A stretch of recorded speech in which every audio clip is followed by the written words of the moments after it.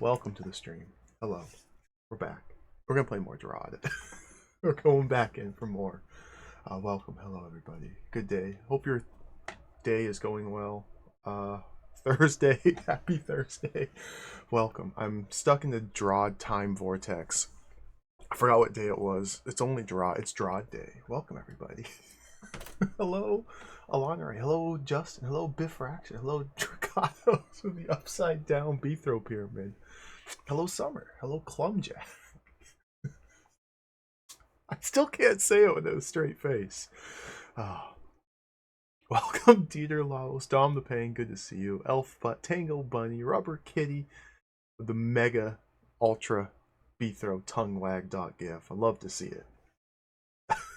Archaon, welcome. Enjoy your fruital. Cadus, hello. Hello, everybody. Welcome to the stream. We're going to continue playing some DROD today. Gigantic Jewel Lost Fan-Made Hold. That's mega large. That's my new word of the month, mega. It's mega large. It's mega difficult. It just mega. It just is mega.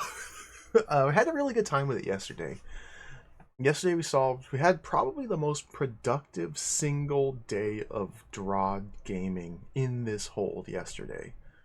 Judging solely based on the number of rooms cleared in a given session, I think yesterday was the best session of DROD in this hold.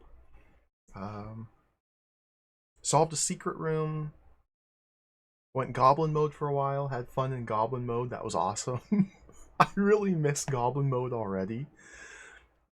We went to the lethal lava land and played with golems and hot tiles, and then I got stuck on an impossible puzzle, and then I got frustrated on a difficult puzzle. Then we solved other puzzles and wandered around aimlessly for a little bit. It was a lot of fun. We're gonna go back in, play some more. Hey, your mom, welcome. Yeah, enjoy the fruital. One of these days, I've said this multiple times now, one of these days, I do want to change up my channel point redeems to something a bit more substantial, real, instead of just the silly button make number go down and funny word appears on screen. But for now, they are what they are. If I do change them to something that's actually like substantial, I'll probably go back through and refund everyone's points, so that way everybody who's wasted their points on nothingness will have a fair shot at actually doing something with them. But that's neither here nor there. What is here and there is DROD. How many points to play Shadow Madness? I know. Just no. I don't want to. I refuse. I simply will not do it. It wouldn't be that bad to replay Shadow Madness and just power through to the end. Just ignore everything, skip through dialogue, load up my most recent save, and just play through to the end. It's probably a really short nothingness game. It just was miserable. It was bad in a way I'm not used to games being bad. Sheriff Ram, welcome. Thank you for the 19 Beethros, 19 months. Welcome. Thank you. We're going to play DROD today. This may come as a shock. We're going to play DROD. We're going to play DROD. Oh, Kang Fu. I haven't forgotten about Kang Fu. I'll probably give it a try again one of these days. But Kang Fu is just... Dude, it's just... It's just Kang Fu, man. It's so bad.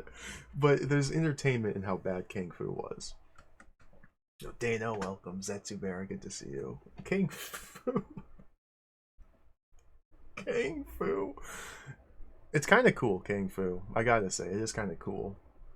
Jumping around as your little kangaroo with controls that barely work, and just totally incoherent fever dream level design, and then you fight this gigantic, huge boss who's like a giant dinosaur, and it's kind of funny and cool. It's just really bad. But anyway. Let's play DROD. There we go. We're in. Where's my music? There's the music button. So last night, I went into the level editor here and played around in this for a little bit. I guess I should start the timer. Because this is a room that has been bothering me since the very first day of playing this hold. This room here. How do I do it? What am I doing?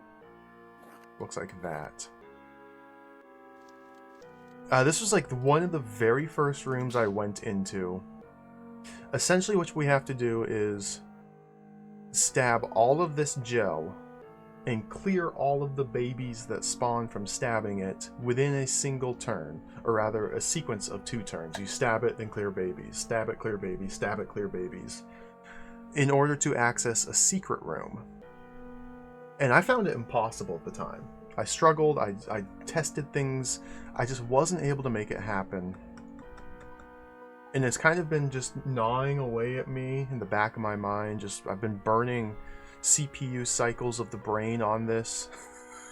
So I finally sat down yesterday and just started messing around here, because in the level editor, you see you can place mimics in any orientation you like.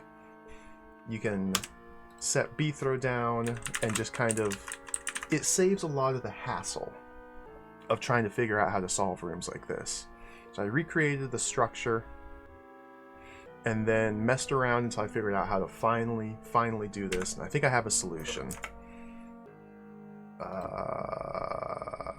So we play a game, we change location. We could play Secret of the Blank Dungeon. We could play A Quiet Place. Omega Number in chat made this hold. Outings with a Delver, we could play this. Odyssey. Larry Merck. Not DROD. Apparently I played through Nightmare Dungeon 100%, and I don't even really remember this hold. Down the Grimish Hole? Dan's Dungeon? See, it's funny clicking on these holds, because I downloaded and played through a lot of these offline, but I never finished like any of them. You can see here, it shows a preview of the last screen played. I got to this room and just noped out of it. I was like, nah, I don't want to do that. Bavato's Dungeon, I got to this room, I was like, dude, this just kind of sucks. Aurora Palace, didn't play that one. Chaco's Hold, yep. Again, level 5, I got into this, and I was like, dude, this is just a big stinking mess. And so I didn't finish it. But anyway, we are in Gigantic Jewel Lost. Okay. Continue playing. So many games within the game, I know. Oh, Almacia, welcome. Good to see ya. I liked Half Has a Bad Day. That one was fun. So, let's go. So if I take Star Road here to... Oh my god. Where am I going? This one? No. To here. Am I able to get back in here?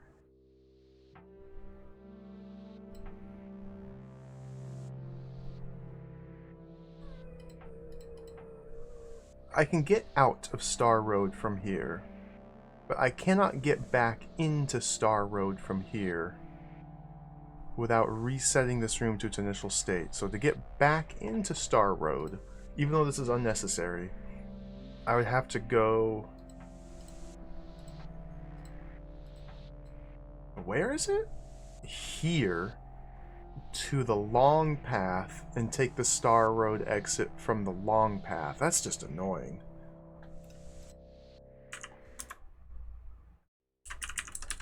Yeah, we want to go to Lethal Lava Land. Here we go. But first, because we have the powers of time travel, I want to test out my solution here. See, I didn't finish the room, but I was just making sure that what I had works. We go to room start, restore. Okay, I'm up here. Help me, ignore. So I'm trying to get to the secret exit down here. In order to do so, we have to, again, if any monster is visible to the stalwart for more than a turn, the stalwart steps onto this button, closing all of the yellow walls here. And the way this is constructed, we must clear all of the gel here, and then B-Throw must come down here and clear this blob of gel last, toggling the tar stuff gate, allowing access to the south. I don't need to clear the room. In fact, that's unnecessary. We just need to get to the south. So to do so, first thing, I grab a potion and a potion, and we trim these down a little bit. Okay. And now the fun part. Let me get my picture up. I love this song. Open in browser, put that over there.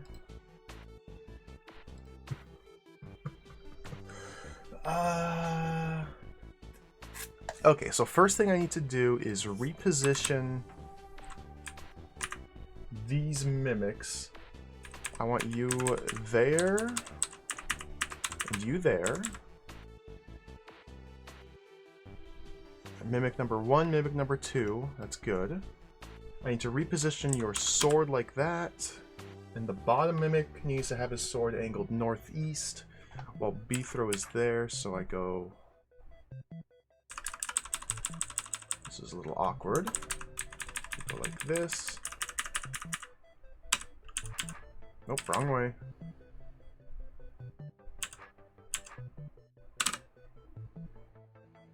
Nope, wrong way. Like that? Wrong way. Okay, B-Throw needs to be southeast while this mimic is northeast.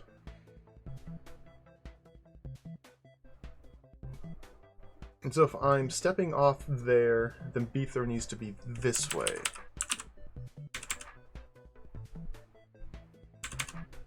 Yeah. B-Throw is southeast, mimic number 2 is northeast, mimic number 1 is southwest. Okay, that's ideal. Now get this guy back into position. Right there. Gonna have to awkwardly squeeze through here. Get him back into position. Okay. Hey, it's your boy Jay. Welcome. Welcome. This puzzle's been bugging me for over a week now.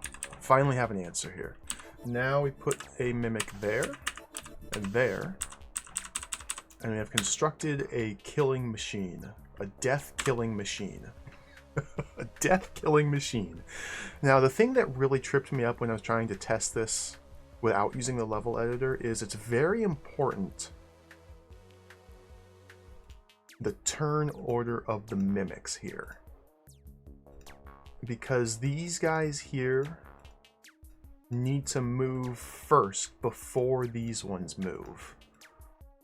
Because otherwise, if I were to step east from here, and this guy moved before this guy would just kill this guy.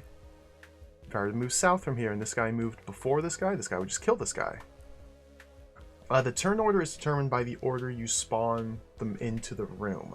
The first mimic you create is number 1, the second one's number 2, the third one's number 3, and so on. So it's very important to have these two as your first two, and then these two as your last two. And now I can just go like, And we got some awkwardness here, so get him back into place. Sir, get back into place. Thank you. Okay, those are cleared. Hey, Sam, hi, welcome. Oh yeah, this is fan-made level set, Jay. There are hundreds of these packs of levels freely available for download. I just picked the one that had the highest rating. It's insane. I'm having a really good time with it though. It's just insane. It took me maybe, I don't know, 20 minutes or so. It actually goes pretty quickly once I understood how to use the level editor a little bit. And these ones weren't too hard. This guy down here though, this is a gel blob that consists of 10 tiles.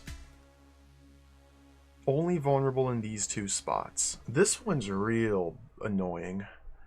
This one took me the longest. It's only vulnerable in these two spots, which produces 8 gel babies. I have exactly enough mimics and Bithro to... Essentially, we are deleting 5 tiles of gel with a movement action and then delete the other 5 gel babies the next turn. They need to be positioned very precisely in a certain turn order. So I gotta swap these dudes around a little bit. So this is the fun part now. I don't know how easy this is to make happen. Oh god, get out of my way, get out of my way. Okay, so this is mimic number 1. So I want you to match Bithro's... Can't kill that. Can't... Okay, I want this guy to match Bithro's sword orientation. So we turn like that and go like that. Okay, perfect. Now I want you to come a little bit closer to me. Not that close. That's good enough for now. Mimic number 2 is this guy here. This guy needs to be facing north when Bithro is southwest. And I can step southwest or south off here.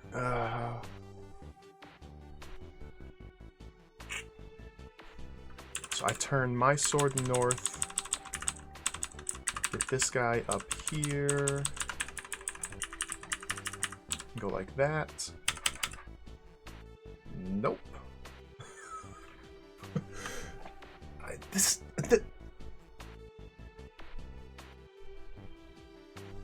One, two, three.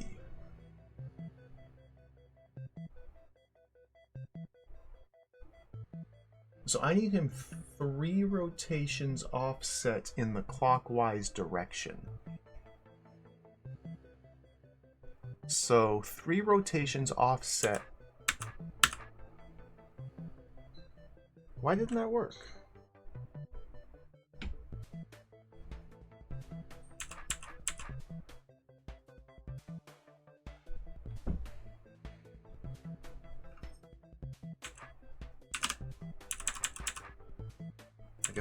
I guess I'll just brute force it.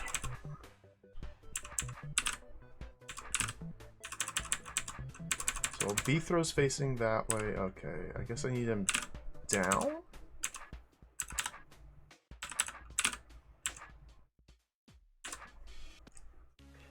What? I'm I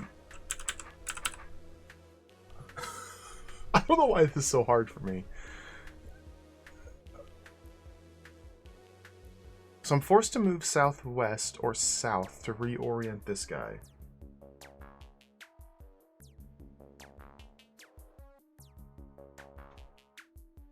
South, southeast. So Bithro needs to be facing east. Yeah. Yeah, okay. Numbers, man. How do they work? What are directions, really? Okay, so this guy's correct. This guy's correct. These two need to have their swords in the opposite direction as Bithro. Then we'll worry about positioning later. So let's tuck this guy over here. Get this guy over there. I gotta move these two to my right, which ain't gonna be too easy, but it's doable.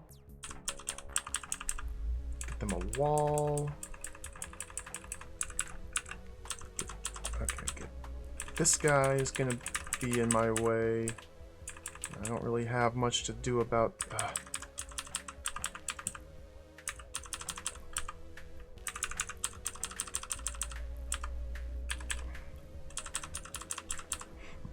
That's good enough.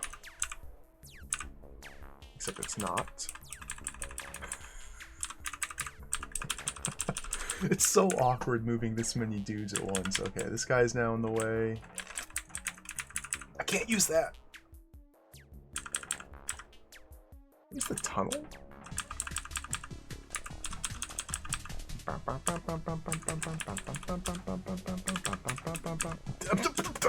I'm going insane. Okay, just calm down.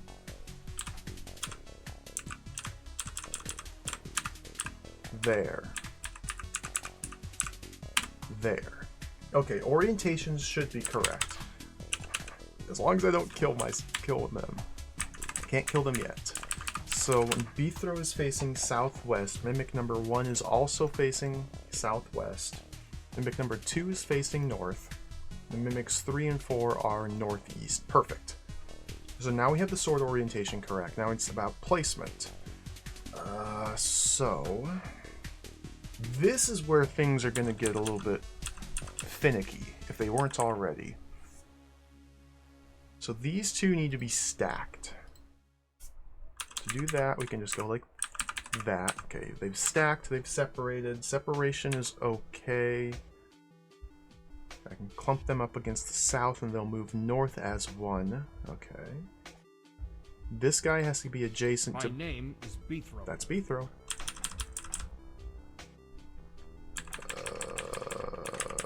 I might need to swap these two's position.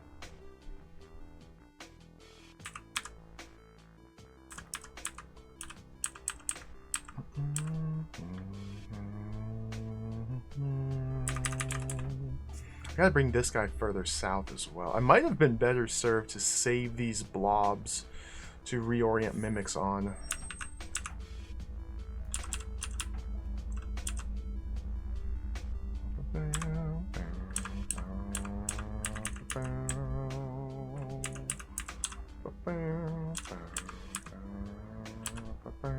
I don't think I want to be that close just yet. I gotta get this guy down here. This guy's got to come down here. He doesn't seem to want to. No! Can't do that.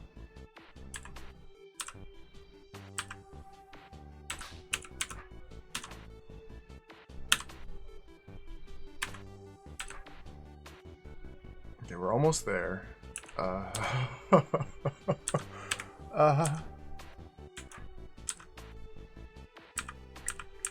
Clump.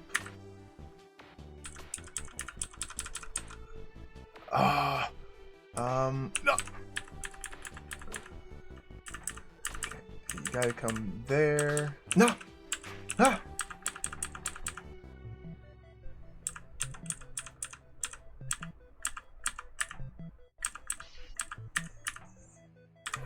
Insanity, I tell you. Oh my goodness. Wow,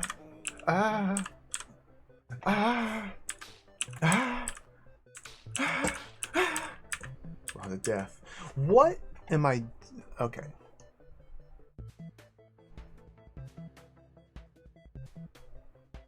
I think I need to swap these two. I think it's much better to have 3 underneath 4. That way they'd be able to move south. Can I easily do that? Not with the current available geometry.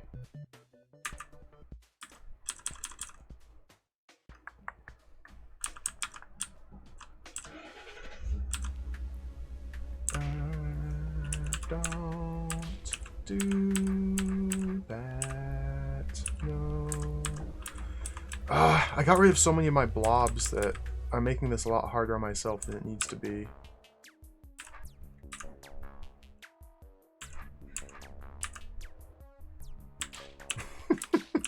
No, don't do that.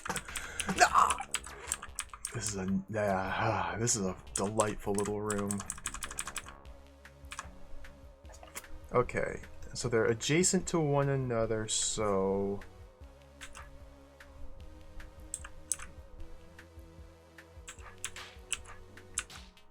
Oh my gosh. I'm almost where I need to be. Except for the whole dying incessantly part. Okay, so now stepping north. Okay. So now I've swapped their two positions. So we can go like...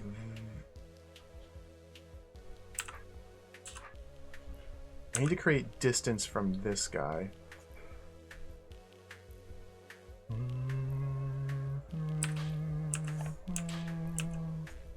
And plus... Oh, dude, there's just a billion different factors here. Okay, create distance from him. Because so...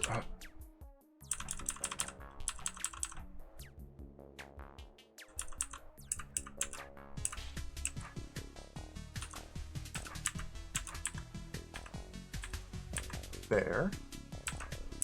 Now get our swords in the correct directionality, like that. Okay. Okay, we're getting somewhere. We're getting somewhere. It's coming together. Don't do that. Don't do that. Don't do that. Okay.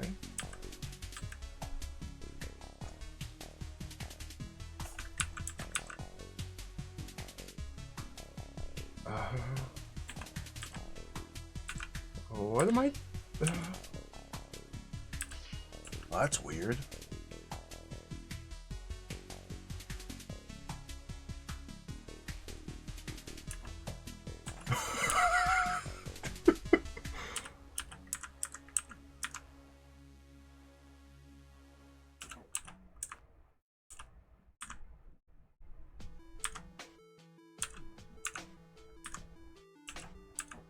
I am losing it here.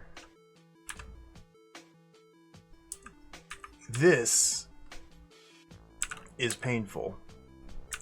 This is why this room is like a disaster room. Like, I don't know about this nonsense. Okay, I can use this. You are number 4, you're number 3, to push you there.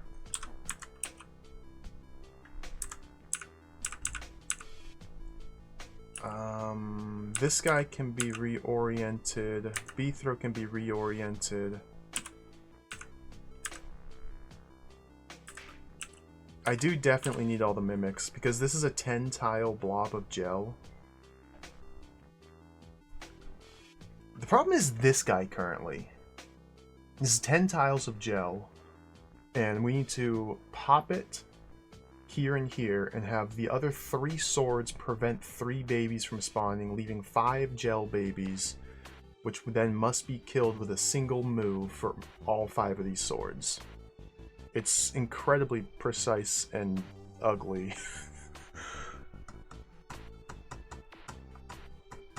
I think I would have been much better off doing this one first, because this is getting out of hand here.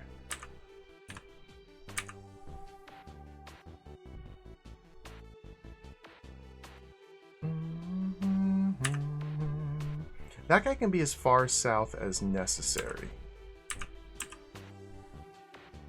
Here we go.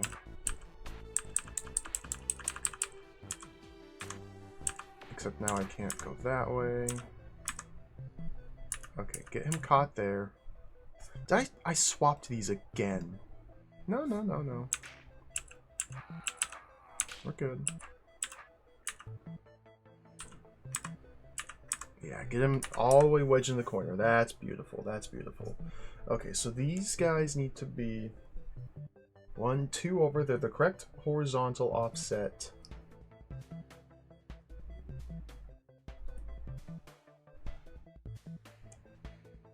I just need this guy to move down 1 and this guy to clump on top of him. Except my sword orientation relative to everybody else is now wrong. Oh my goodness, man.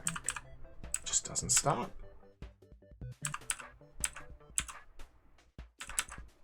Okay, so I gotta go like that. Sword orientation has now been corrected.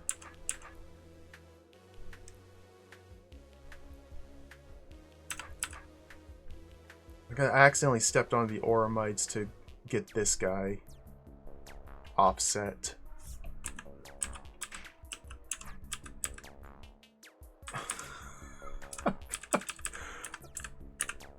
Okay, those two are where... No, one more... Oh my god. Those two are where they need to be with respect to B-throw. Yeah, little L-shaped gap here. This guy needs to be adjacent to B-throw. This guy needs to be tucked into the hole. So to get that guy adjacent to B-throw... Oh my god. I'm going to need to push him over to allow for this. Like that. See, now this guy's causing me problems again. He wants to get out. I got closer to them. That's not good. This is driving me absolutely insane. I recall the exact same thing happening last time I tried to get this set up.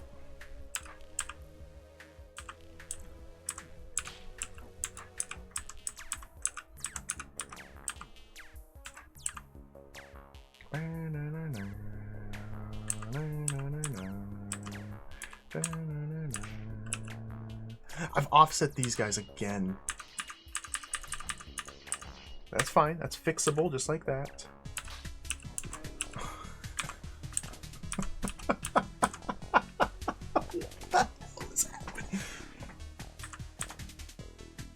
So I wanted to get this puzzle out of the way first because, as you can see, it's kind of a nightmare. Like, I need to push this guy to the same horizontal or the same vertical column as B-throw. This guy needs to go here, and then I'll have the magic set up. Which means he needs to go south 1, which seems to only be accomplishable by doing this, south 1. But I have to go south again to get him around that guy. And then with this sword orientation, we can sneak him by. Okay, we use this. Okay.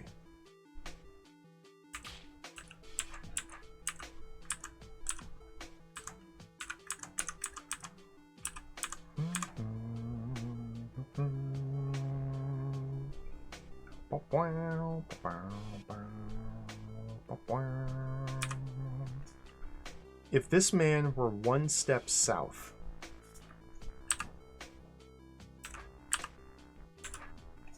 or rather, if this man were one step north, this would be perfect. He has fallen out of alignment.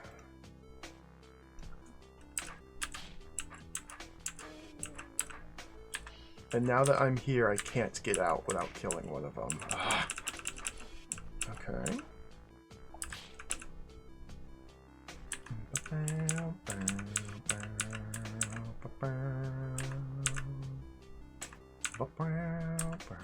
There we go. Everybody's in their respective spots. Well... No. They have to go up 1. I got them down 1.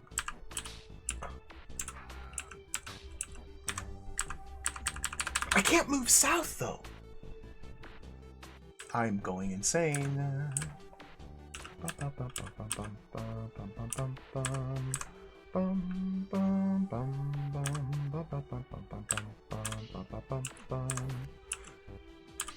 Utterly jacked. If these two were south, one...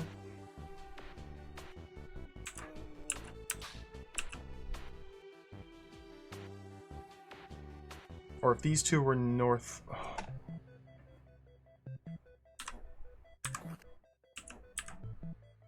Okay, how do I do this? I need to think rationally. I need to...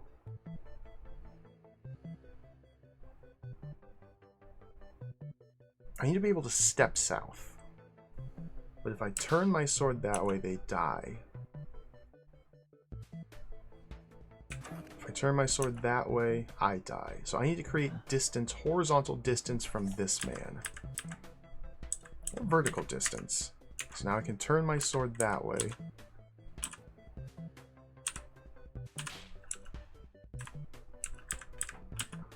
And step south.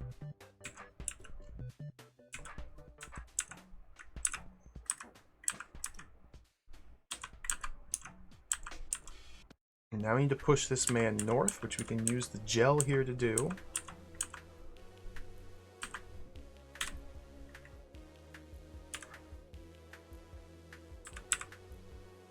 Unless I got the wrong parity or something. Oh my goodness! So they're in their correct spots.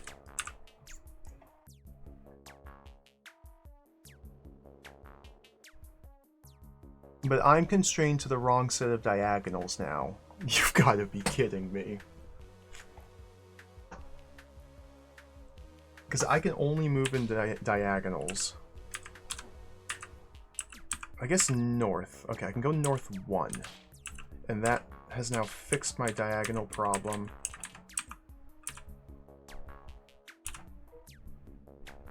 Okay, now those two are okay. And this guy can just slot into place because he'll have a backdrop. In fact, I can just go that way. Okay. Okay, I think we're in there. We're in there. Finally. Even knowing exactly what I wanted to have happen, it took 1,500 moves. Well. Here's where the magic happens. You see, with this specific setup, this incredibly specific setup, namely B-throw here. B-throw could be any one of these mimics, in fact. It's not this precise, but still.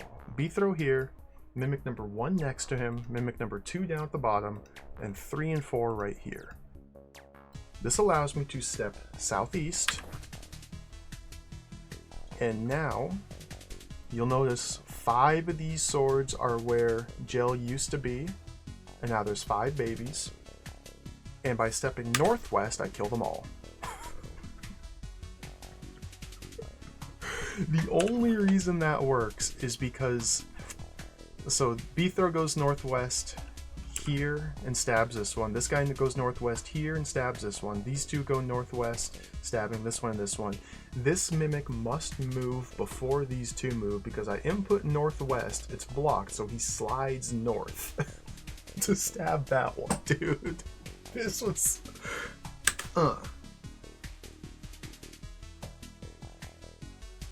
Absolute nightmare. That's what that is. Omega number, welcome. Helical, good to see you. Par still.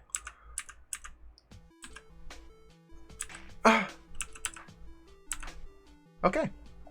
So that's the hard part done. So now we can go to the secret room. All this simply to access a new room. So I'm curious about what this scroll says. It almost certainly just says no mimics here. So now B-throw comes in here and cleans up the gel. As long as this is the final blob destroyed, then we're good.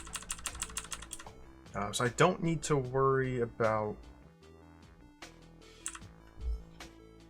let's drop the trapdoors. I gotta see what that other scroll says. Oh my god, dude. Can I just not have problems everywhere I go with these guys? How do I... What... How...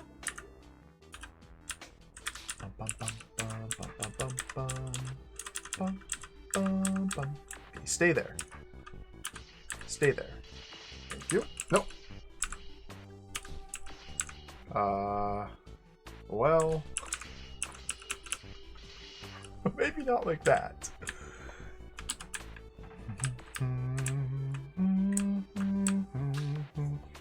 So now the current problem is B-throw needs to be south of these mimics.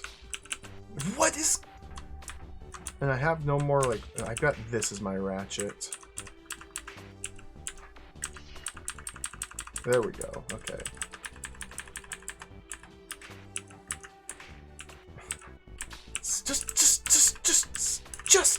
Just stop. Okay. Okay. Okay. Okay. Okay. Okay. Oh. Okay. There we go.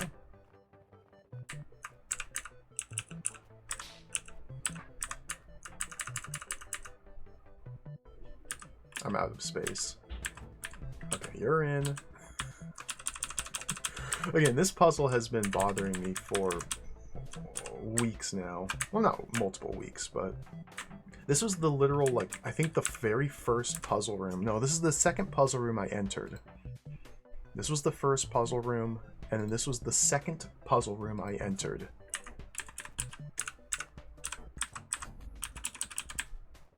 And now we're finally getting closure.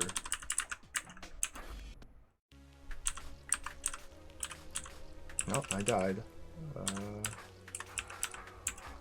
There we go. Congratulations. Ah, that was worth it. Also, mimics aren't welcome here either.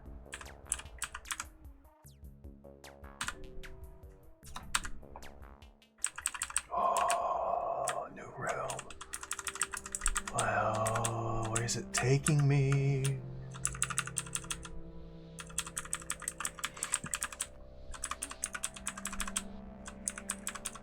Are we gonna see any more mysterious numbers? It doesn't matter about finishing the room. Skull! Skull. Finishing the room, yeah, it doesn't matter. I've already cleared that room. The only important thing, because this simply leads to secrets, is finding new secret rooms.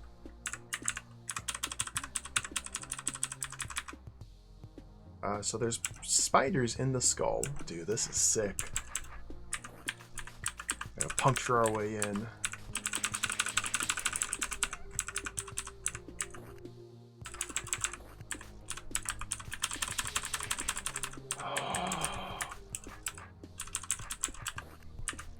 Am I dead? Oh, there's spiders!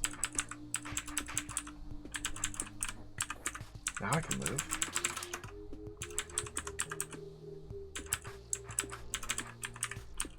Ooh, spider. Clear. 100% worth it.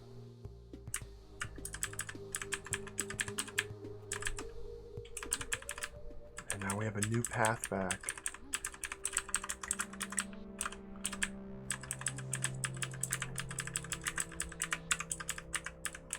I think that's all it was, yeah. Ooh. Yeah, because this leads nowhere. That was literally it. Skull. Cool. Good stuff. Skull is now cleared. So I still haven't even attempted this secret room. And there's definitely more stuff. Well, no, that's known. Because we're in an earlier timeline. There we go. Skull. So there's still at least 3 more rooms to be found here. Clearing this secret, which I don't think I ever worked out how to access properly.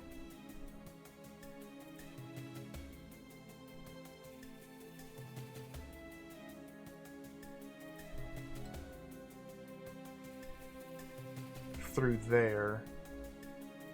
Clearing this secret leads north, and there's probably either a sequence of empty rooms with something at the end of it, or multiple puzzle rooms. I still haven't worked out these rooms, or even tried to. So these are just untouched resources. But now Skull is complete. Yeah, I don't know if the skulls are going to be significant. Like, we found multiple sets of numbers here. I haven't found numbers in Lethal Lava Land yet. But I suspect there's a whole row on the top here that I haven't seen, and that might be where the numbers are hidden. But there are numbers in the underground lake down here. Numbers in the Goblin Woods. Haven't found numbers in the tunnel network or the long path. Anyway. Now I can go back here.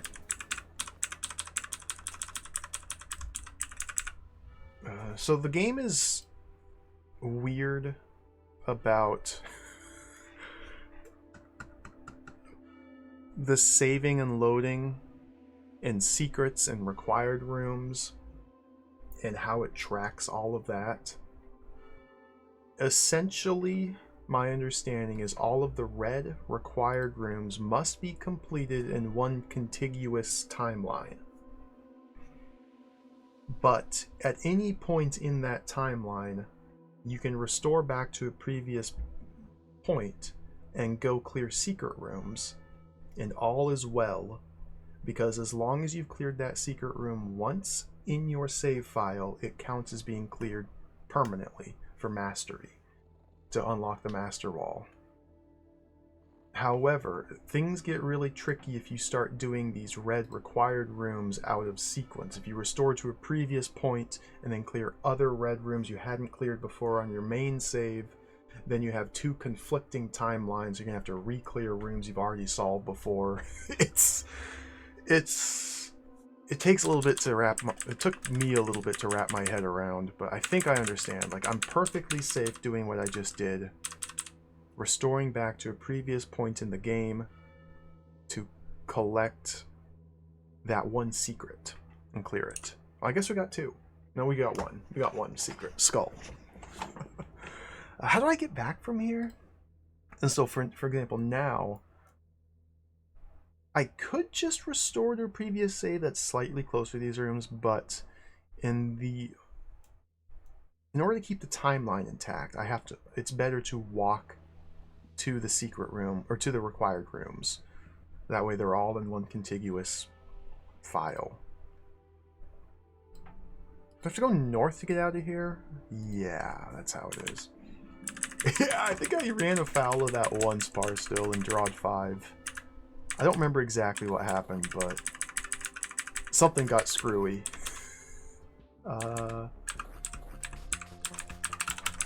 Something got screwy when I was playing DROD 5. I had to replay a portion of a level because of the collectibles.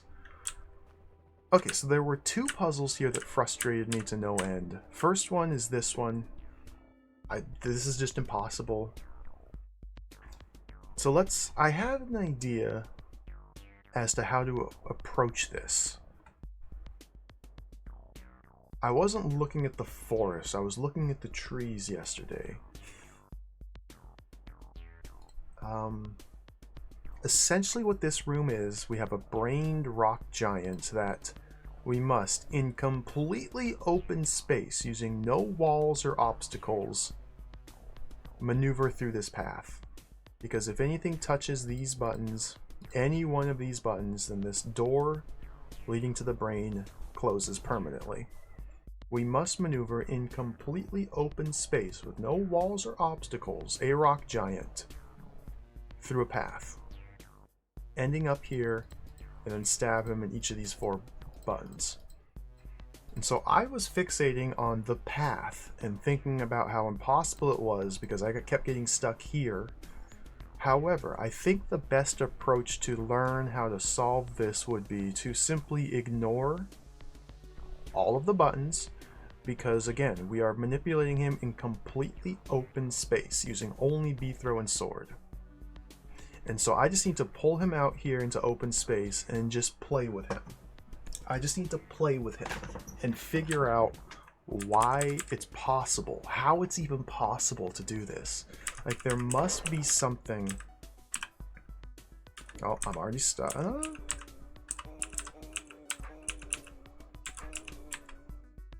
I might already be stuck.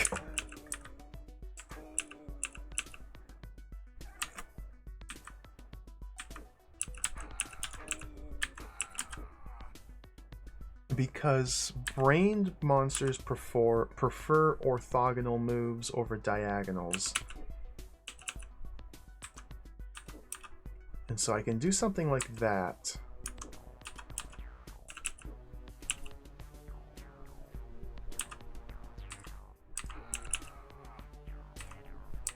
He's not doing his little wiggle. The wiggling might only happen in very specific positions. Oh, he's learning. He's learning. It's like I can't seem to get around him here.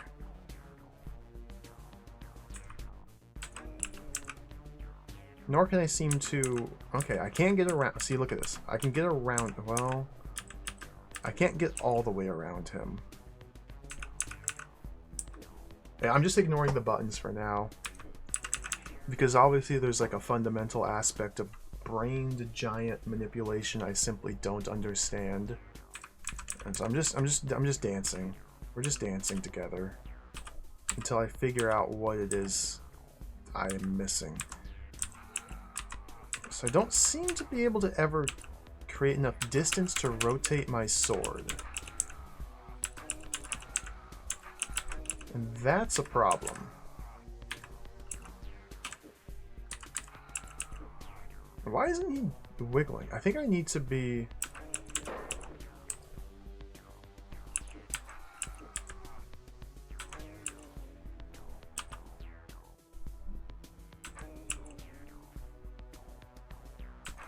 Yeah, directionality is really important here.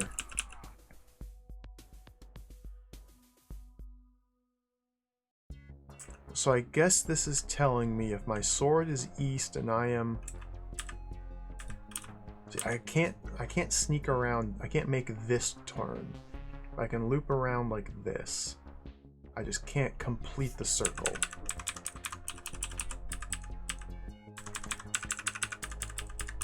Okay. I can bump into him, which is really funny. I can bump into the golem. Okay, so let's try it again with a different sword orientation. And see what this looks like. Like, look at that! I'm chasing him now. What?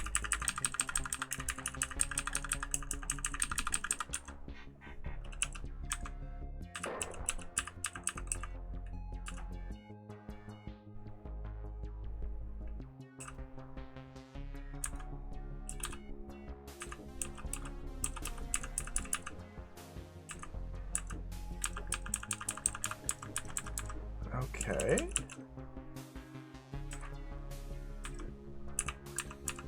And now we got this with the Eternal Dance, two-step, 1 2 1 2 1 2, the two-step.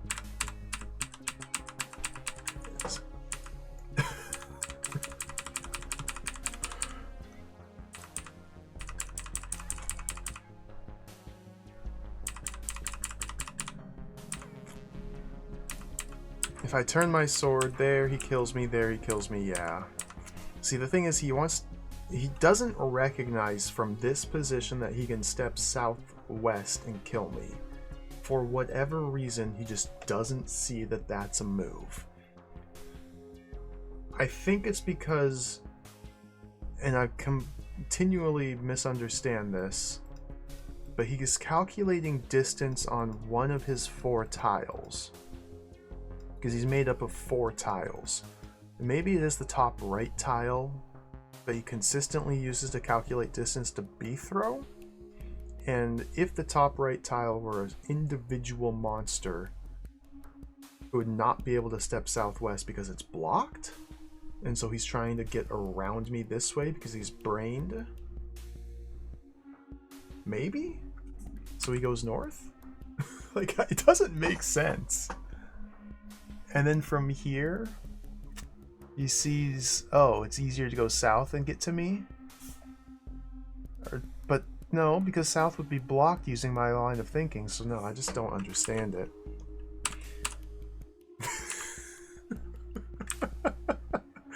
It's so weird.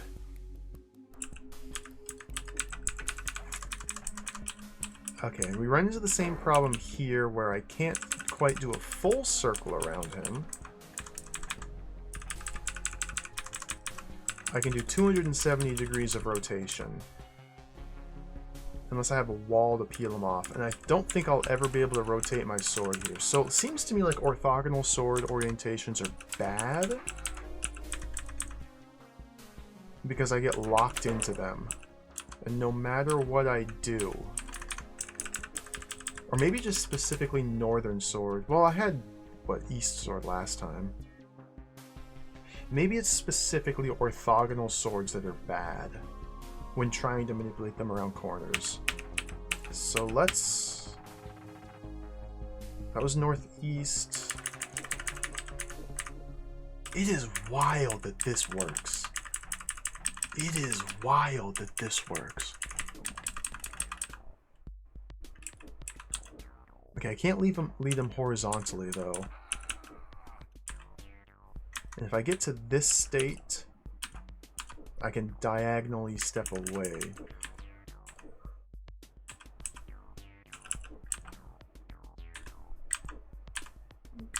Okay, I can lead him in the direction of Beether. I can lead him east, south, and north.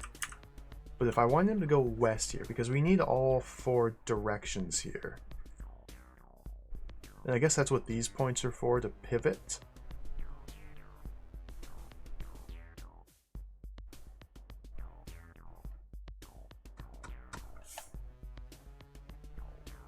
So now the question is, how do I go from one sword orientation to another? And again, I've lost my room. I use the wall. That's the wall, brother. That's bad. Standard brained enemy behavior. We can do full circles around him here with a diagonal sword orientation, as opposed to the 270 degrees with orthogonal. So yeah, diagonal swords is definitely the key to this. And maybe these little gaps in the tiles are positioned to allow you to do this sort of dance around him. Kind of.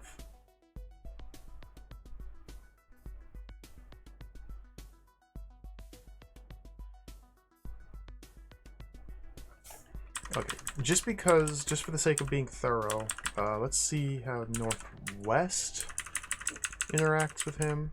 So I should be able to push him north and south and west. I have full control. I have full control of the golem.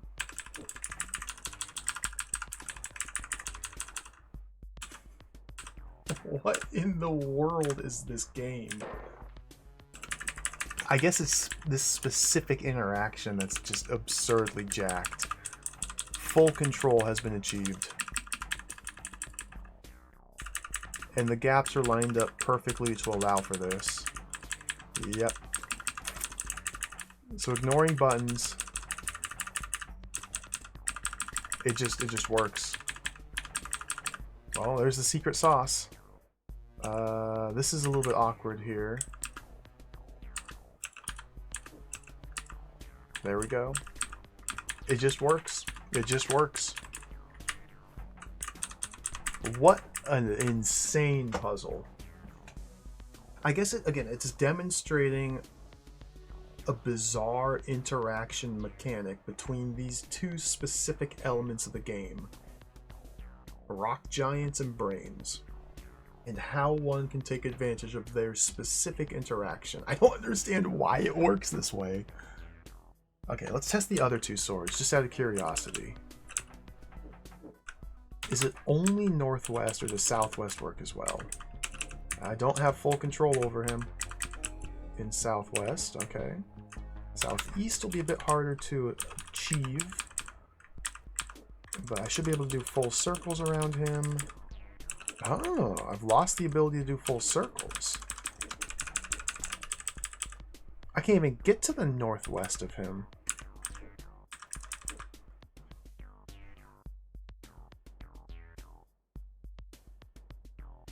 So yeah, if it is specifically the northwest tile of the giant that's in charge and governs all of his movement. I thought the way it was worded in the help file, I thought that the tile of the giant closest to Bithro determined its movements.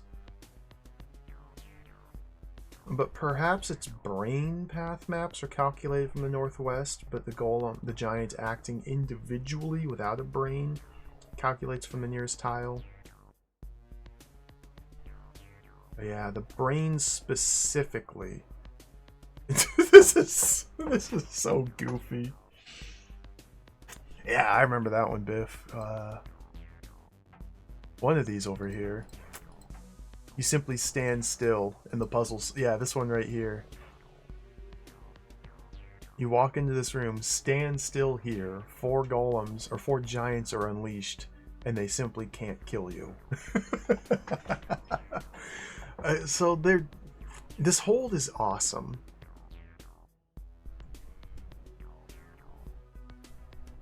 It's just demonstrating these very bizarre, weird edge cases that I would not ever expect to come across normally. Alright, so let's solve this puzzle then. So it's specifically northwest sword orientation. That's the key to victory here. Okay, can't do that.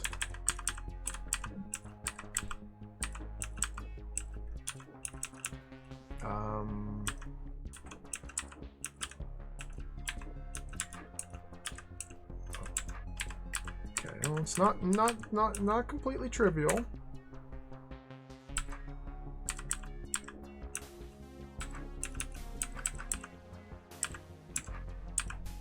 There. No.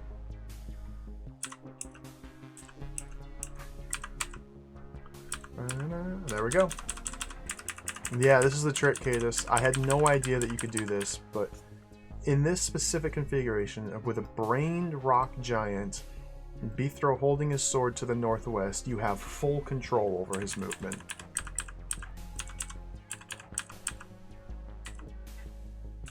It's a little absurd.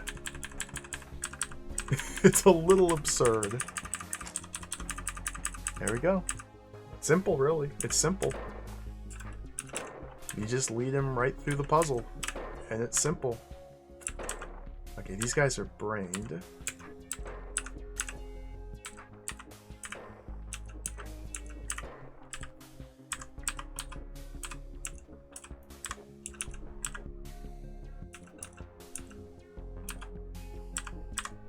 There we go.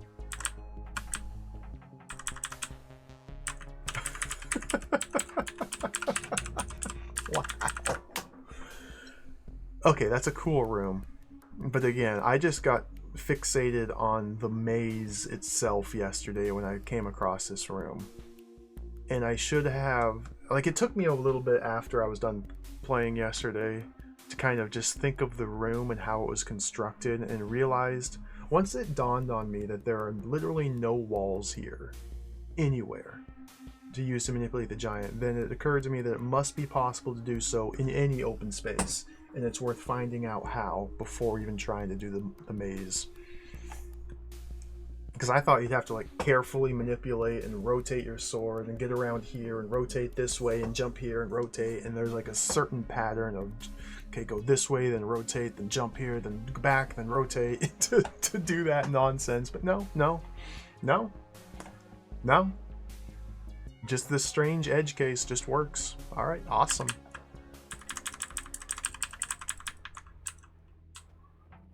That was pretty cool. Like, I can't be mad about things like that. That's interesting. That's neat. It seems impossible, but the one simple trick makes it almost trivial. Yeah, Dom, that's kind of the experience. Not all holds are like that. That's what they call linchpin puzzle design, where the entirety of a room hinges on you discovering a linchpin, and once you understand that, everything just falls into place. It's incredibly satisfying to work out puzzles like that. It can also be incredibly frustrating. It's a double-edged sword. Like, I haven't even looked at this room. Let's do let's do the other terrifying. Oh, this one.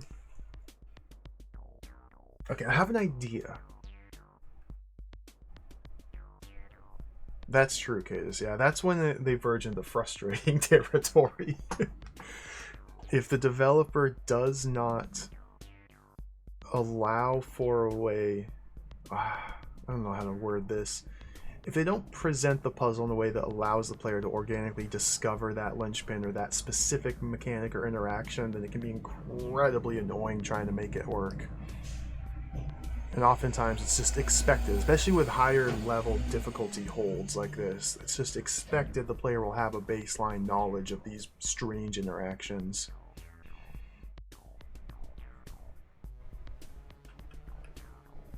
I don't think this one's a linchpin puzzle. I think this is utter nonsense mimicry.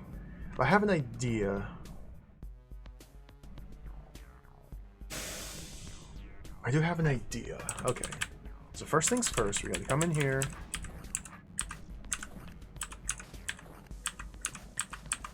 Get rid of those. Gotta deal with this giant here. This was a tedious process. This guy's not brained. Okay. I don't think that's good. I think I need to...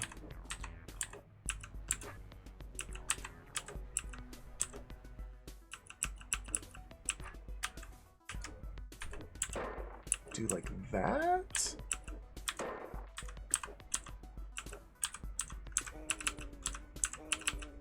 I'm trying to pull multiple golems out. I only got the one.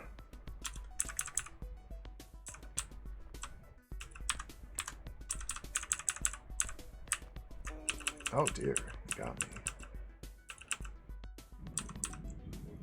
Essentially, this puzzle is made up of multiple parts. Kill the golem and drop the corpses on these 4 tiles here, allowing access to the mimic potion. Drink the mimic potion, place the mimic in here, clear out all the mud, also being sure to clear out this mud because they gotcha. It's a little gotcha trap. Doing so by making the final cutting blow, moving B-throw onto the tar stuff gate while the mimic clears the last tile of mud. These are hot tiles, of course, so the mimic must move every single turn he's in here. And then the mimic comes out of here and kills this golem. This rotator token is a trap. You cannot step on it ever, because doing so makes this golem unreachable.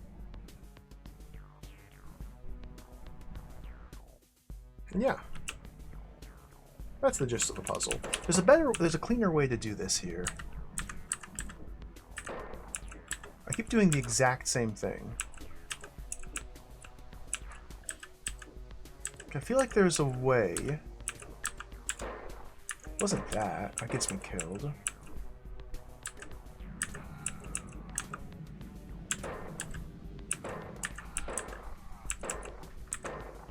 Oh my goodness.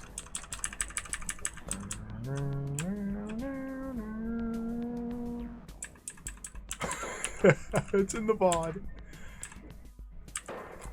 There's a way to extract 2 golems on my first pass here. That. There we go. Okay. I had the right kill zone, I just didn't have the right. This guy. You got it. Okay, get caught up there. Thank you.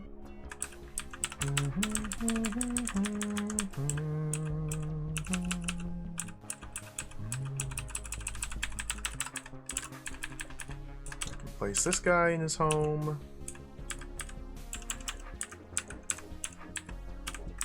Okay.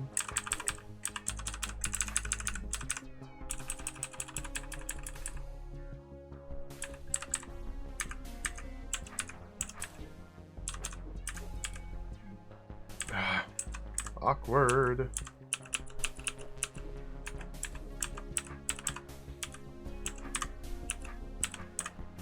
Did I goof this?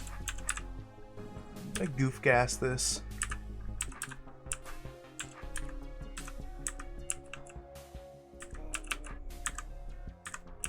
I mean, it's simple to do that, but if I do that, can I even get this guy where I wanted to go? Surely I can. I may have goof gassed this.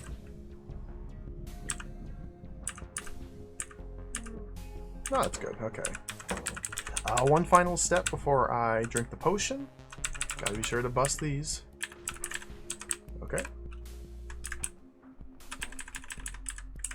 Because otherwise, if you don't bust those, that forces you to drop the Mimic with a southeast sword orientation, which makes this mud bubble impossible to clear out.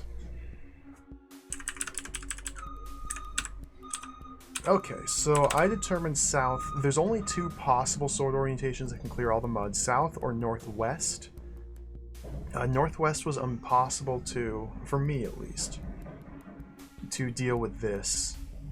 Not because I didn't technically wasn't able to stab all the corners of the mud, but what is that?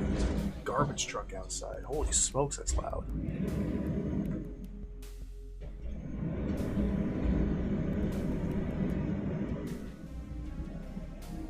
One thing I neglected to do yesterday while I was flailing about trying to solve this was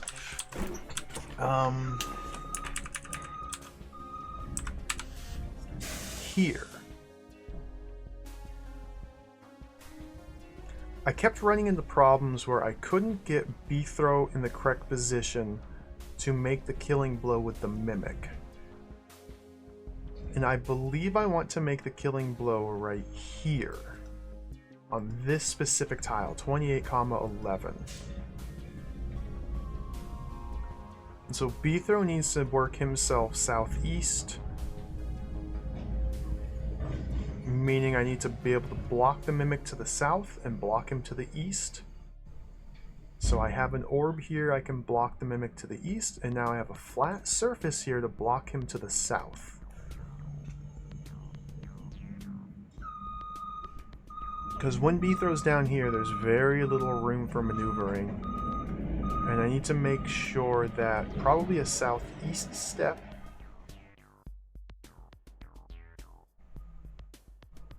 is what cuts the final blob, which will create babies here, here, and here.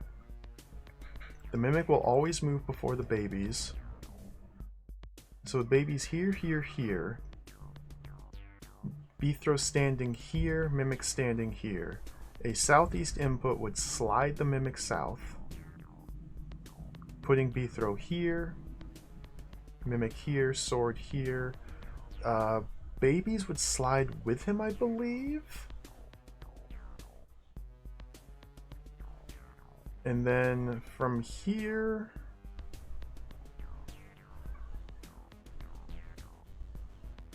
I don't actually know if that's good or not.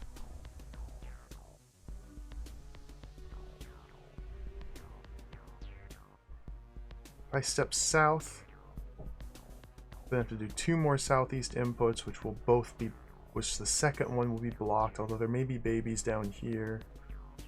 I could wiggle up and down to allow babies to pass. I can't rotate my sword. Maybe I want to, I don't know. Maybe I want to stab here.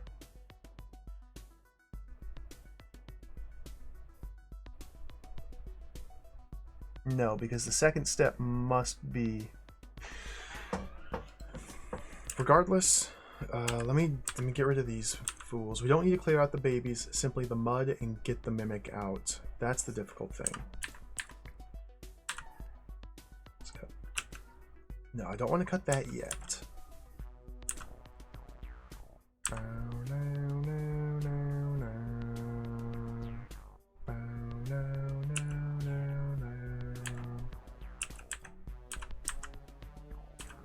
So I use, maybe I move B-throw down now to here.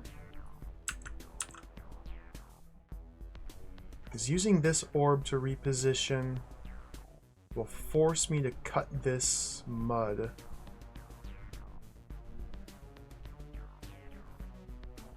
Because I can't rotate my sword. No, it doesn't. I can go like that. I can go like that. Okay, okay.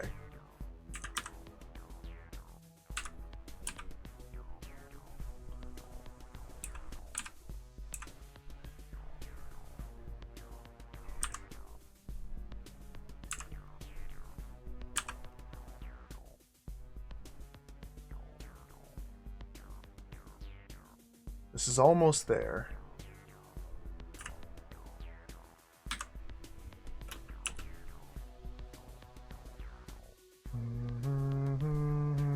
I'm just one tile away. Oh, this is close though. I don't want to be there.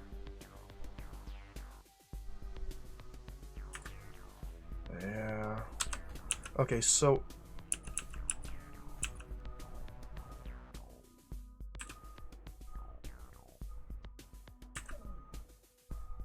I need to throw one more to the east. Like that, right? No. So if the Mimic were one more north, this would work. And I've lost my potential for northern mobility.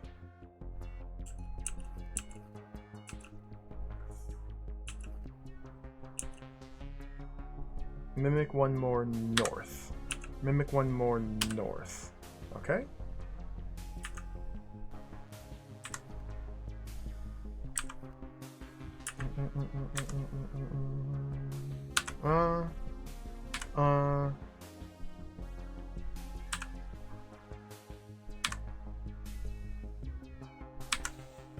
That's so close. That'll never work. Like, I can't fine-tune that into making it work. Maybe...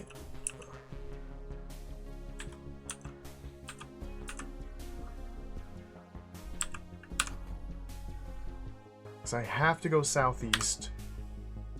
I can jostle up and down here. Except I can't go up from there, so I can't do that.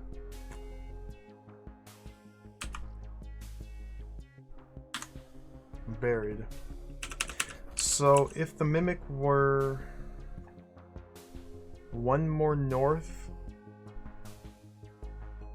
This is so hard to think of. If Mimic were one more to the east, then I could do my southeast step and cut there and squeeze out. Then I get caught in the trap door.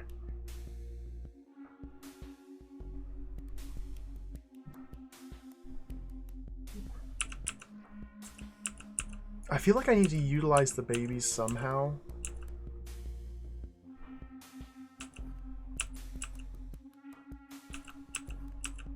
I guess I need to preserve this blob until just before going for the kill.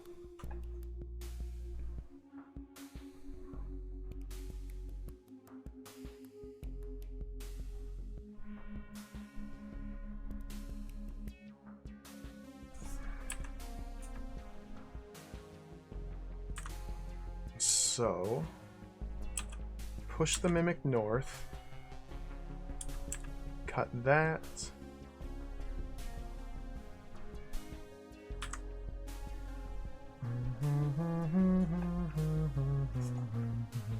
One, two, three, 4. 1, 2, 3. 1, 2, 3. Okay, I can't do that move because that loses access to this.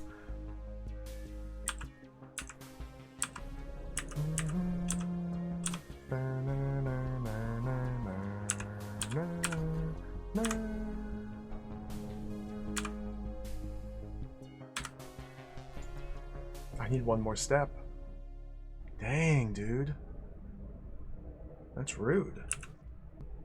I can go back up from here, though. And that doesn't help me at all.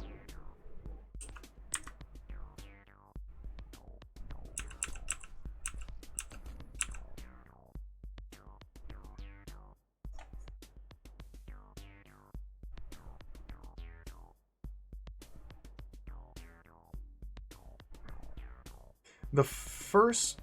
What am I trying to do? That?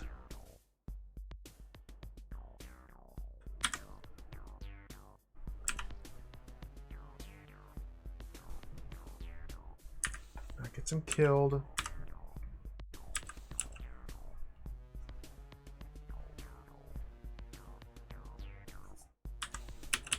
This is really close to what I need to have happen. It's just not quite coming together.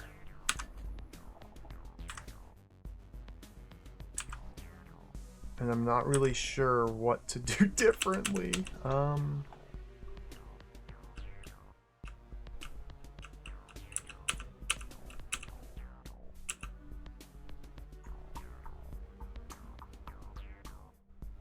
I can't use this as my final, can I? Maybe I can. I need to do a lot more work repositioning the Mimic, because I have to step here. So B-Throw would have to be here and do a northeast step while the Mimic's here. Or Mimic here, B-Throw here with a southeast step. That seems really unlikely to get to work. It might be possible.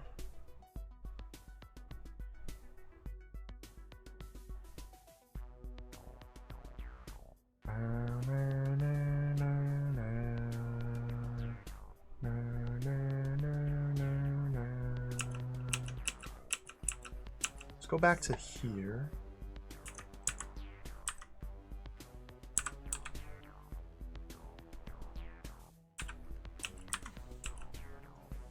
Maybe I want this orb? See...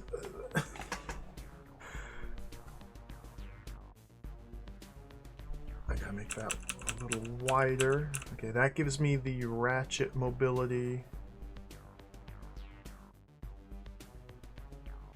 I can't put this orb as the final,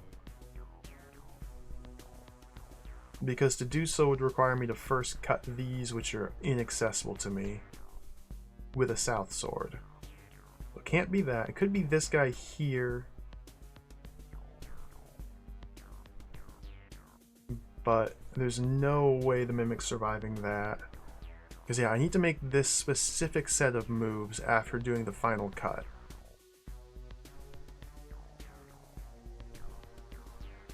I think I gotta make this one work.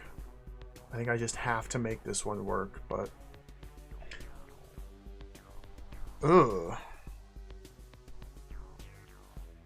Yeah, I don't have enough leverage unless... Well, I can't get babies on top of here either, because it starts out with an orb. I guess those two.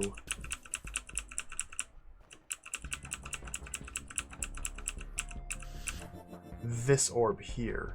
Those babies there. But with a sword facing south...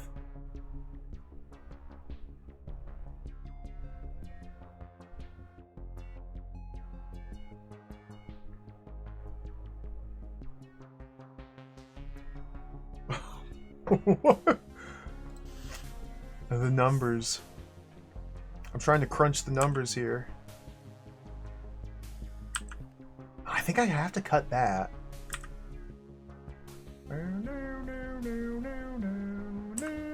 Oh, look at this. Look at this. Look at this. There's some horizontal mobility. That's nice. That's clean and good. See, the problem is getting the Mimic up here while B-Throw's in one of these two. I guess Mimic in one of these three while B-Throw's here. Like, I need to move the Mimic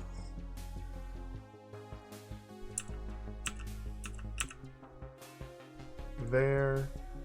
So I need to get B-Throw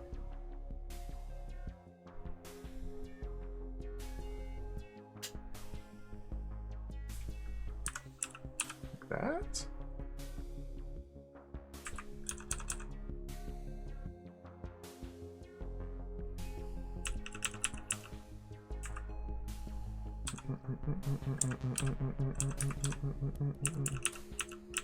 No, I need to be going the other direction, like that, right? It's so hard to think about, and when I think about it too hard, my brain starts to melt, turn into goo. Okay, so Beethro needs to move south 3 tiles without the Mimic moving south.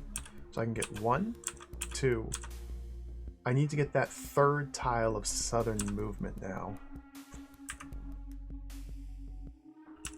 And I don't know how I can get that 3rd tile of southern movement. Because Beethro's up against a wall.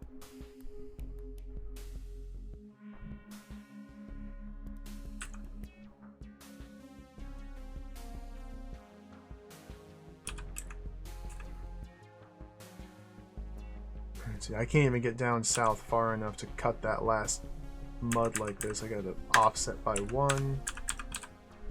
That gets me that potential.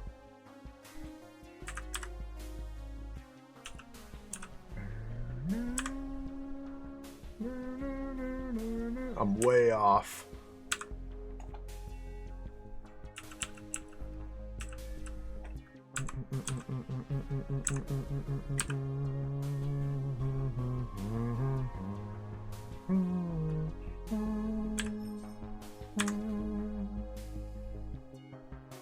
What if this works?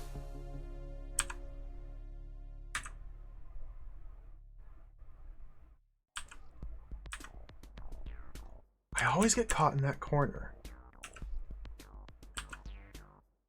I always get caught in the corner here.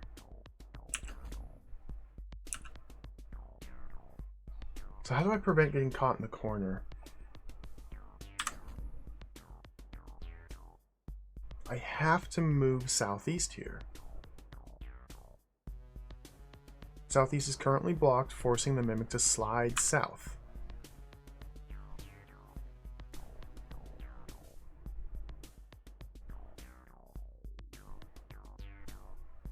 I have to move south here. Now I have choice. I can backtrack to the north or southeast. North.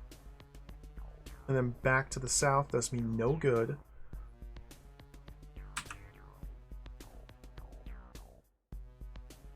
And then stuck. Unless I can use the northwest move some? No. These are both moving north to south. Man.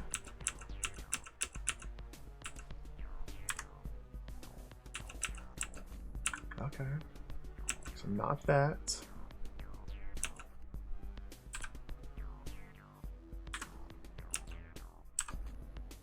Not that.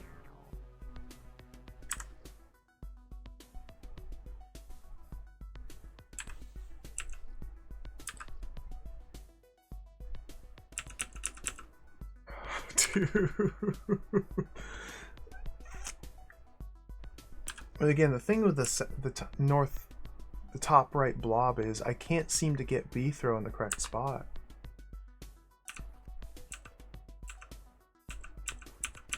Oh, this is okay. I'm really close here. Really close.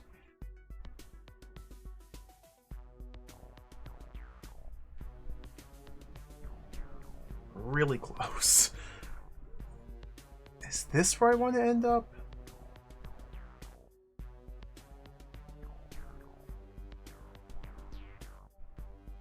Stepping southeast. No, we gotta be further north. I have to be further north when I make my final cut. Because I'm getting caught in the corner down here by forcing me to go southeast, south, southeast, southeast. The Mimic is always getting caught here. Because we need at least 1, 2, 3, 4 tiles of southward mobility. I only have 3 here. So I need to make my final cut from here or higher? And at most I can block... I can't...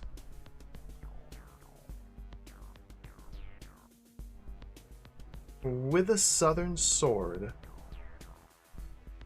I cannot have the south of the mimic blocked by babies, such that inputting southeast moves him east instead of south. Because his sword kills the baby, he does not slide against it. So yeah, this simply will not work as far as I can tell. We have to get up here. Okay. So how do I make that happen then?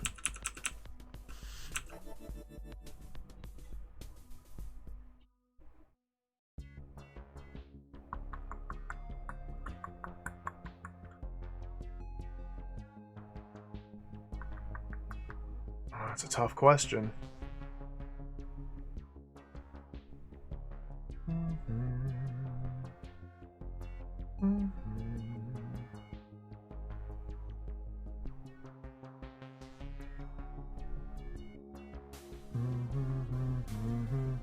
So I start here, then I've created a wall that allows me to move Bthro south without the mimic moving south, which is good. I like that. Now I also have a wall here, which allows me to move Bthro east without the mimic moving. So why can't I just move him east into the appropriate column? Okay, so now the Bthro column and mimic column are correct. This is good.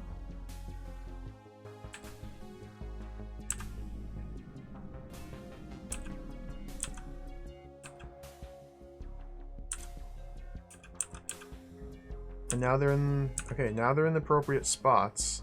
No. No. See, this is where the problems come. I need to go down one more. So where did I place them? So place them there instead. And this removes my wall of southern ratcheting.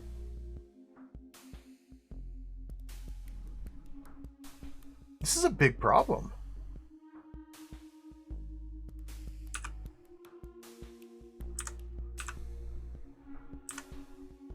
The hell? I'm thinking the same thing, Barfy. I think the same thing. What in the world am I doing in this video game?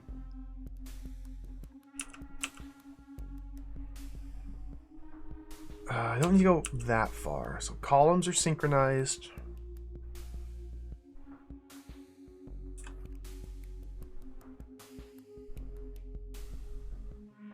The southern sword orientation is what ruins it here, but I need south.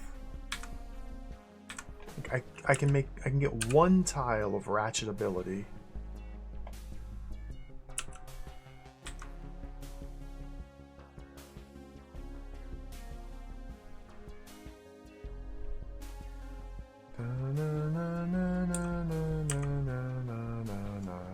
I need Bthro all the way down here.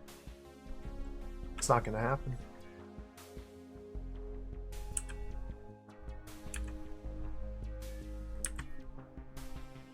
This puzzle's a big problem.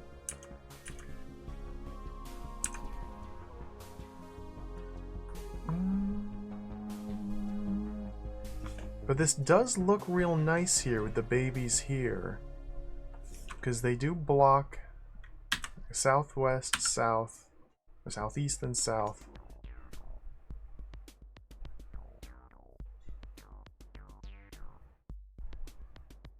So if I go southeast from here, then he's in the corner. Which obviously Bthro can't make that step, but visualizing Bthro is now here, mimic here.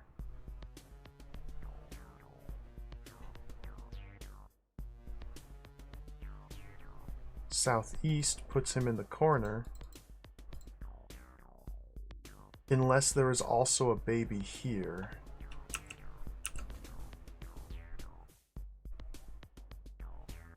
But I have to step southeast here, not south.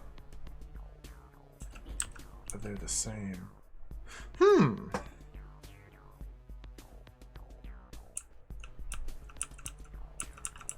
stumped yet again.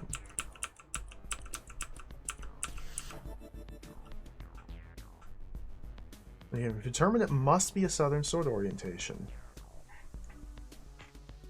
Southeast sword makes this blob up here impossible to cut. East sword makes this impossible to cut.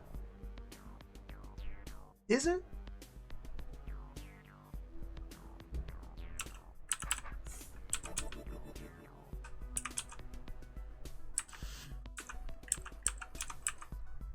Oh, east makes this impossible to cut.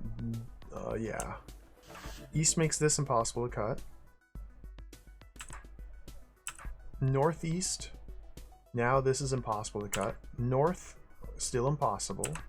Northwest is technically possible to cut all the orbs here, but I've been unable to ever access this and cut it. Because the arrow and this, you have to go buh, buh, buh. But when you go buh, you cut this and put a baby there. In fact, I can just show it. The only way you can stab this rounded section with northwest swords is by going like that. Baby there. The only way off this force arrow from here is southwest. Now I'm stuck. So northwest sword will never work. There's nothing I can do elsewhere in this chamber to affect that specific positioning of baby. I have to attack this blob from the southeast if I'm using a northwest sword. All these other corners are uncuttable until cutting from this direction that way.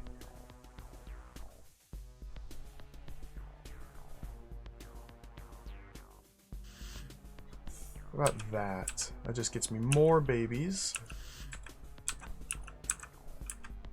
Yeah.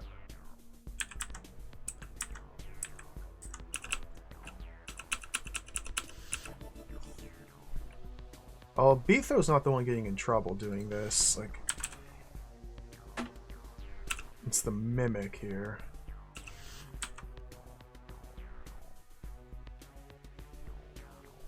If Beethro were further north relative to the mimic,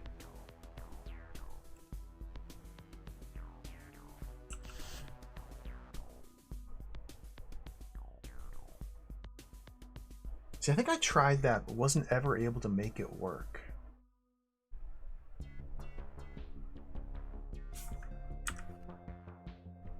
I can get them even, no? Because, like, I just don't have the ratcheting necessary.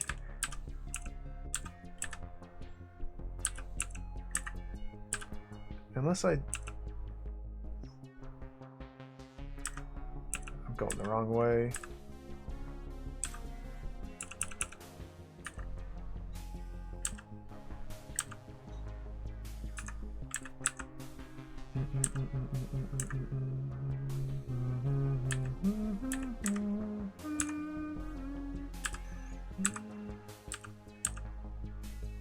So now they're on even terms, but from here,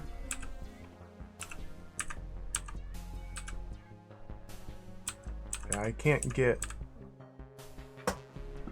another tile of mobility.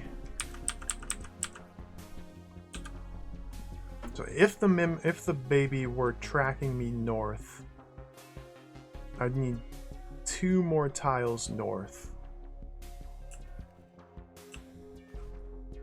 But I have this ceiling to work with. And I can only make this move once.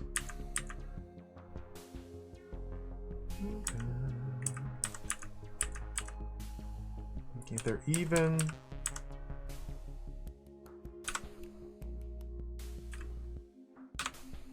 Well, there we go.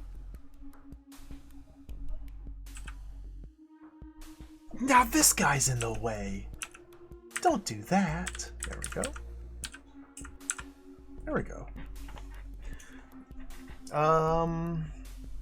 Standing here should work, right? Cutting this one last. Well, now I need to get B-throw all the way down here, though. Like, I need to get B-throw all the way down here. And by pushing B-throw in the wrong direction in order to clear this blob, I have now set myself up for failure. Or have I?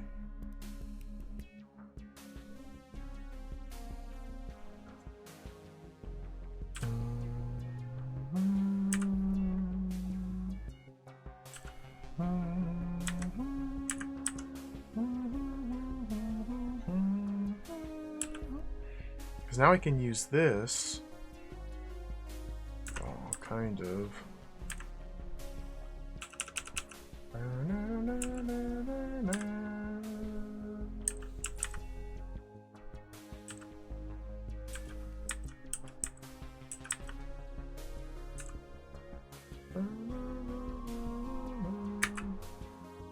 Okay, so if the mimic were ideally here,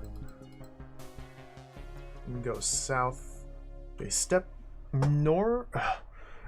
No, because to make the killing cut, I need to step northeast, east, southeast, which will never get a killing cut for that blob, or south. So I need the mimic here, while B throws here.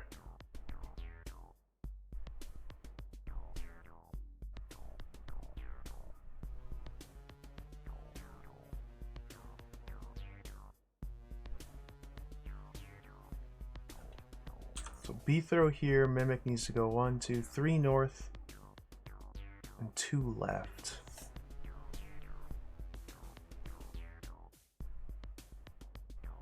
So pushing the mimic left means moving B throw right, while the mimic cannot move right. There's 1.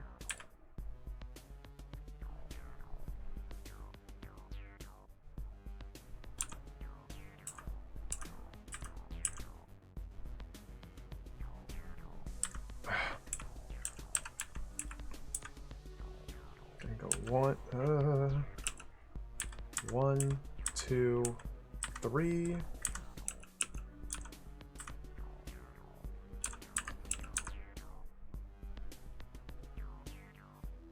I'm 1 off in each direction. I'm out of available. Dude.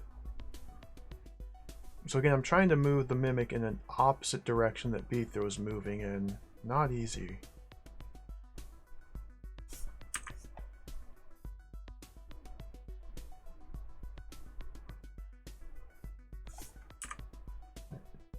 Well, there's 1.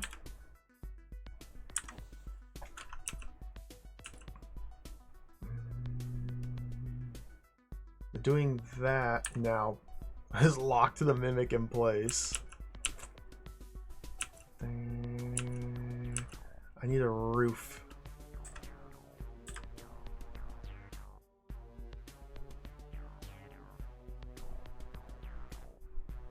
See, I don't. Okay, so if this is possible, it's too late now. This puzzle is not one that I enjoy. All those babies will. I gotta like use. What?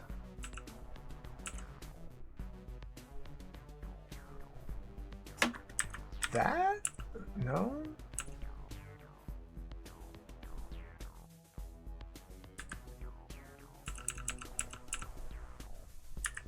I guess by going like that, that might be all of the difference I need.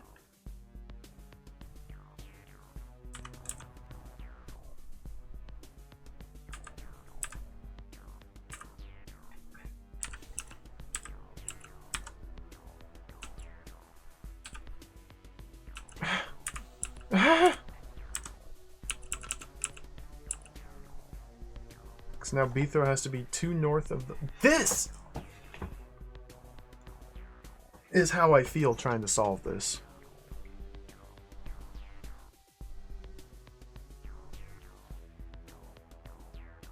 This is intensely frustrating. Because it's such a small, constrained space.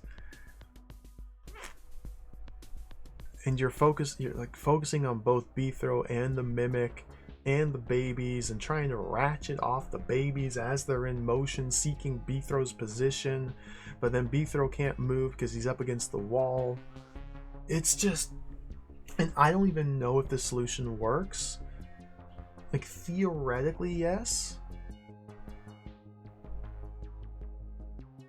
Theoretically, yes. If I'm able to get the Mimic to this tile with all the mud cleared, get the Mimic to this tile while Beethro is standing here, I can step south to cut the orb. I can step southeast. I can step south. I can go southeast, southeast. Theoretically, that works.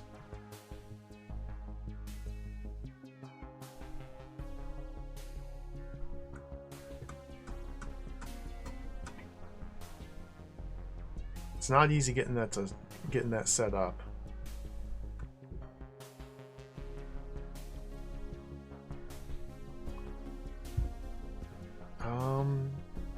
I feel like I was a lot closer with Southern Sword. I feel better about Southern Sword than I do about this. But even Southern Sword, like, it just wasn't happening.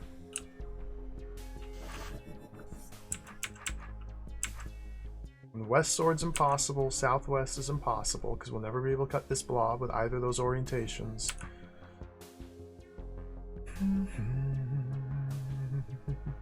But we're going to make the final cut when I'm using Southern Sword. That's the question. That's where I'm getting tripped up. So I need to, okay, visualize and plan a final cut for Southern Sword. It cannot be up here, because the only way to cut this blob with Southern Sword is if the Mimic stands here. Which means I step northwest or west. Those moves are invalid with moving on to the Tar Stuff Gate. So this cannot be the final blob. It's got to be this one. It's got to be this one.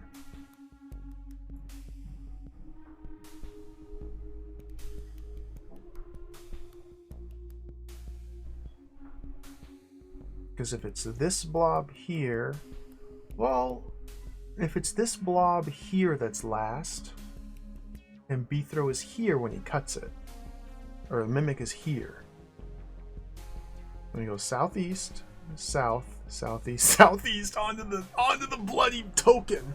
Okay, can't do that. If it's here, or if it's this blob and Beethro is here, well,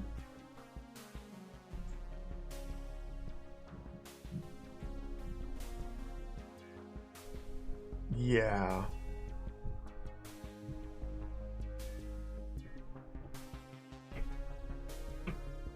Okay, if Mimic is here, and this is the final cut,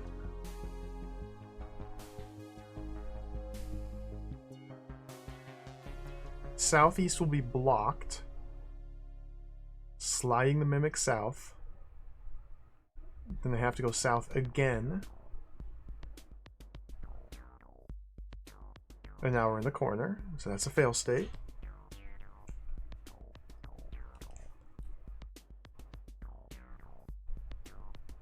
That's got to be this one here. Like, I need to be farther vertical. Yeah, Megami, there's a number of things with this puzzle, but the one that's really tripping me up is specifically Beethro must move onto this tile while the Mimic moves to cut the final blob, sundering the last blob. That's a beautiful way of putting it.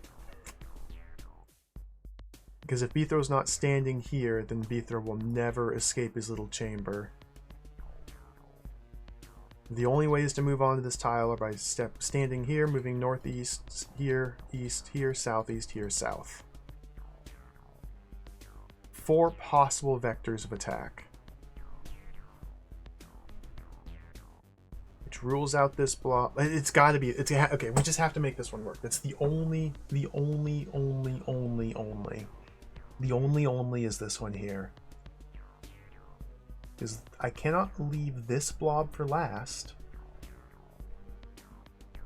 because doing so would require me to trim this down under here, which I can't do with a southern sword.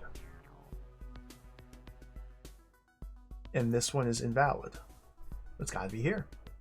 Process of elimination has determined it must be there. Okay, so let's make it work now. We have a goal. Let's work towards that goal. So getting eastward mobility is trivial. It's moving Beethro south without the mimic following him south. That's the difficulty. I love this song. I only have a few potential starting areas. It's hard to tell which one's the best. I can't start him over here because doing so gets him trapped eternally. I'm sorry, Mimic, you're stuck. I feel like it's bad to burn this blob so soon, but with a southern sword, that constrains me to like up here. He's 5. I can immediately start ratcheting over this direction, which probably isn't good, but I don't know.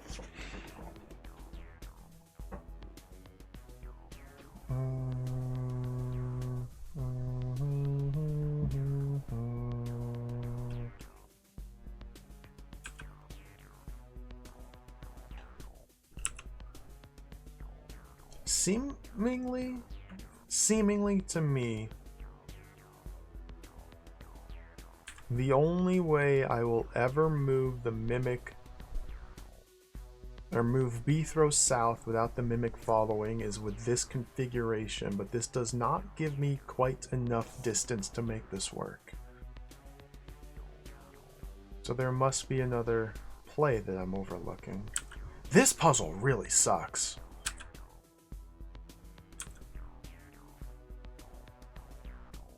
Are there any other shenanigans, like some other way of approaching this puzzle that makes it doable and not utter and complete nonsense? Like, am I missing something? We have crumbly walls here and here, one of which must be broken.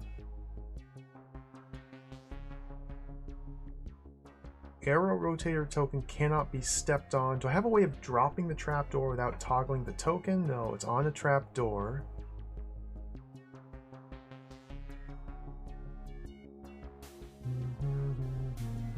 Babies?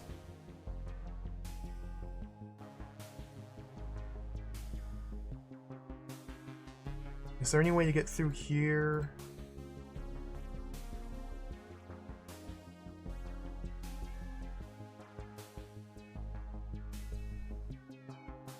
Would it be possible to use a baby to press one of these buttons? Pull a baby out from here.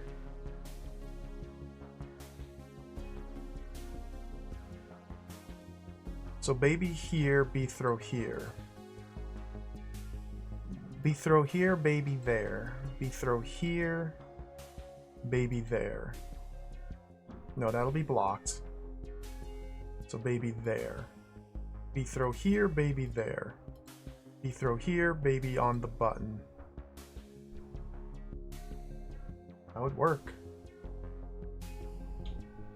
And that would give me an extra golem.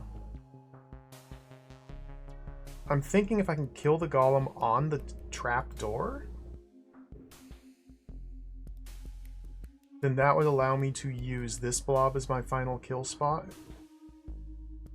and just slide out like that, which would be so much easier to set up. I know, Cadis, it's so frustrating. I feel like I was there, but I just missed something. And I don't know, I don't remember the exact sequence of moves I did to get back to where I was, and I've already reset. I think I can just circumvent the puzzle. I think I can circumvent the puzzle. So I'm gonna try this. Puzzle circumvention. How did I do this again? I've already forgotten. It was that and around this way.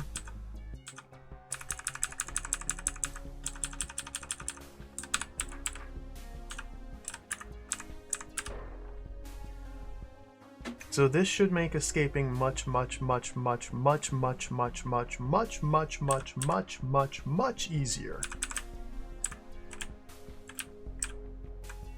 Much easier. You stay there. Golem. No, the top button is for baby. So getting this button pressed. How did I do this again? What am I doing? Where am I going?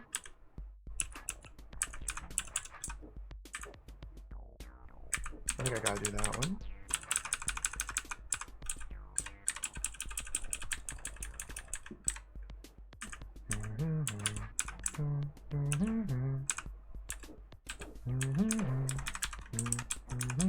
Okay.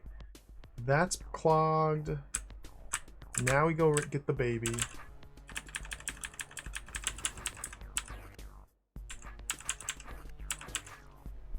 Just a single baby is all I want.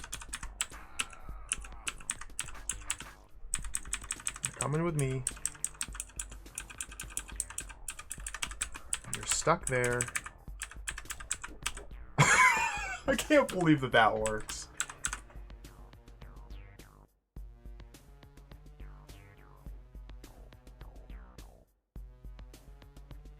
All right. We're in there. Hey, Kagarado, welcome. Welcome. A lobster wing. We're finally out of the underground lake. I know there's still more puzzles in the underground lake. We're gonna go back, but for now we're in lethal lava land.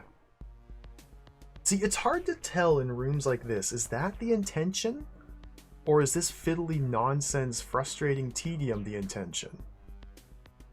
Or maybe this is just an oversight that bypasses, but why else would they put mud up here? Otherwise, is it just screw you? You screwed up? You forgot to see it?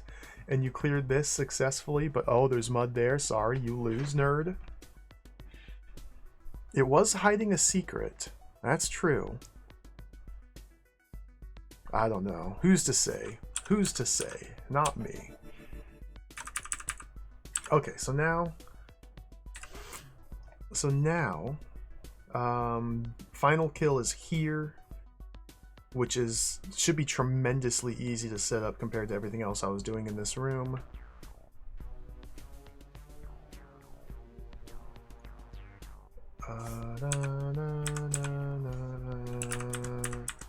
Okay, that's the correct column. Let's go to view. Don't do that yet.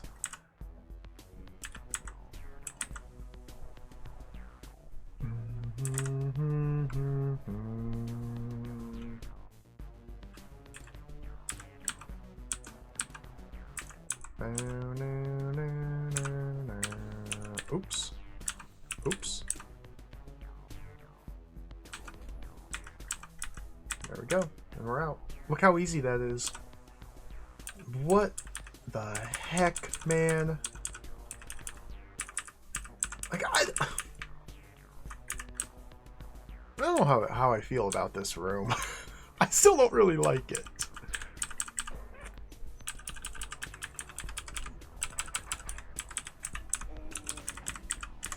And I suspect it is possible to do it the normal way, because I was so very, very, very close to doing it before. I just couldn't make it happen.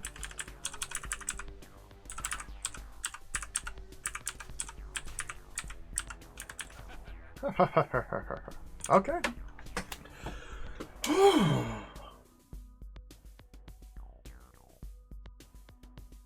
You solved 3 rooms. 2 hours in, we've solved 3 rooms. Let's go.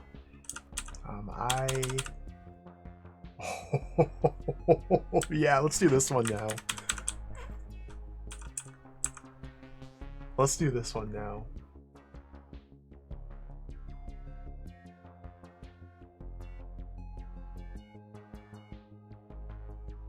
22 decoys in 22 moves. We got to reposition these decoys by using the decoy slide puzzle technique such that all of these buttons are pressed. Oh baby. Oh baby.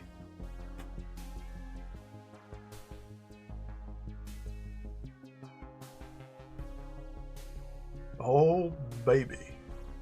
22. It's a long sequence.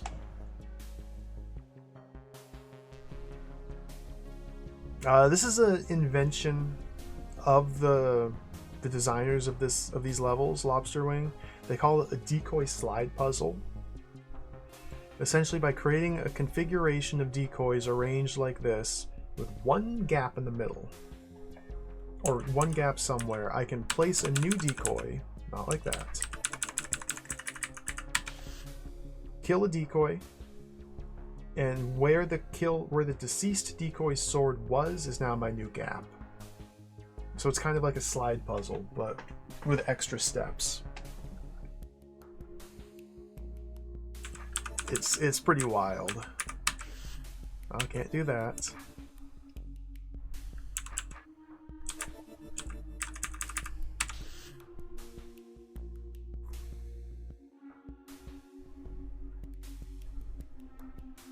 So again, our goal is to put decoys on all of the buttons, and this is a very nice little symmetrical design here, so presumably, I always say this, presumably there's like a nice repeatable pattern of moves that will work, but I don't think that's true, because the center, unless we constantly cut back into the center, so we're constantly cutting back into the center.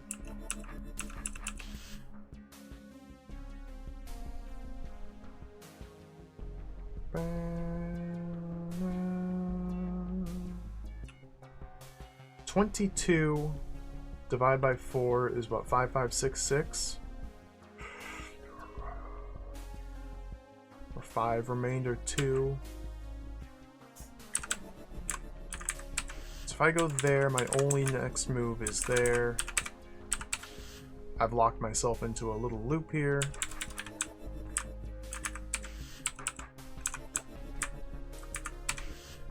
That was 5 potions, and we got. No, I mean, that's not good. That's really not good.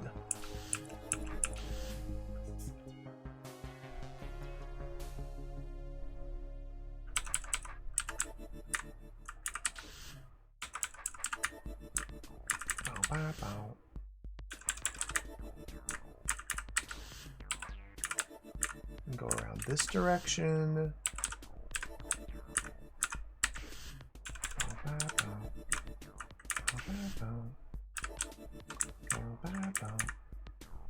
Oh, I gotta get rid of you.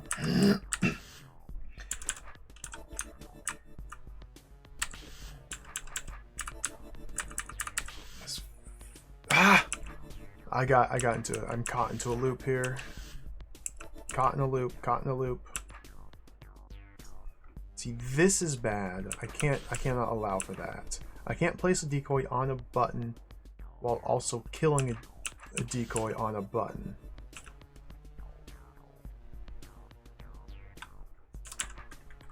If I go south here, though,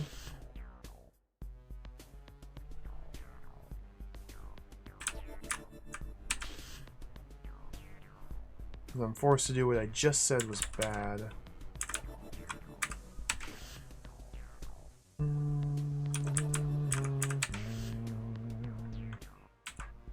I don't think this is going very well for my first shake here. Yeah.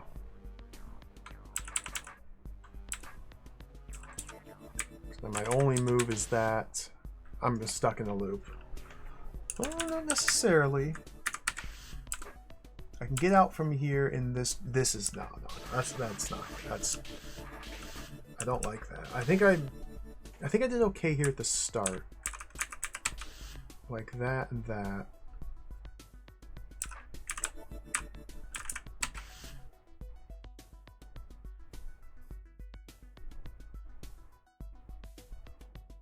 So the outer ones are going to be the challenge, it looks like.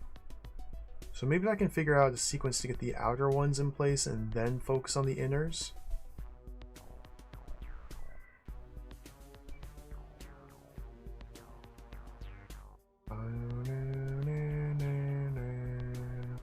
So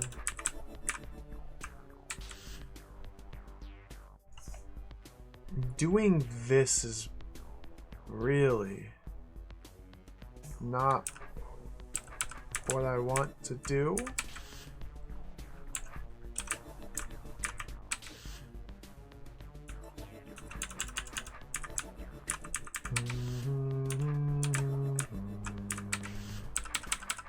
I feel like I'm just flailing in circles here. I can't do that.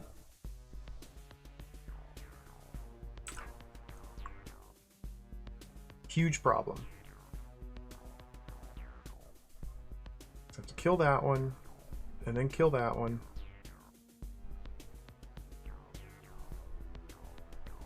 Ah!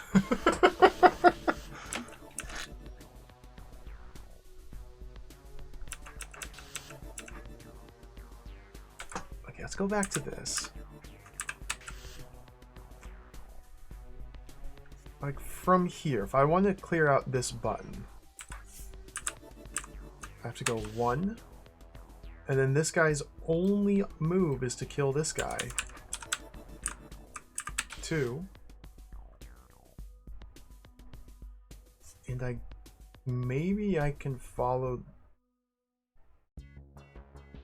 And now if I want to place a decoy on this button, the only way I can do so is by killing this guy first. So if I do that,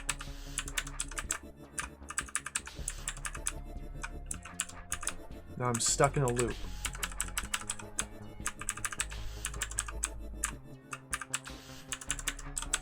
And this might be what the scrolls said. The permutation is even? Is it odd?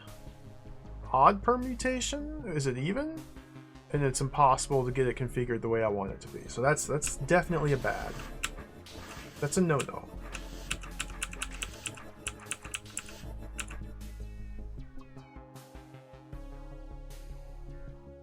How am I ever going to gain access to this?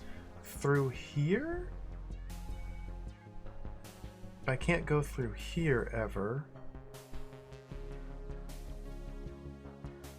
Huh. The snake sorting puzzle.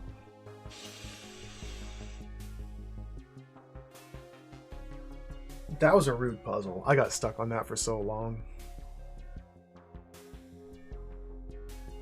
There's a trick to it. That's all I will say. There was a trick to it. There was a trick.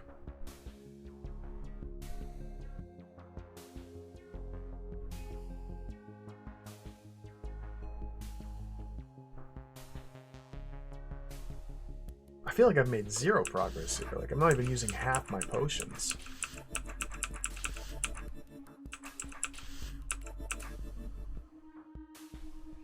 So, presumably, all 4 of these directions are identical. Yeah. There's no differences, so I can pick whichever direction to go in. I can only go in one of 4 directions, and they're all the same. Functionally the same, just rotated. No one direction has any benefit over any other. So, let's stick with northwest. So from here, though, I have 3 different options. I can try and spiral around here. Let's see how that plays. If I spiral...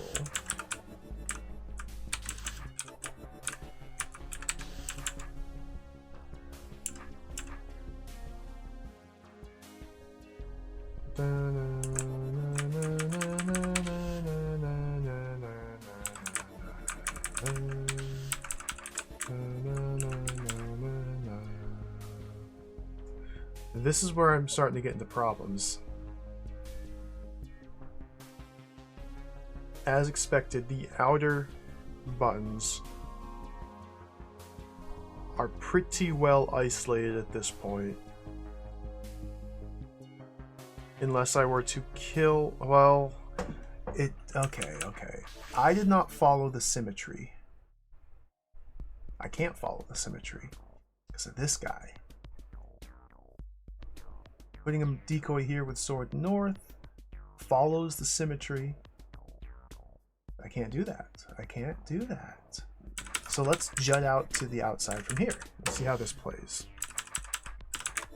I'm caught in a loop. Well, that's the answer to that. But maybe we can do minor loopage.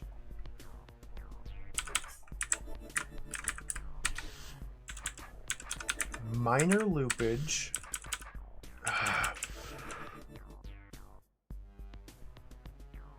I feel like I need to... I don't know how to think about this. I have so many more moves to make. So getting the inner ones seemed to be pretty simple.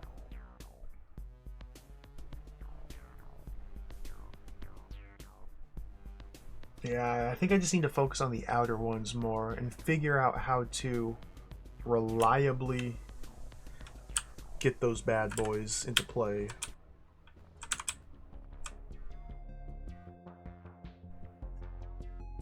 It's just ugly. It's ugly, man. It's ugly. Going due north here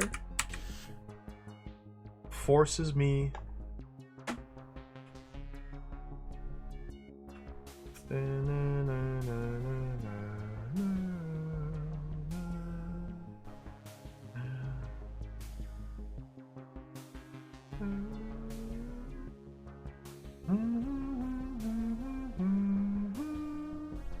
This is my triangle loop of nonsense. Maybe it's okay to start.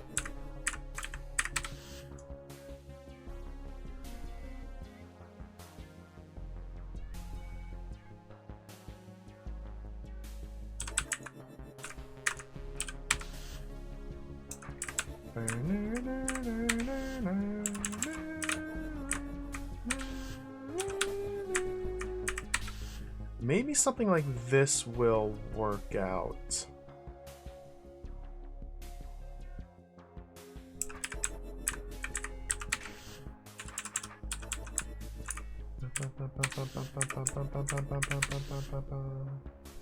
I'm liking the pattern here. It's visually pleasing to the eye. And that's what's important here. But now I'm stuck! Because that was my entry point into here.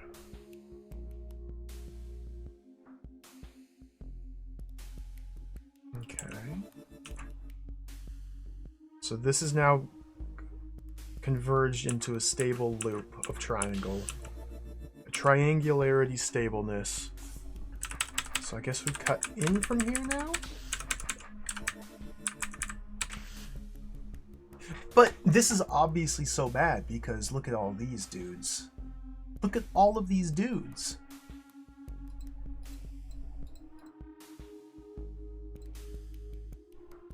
I have to cut them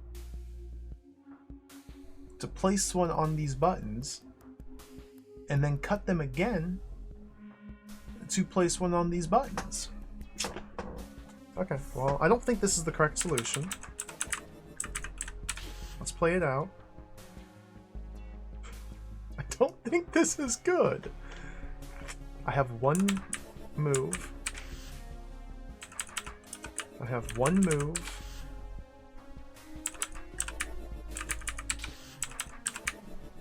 Okay, well.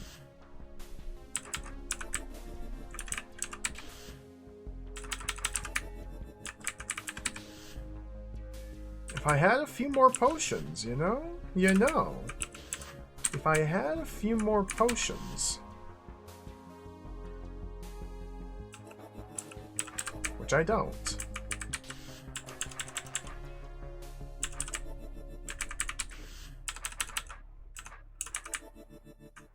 If I had a few more potions, that could have worked.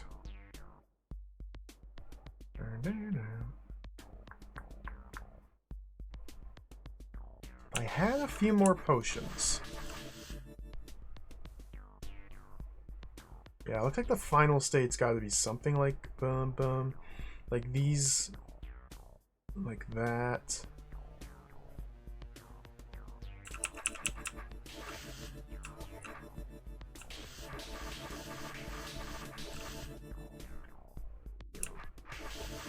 I mean, if I could just place the outer ones.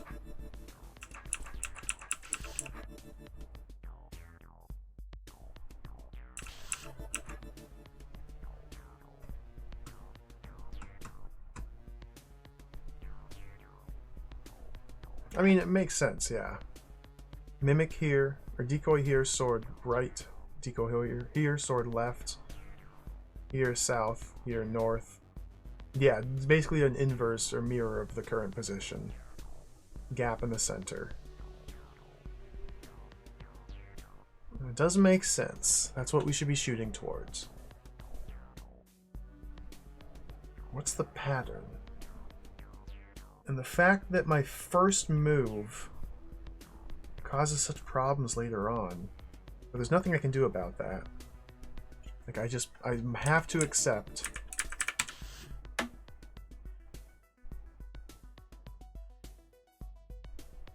Just have to accept it.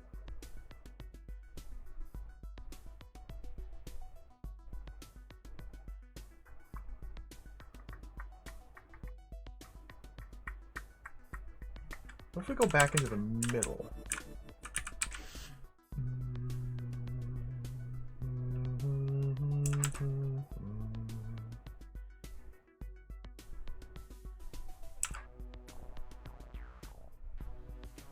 I don't really like this.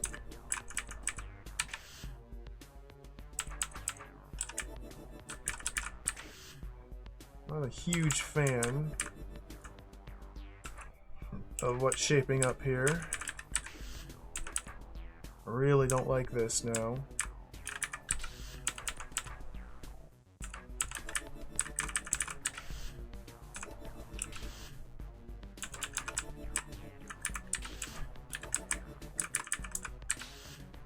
Oh, mega slop. That's mega slop. That's going nowhere. Okay. Oh, dude. Okay.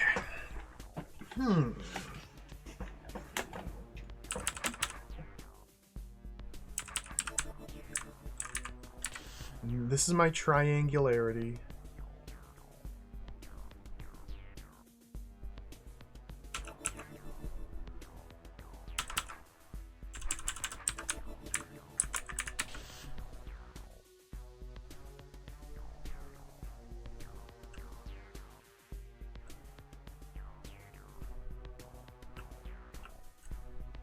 It's just so hard to tell what I'm supposed to do.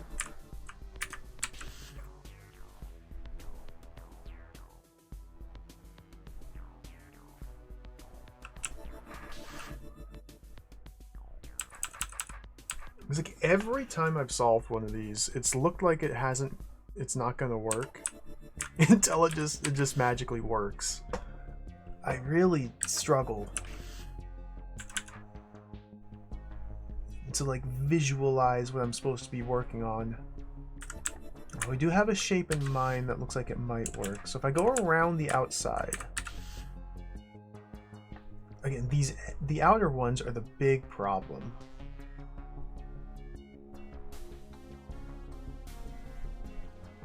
If I go around the middle here,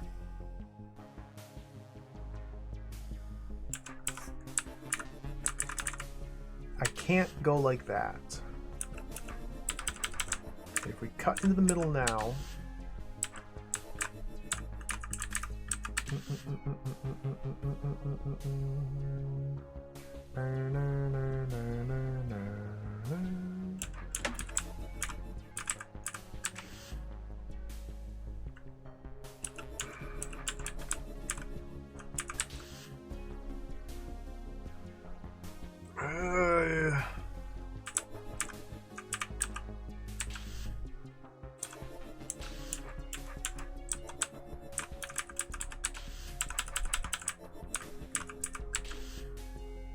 locked in.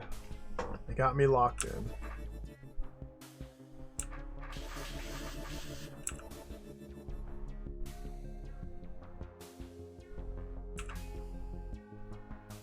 Maybe around... I don't know. What am I doing?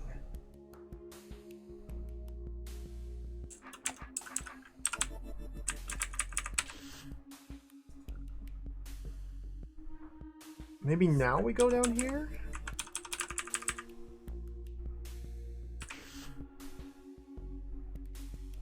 This puts me in this nasty, nasty, nasty spot of having to do that.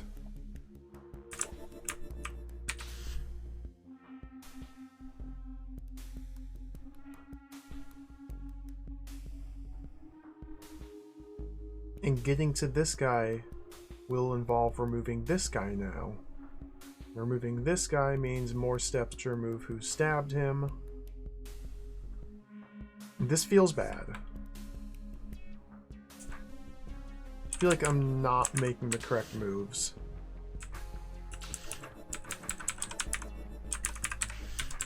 It's just a gut feeling. Unless I can place one here stabbing there, or place one here stabbing there.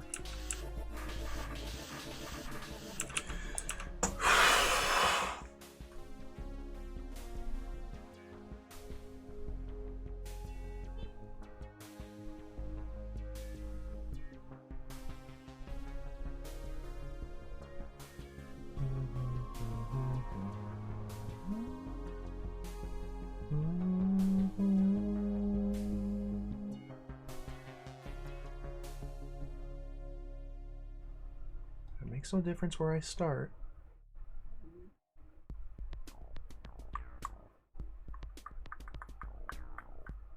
Like the only move that makes sense to me here, I guess I can go. Why couldn't I go south here? Why didn't this make sense? And then northeast, and then south, and now jump over here.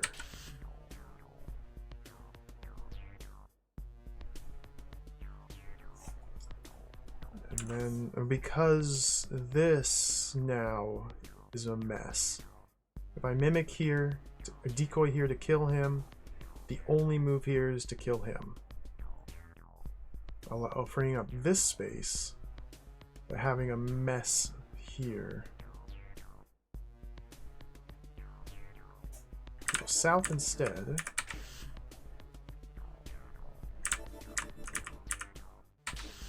That's the same mess.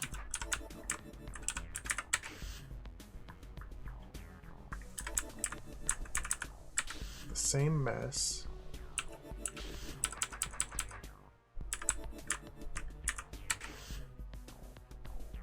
I really don't like doing that, but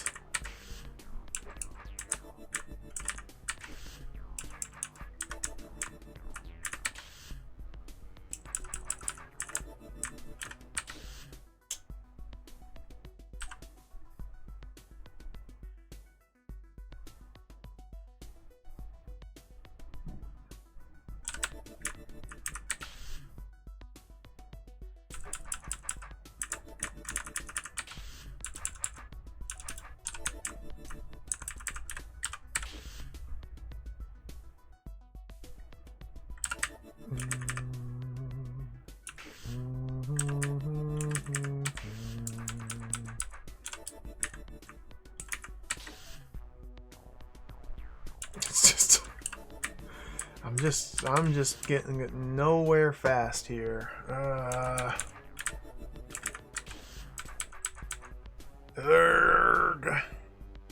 I mean, this is somewhere. I'm literally one button away. This is somewhere. This is somewhere. Again, it feels like it's nothingness garbage failure, but this is somewhere. I'm one button away.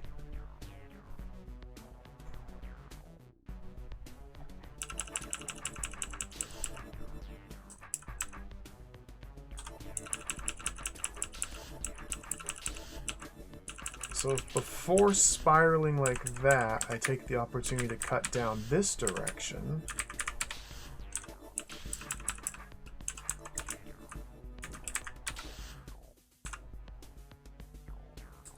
Now I've spiraled. Now I've spiraled too far.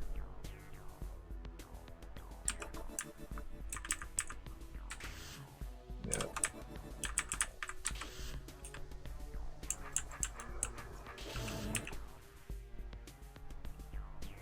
It's so hard.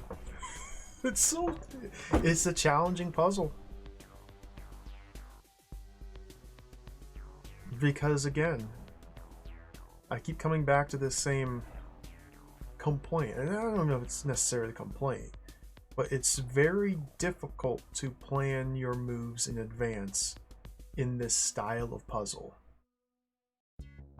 And yeah, there are definitely parts of it that feel correct, but we have 22 potions.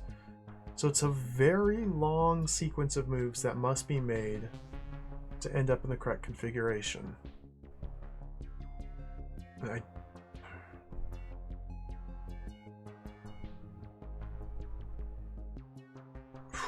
Hey, Moosey Fate, welcome. Oh, I'm happy to hear that, Doppel. That's the true strats. You've learned the ways. Perhaps it's better to use a paint utility with layers, though. I learned that one the hard way. Layers are very nice. If you're drawing maps or routes through rooms, layers are helpful. Just a little tip. It took me hundreds of hours to realize. So I'll save you some time with that advice.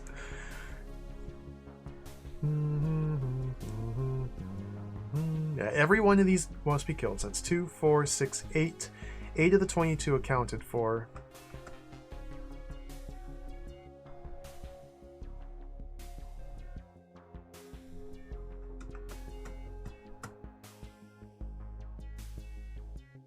Yeah, that's precisely how I used it. There's a puzzle. I mean, I showed it off. We solved it together. Well, I solved it offline and inputted it together.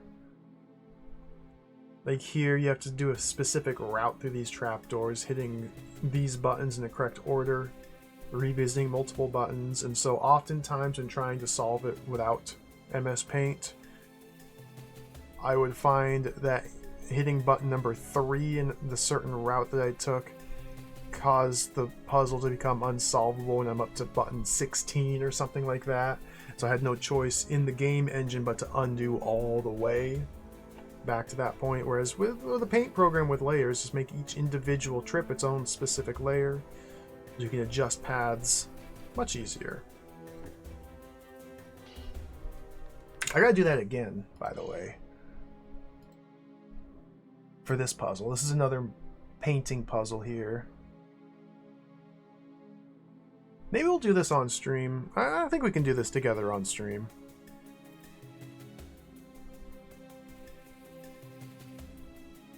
Probably not today, but one of these days when I want to mix things up a little. Because you have to create paths for each of these babies to arrive down here at very specific timings. You have to drop very specific trapdoors so that their path is a certain number of turns long. And each one has a different length path you have to create. But I understand what I need to do to solve that. I just don't want to go through the work. I just don't want to do it yet. I gotta do it eventually, though.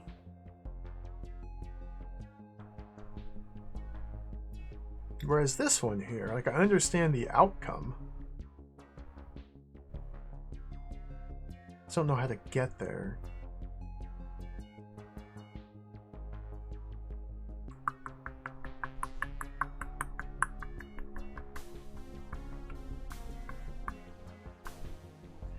I mean, there's no reason not to make that my first move. As far as I can tell, there's literally zero reason not to do that. I could rotate it, or rotate it, or rotate it, none of which has any benefit over any other orientation.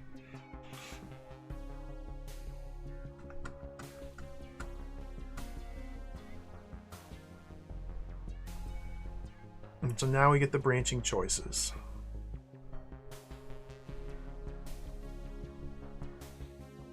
Stabbing north doesn't seem good to me.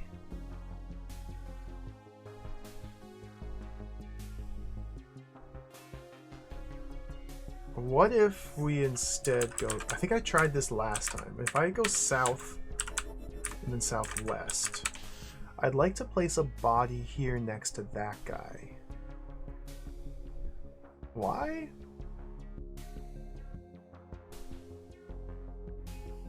Not really sure.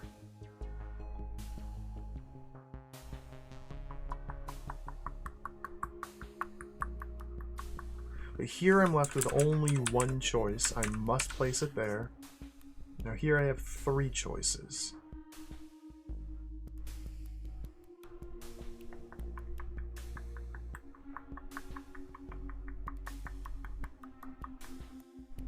If I go north, then I just have to replace one of these that I just dropped. Clogging the pressure plate with a button. I mean, let's go this way.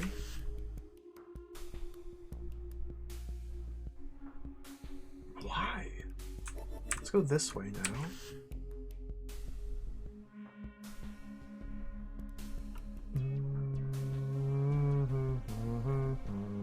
I'm kind of just putting them in. I'm kind of just dropping these dudes in to see if something shakes loose.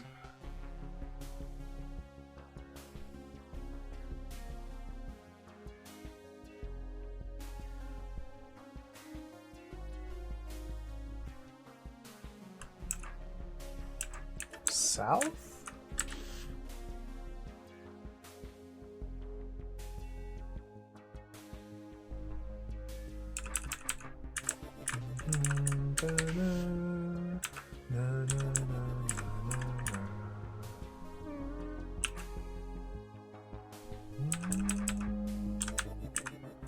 I definitely don't want to do that. This is the classic problem. The classic blunder. Feels really bad to have to do that. So let's run up this direction now. One potential move is there. Can I unblunder this?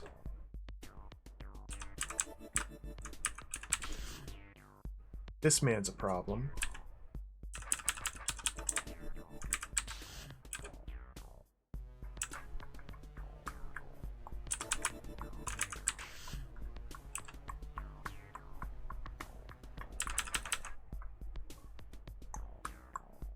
I have no idea what I'm doing. I've been here before, haven't I?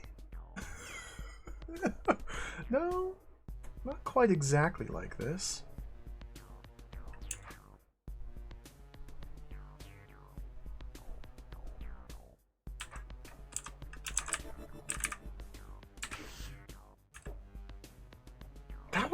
That wasn't a good move. No, this is seeming to me to be a failure state. Long ago.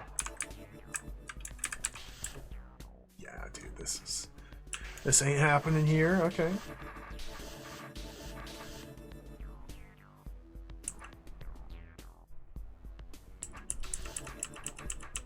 It's unavoidable. I'm going to inevitably put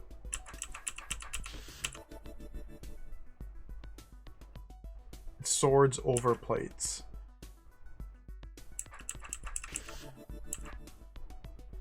It's not what I want, but I feel like it's inevitable.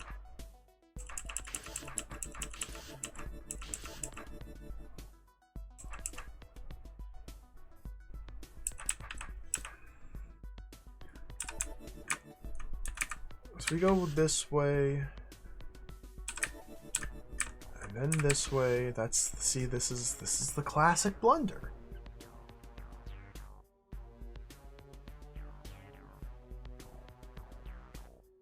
It's tempting, it's alluring, but no, I can't do that. If we spiral out from the center, this looks promising. I don't know why. I just like it. I just like it. However,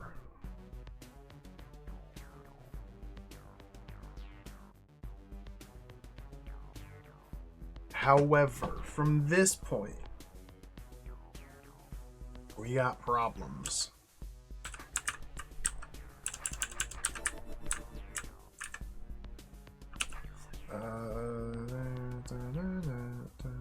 So this is the weird link, so let's attack that first.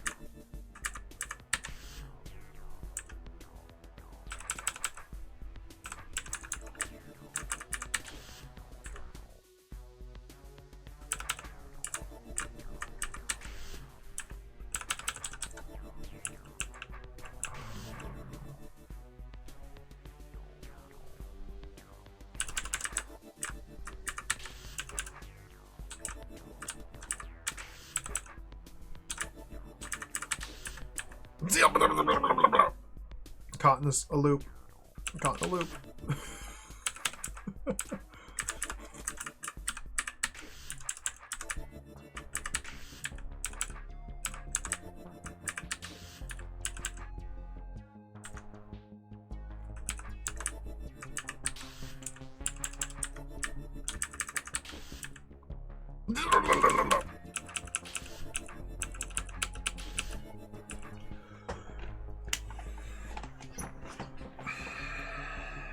Yeah, what's your suggestion?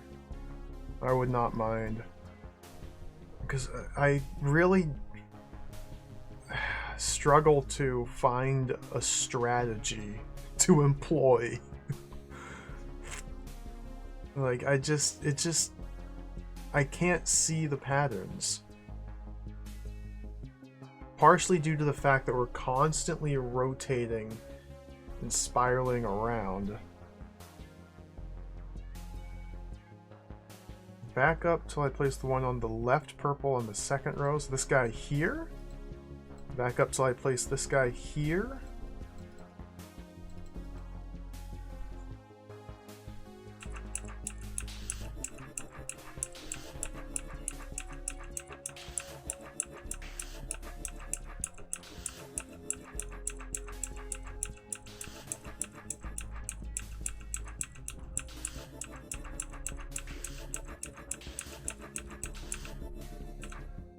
That was turn 2!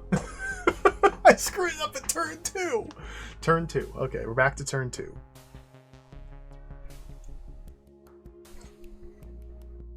That's a good suggestion, Helical. A little too early, though. A little too early for that. I don't think I'd be able to play DROD with any sort of blood alcohol content.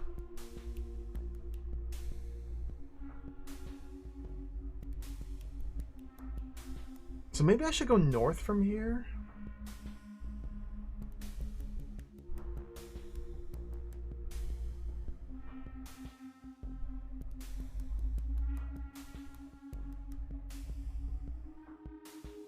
Turn 2.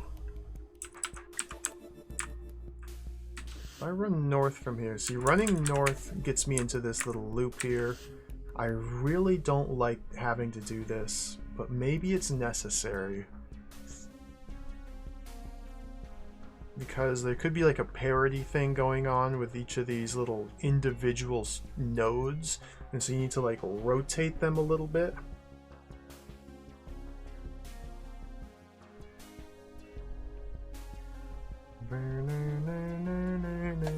Doesn't really make much sense, but maybe it does.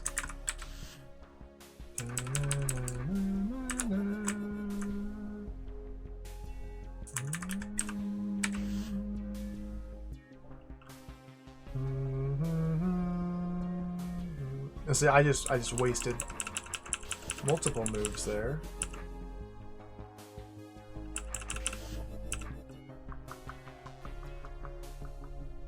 Only try orthogonal stabs. See, the problem is I have to start with a diagonal. But it does seem like a solid approach, a general rule of thumb to take.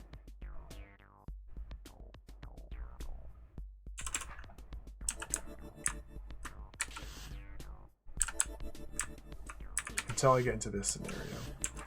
So that kind of coaxes me into spiraling.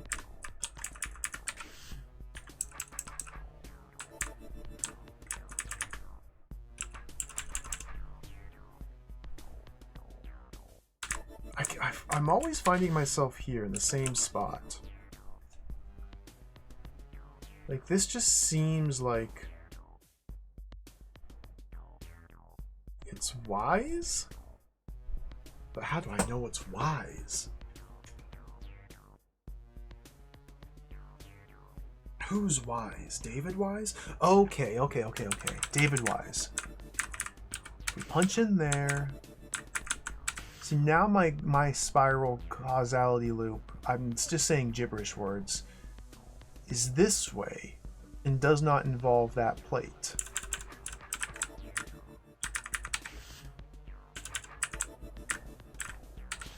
Yeah, I just wasted a bunch of potions and accomplished literally nothing. If I had a body here I could stab.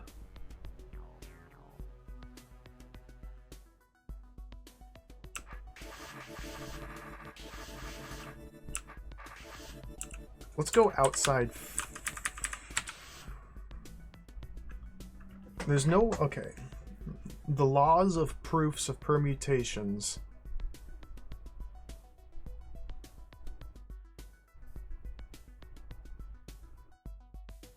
In this configuration, there's no way to just simply reverse his orientation.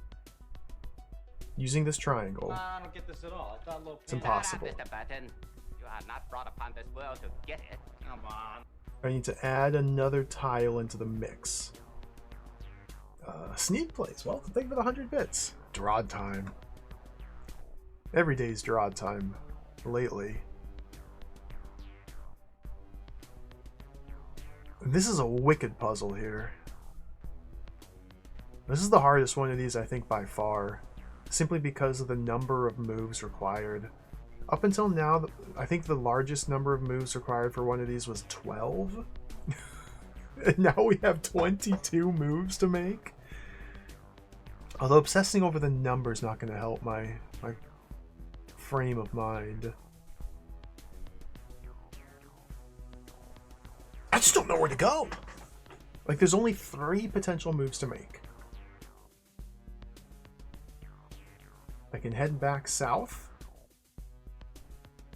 opening up this tile. I can head east, opening up this tile. I can head north. North is definitely out. North is right out. Because that creates the triangularity. The bad triangle. So that leaves east or south.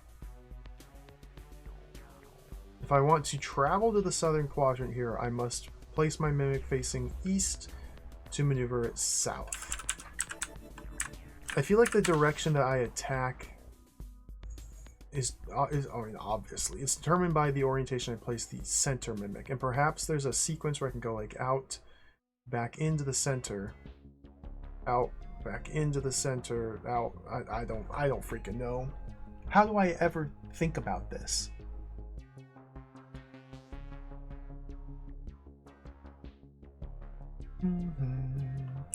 I wanted to leave bodies there as an exit from the outer rim.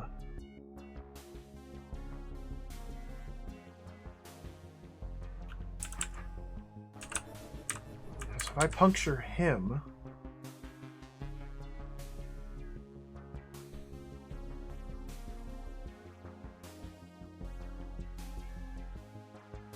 then I can start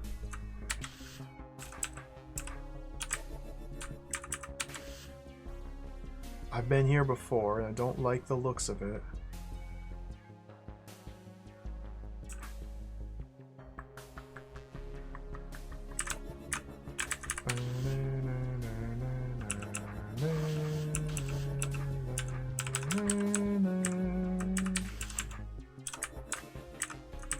We do this. My only next move is to do this. This opens up 2 two options here. Stab there or stab here. Stabbing here is just doing the triangularity.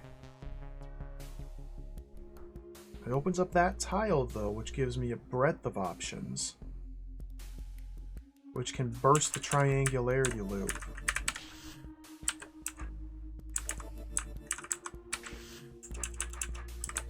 I've placed...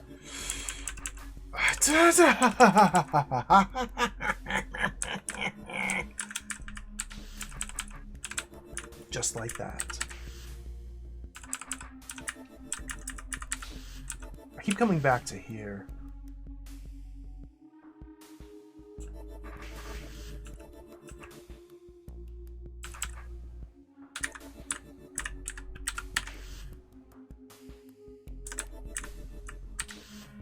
Bad.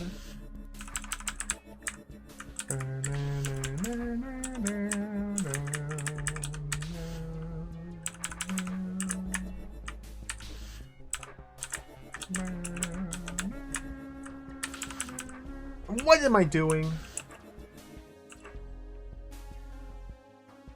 I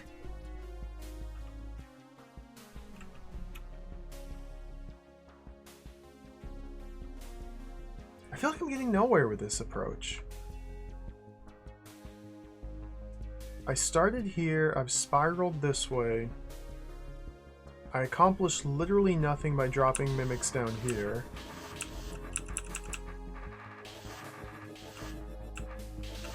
Like, that was literally just...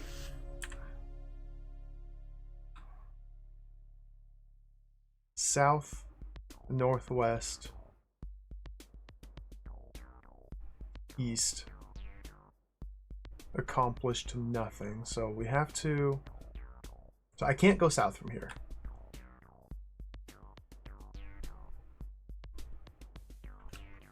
So what if this one cuts into the middle?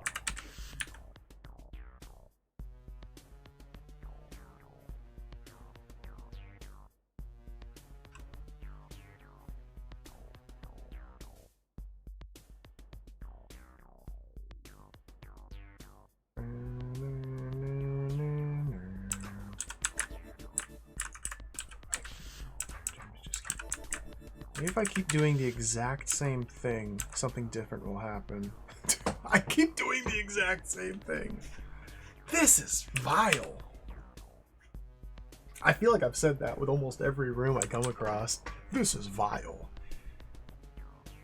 I'm constantly saying that.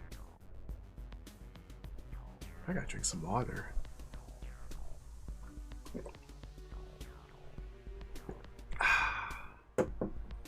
Beautiful. This is a required room. We must solve this room to continue on in the hold. You know, there's only one other required room, unless something up here, which I haven't been able to access, is required as well. The secret down here, I have an idea for how to approach this one. It takes a little bit of doing to get there. Does it? How do I get there? Where do I go? I still haven't even looked at this room.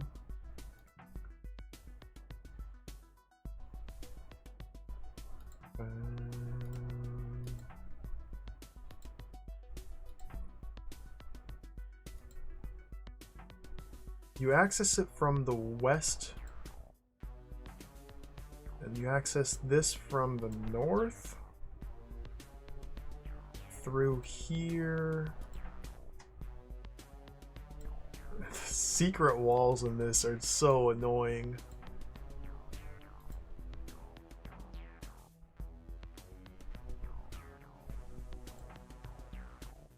How did I get there? I got there before. I'm getting distracted from the puzzle at hand, but that's just natural. Inaccessible. I do like this, the visual style of this, yeah. I'm a fan as well.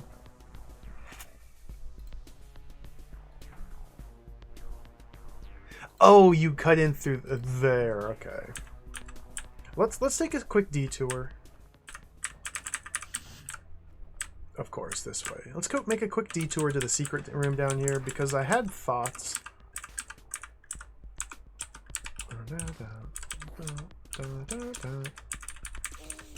It's like one specific tile. I have to go left from here. The only available room transition is left from here.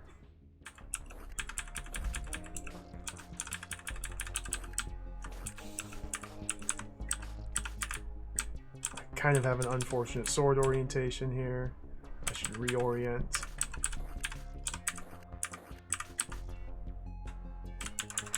There we go.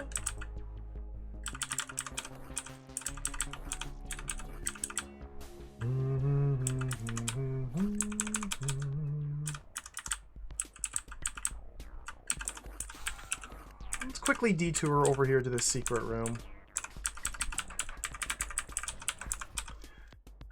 With the help of mimics and a disarm token, try to kill a stone giant with just one strike. So this is a custom scripting room. It's trivial to clear it as is, but unless I want to open this door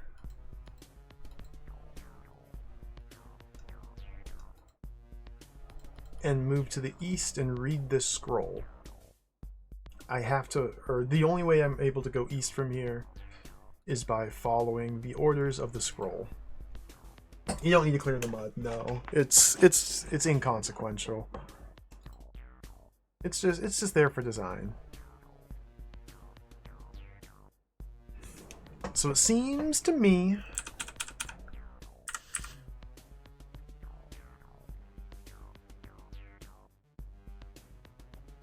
I had an idea and then I've immediately lost it.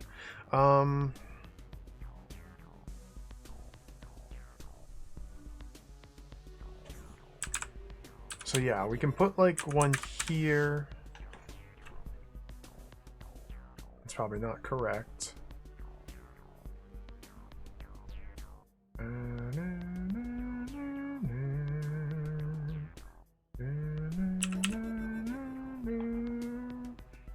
Essentially, we have to line it up such that the killing blow is done by what?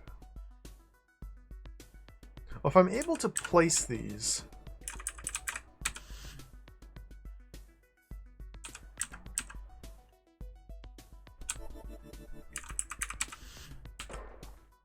didn't you read the scroll?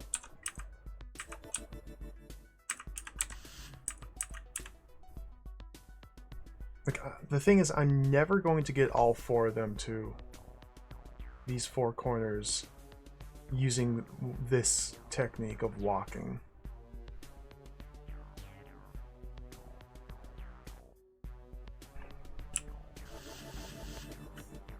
Didn't you read the scroll? I like the portrait. Like, apparently that's a mimic B-throw. That's what mimic B-throws look like. I don't think I've ever seen that one before.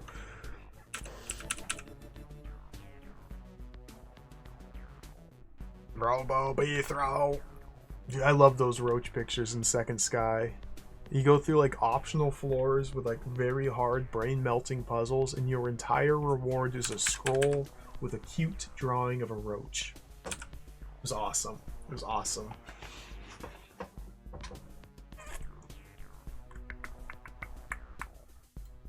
So we cannot disarm mimics, right? No. We can disarm mimics.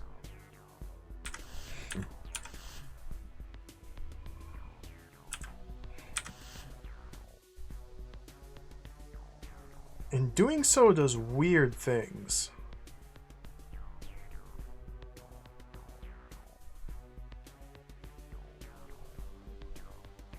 Doing so does weird things. For example, here, stepping southeast onto the rearm token.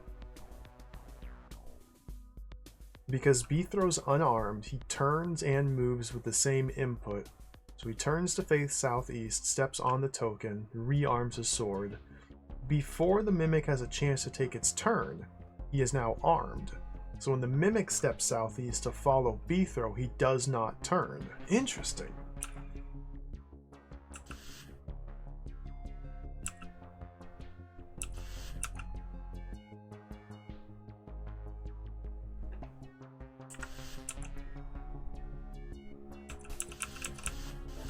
I had an idea and then I lost it. It feels to me like the killing blow must be done by placing a mimic.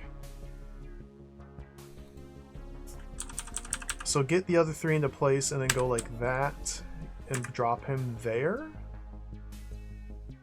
But that would imply that it's possible to step southwest or step northwest. I can't step northwest into this tile.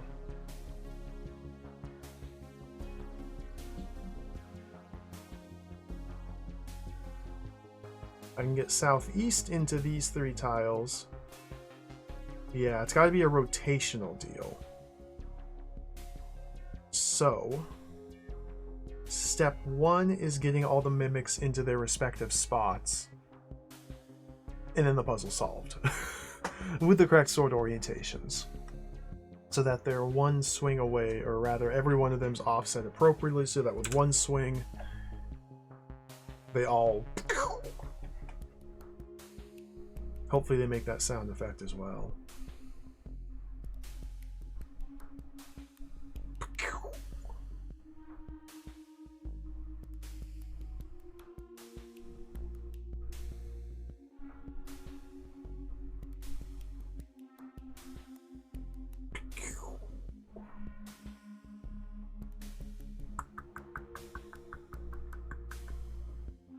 How the heck am I going to do this?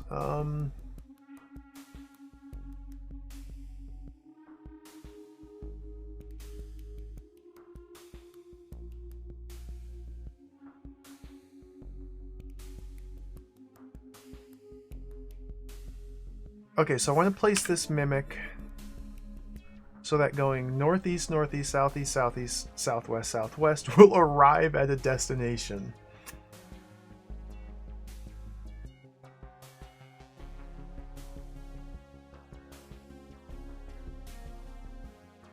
So you go there.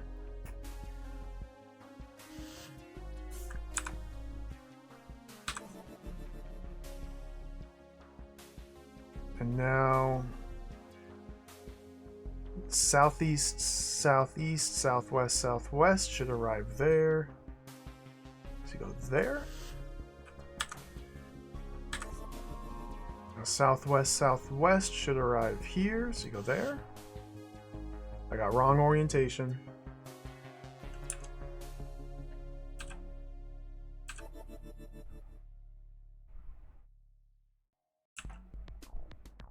So now my problem is orientation.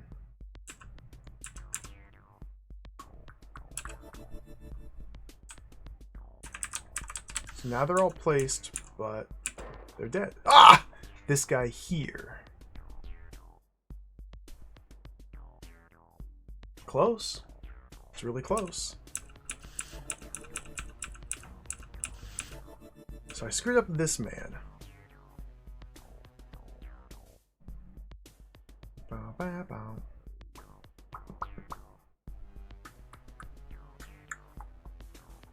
Because he's got to go here if I want to maintain this pattern. And southwest, southwest to arrive here. Well, that doesn't work.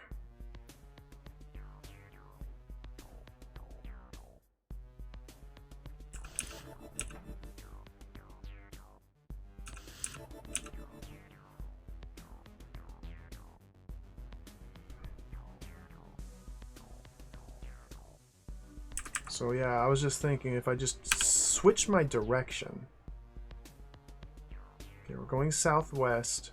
Because of the obstacles placed here adjacent to the nearby,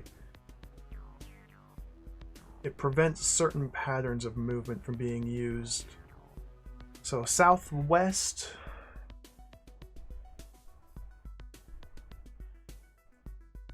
I mean, if I put him in the same spot, I'll need to manually rotate him. It's hard to think about.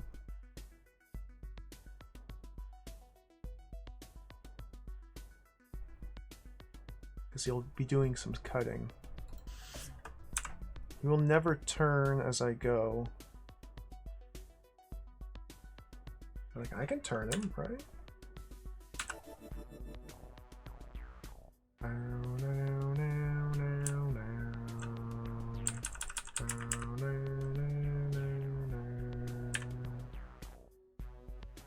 So southeast, southeast, southwest, southwest to arrive here.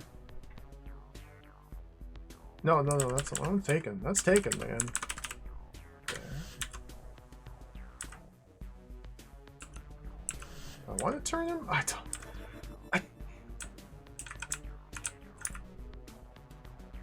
Yeah.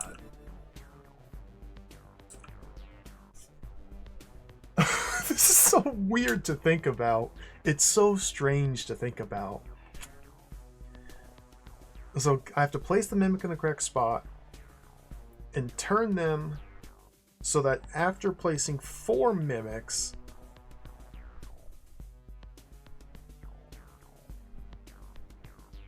two rotations, 2 clockwise rotations.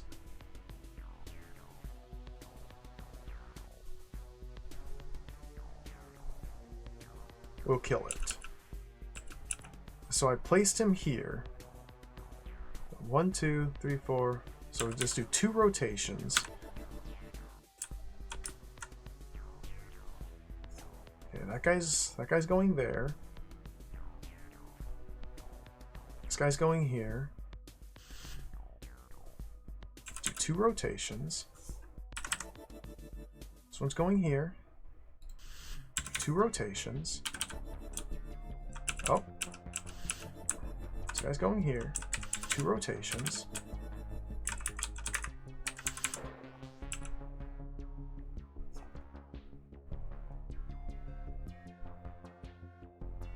And I severely botched these 2 again. Okay, so this guy I needed to place...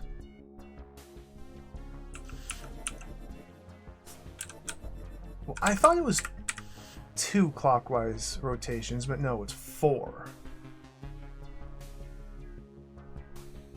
I need all of them to have their swords facing away from the golem when they arrive at their kill zone.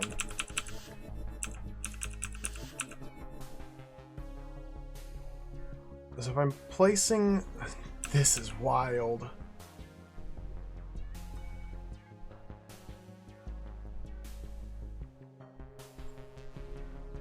So this one will be facing northeast and stopping there. 2 rotations gets him in his correct orientation. That's 2. This guy will be placed here. And he's going to need 1, 2, 3, 4 rotations to get synced up with this guy. So this guy needs 4 rotations. This guy needs 2 rotations. Or the next one I'm placing needs just 2.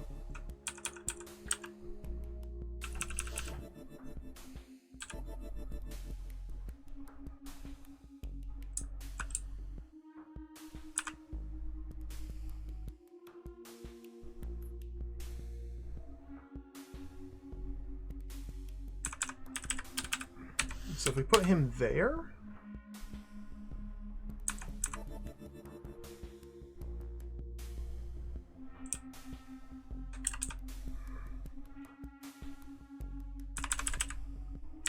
you do 2. No, he's already correct. I can't. What am I doing?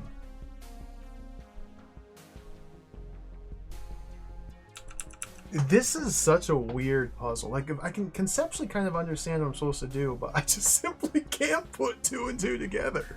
I feel like it's just simple math.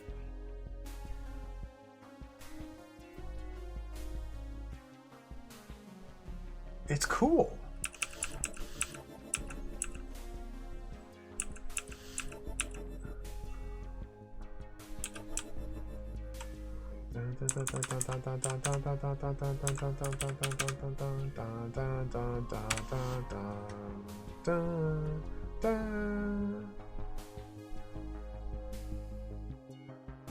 Well, yeah, because I need to rotate every new mimic I place. I guess I need to get them all synchronized.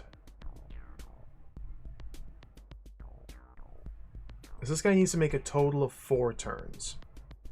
I guess I should make sure to mind directionality. So I turn him away from where he wants to go. Now he needs to make a total of 6 turns clockwise to arrive at the correct sword orientation.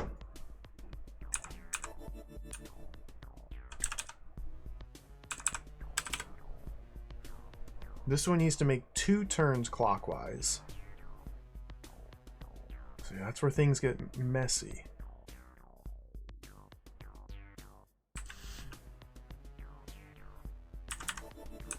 And this one needs to make 4 turns clockwise. Okay, so we don't make those. And now go there.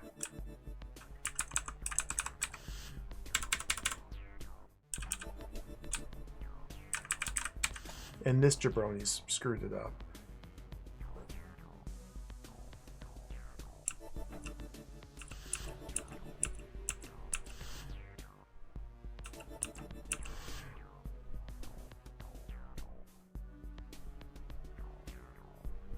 So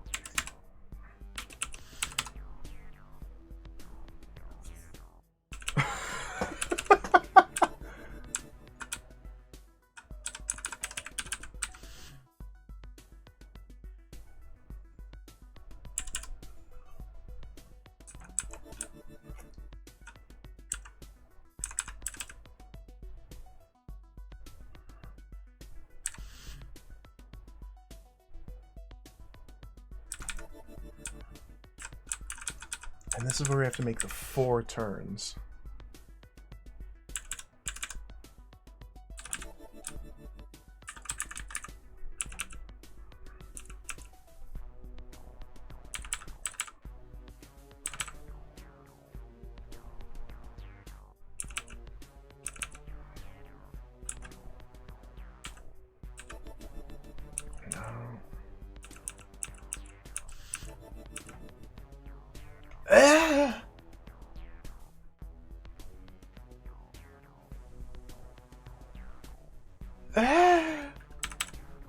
Those 2 are good. Those 2 are both 2 rotations away from good.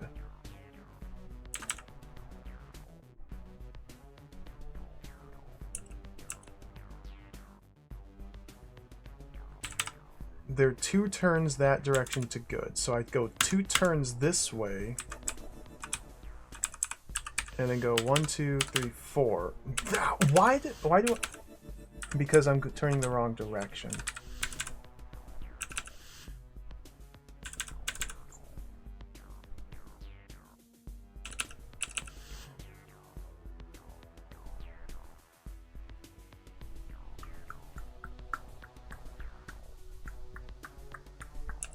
I guess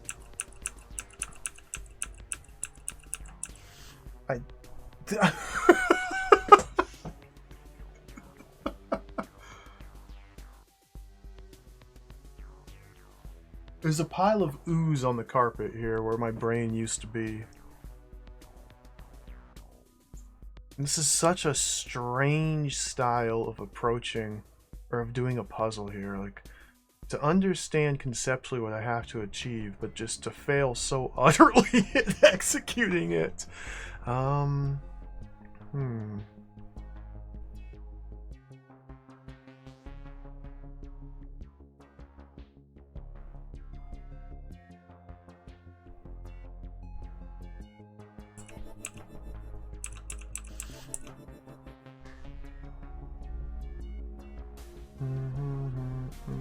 Presumably I don't need to make extraneous moves other than grab this, then that, then that, then that. And the sword orientation that I place this mimic in is irrelevant because I can manipulate it as necessary just by spinning B throw. You got food? Wait, I'm starving. Oh, I apologize, Cadus, but I can't really follow Because I tried it so many different times, yeah. I tried it so many different times. And one of those times was almost there, but... Then I tried it again, which was way off. Then I tried it again. I gotta learn what I'm doing here. So... It's possible I'm not using the correct spots. And that would give me better rotation alignments. So I can go either direction around here.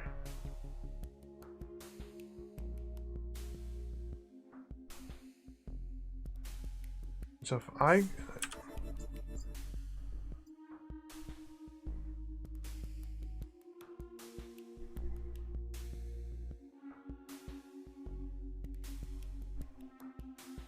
Like, this seems good. Doesn't. That doesn't. That really doesn't. So yeah, this one's got to end up right there.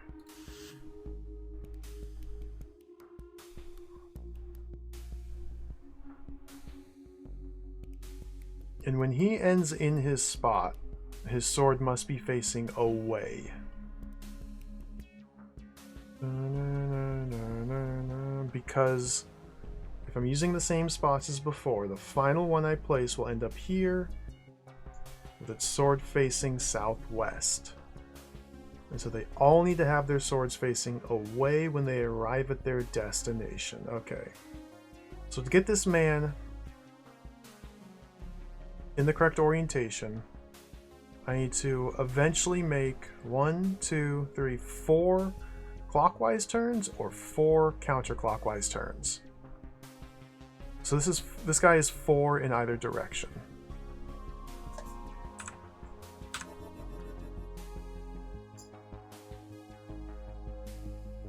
So using this spot here and placing him, he is 2 in one direction or 6 in the other.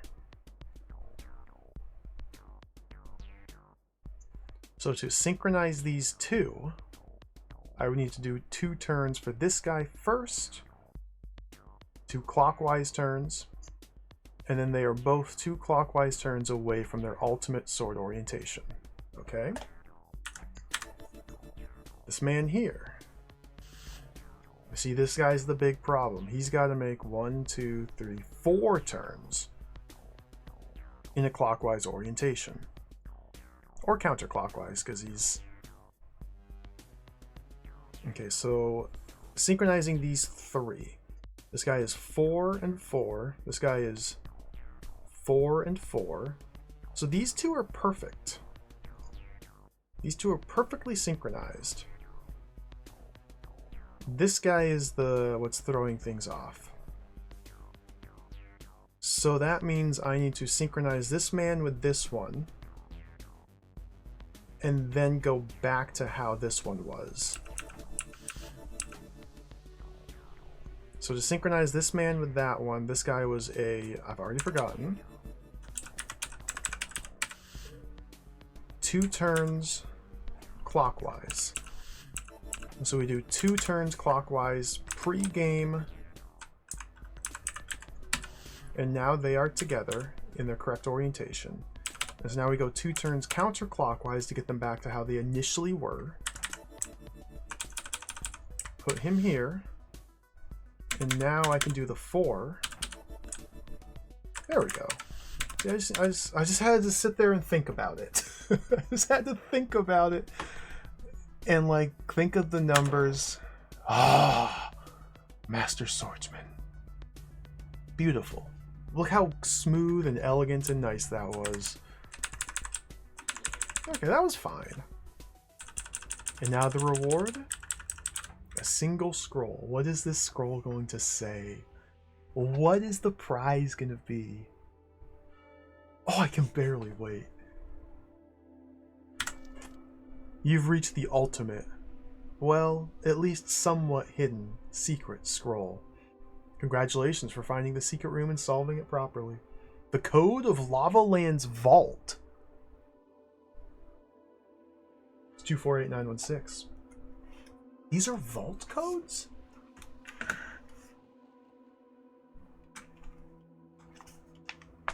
Nope, book time. These are my numbers for when I tried to solve the snake sorting puzzle. That was wildly off track with the wrong solution. Lava Land. So this was actually required to get the vault. I've never seen the vault. I didn't even know these were vault combinations. So this now implies Goblin Woods numbers are vault codes for Goblin Woods. Okay, let's write this down. Get these all consolidated together. It's 947 526.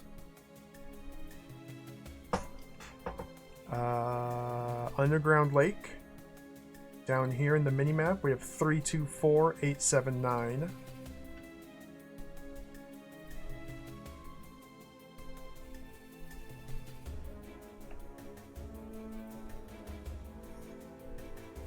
Three, two, four, 879.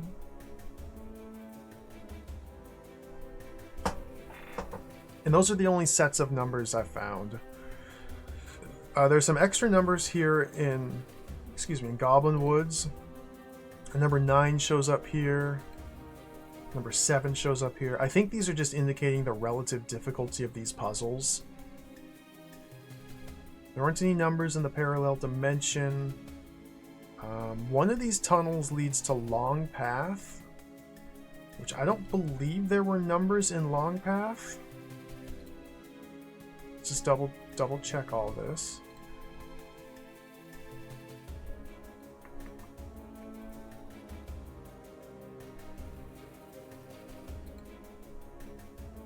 Not seeing any numbers.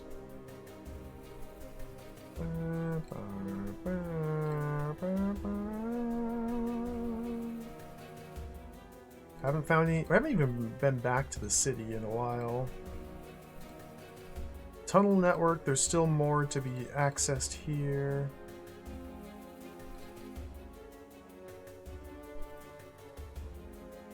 So there's the gigantic jewel.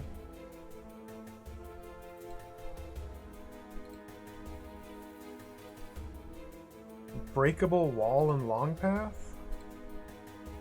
This guy here. These lead to the parallel dimension warp zones. Over here. Parallel dimension warp zone always has this strange mystical pattern of symbols nearby. I don't yet know what the meaning of that is, if there is a larger meaning.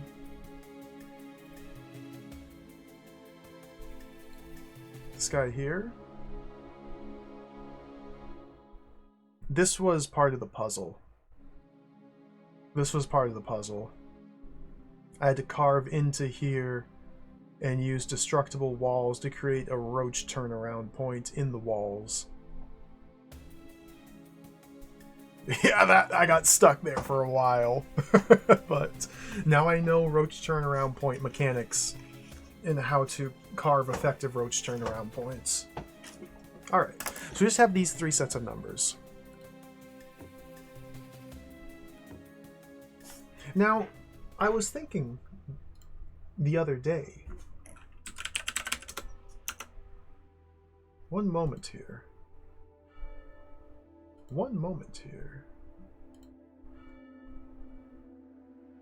This hold, gigantic jewel lost.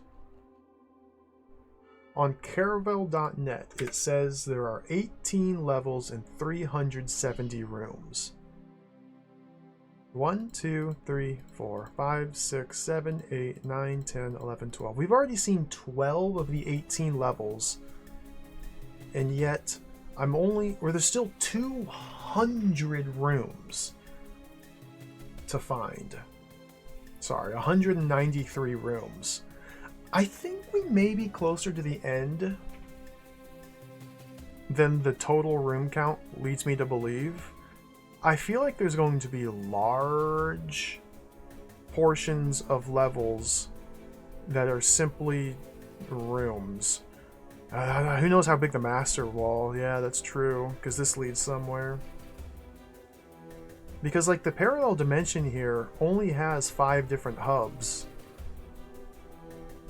And we've gone to all 4, or 4 of the 5. The 5th one is whatever's after the lava land, presumably.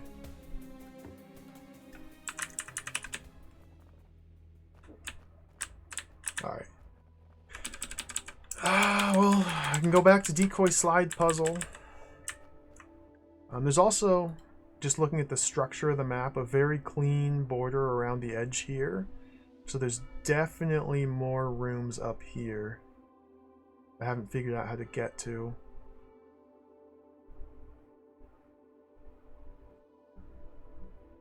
It's very mysterious.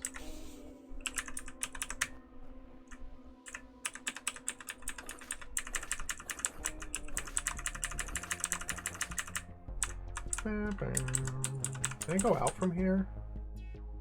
Not like that, I can't. I think I need to use the tunnel.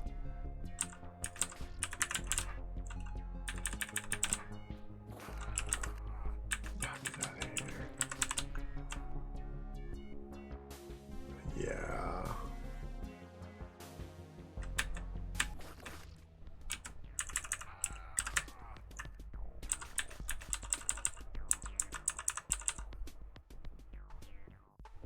I don't like this sword. Ugh.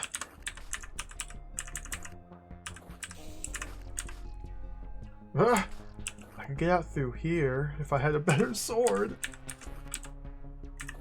Ah! Ah! Ah! Ah!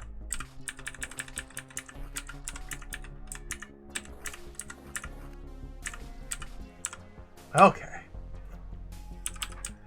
Whew.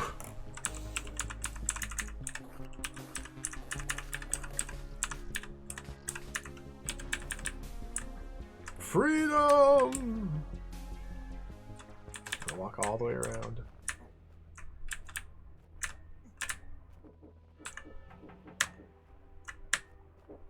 Yeah, there are chunks of pretty much every floor I have not seen yet.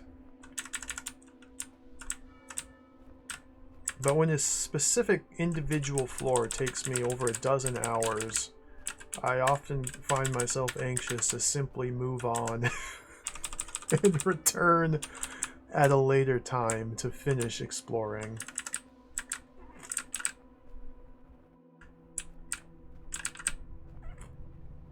All right, let's I haven't even thought about this puzzle yet. I have no idea what this is about. So let's think. Let's look at this. There's a bomb. There's a singular rock golem.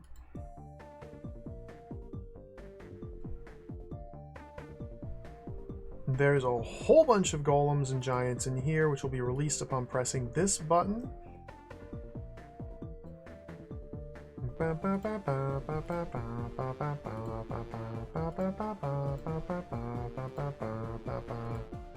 A toggle system here with these doors. In order to kill this golem and get out, you need to first press these buttons and then unpress these buttons.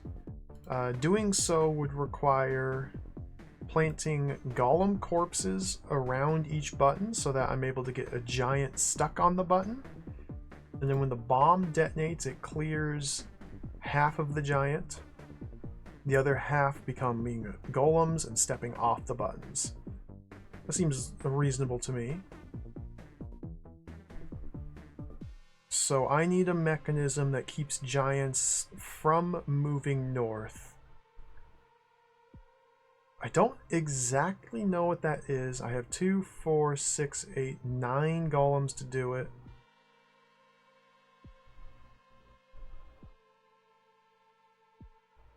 And I need to specifically be sure that the golems are halfway in the explosion, halfway out. So there's 2 different states that would work for every individual button.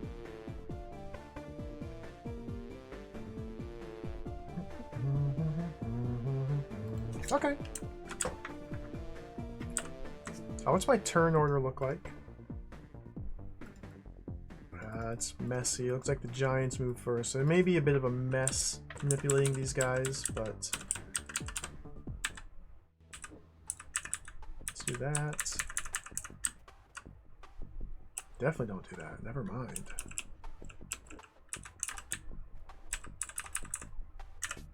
Ba, ba, ba, ba, ba, ba, ba, ba, ba, ba, ba, ba, ba, ba, ba, ba, ba. So this one should be the last one I do. Probably work from the bottom up. Again, I don't precisely know how giants behave with regard to obstacles. If I'm looking to get him stuck on these 4 tiles here, then I believe a golem corpse here and here and here might be sufficient. Might. Let's find out. It'll be a little bit of trial and error while I try and suss out the individual spots here. Da, da, da, da, da, da, da, da, da, da, da.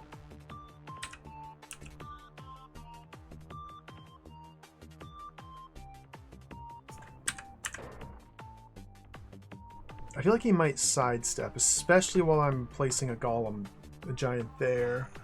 If I put another corpse there, then I'm using up a lot of my very limited supply of resources. But that looks like a giant pen.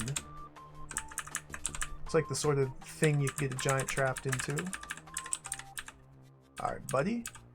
Not all of you! Oh my god!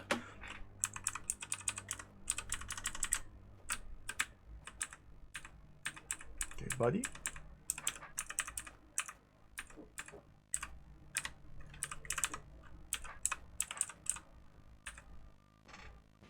Fully stuck.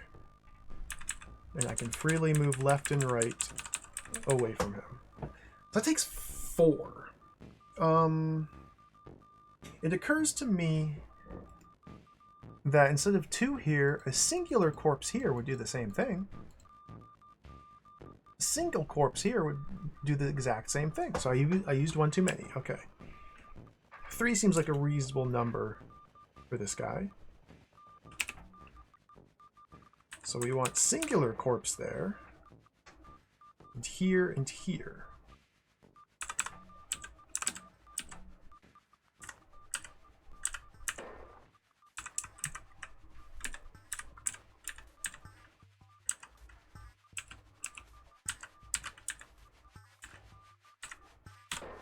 Okay, and now just confirm the test results, because I don't really know what I'm doing. Confirm. Dude, just...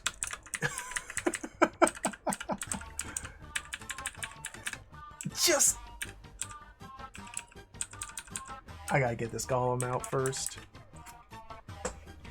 Okay, so if we want to contain a golem here, using these 4 tiles,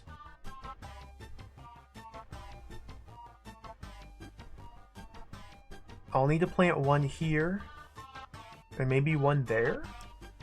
That might be enough. That might be proper containment procedure right there. Ba, ba, ba, ba, ba, ba. Blah, blah, blah. Here they come. This is bad. That's a lot. I'm not ready for all these. This is bad. This is bad.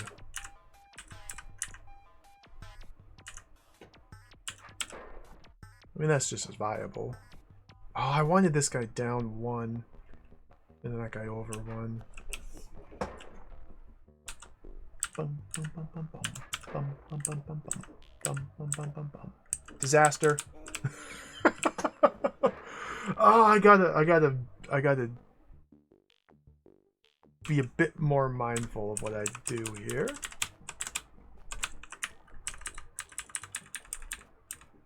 There we go.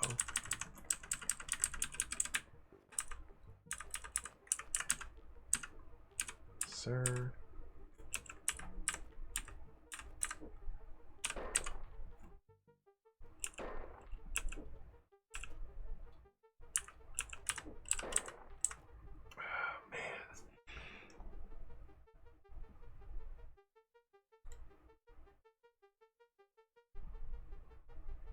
So setting this guy in his spot will force me to cross over the opening, and these guys will all get loose. So let's try and do this the long way.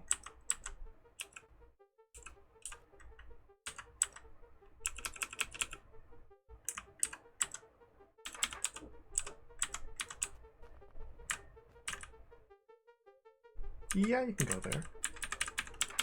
Can you go there? I don't know if I like that. Not with this sword.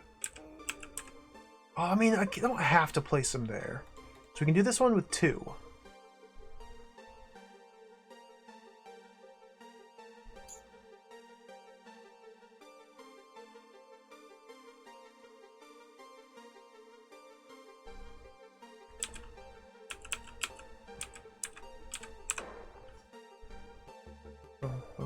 And one here.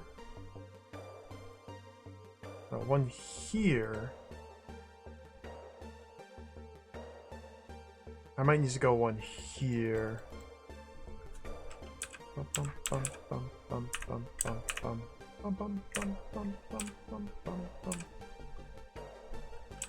Yeah.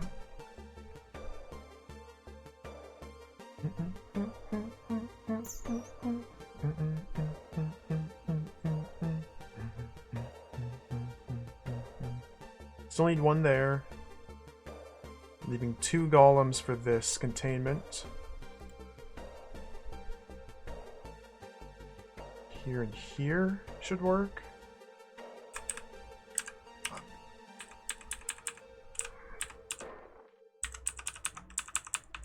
Can I shake just these last 2 golems out? I might not be able to.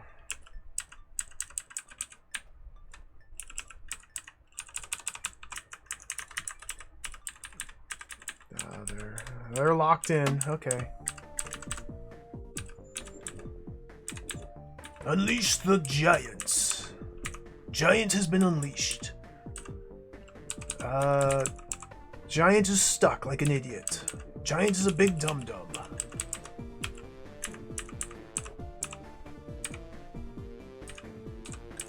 Okay.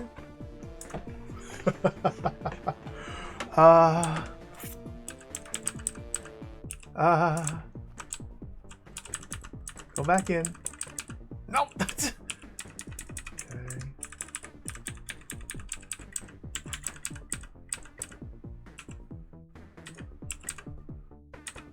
Oh, he's not getting out from there.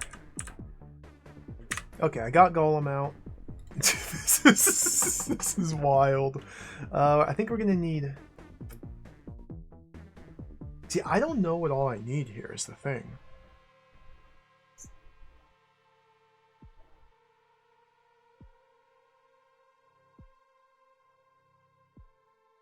We want to place the golem here. So I want one here. Here and here. Although then he'll just slide off his button and set there. So here and here.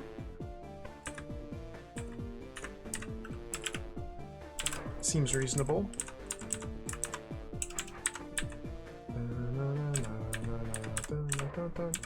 Okay. So now the question is it humanly possible for a single man? No.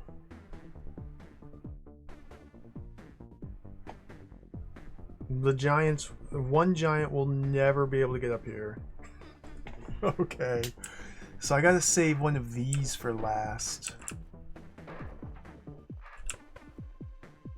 Bum bum bum bum bum bum bum bum bum bum bum bum bum bum bum bum bum bum bum bum. That guy, okay.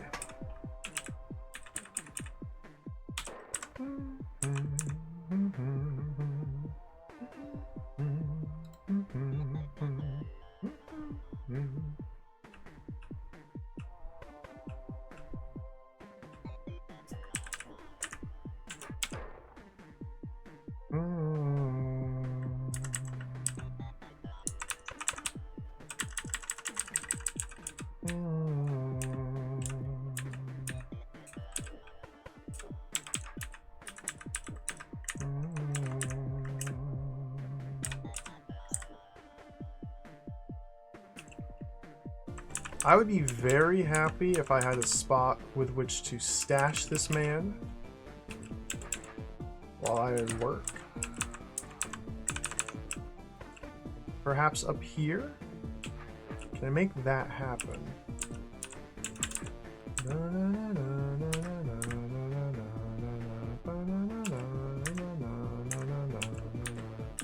I love this song.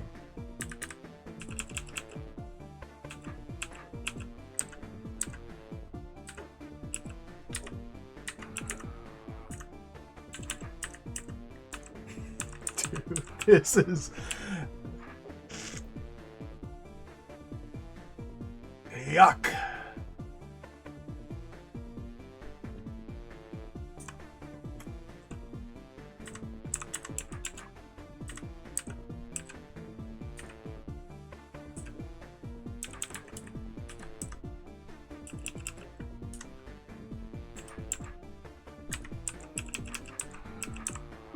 This is yuck.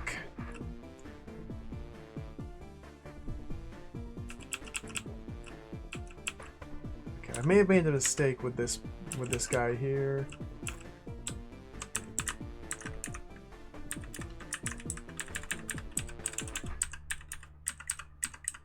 Anybody want to slide out and get stuck in there? Thank you, thank you, thank you, thank you, thank you.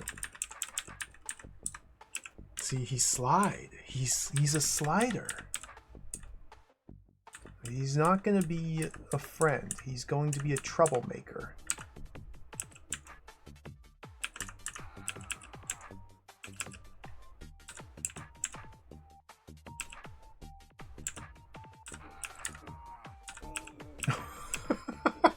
This is quite silly.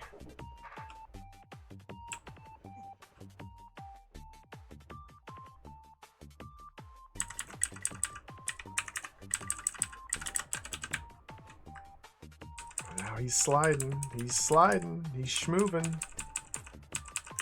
Like, I just want to get these golems out.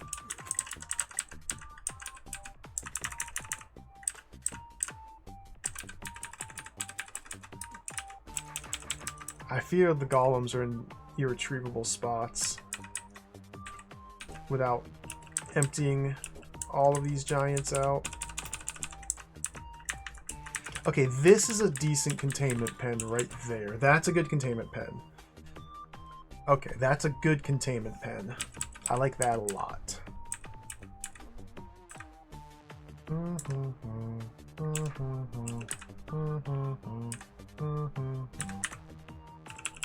I'm running into the same problem again. But we can pull this man down and around and get him caught in there for now. While I also carefully manipulate these guys. So we need to put one there. And I need to pull this giant out through here and then stop her here. You hear that, giant? Oh, whoa. Just get... God, this golem's gonna be a nightmare.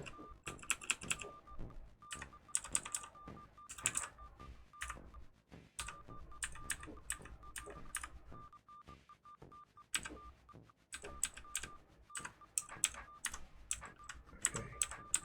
He's out. Stopped. Okay. Assuming that my golem corpse is in the correct positions, which is not a solid assumption, I think we're in pretty good shape here. So this man, oh my goodness.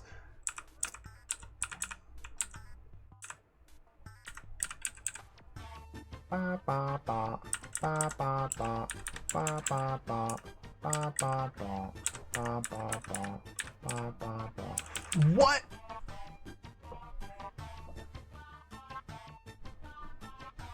There's definitely a much cleaner way to do this room.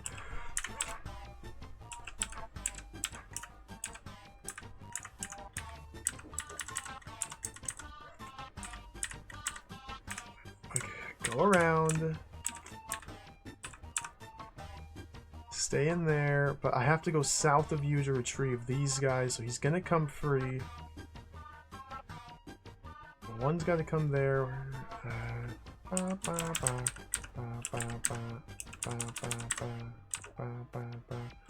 I can't.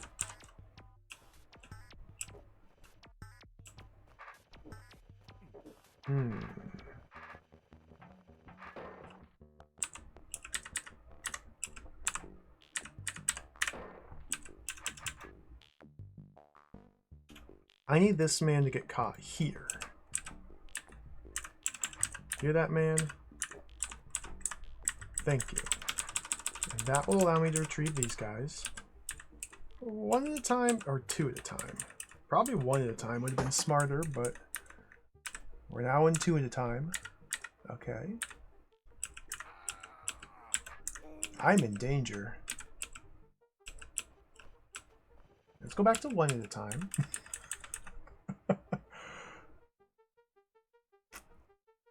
Getting this guy caught in here would be ideal.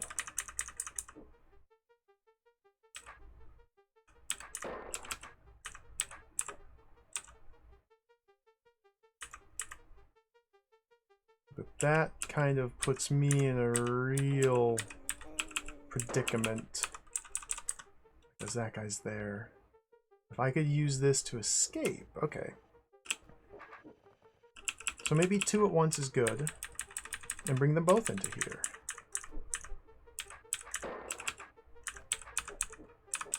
Okay. Okay. This is a silly puzzle.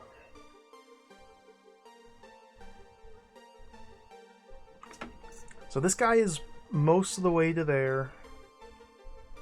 This guy's causing problems. I gotta bring one down here and one out there.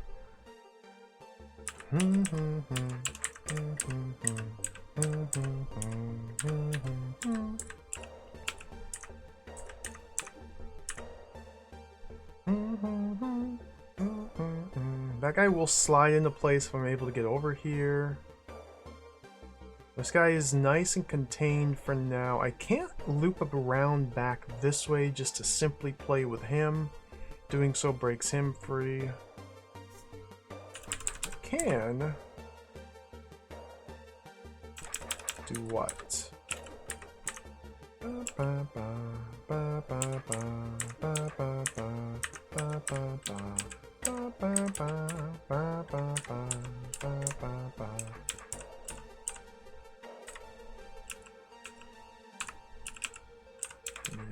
Gonna need a different sword here. There we go. Okay. Dude. Welcome, Drag. Good to see you. Father Axekeeper, welcome. There's an infinite amount of DROD. There absolutely is. I love this game though, so I love it. I'm happy that there is infinite DROD.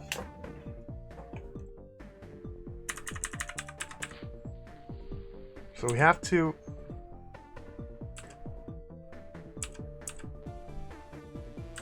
You know? It wasn't perfect, but that's that... Oh.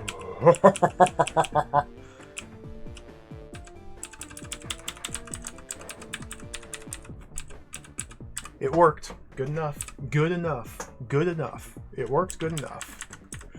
It wasn't perfect, but it worked.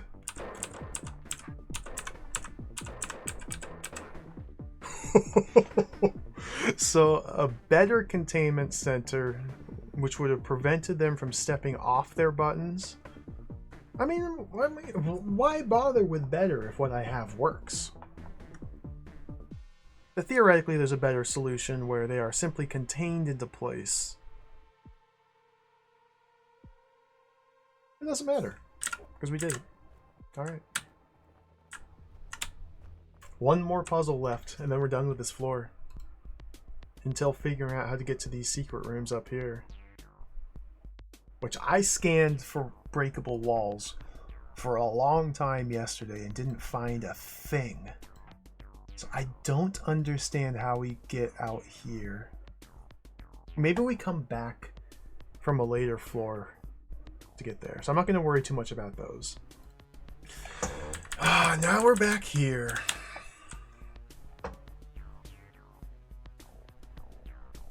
You just have to solve this one puzzle, Superman. Just fly through my rings.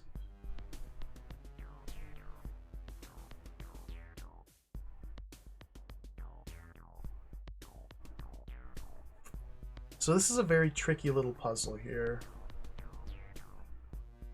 Essentially, I know I constantly re-explain things, but it helps me to think about them.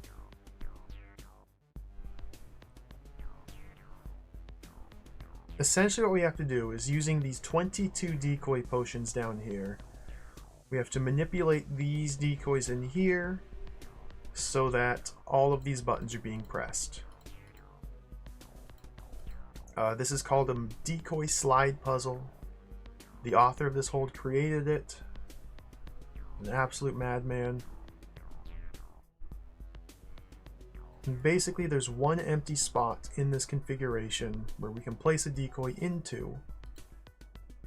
And if we place them with the correct sword orientation, it kills a previous decoy, and then the spot where that guy's sword was becomes free.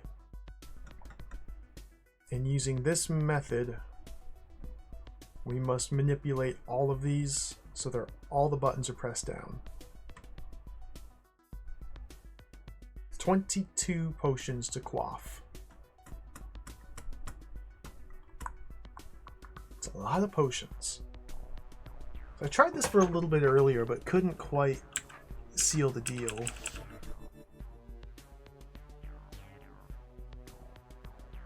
It's a symmetrical or mirrored, or I don't know what the correct terminology is, pattern here.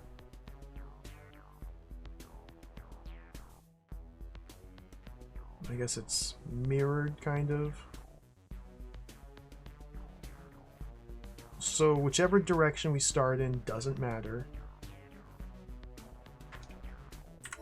So I've been sticking to northwest. Let's mix it up and go southwest. Perhaps a different angle will help my brain think of something new.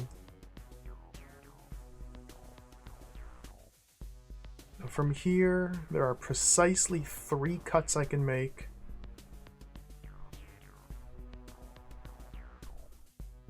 Going west is bad, because doing so opens up this tile, and the only cut I can make from this tile is up to there. Or don't show that. And now from here, the only cut I can make is down here. And I've accomplished nothing.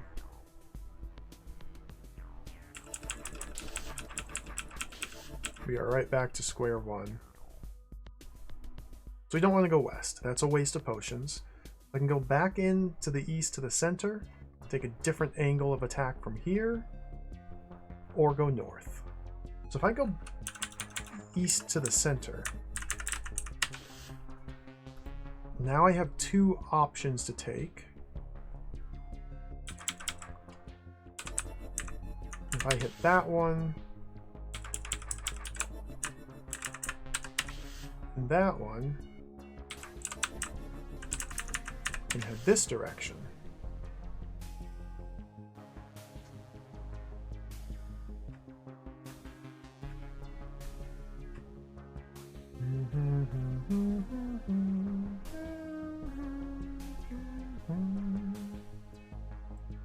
From here,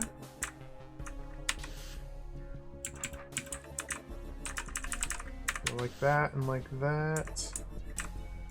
I really don't like doing that.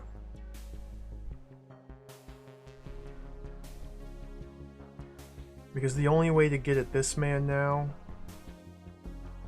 Well, this guy is very well protected. We have to kill this guy. in order to put a potion here.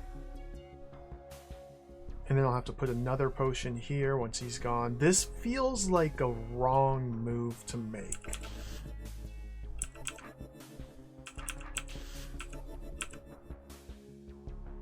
So instead from here, I don't know, let's go this direction. Now I'm gonna run into the same problem with all of the outside edges that I come against here. It's going to continually be the same problem. I gotta come up with a solution. I need to place one here. So sloppy as that is, it allows me to go like that. And now I've lost. I'm stuck. Oops. Okay. Don't do that. Don't do that. This is simply a waste of potion. No, it's not. But it's creating the same ugly situation I didn't want to do up here. So I guess I just go south from here?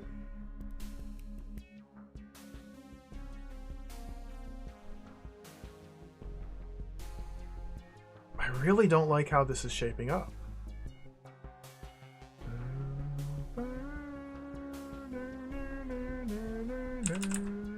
I still have a lot of potions to use though, so perhaps it's not irredeemable. Perhaps we can still manage. If I go this direction,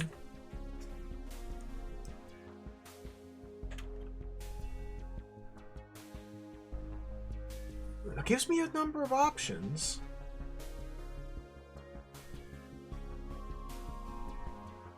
I don't really like them. If I go south, and I have to go here, and this is just a loop. Now I'm okay. I'm stuck in a loop until I break free from here, which is precisely how it was when I first got here. So that's not good.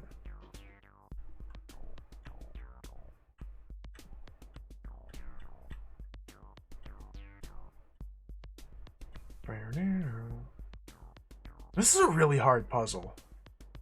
I'm strongly tempted just to look up a hint for it.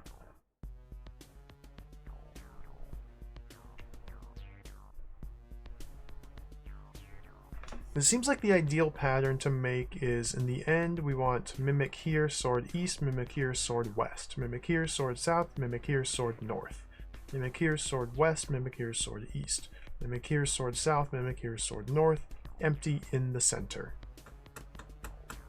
It seems like that's what we're shooting for.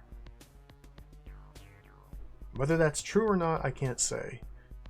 And I have attained 0 of that with my current placements. How do I angle for that? I can't say either. Like, what?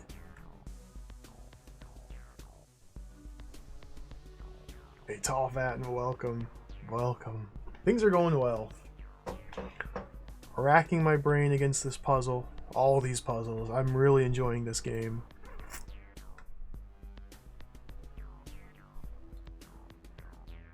Like, it's so daunting, the number of moves necessary. Like, the implication with 22 decoys here is that all 22 are necessary.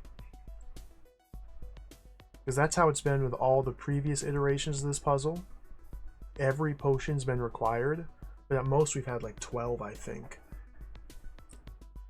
And now they've almost doubled it.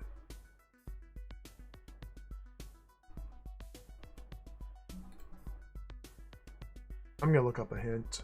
See if they even have hints to look up. Last time I tried to look up a hint and got nothing. Oh, what is this? Quartz south, once east?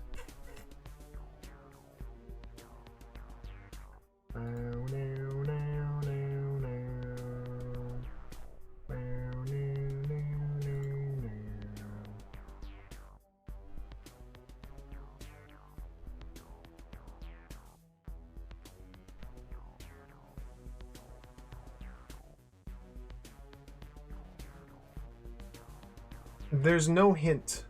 The only hint here is a solution, a demo I can download which just demonstrates the solution. There are no hints here on the forums. There's simply a full solution.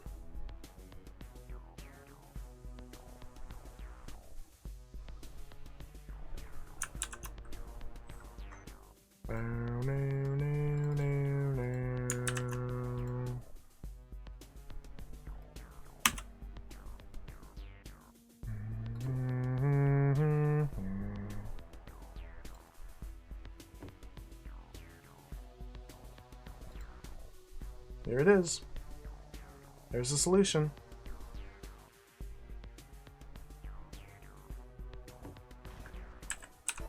He enters from a secret. Oh, to save move, optimizing for moves, of course, because this is a gamer. This is a gamer. He starts southeast, and then kills the middle, then kills the outer, and kills that one, and then steps out, kills the middle, kills that one. Okay, and that's the repeatable pattern. It's only a 30-step process.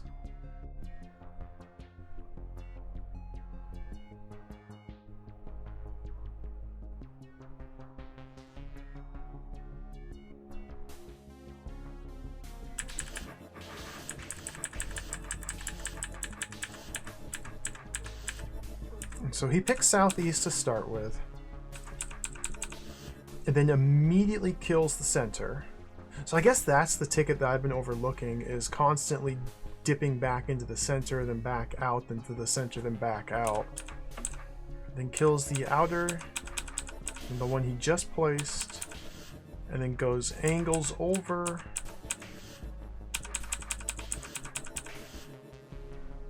Wild.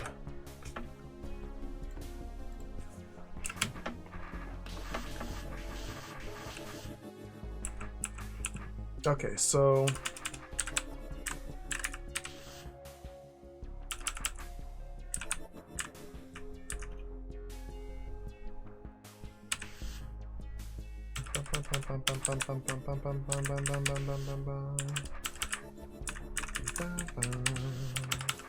something like this.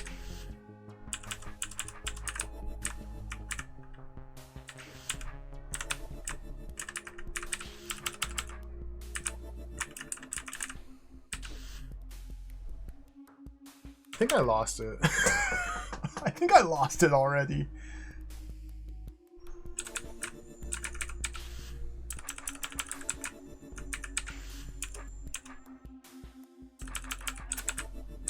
It goes out.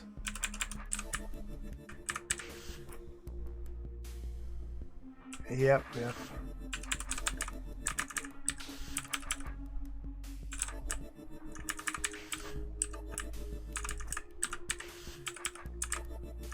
What am I...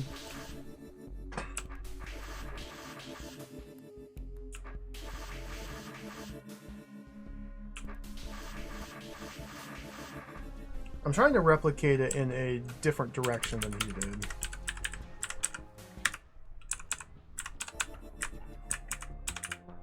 So it's that way. And immediately cut it. Then go to the outer. Then immediately cut that one. And then go out there.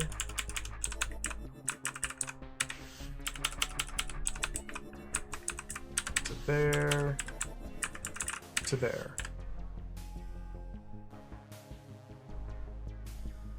I guess I didn't look much farther from here. So the bottom is now done. We never have to touch the bottom. And there's 14 potions remaining. That took 8 potions. But we have the bottom completely cleared out.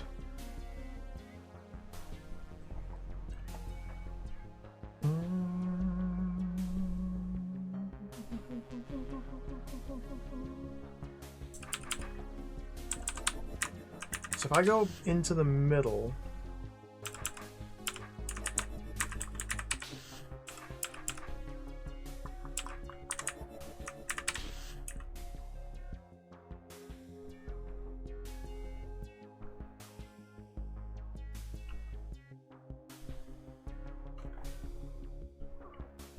Then couldn't I now 4, 8, 9, 10, 11. I've used half my potions and half the puzzle solved.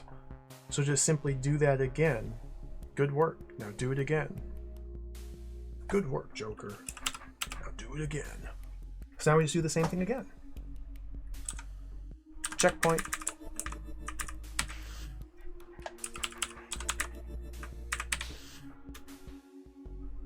So this was outside now. Drop that man. Was it drop this one?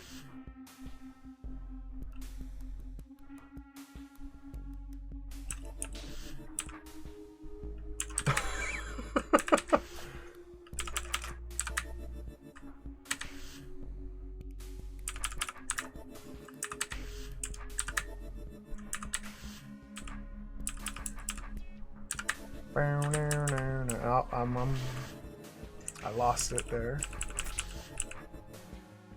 So I think we got to go out this way. Yeah. And cut you. Cut you. Cut you.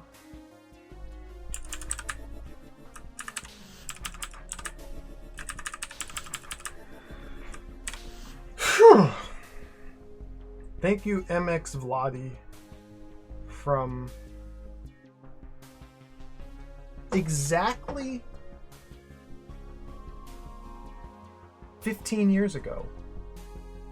August 8th, 2009. No way. What are the odds? Thank you, MX Vladi, from August 8th of 2009, 15 years ago. I wasn't even close. So it was a repeatable pattern, but the pattern was 11 moves and then 11 moves. And I never even came close to stumbling on that 11 move pattern.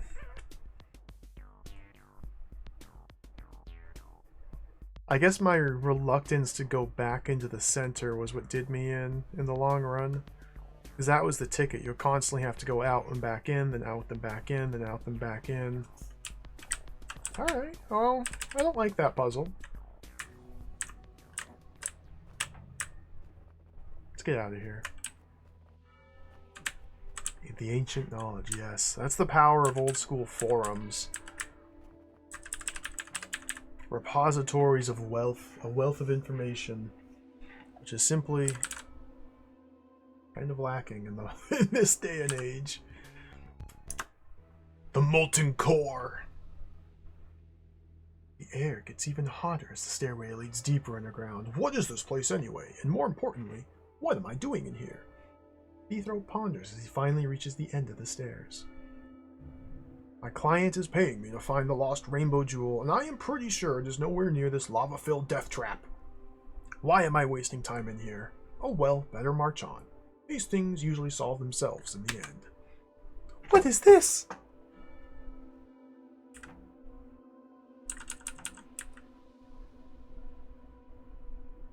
Beautiful. Artistic. What the heck?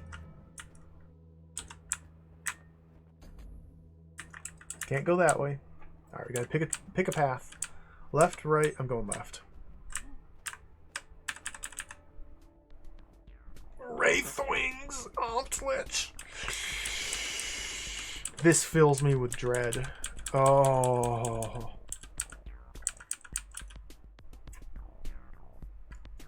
They're gonna be drawing something really cool here.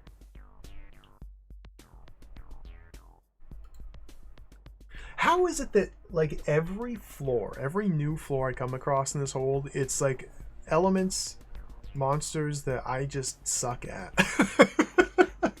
Like, rock giants, I suck at them. Gel cutting in the first floor, suck at that. Stalwarts on the underground lake, terrible. And now Wraithwings and Omsliches. Omsliches aren't bad. Wraithwings are a nightmare. They are a nightmare.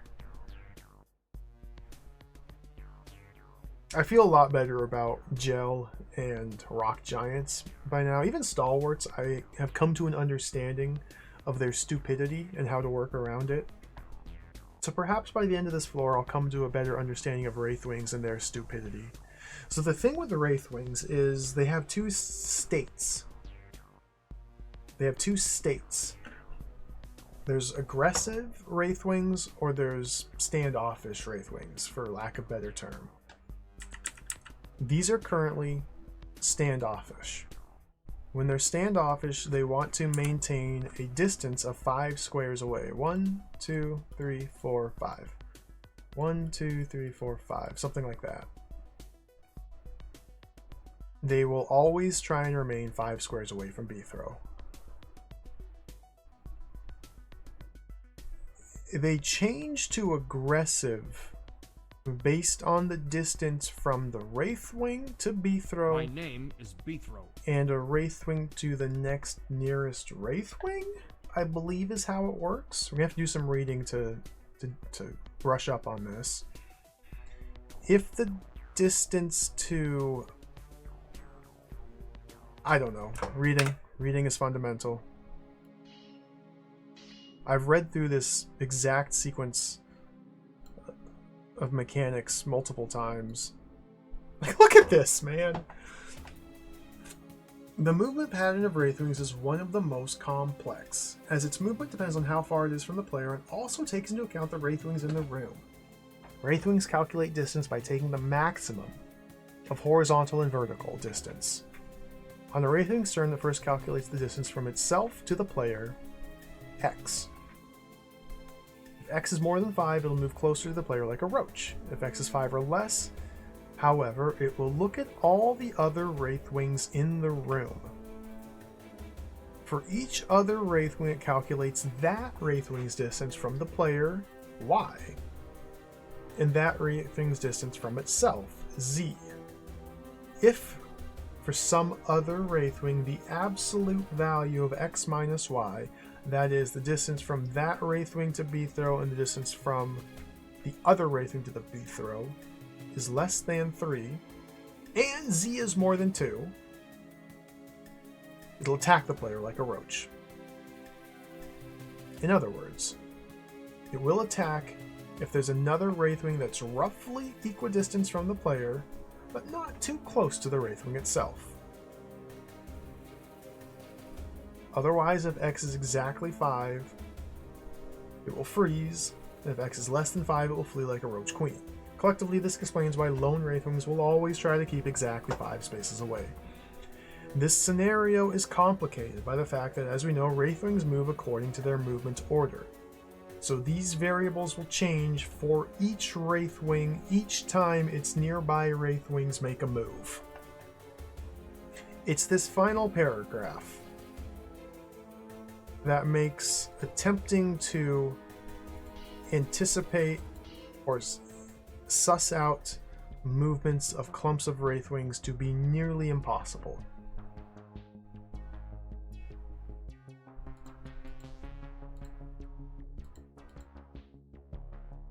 Anyway, this puzzle, none of that should matter because we just have to use the Wraithwings to block the Inflict beams. At least 2 of them. Oh!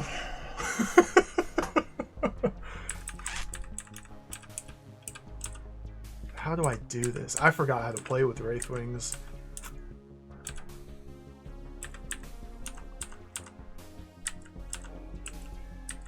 So they go into little dance moves like this.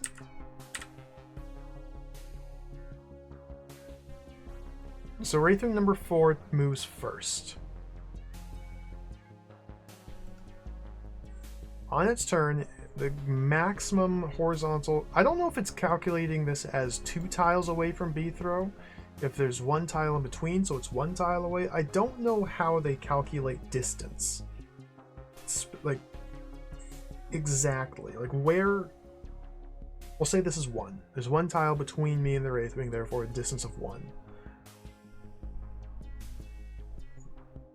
So then these are 0? And then this is 2? So he decides to attack me. But when this one moved in, this guy decided he had to retreat. And so there's no longer enough close Wraithwings to this one to maintain its aggression, so it goes back, and we get a little dance.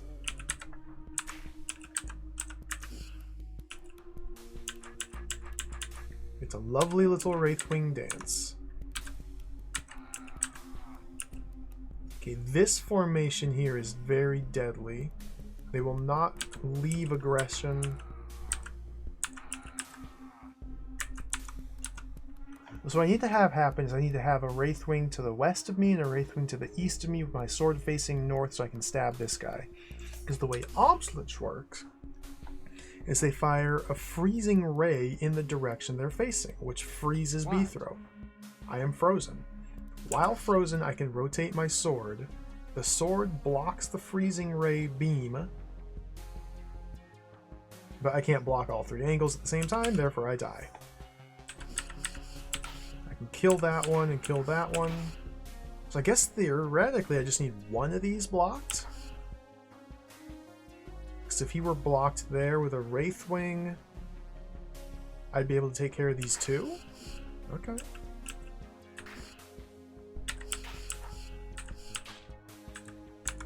Alright.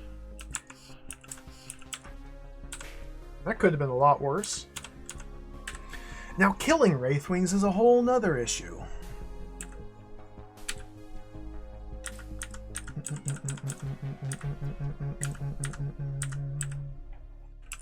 One which I am not a fan of. Get away, go there. Okay, we got him. Clear. Okay. That was a nice little... Oh, what the... Okay, let's go back to see what the secret room has.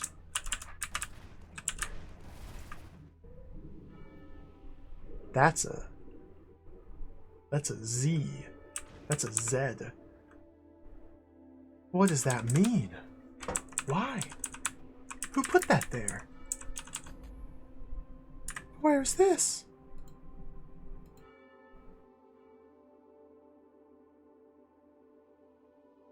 Oh. Oh. Mysterious.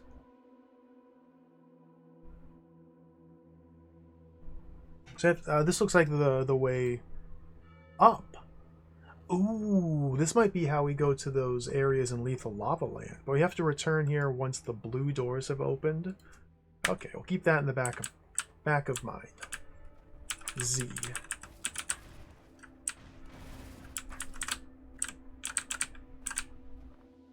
Let's play with Wraithwings a little bit more. 6 Wraithwings must be defeated. I have to enter from... Oh, what?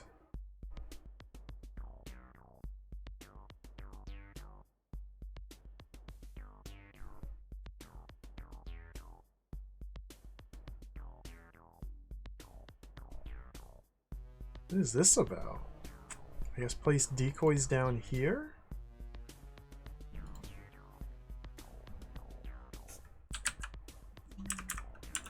No secret here?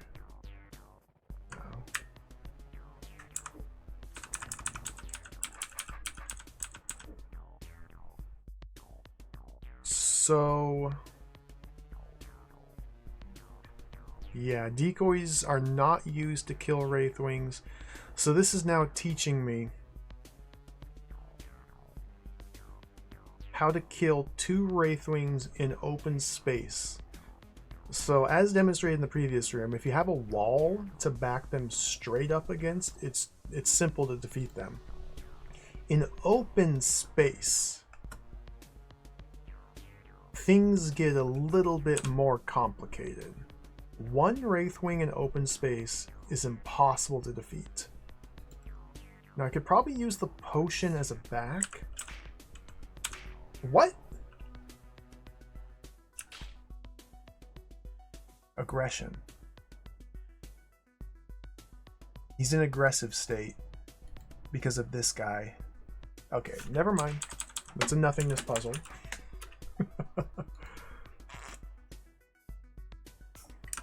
It'll get harder here, though.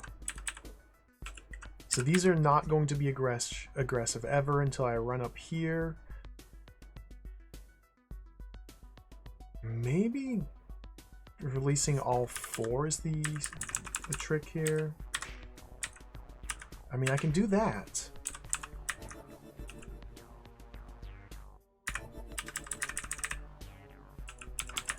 Perhaps I can use a decoy like that to help me out of this predicament. No.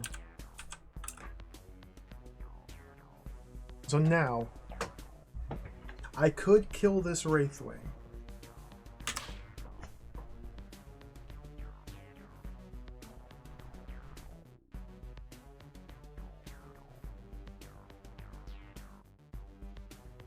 Doing so seems like it's a total mistake, but maybe it's not. Perhaps I can use that decoy.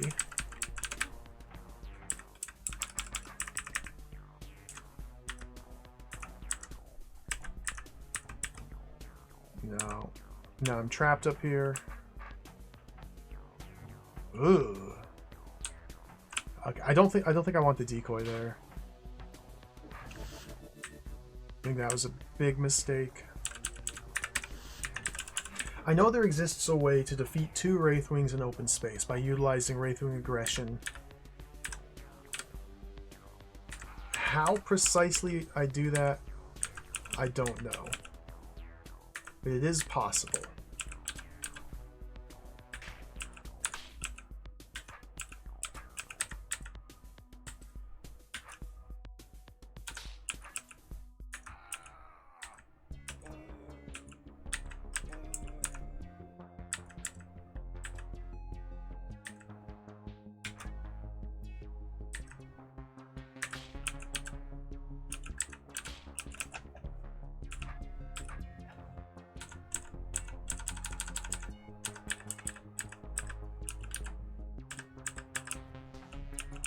I definitely don't want them aligned like that. Oh, dude, look. Splitting them a little bit is important.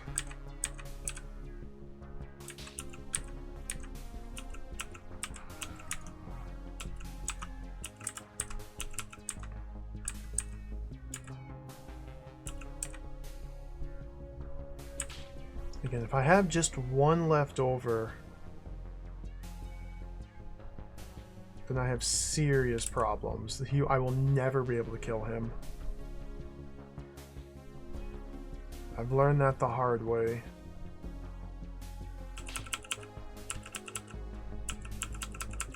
So I'm not really sure what to do.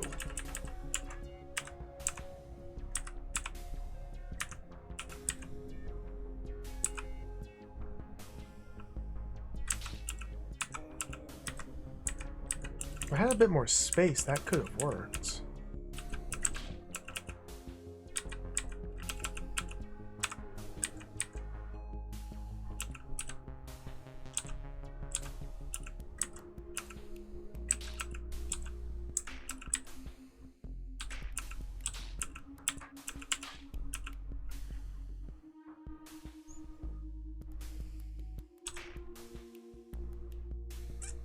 What?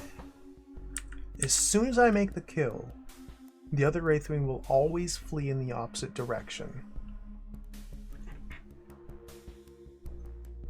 Because the Wraithwing will never go into aggressive mode when it's by itself.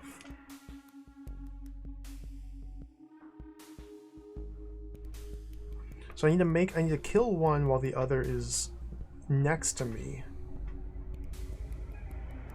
I need to have my sword oriented in a specific way so that I can move to kill it. So it's got to go kill, kill. 2 consecutive turns.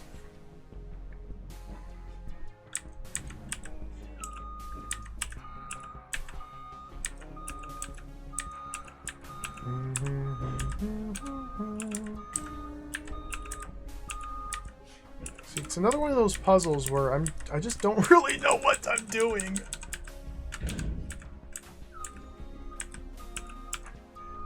That's the beauty of Wraithwings.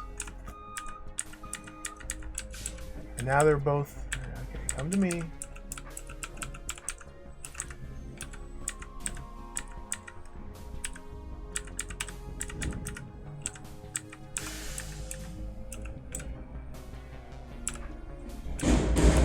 Bang, bang.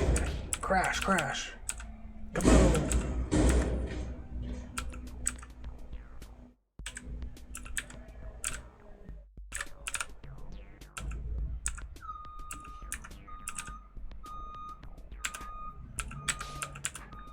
This is jacked, man.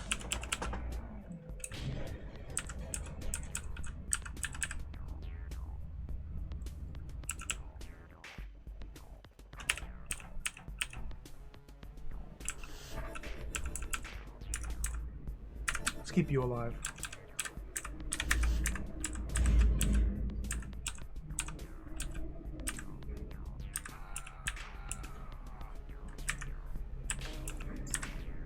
Oh,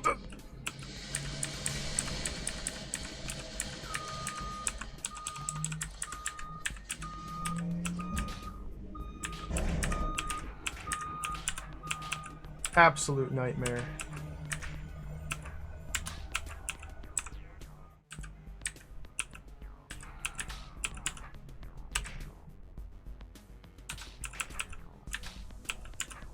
What?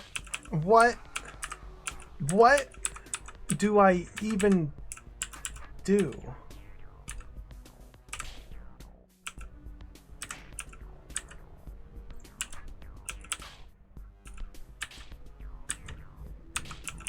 How?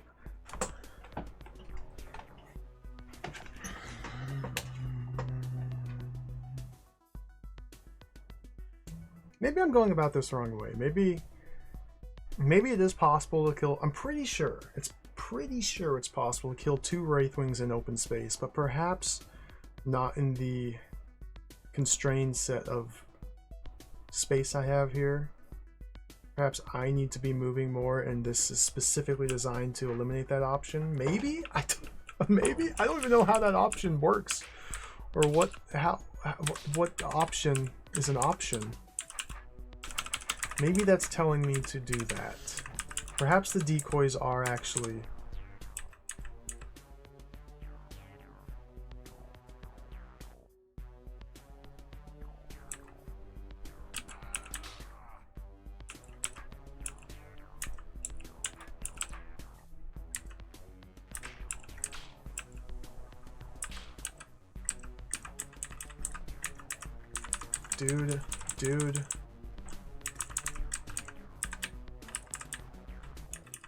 Dude. What is he doing? Dude? Now he's lost forever. Okay, I think I saw something though. No.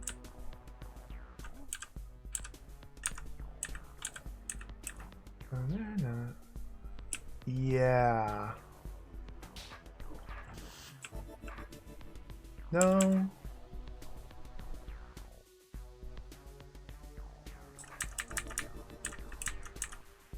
No. Yeah. No. Yeah?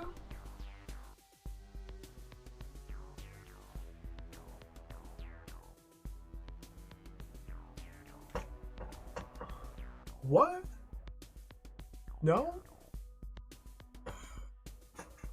What? Okay, let's assess this from the opening here. So to start with, we are presented with 2 lovely Wraithwings here. Majestic flying creatures. Birds of wonder and excitement. And they're dead. It is trivially easy to extinguish 2 Wraithwings when there are 2 other Wraithwings nearby, tucked away within walls, because I can utilize their properties of aggression to simply kill them. Now this is where things get a little bit more hairy. I suspect using the decoys effectively is probably going to be helpful here. So I should probably pick a side to drop the decoys on.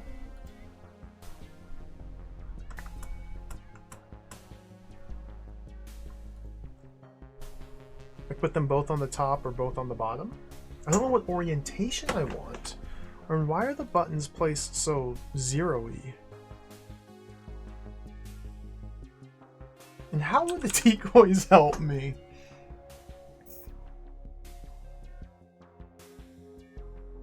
They could provide like a wall to back the Wraithwings up against.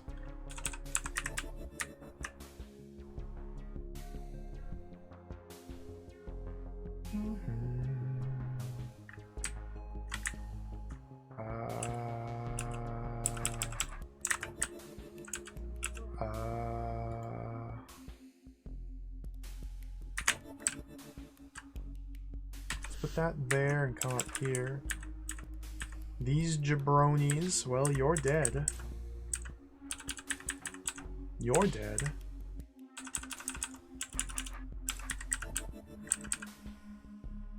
Oh, maybe that's good.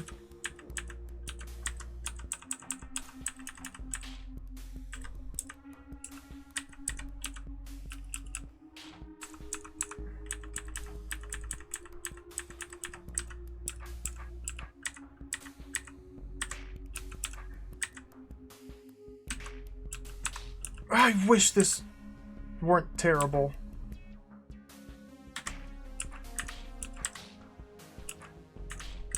I really wish this were not so terrible.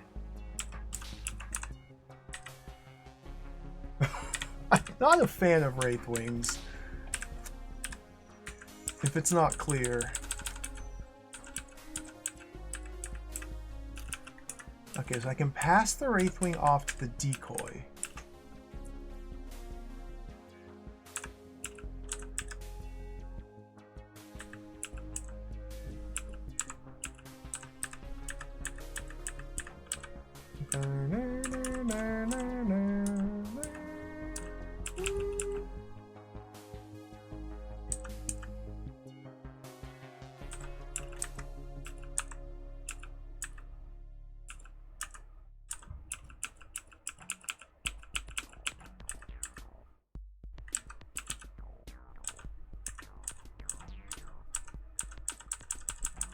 Oh, you double dingus.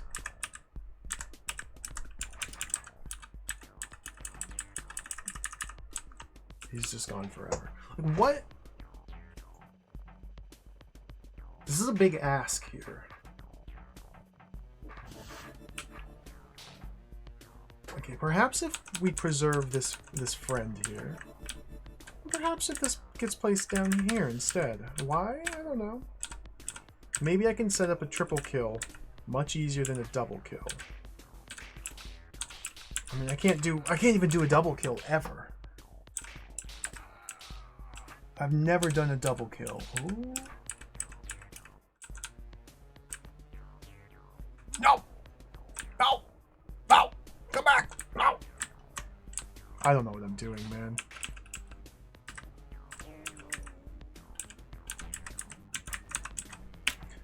Okay, that's agonizing. Let's move on to another room.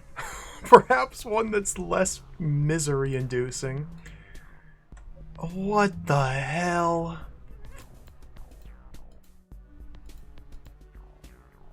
So now we have a single Wraithwing in open space that must be defeated. The Omslick will act as our wall. Okay. This seems a lot more pleasant. This seems a lot more good.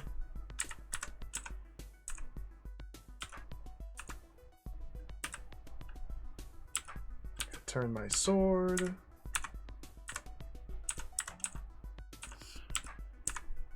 Omslick?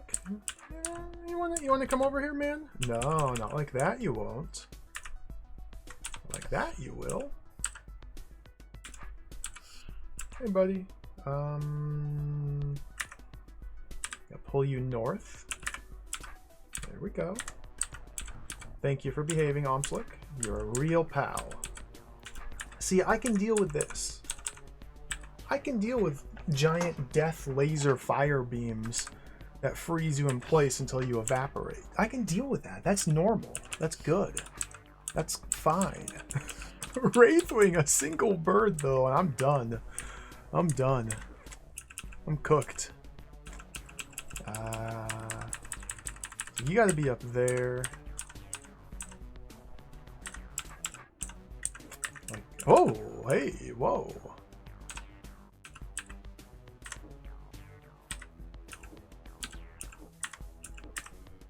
Interesting. So the idea here seems to me I need to use the Omslick as a backstop to chase the Wraithwing into. Losing the Wraithwing like that doesn't work. Now, the Omslicks, however, will sidestep obstacles. And the Omslick moves before the Wraithwing in the turn order.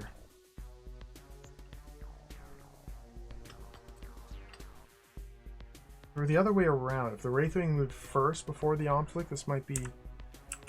Huh. Okay, so there's a little bit more shenanigans and trickery involved here.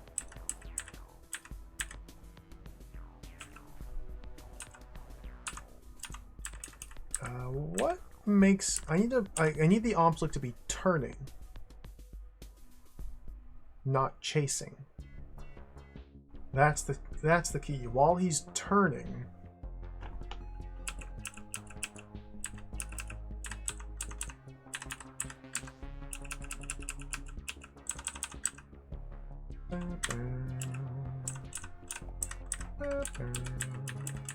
well,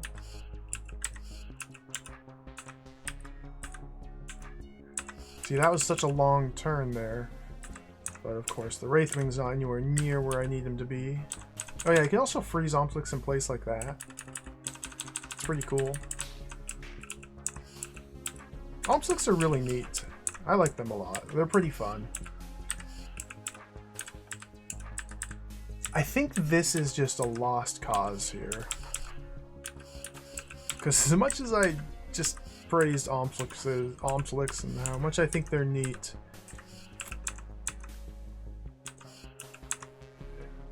they're really hard to deal with.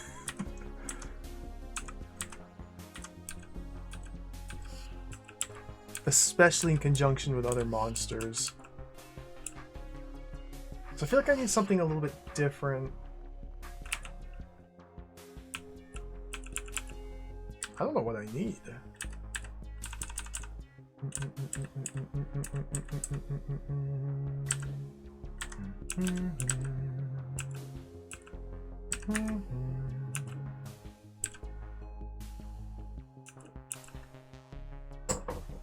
Wow.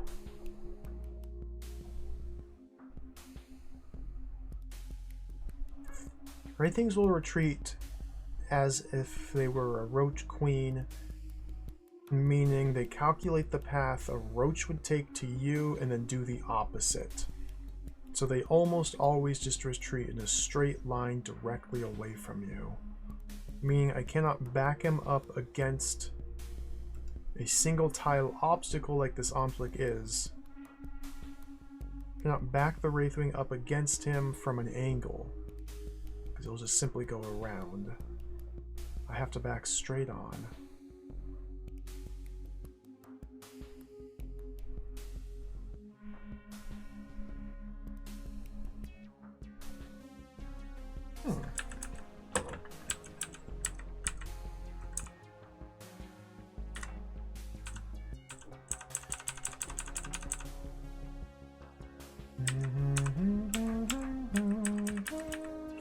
Ooh, this was close. I feel like this is maybe on the right track. But again, now the Omslick just sidesteps.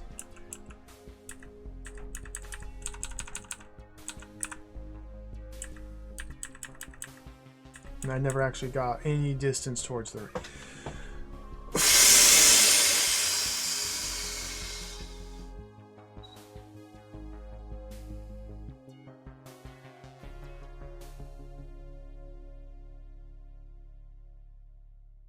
How am I going to make this work? Like, grand total of all of my tools available in this room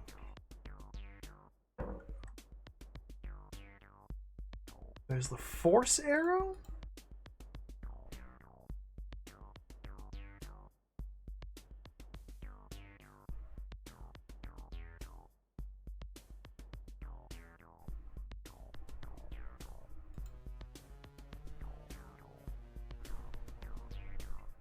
Get the Omslick stuck on the force arrow?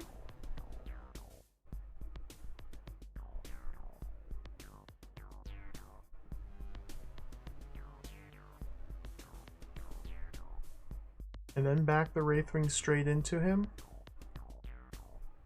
Turn my sword, step there to kill. But doing so requires me to first come down here and then back up. And once I've stepped here, I have to turn around and go back to leave, leaving the Omslick stranded.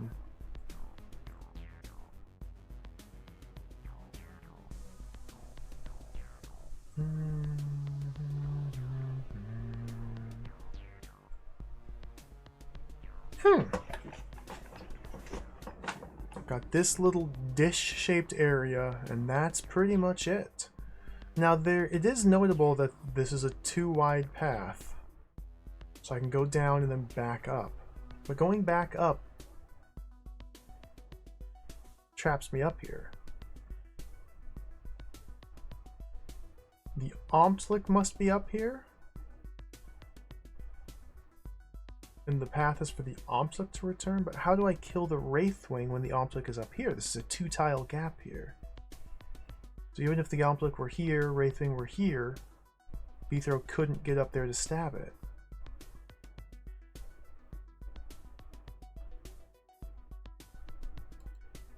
So the Omslick were here, refusing to sidestep around that? For some reason? No, it doesn't make sense.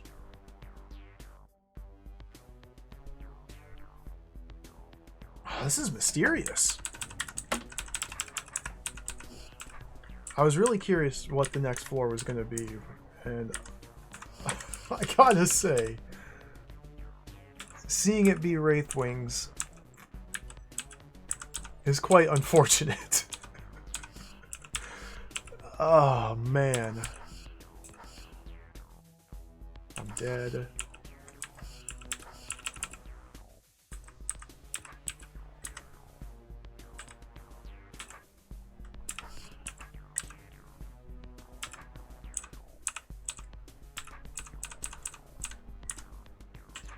The arrow here.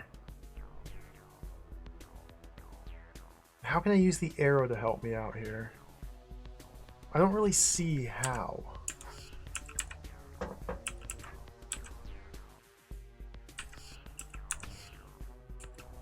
definitely don't want to do that.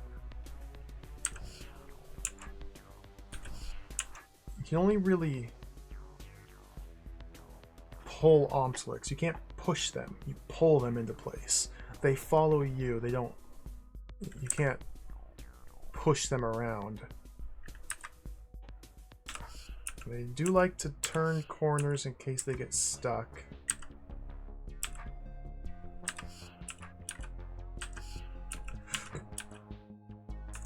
So where on this dish would an Omslick help me the most? The Omslick laser beam does not freeze Wraithwings.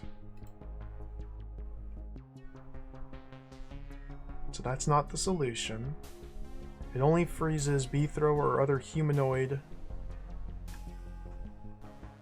Look how terrified he is. Beethro does not like standing adjacent to monsters. It's hilarious. If you click on him, he gets happy sometimes. He looks so worried. Dude, DROD is the best puzzle game ever. I agree. Highest rating.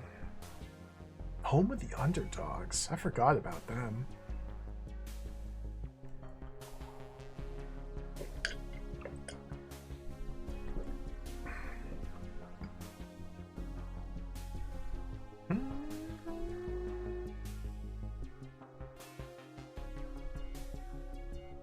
So for this previous room, I'm going to have to do some research, I think. looking up what this technique is, which I do believe exists, whereby you can kill 2 Wraithwings in an open field. It seems like I need to understand how that technique works in order to accomplish this room, although there may be some other solution using the mimics, the decoy potions, like a clever puzzle. But with my few attempts, I wasn't able to get that to work. This might be a small floor. This one here, though, I'm struggling to even see how I'm meant to use the Omtlik to kill the Wraithwing. It's got to be in that order. There is literally no way to ever kill a Wraithwing by itself in this little area. It will not happen.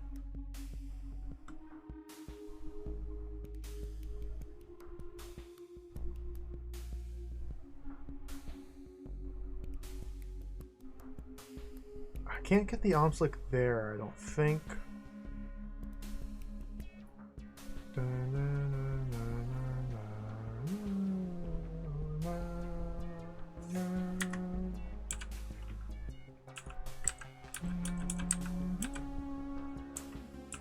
See if I can get him to do a spin move like that while trying to push the Wraithwing into him. Then I can see it feasibly working.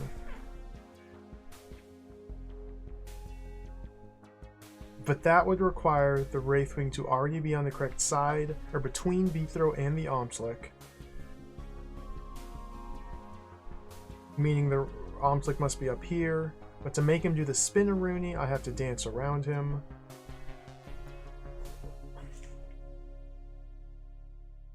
Maybe I have to juggle them both? Oh.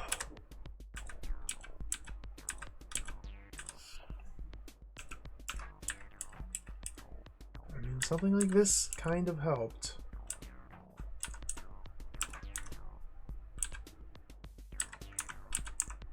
Diagonal beam reflection. Activate. Activate.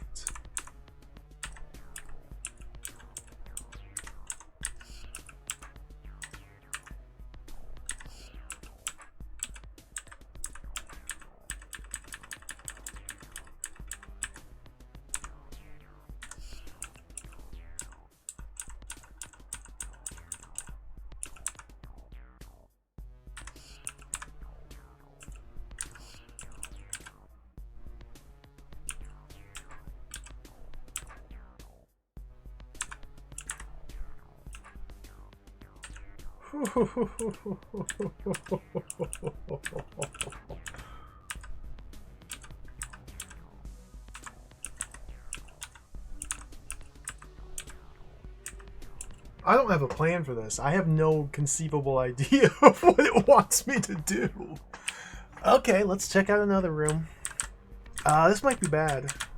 This might be bad. This might be bad. Can't go there. It's the same thing, but more of them? Well, this should be simple, actually. Shrimple, even.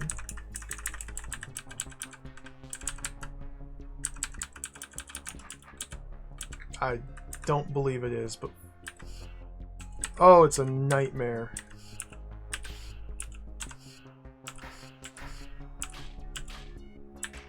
It was not, in fact, a nightmare. The solution was to simply stab the monsters until they died. A clean, elegant kill. A wonderful solution. So, now it's the same thing, though.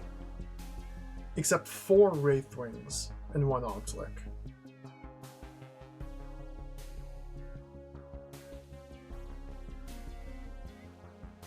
I guess the size of my little dish is slightly different. It's not.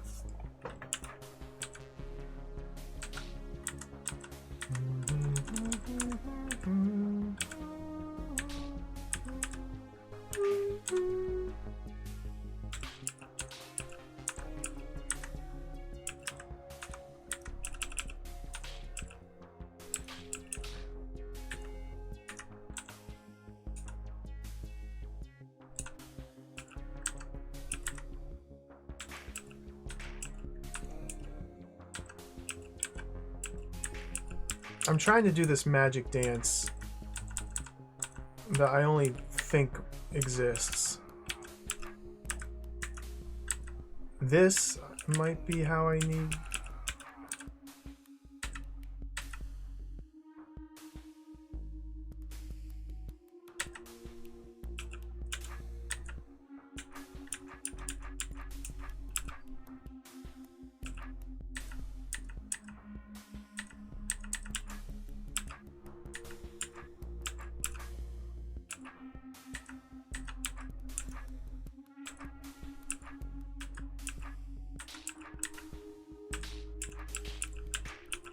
Agonizing. That's what this is. Okay, so I think the intention is probably not to do what I did. Oh, what? I wonder why there's a trapdoor that leads up there. What is this?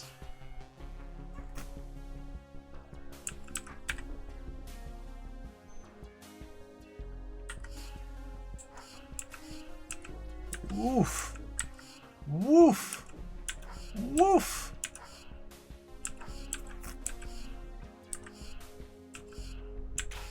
Yoof. Hooah.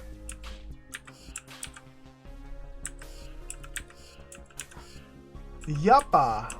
Who's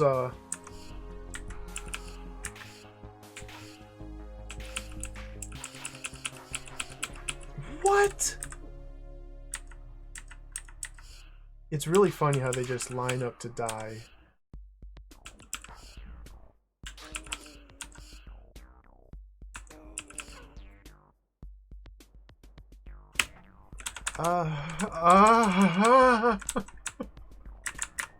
Let's check out another room.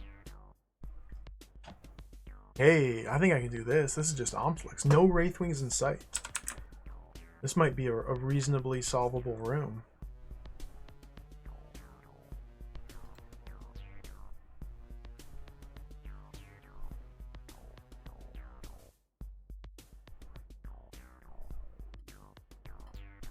Mimic goes in here.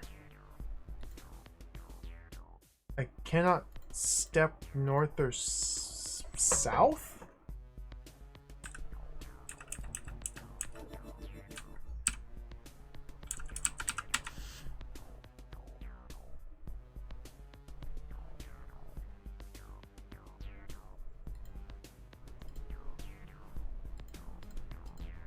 Wait, what? Excuse me? Hello?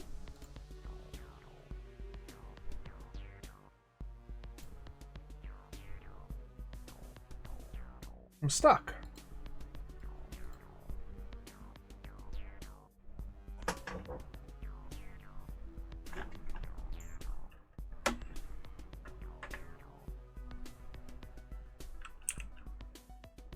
The only move I can make is to grab this potion, which releases the Omflix. The only way to open these doors is to press these buttons. Putting the Mimic into here is the logical conclusion to draw. Oh, well, I just have to enter this way. Oh, okay, of course. I just have to enter through that path and not the other one. Okay, okay. Oops. Kill. Kill Beethro. Slaughter them all. Cut them down. Cut them down. Well done, Beethro. This floor rules. Okay, this is awesome. I love a good carnage floor.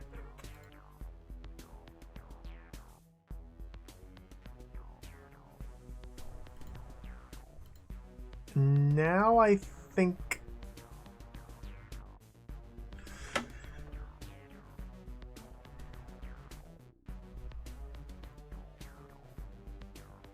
okay, the Mimic has to deal with these two.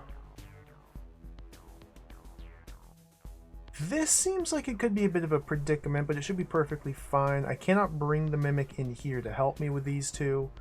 This is a Beethro only problem. This is a Mimic problem. Okay. How do I get the Mimic up where I want him to be.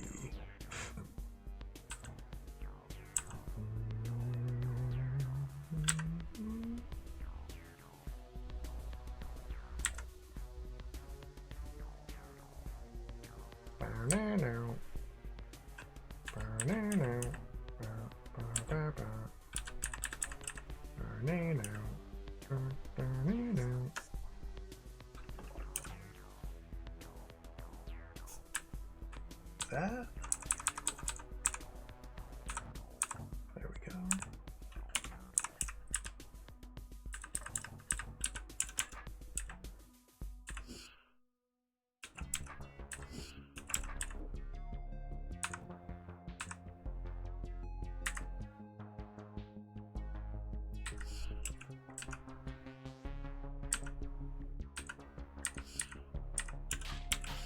Well done, B-throw. Now kill.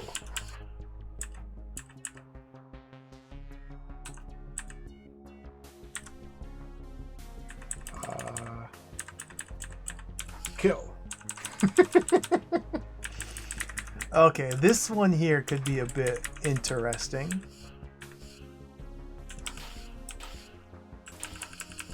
Yeah.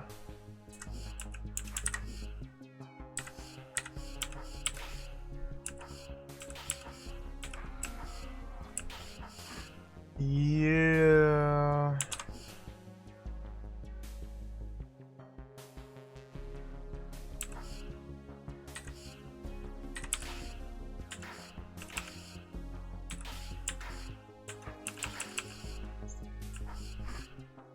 Yeah.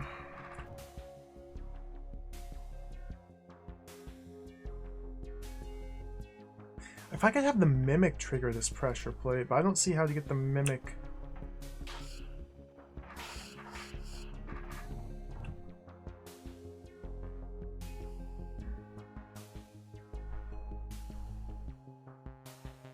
Take the Mimic down through here?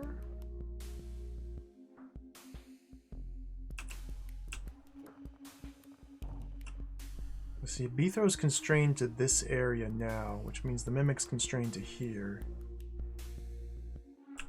Although I guess I could do some manipulation in here.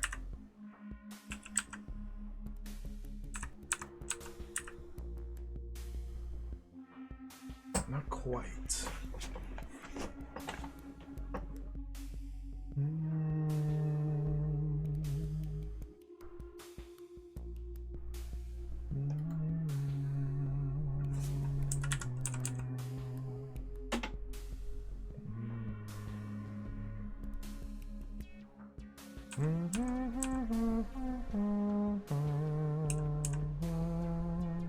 I'm stuck and I can't do that. I can't do that. Oops. They specifically designed against that.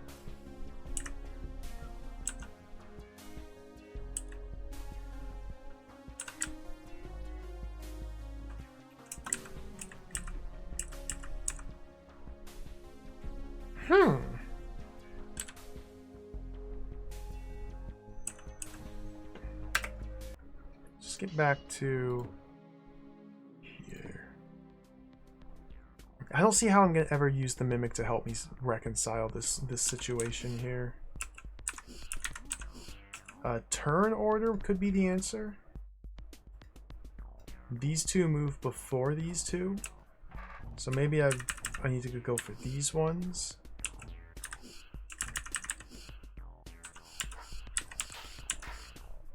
Like, I never get unfrozen.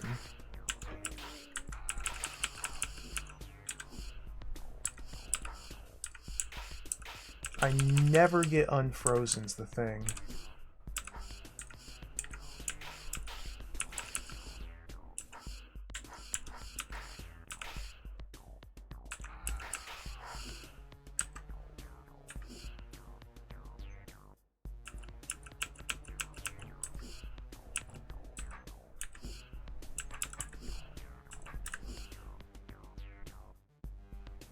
As soon as I press a button, I'm glued in place.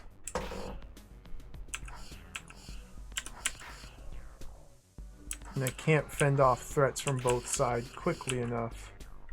Huh.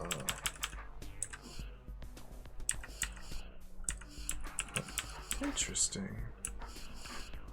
So what does it mean? I don't see how I'd ever get the Mimic out of its current cage to help me. Because unless I burn these trapdoors to put the Mimic up here, then the only means I have to move the Mimic is over here. I guess I could burn these? But I can't bring the Mimic in here with me, because then they're all dropped and I'm trapped here. These ones will only be ever killed by... Unless Beathro gets in here and the Mimic comes up here and deals with these guys, but that seems highly unlikely. In fact, it seems impossible.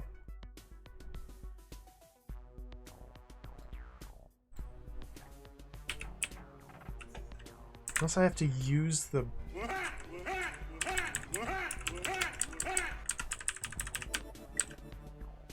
Leave these guys alive? No, I can't do that. Because now they're trapped forever. What a mysterious puzzle. Noodle Beef Noodle, welcome. Thank you for the raid. Oh, welcome, raiders. Welcome in, everybody. Thank you for the raid. Welcome to the stream. How was your gaming going? Oh, welcome. I'm doing well. Thank you for the raid. My name is Bill. Welcome, everybody. We're playing DROD today. This is a puzzle game. I play this hideous, grotesque man here. Yeah. And I gotta stab all these laser beam monsters. This is a really tricky game. I'm stumped at the moment. Yeah, this is a single screen puzzle game. It's basically a whole bunch of single screen puzzles. And the essence of every puzzle is we stab monsters, we leave the room, we win. But of course, it's very complicated. There's buttons and switches and laser beams and trapdoors and toggles and clones and mimics and... Oh, no worries about the raid and run. I do the same thing. Thank you for the raid. Welcome, everybody. I'm just doing a lot of I'm stuck flailing about at the moment. Let's check out a different room. What do we have over here? This is like the same nonsense. Oh, there's ortho squares. I've cleared one room on this floor so far. Oh no. Is there a secret wall? Not that I can see.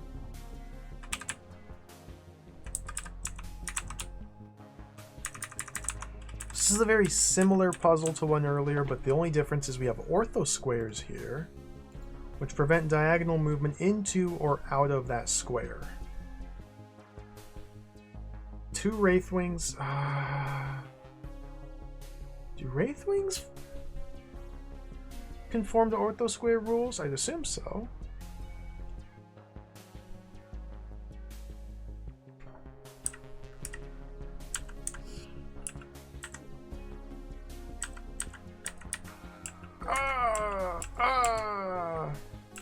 The birds got me.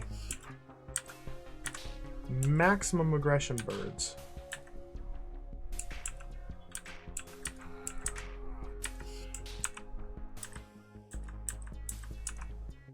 Ortho square.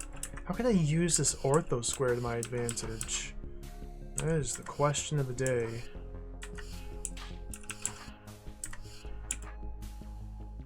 You go there.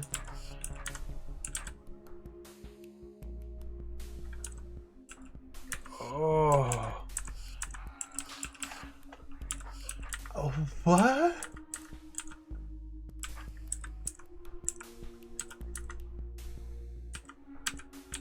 It's... I gotta say, it's not looking good.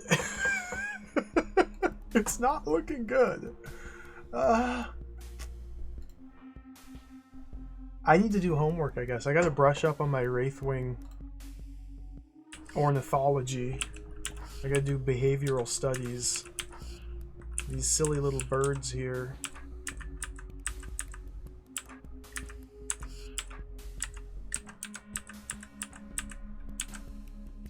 He's just lost. Come back here. Come back here, man. Come here, man.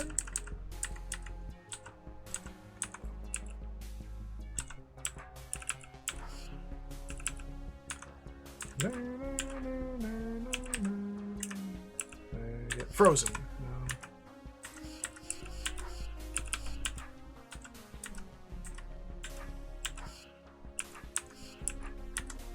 And obviously my Omslick handling could use some work as well, but I have no idea what I'm supposed to do in any of these rooms.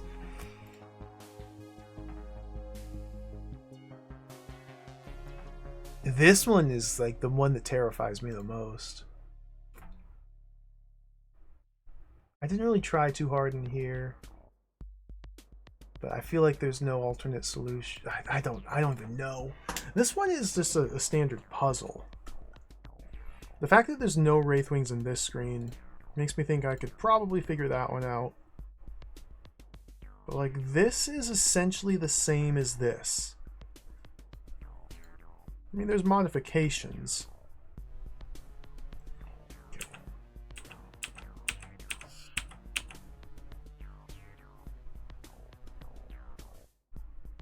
But I have literally zero idea how it is I am meant to kill 2 Wraithwings in an open space like this using only an Omslick.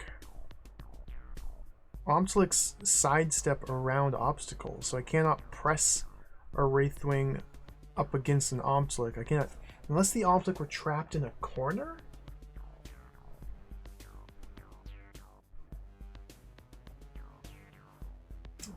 Okay. But I don't think he'll ever step there.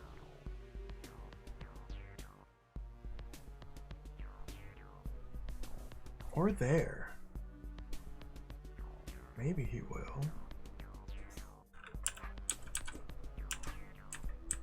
Hello, birds. Don't eat me, birds.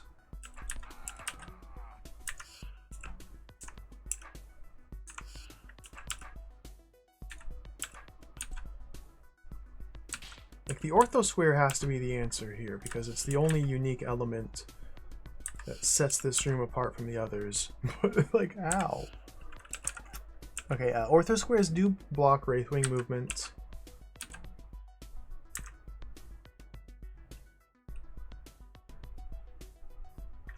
So putting the Omslick on the orthosquare may allow me to, if there's a Wraithwing between us, back him into it. However, wouldn't the Omslick just simply sidestep out? I feel like it would.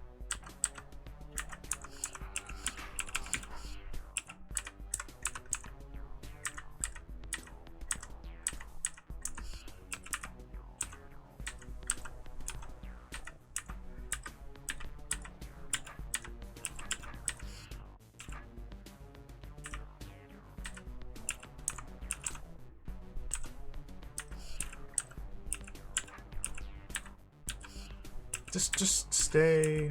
Jeez, he doesn't want to.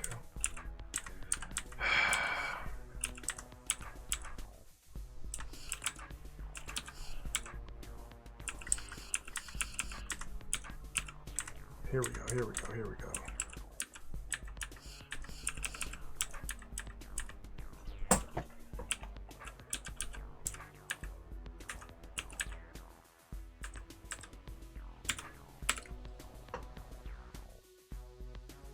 I'm literally just walking around, just flailing my sword around, hoping that something happens, magically falls into place. I have no conception of an even approach to begin to take for any of these rooms. That's not good. That's not good.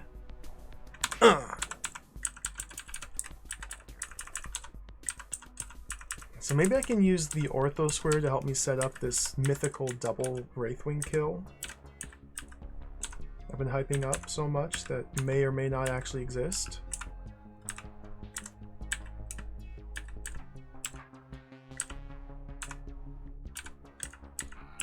Hey, don't do that. Don't do that. Don't, no. He's out for blood.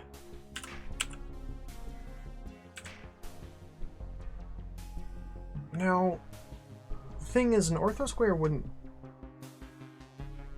allow me to get closer to the Wraithwing. It would simply change a diagonal move into a vertical one.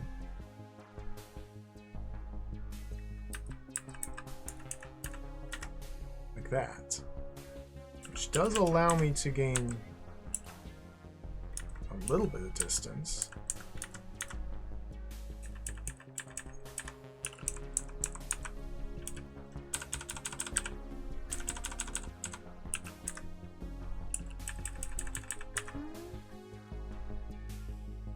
Well, I guess this is the end of the hold. I can't solve any of these puzzles. Oh no!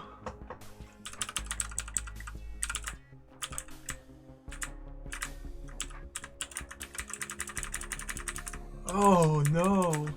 No secrets? No secrets.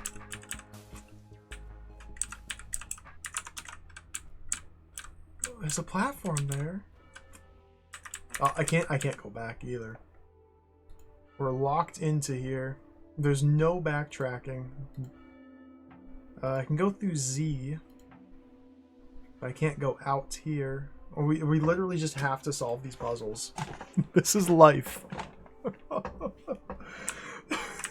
Why?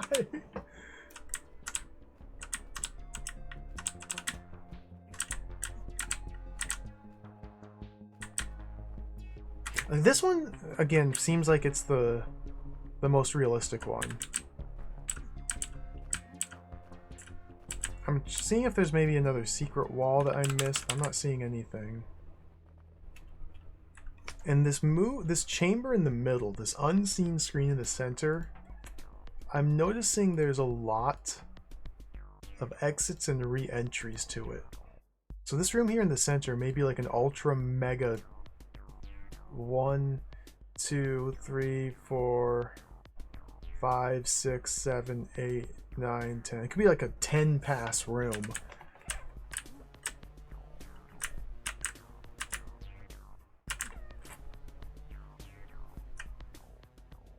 I solved one. Okay. So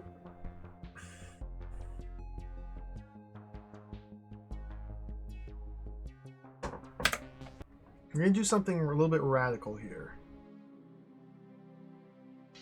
Make sure I've stepped on a checkpoint. It doesn't matter. We're gonna do something a little bit radical here. Change location to Beethro's teacher. My save game's not here because it's in a different DROD.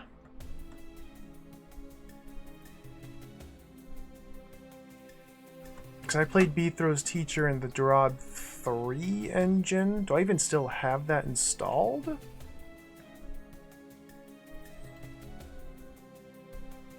I don't think I do.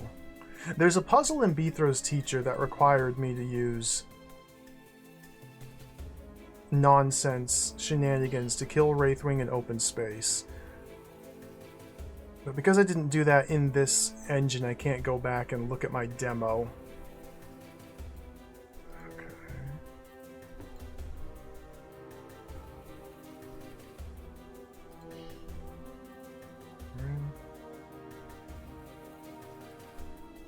Okay.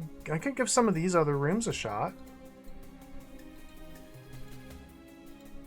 There's still more in the tunnel network that I never got access to.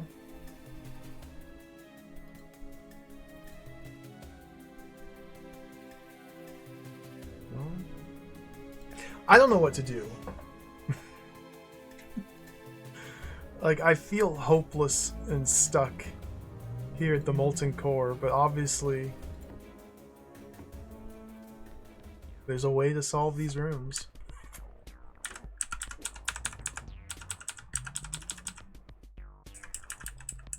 It's not impossible.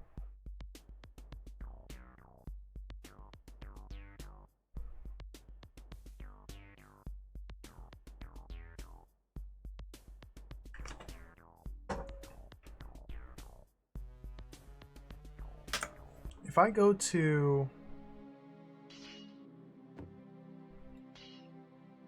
the level editor, there's all this nonsense. Okay, how do I do this? Add a new room. So how precisely would Beethro be able to kill 2 Wraithwings in open space? That's the question that I need to figure out and understand intuitively.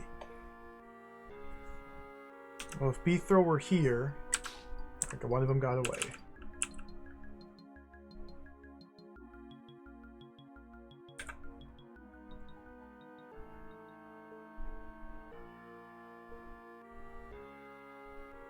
See, the thing is, I don't know what sort of formation of Wraithwings I want.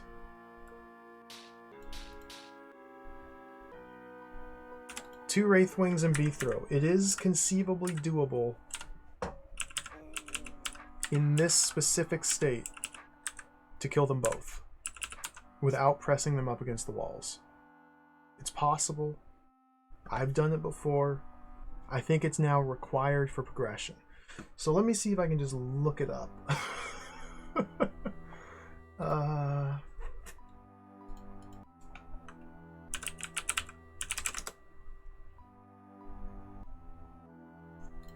don't even know what to look up.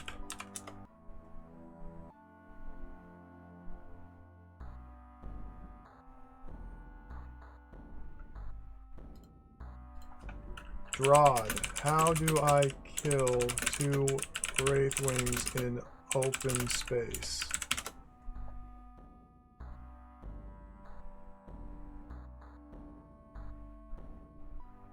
Witcher 3? Terraria? Dude, Google sucks nowadays.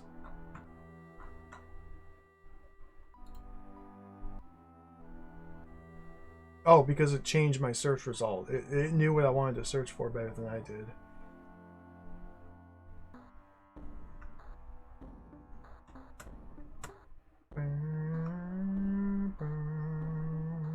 I don't...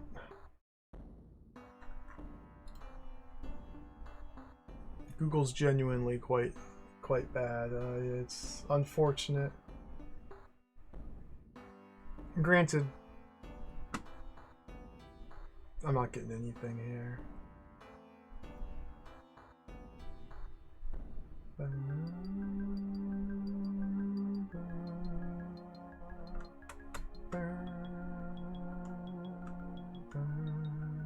Like I'm recognizing.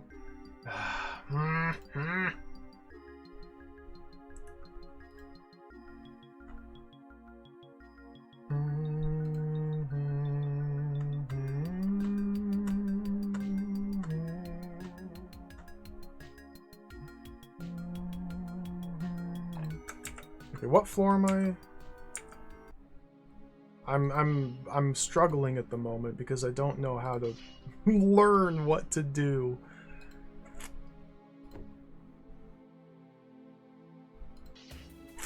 Twice south, once west.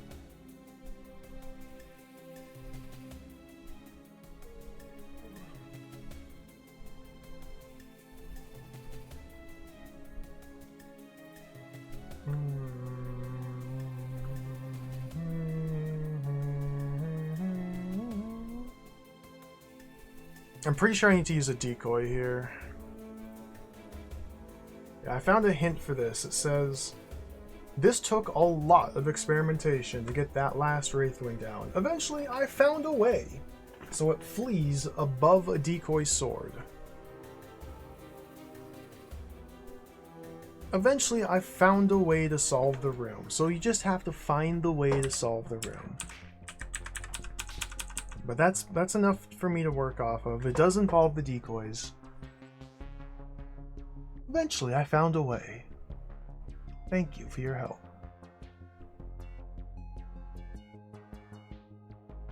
So that means what we have to do is It makes sense. Yes, it makes sense. It makes sense.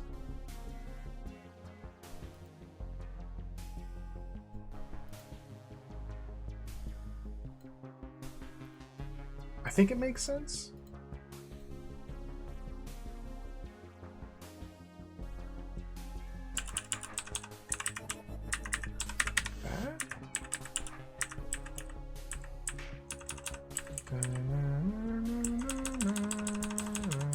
No. See, getting it caught on the little decoy there is bad.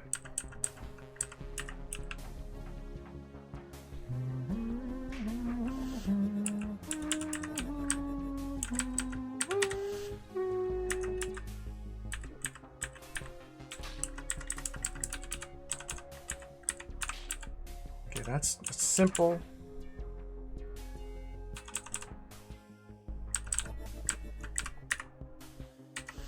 So it seems to me like I need something like this, where this is now effectively a wall, 2 tiles horizontally, a wall that allows me to, if positioned appropriately, back straight into them and kill them. Now,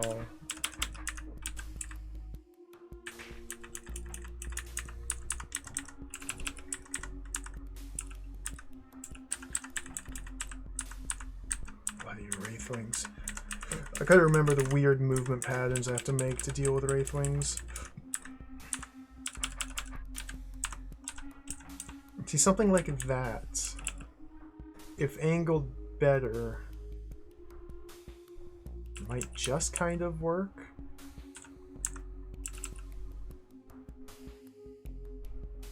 So this guy might need to be...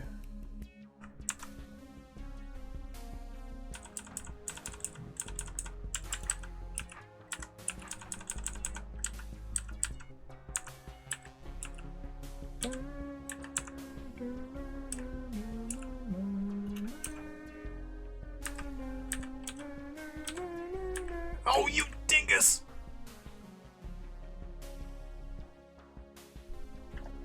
If this guy's sword were horizontal, that would create a little pocket. Whereby, yep, okay, I see it. Hey. A legitimate puzzle.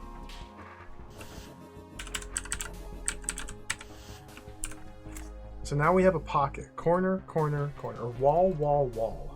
So now I've created a little pocket where I can back him into that, or it'll catch him, and if I back him up at an angle, I can align myself with him, step this way to pull him that way, back straight into him and kill him. I see it. I see it. This is a real puzzle. So first things first, we got to go... What? How?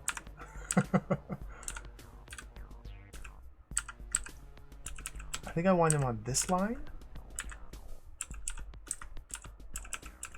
How did I do what I did? No, I want him above me. I want him above me. And I want him to follow me that way. Okay. Follow me that way. And now I can push you down like that. You're stuck. And go up like that.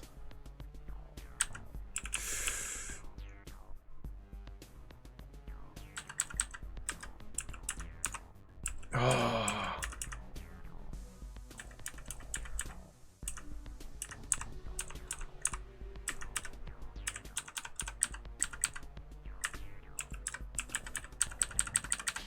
I'm stuck. I got the kill. So this is an improvement. This is an improvement. This is good. This is proven that it's possible to kill them.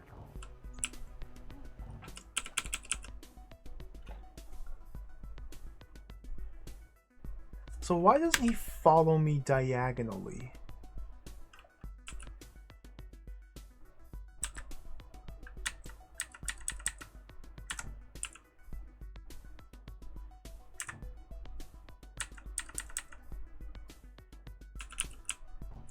That's what's weird here. Like, why isn't he... Is it the decoy smell range? It's the decoy smell range. Is it?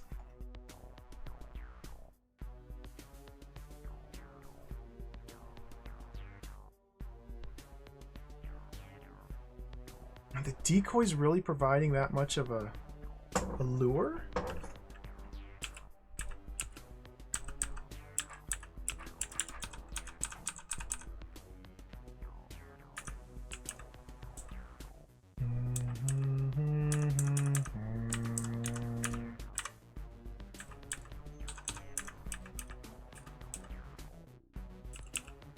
Maybe I try from the other angle.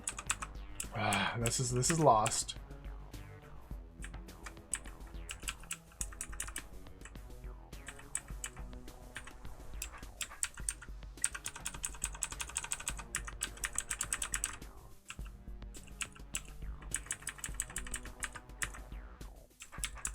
Oh, they're not quite positioned appropriately to do it from the other angle. Because the buttons are not in the center, the buttons are offset to the left, so in order to have enough room...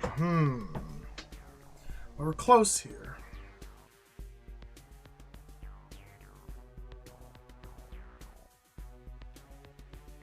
I don't know what else to do.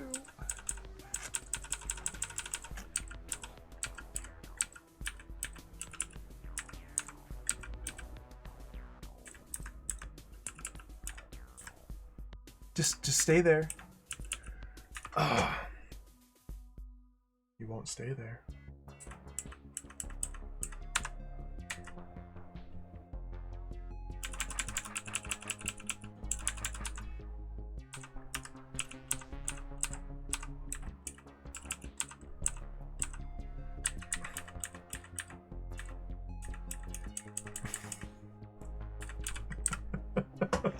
Okay, what other configuration of decoys would make this more feasible?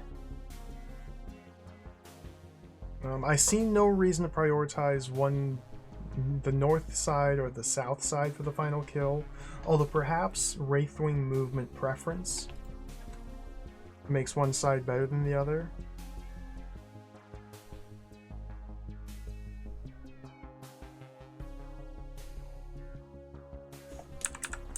I just...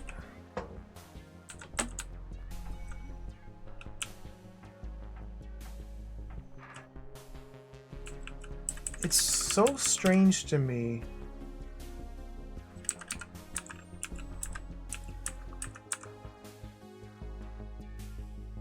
It's so strange to me that the Wraithwing does not step there.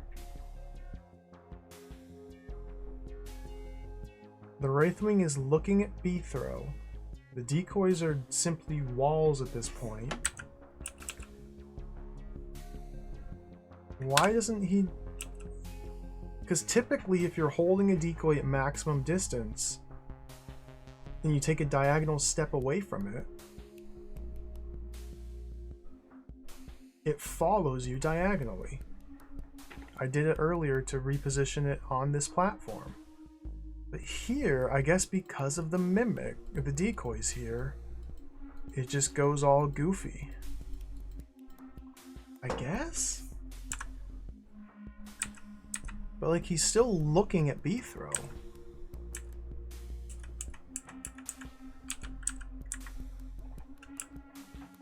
I don't know.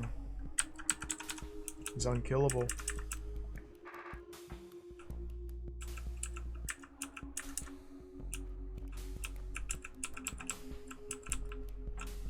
Most powerful foe. A vicious demon. A bird of prey. The Wraithwing. See, this is what I'm expecting him to do from down there. Is it the distance is wrong? 1, 2, 3, 4. 4 tiles between us, and I can move him back and forth at will. So with the Wraithwing here and B-throw here, that's 1, 2, 3, 4 tiles between us. It doesn't work there. It's gotta be because of the decoys.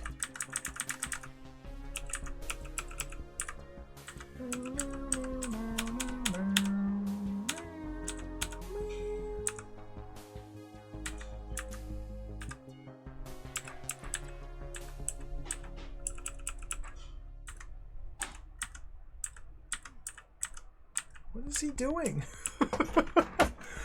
Oh my god, I see this floor being a big problem.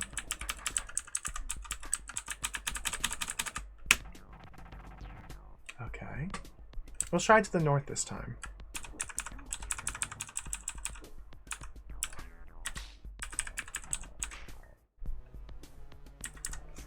So if we want to go north,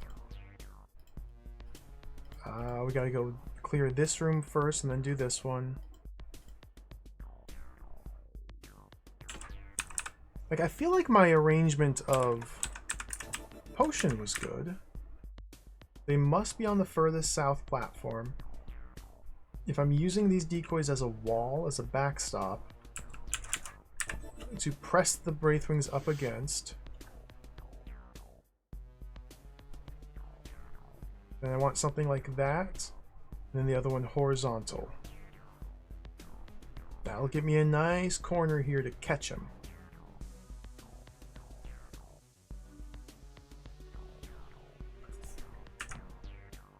Oh, I went the wrong way. Whoops.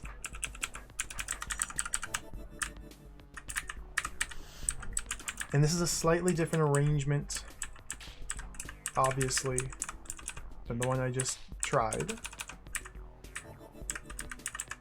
No angled sword at play here, just horizontal and vertical.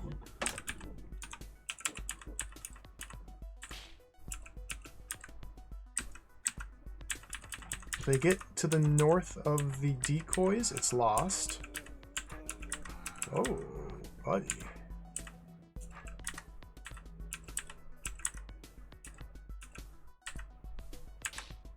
Perfect.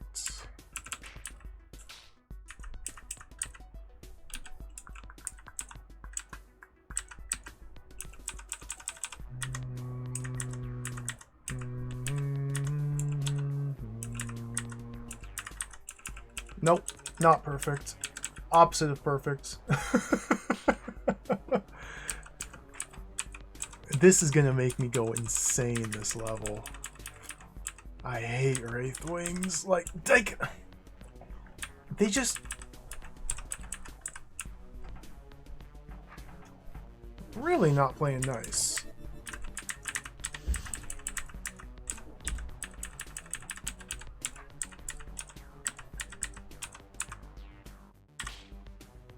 Okay. This is where I want him to be.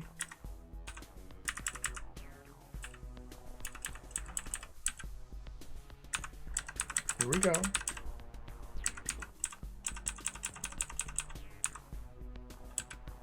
I need to go from here. Okay. Now get caught in there. Thank you, Wraithwing. There we go. It worked this time. So this time, I really don't understand why this works.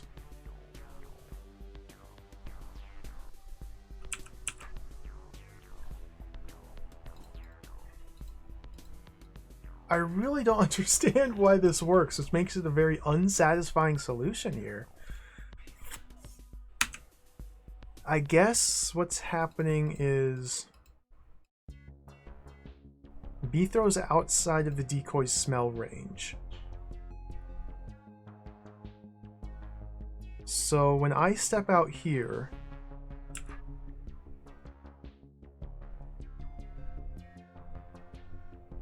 well, even here I'm outside the decoy's smell range.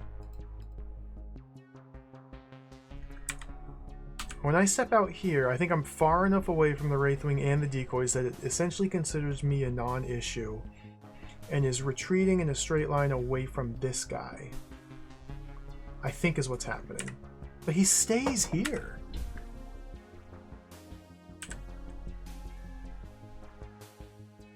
And I can step onto his column, which forces him to try to retreat straight away from me.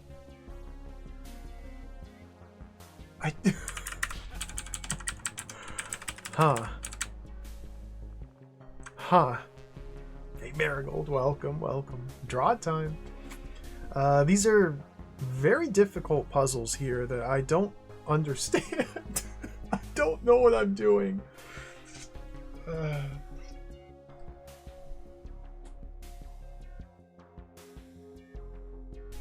Decoys have a turn order? I don't think they do. I don't know.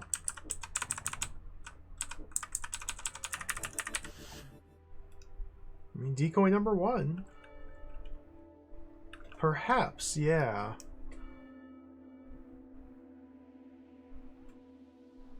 Decoy turn order? I've never even considered that.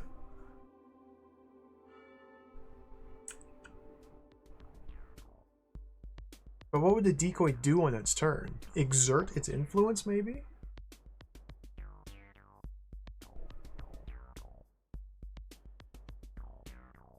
I don't know.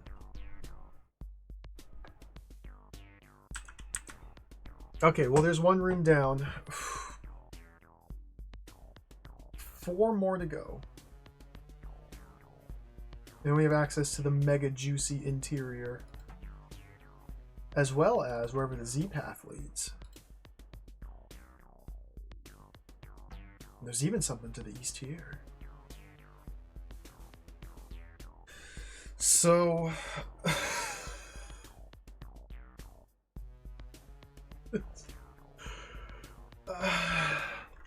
let's come back to this one.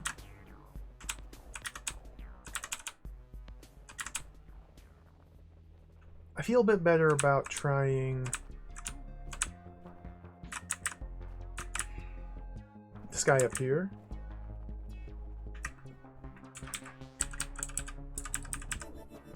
So we're forced to walk through that path, grab this potion, set it here, and then B-throw engages 9 Omplix in solo combat without moving north or south.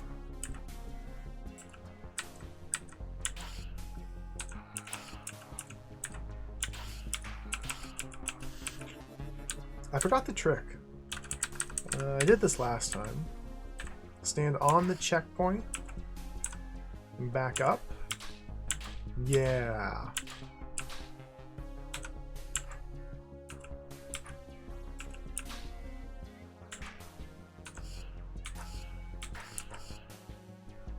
No?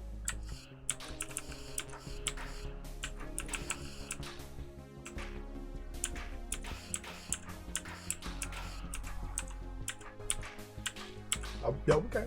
You just kind of wiggle. You just kind of take your sword and just kind of wiggle it. And eventually all the monsters just explode. That's the trick to that room. Okay. The old wiggly sword technique. A tried and true technique. So we get this guy up here. I think this is just survive this nasty, nasty encounter.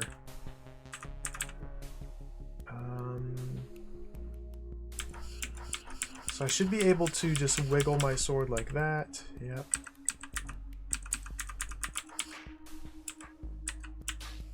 Okay. Mimic is done. So yeah, I think now we just need to survive this nasty, nasty encounter. This is the closest sword after it moved. Before it moved, to consider the decoy one is more dangerous because of turn order. It might be something like that. Yeah, I don't know, C:. It's... Wraithwings in particular are just so hard to understand. Even when I see them act out their behavior, I just my eyes just kind of gloss over, like, yeah, that works. That's how they work. Okay.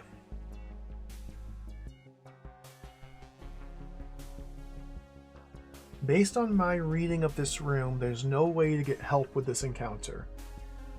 The Mimic must be used to defeat these guys, which causes him to be trapped down here. I can't bring the Mimic up through here to use that button, so that B-throw kills these guys and the Mimic kills all these stuff. Because it's impossible to pull the Mimic out of here when you are constrained to this tiny area.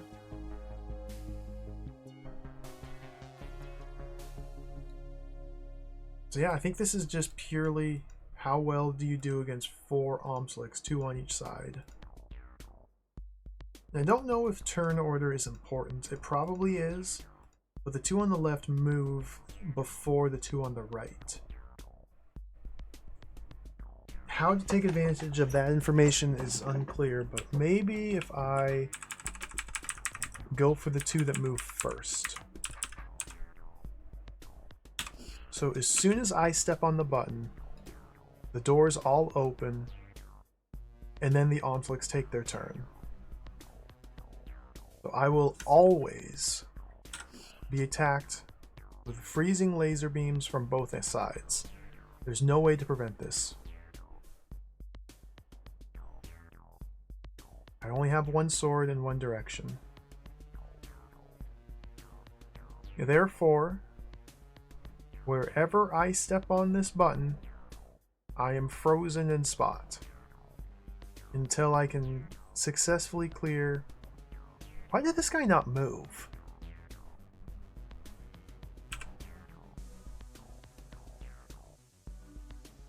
Because he's currently angled that direction. He opted to turn rather than move. If I go here, then he does move. Okay.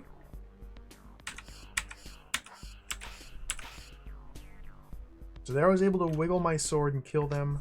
However, I am frozen and adjacent to an Omslick, meaning I die next turn no matter what I do.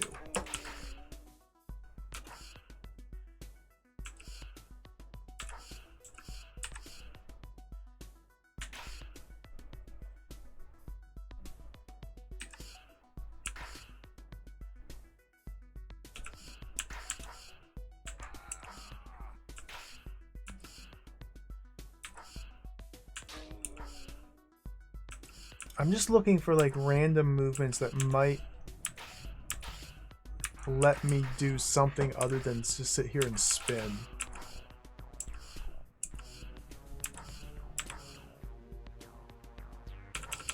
Okay, so perhaps a southern sword to offset them like this.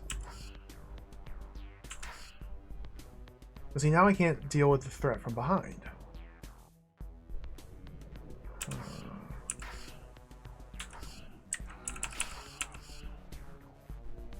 Huh.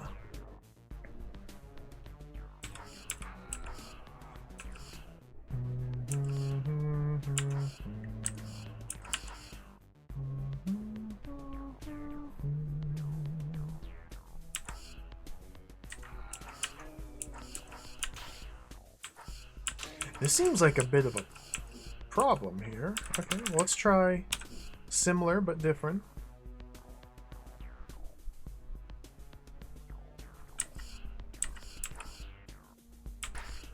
Come across the exact same issue as before. And there really does not seem to be much I can do about it.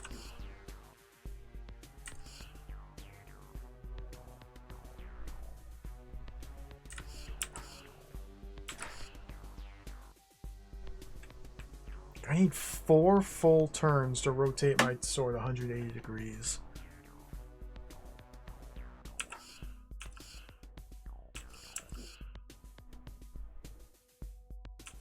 Yikes.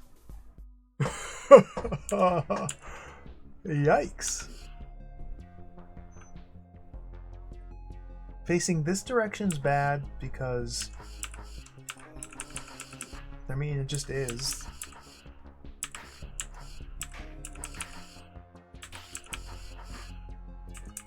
Huh. Well. It would appear as though there is a bit of a problem here.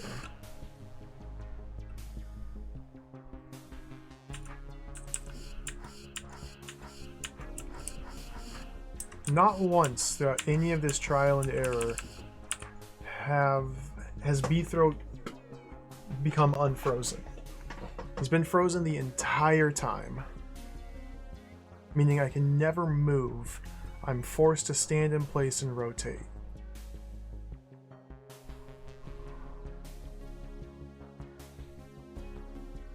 The Omplic beams are always horizontal as well. If they were ever angled, I could potentially set up a trap with this Mimic to reflect their angled beam back at them. But the only chance I get for them to be angled is if I step on... I just don't. They just don't angle. There's an angle.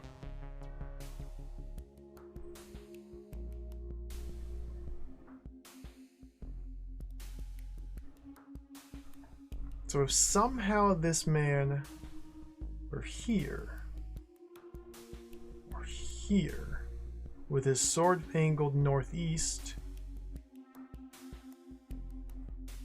I could reflect this back at him, which wouldn't really do me much good, because then Beethro has to rotate his sword to deal with these guys, which also rotates this guy, which releases him from the freeze ray. So no, I don't think that's gonna help. I don't think leaving these Omplics alive would help. I can't leave these ones alive. More Omplics would only make this worse. Huh.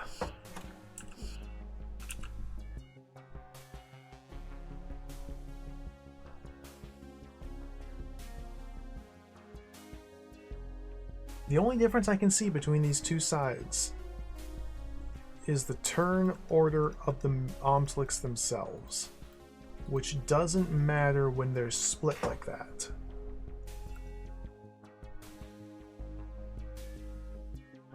Yeah, the lower numbers on top, the higher numbers on bottom. Turn order only matters when these two groups come together in the middle, by which point I'm dead. Huh. This is a problem. Everything about this floor is a big problem. This is a big problem. Big problem. Big problem.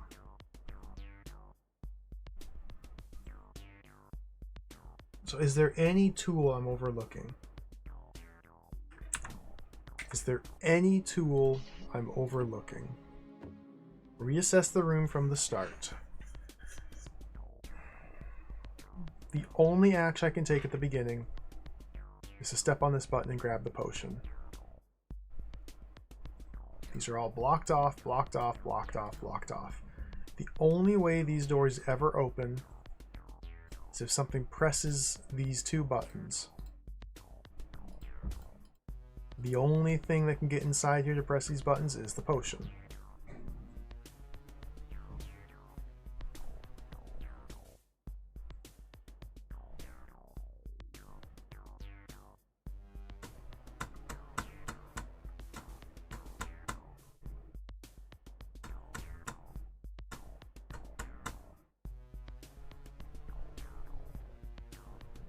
Okay.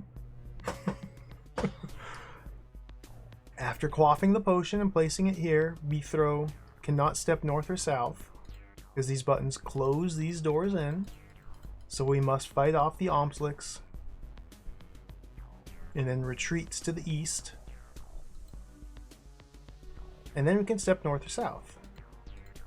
Doing so opens these 4 doors. And this is where we really get some choice. So let's do it again.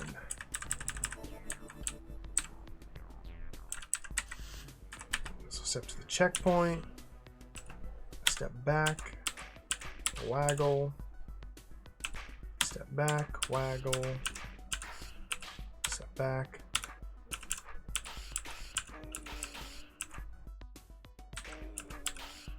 I'm trying to waggle here. Waggle. Can't do that. So I guess the answer may lie in why I'm able to kill these Omplics in this manner. So for Omplics to make killing blows, they need to be facing you and then move into you. So for example, this guy here, he's facing east, so he cannot kill me this turn, because he has to first turn to face me and then step southeast into me. That's also how we're able to dance around obstacles and manipulate their movement and positioning.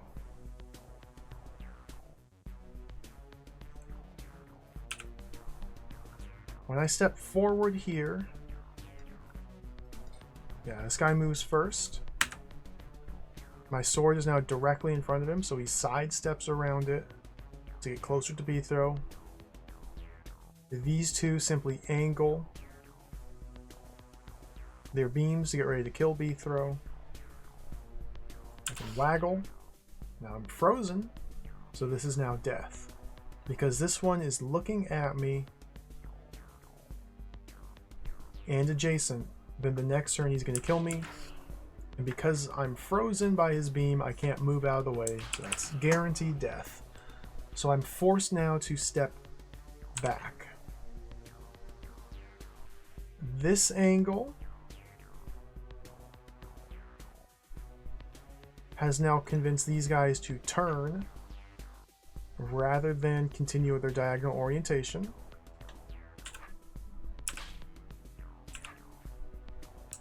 He's turning. He's dead.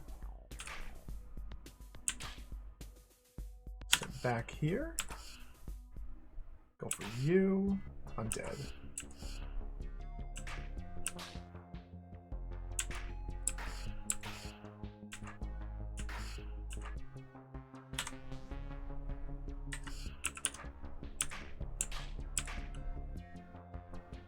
You just kind of wiggle your sword back and forth and they just explode.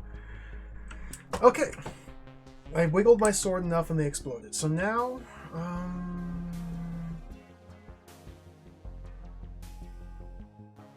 it seems like we have choices, but we don't really have choices. This button releases these 3 cages. This button releases these.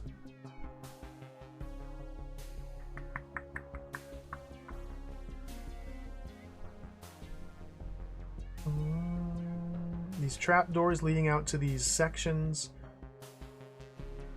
are telling me that I can go in once and out once, and that's it. Or the Mimic can go out, and then nothing can go in and escape. But the Mimic comes out, it goes in here, then there's no way for Beether to come in here and kill these guys. So the room is lost. Therefore, the Mimic does not go out of here. So I had the correct play with these guys. Beethro comes in here, repositions himself relative to the Mimic.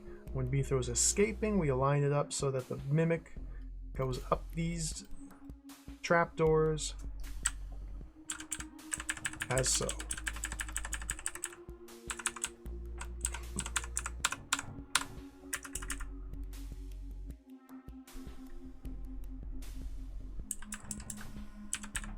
Now we're back to this situation.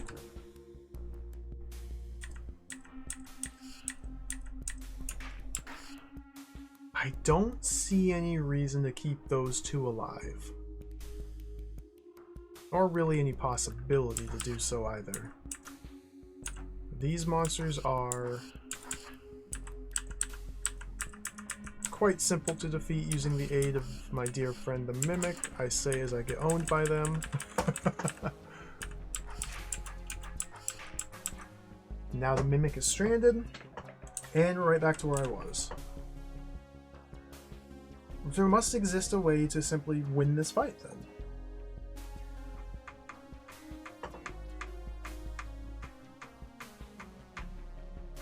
It's just... there's just a way. So let's try this side. Yeah, let's try this side. I tried the left side to no success. Maybe the right side is magical. Again, whenever I step on any button, I am immediately blasted for both sides. from the front, from the rear. Since I can only reflect or stop one of the two beams, then I will be permanently locked in place until dealing with this entire threat. So it's literally just wiggle. Yeah, I just gotta find the right wiggle. So, okay.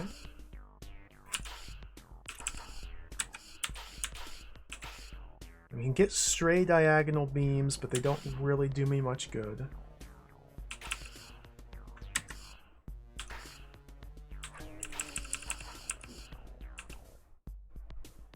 Like the only sword orientations that really make sense to me are north, south, or east.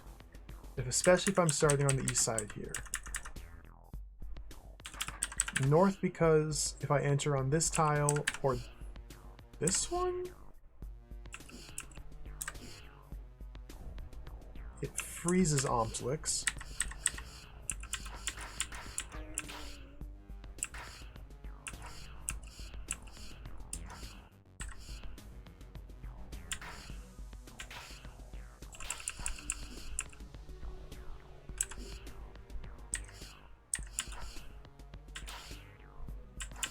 Man, this is frustrating. Like, I can't...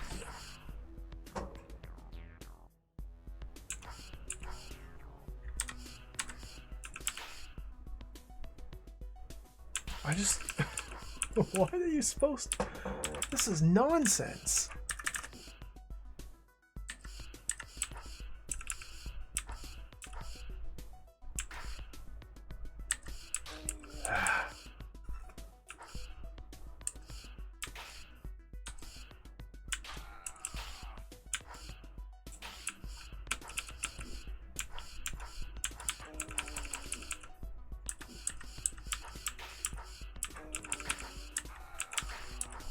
What?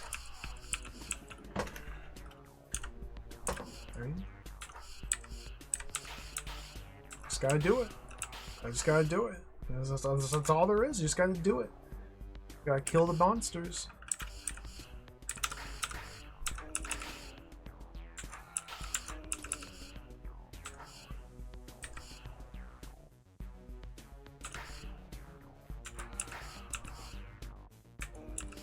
I'm not having much luck. Like, I need 4 more turns.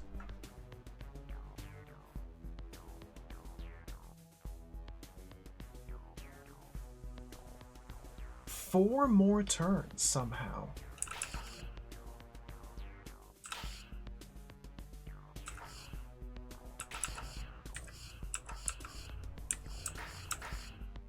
Okay, 3 more turns.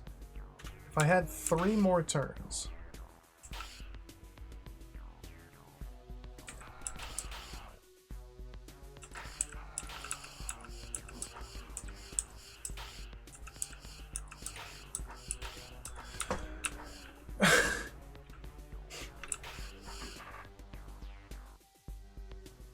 Is there really no way to use brain logic thought to figure this out? Is this like just an anti-logic, anti-thought brain puzzle? It might be.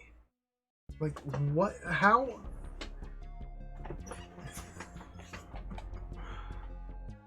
What haven't I tried? I haven't been trying Northwest Sword. Maybe it's Northwest Sword from here.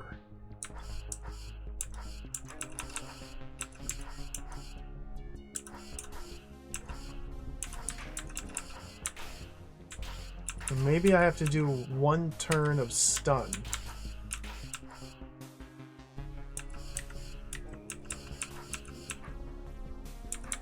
Maybe it's South Sword from here, 2 turns of stun. This...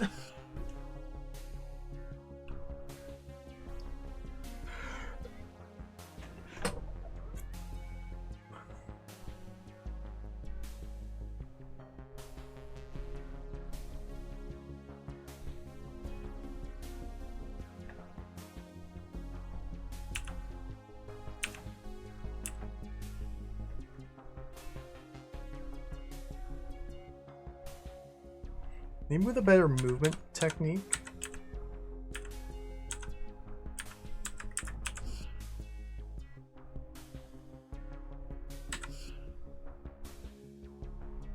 A better movement technique.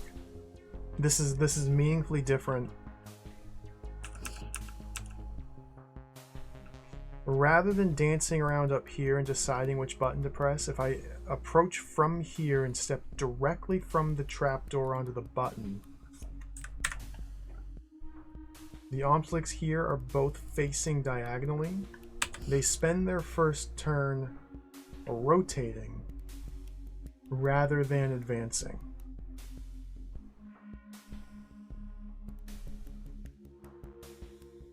Now, is the same thing happen from over here? Yes.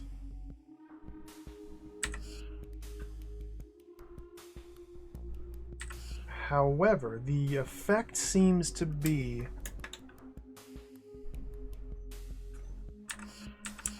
I still kind of just get owned. But this is meaningfully different, which is very good.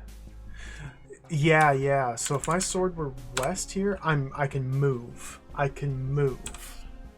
One turn of movement.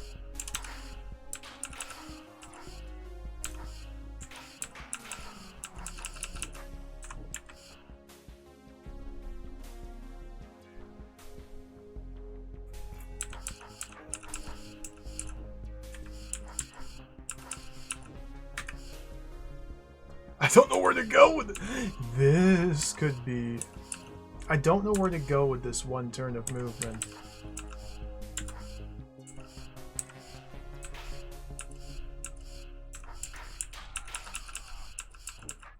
God, this is sinister.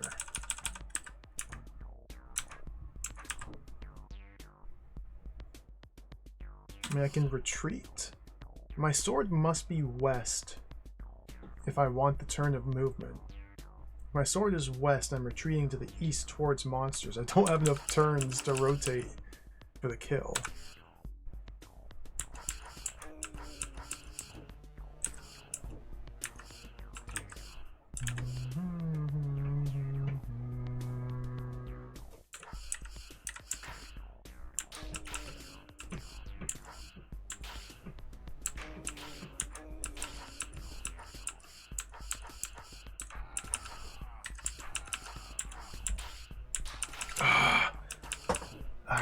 I gotta be close to something here. South? North sword with the stun technique.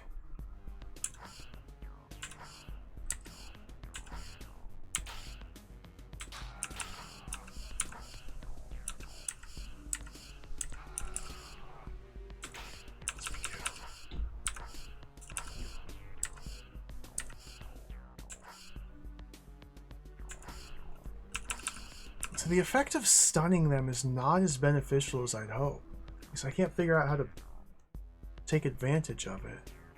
Because this guy moves in front of this guy, freeing this guy, but stunning himself. This guy's stunned.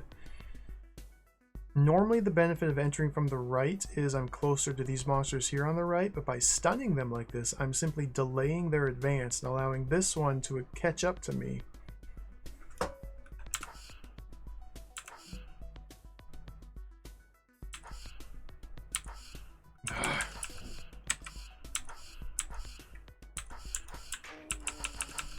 What the?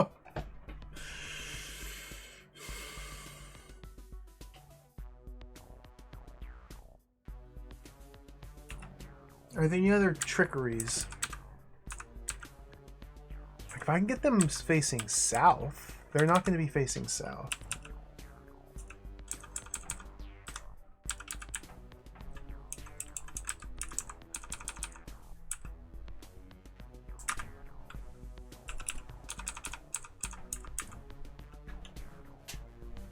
Well, it's something different, but I have not been able to figure out how to make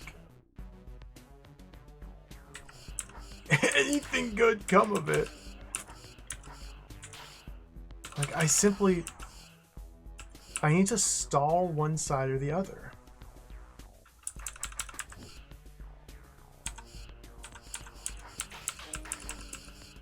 Or engage one side or the other. And I really can't seem to make any of that happen. This is really annoying.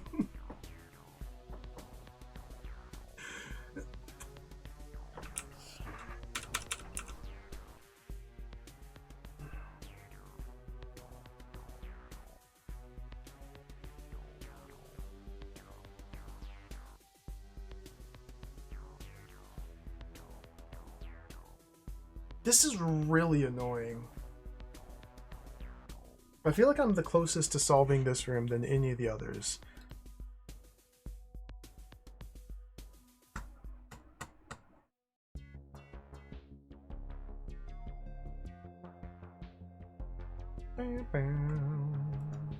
Love this music.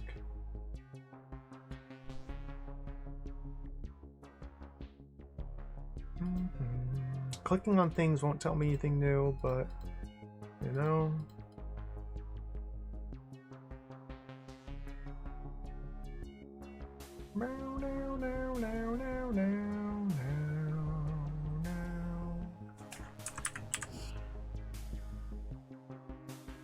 The blue guy?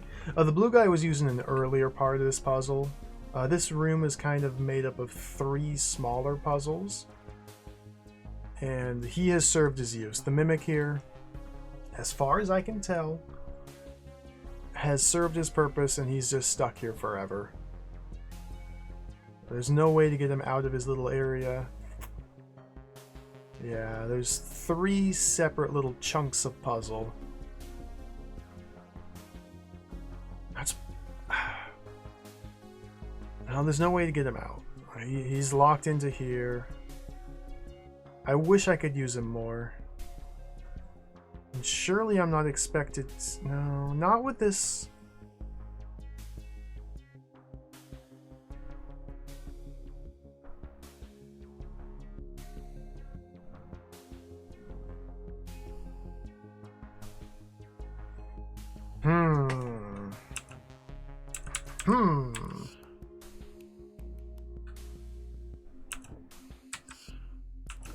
What if I use my turn of movement to stand still?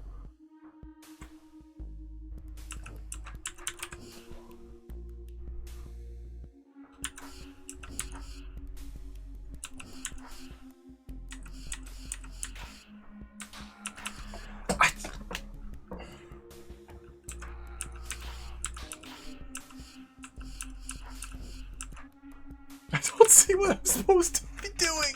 Okay, let's try from the other side, try from the other side, try from the other side.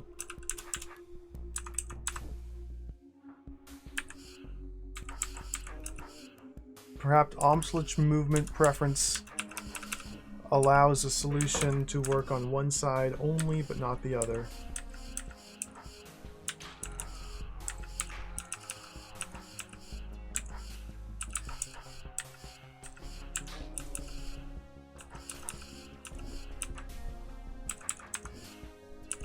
Really not getting very far here. This is intensely frustrating.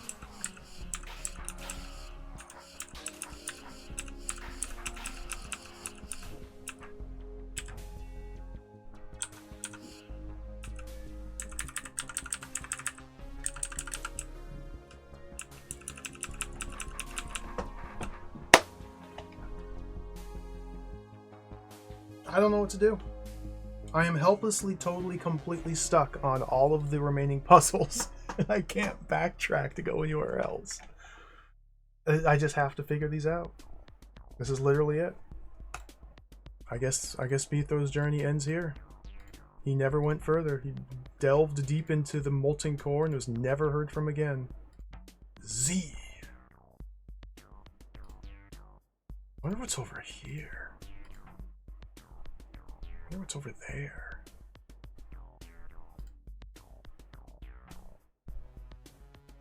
So we have a room with 2 Wraith Wings and an Omslich, and a single tile of Ortho Square.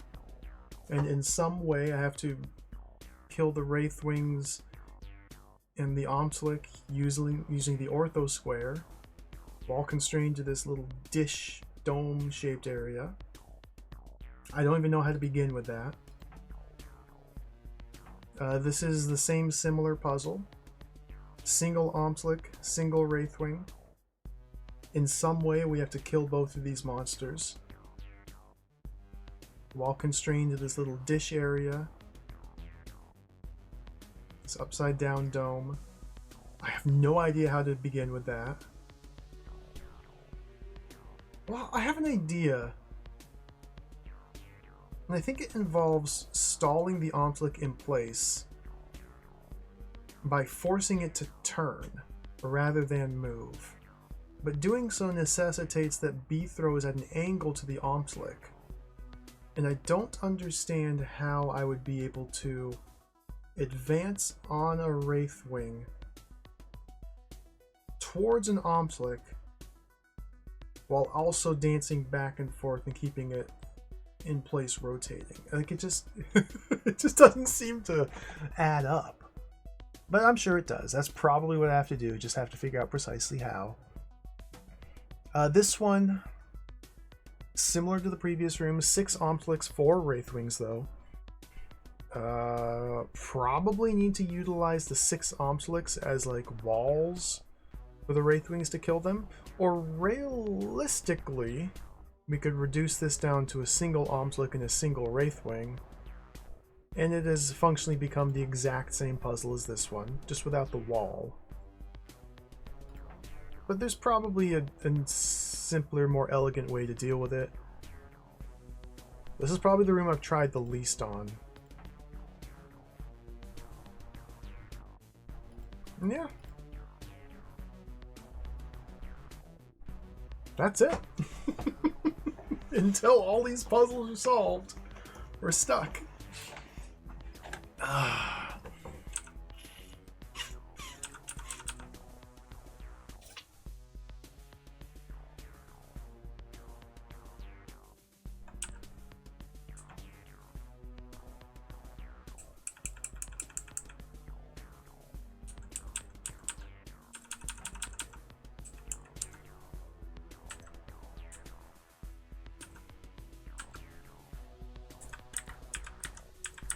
See, this is the sort of angle I need for that other room. It's a very shallow, I don't know, like a 30-degree angle, similar to the guards. Although we haven't encountered any guards in this hold. Guards can be held in place, forcing them to eternally... Well... rotate their sword rather than advance. Although I don't think Omslicks use the exact same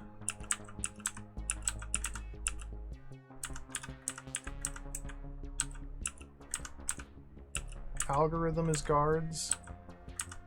Yeah, I don't seem to be able to I don't seem to be able to, at least not in this specific setup,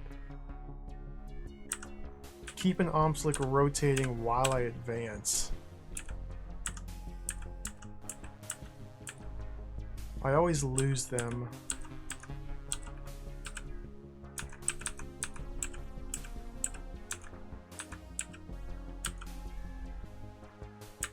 Well, maybe it's this. Maybe that's the pattern I need.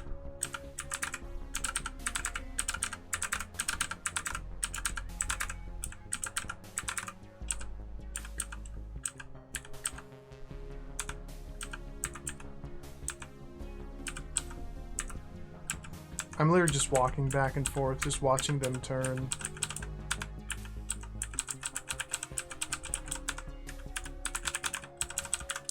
Okay.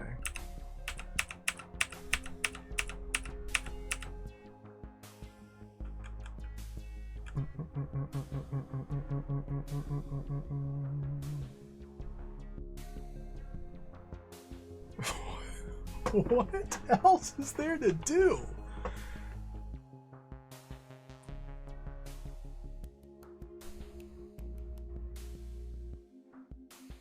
Like, feel like I've reasonably tried all the different moves here. But obviously I'm missing one. I'm defeated. I don't know what to do. Every single puzzle, I simply am at a loss for how to even do it. Like, and these are such small, constrained areas with such few elements. So this one, if the orthosquare, the notable unique property of this room is an orthosquare, preventing diagonal moves into or out of this one specific tile. So with an orthosquare there, how does that change?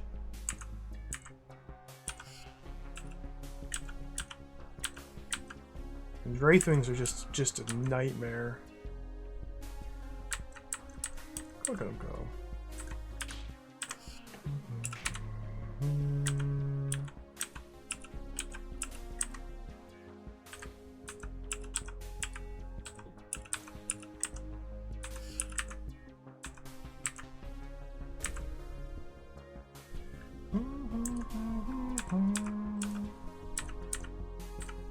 So I feel like I want this guy in the orthosquare.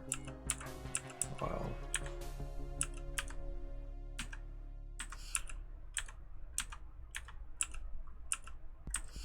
And then caught in a loop of rotation.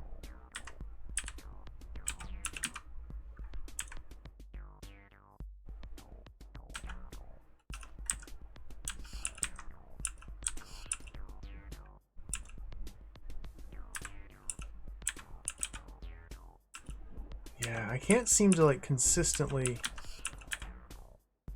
create distance away from this man. Well, I'm getting there.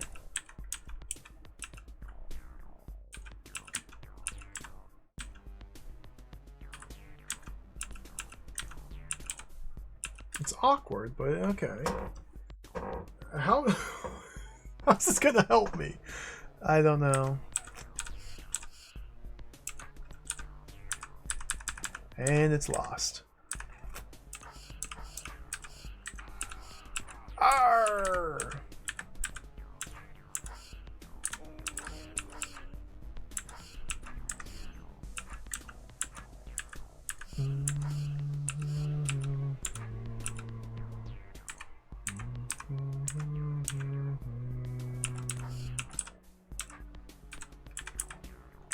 Truly an unpleasant floor.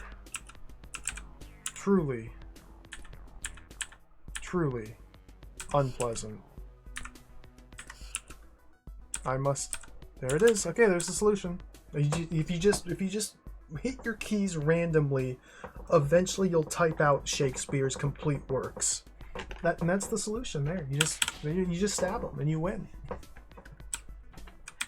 That's just math. That's science.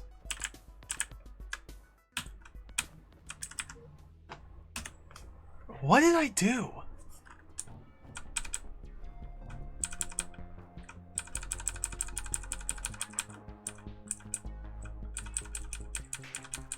Let's try and learn from this. Okay, see, I'm dancing. I'm having fun, just dancing. I'm dancing. I think this is where the kill happened. So I stunned him one tile away from the orthosquare, pulled the Wraithwing to me, stepped north. So now the Omslick is in the orthosquare facing west, in the same column as Beethrow, and he simply refuses to move. The reason being, I guess, they are only programmed to sidestep obstacles on the diagonal. Because typically, a Wraithwing would be blocked by, or an Omslick that's blocked by an obstacle just sidesteps around it. I guess, because the orthosquare prevents diagonal movement, Instead, it simply stays in place rather than walk north or south to get around the obstacle, because that's technically moving further away from B-throw. I guess? I don't know. Does it explain? Does the game explain?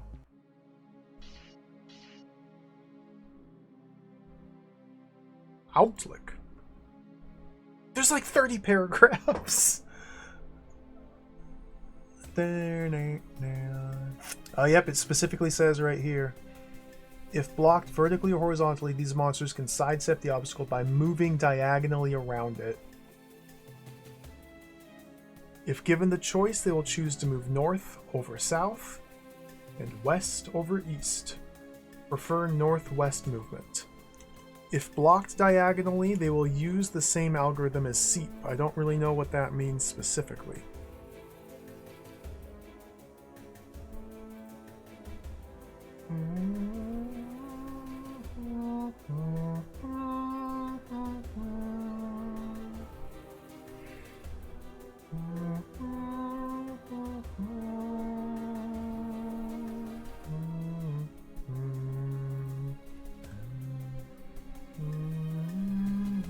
Okay.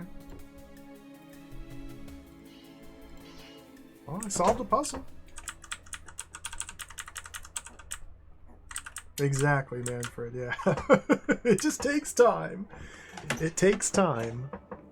It's the same as DROD. It's the same as DROD. It takes time, but eventually, if you just mash your keyboard enough, with enough frequency over a long enough period of time, you're going to get the answer to the puzzle, and you're going to solve it. And it's not going to feel very satisfying. So let's take what I learned and check out this nonsense over here.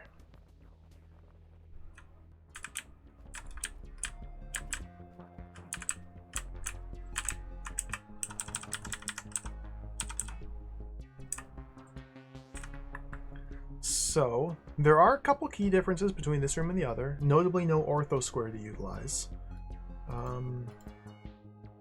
Step on this button, release Omslick.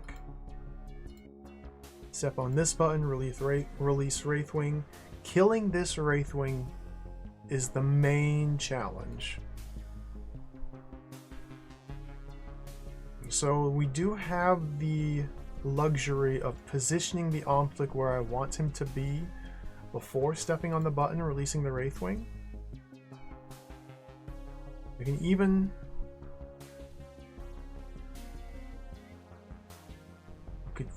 have the Omslick press the button.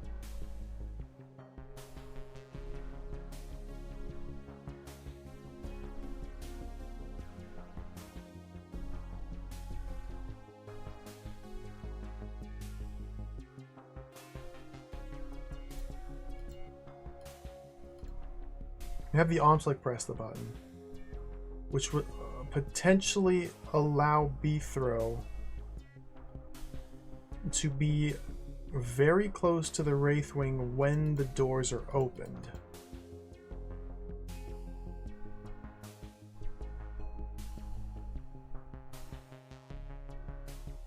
Okay. So last time I tried putting the Omslick on top of the Wraithwing as a hat and like pushing the Wraithwing into the Omslick. Doesn't work obviously because the Omslick sidesteps the Wraithwing. And then I declared it impossible and left. However, if you were to do the inverse of that, B-throw is the Wraithwing hat. Omslick down here, using the diagonal retreat. The obstacles will make it difficult. Using the diagonal retreat method, perhaps we can create enough distance to allow ourselves to be up here while the Omslick is down here. Omslick, I keep mixing their names up. Omslick steps on button while Wraithwing is due south of B-throw and we chase it south, causing a collision, which gives us just enough time to make up the distance and stab it. Something. Seems crazy, but it just might work.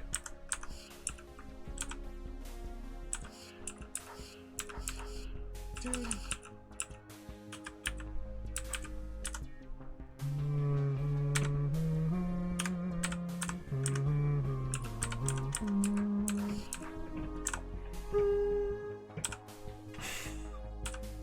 I haven't given out a VIP badge in forever.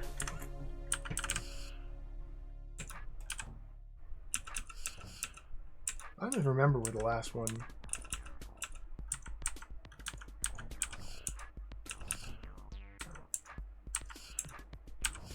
Who the last one went to. I don't really have like a methodology or anything like that for VIP badges. A couple people have them because they helped me with technical issues with games.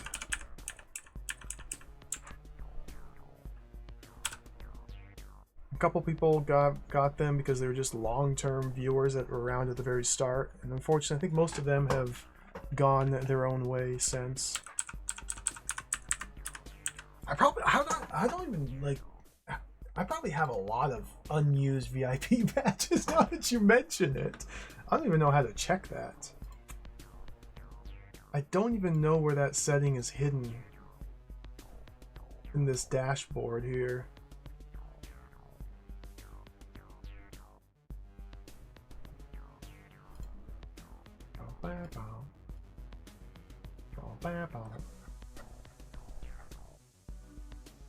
Yeah, I'm not sure. I haven't even thought about it in a while.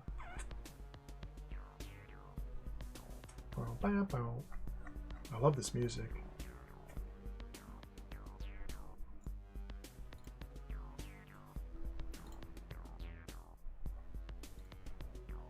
Drops? What's a drop? I guess, are drops turned on? Guys, drops are turned on. I don't know what that means.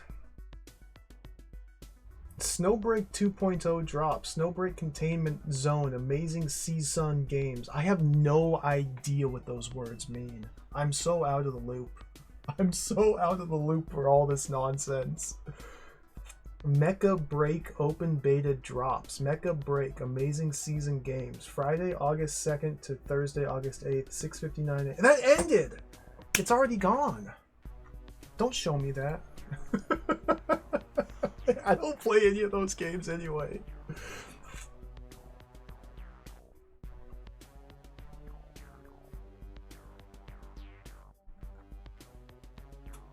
There's a survey I could take. I'm getting distracted. It's worth asking. Obviously, it's something I should probably think about. But it's hard to think about things like that when all I can think about is DROD. Like, literally all I can think about. I close my eyes and I see a little Beethro moving around his little tiles. And I lie awake at night thinking about how to stab the gel blob with 7 mimics and what the turn order needs to be and how do I place them in the correct position.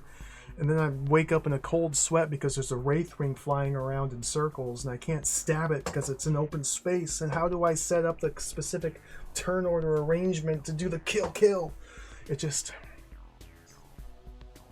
it's all consuming.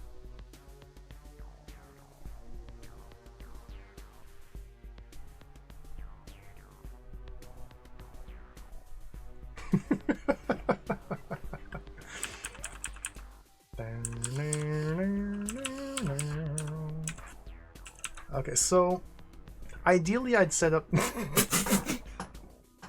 Thank you for the billiard. Oh, beautiful, beautiful. Thank you, Floors Lava. Thank you.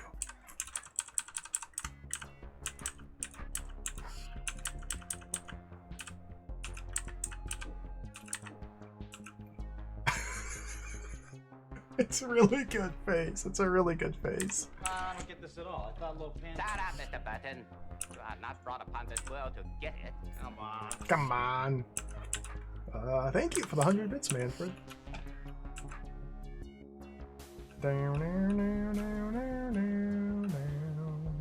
So I'm not even sure if what I'm trying to have happen here is like doable. Well, I guess like that it kind of is. Yeah, he didn't step on the button. So if I wanted to step on the button, it needs to be south more. And we can diagonally take that line. Okay. So this really does seem to be a fairly delicate, dance here I must make. I prefer to step north or west over south and east. So getting him to move southeast here is unlikely. Getting him to move southwest is more likely. In fact, that's it. Okay, can I get him to toggle between rotational preferences, maybe? No. Whoa, don't do that yet. From here, I'm going to need...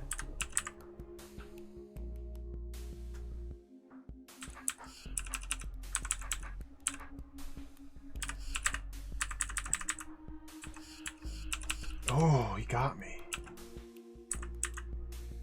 Yeah, now my body's on the wrong side of the beam.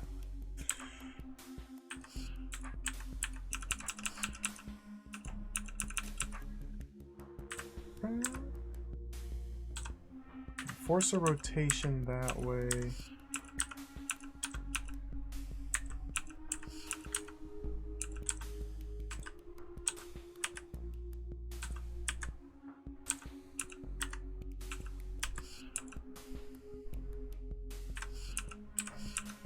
This... I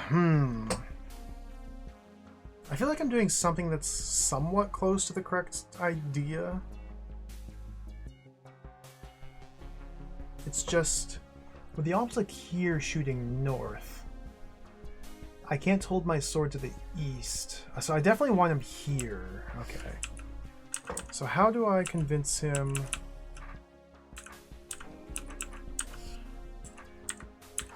There.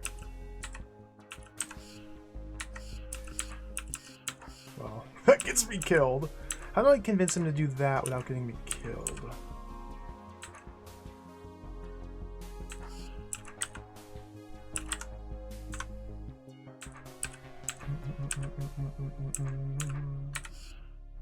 Gets me killed.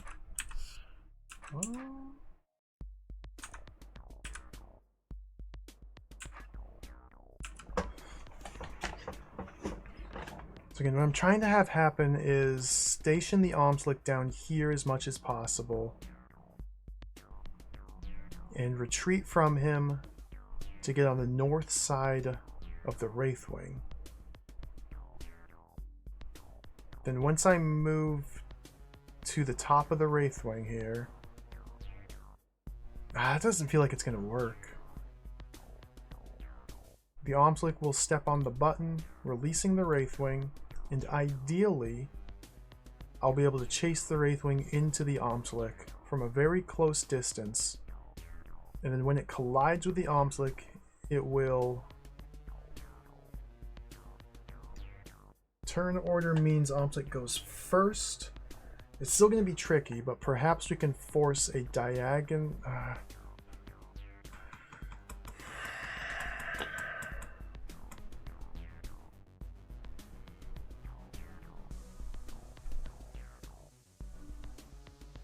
Is this even gonna work?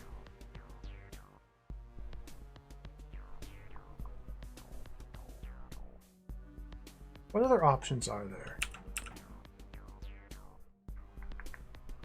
Omslick sidestep diagonally.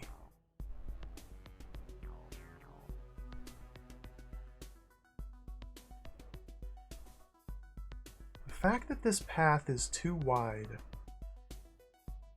is drawing my attention to it. Perhaps this is utilized in some way.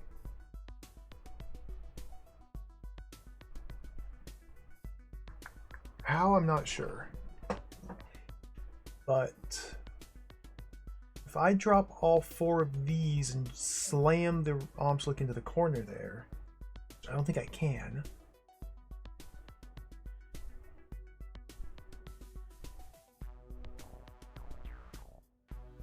I don't know. Oh, I really... This is a brain melter.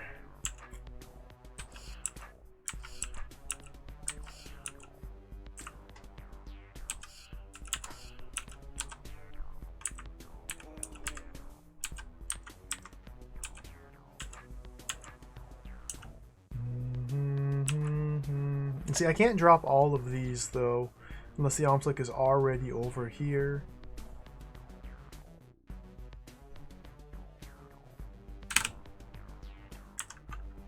There's the force arrow. Like, why is there a force arrow there? Is that just to make it slightly more difficult to swing the Omslick into the southern chamber? Or does that have an application?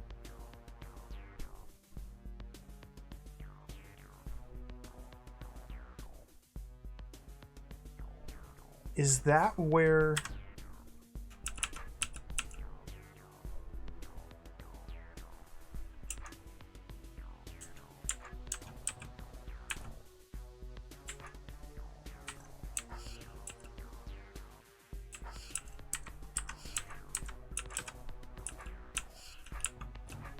I got him stuck on that. There.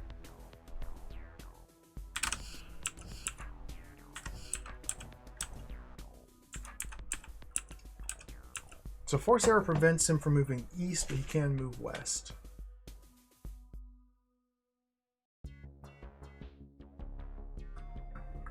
We get far enough down, close enough.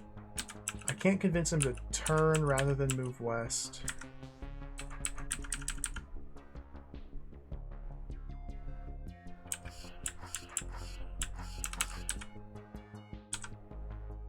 Or I can use the force arrow like that.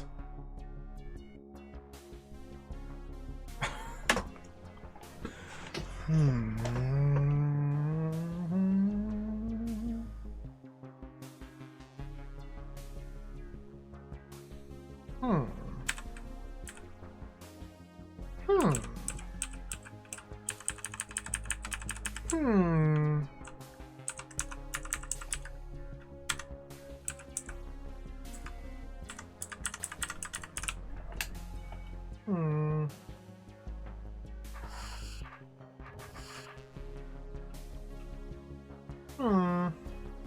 Sure wish I had a plan.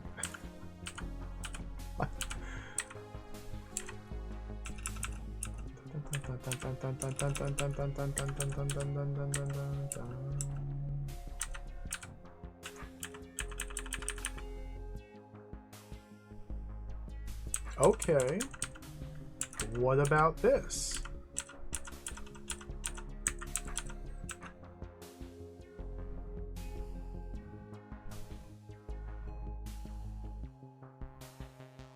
Is this something?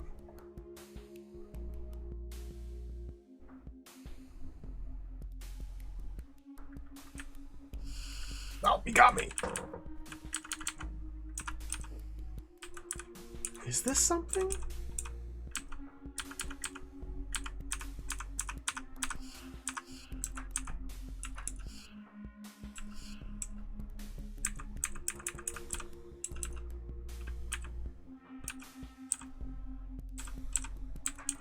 I mean, whoops.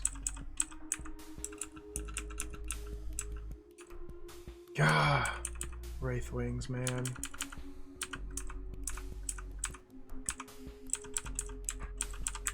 Ah, he got around. This is almost something. This is almost something right here. Yep.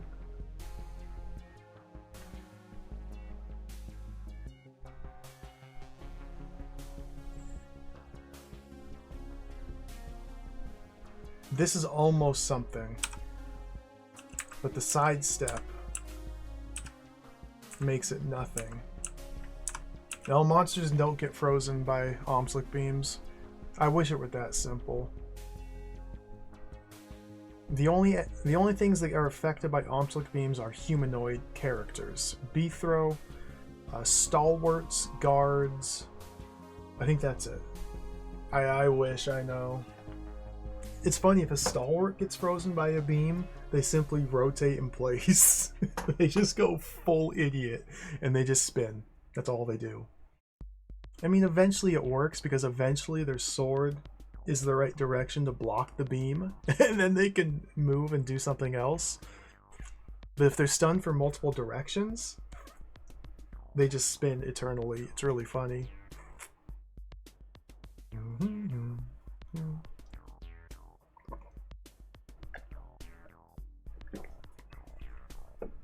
So if I would have dropped this trapdoor instead of that one, creating a straight line here, and if I were to keep the Omplic there, this could have worked.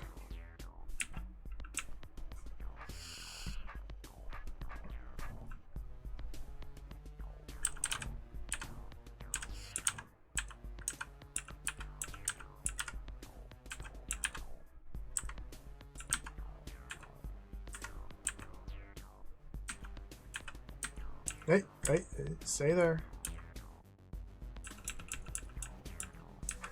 Hey, no.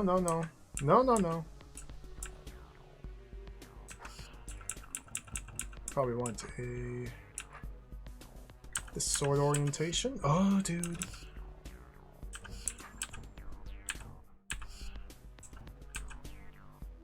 I don't have a chance to turn my sword.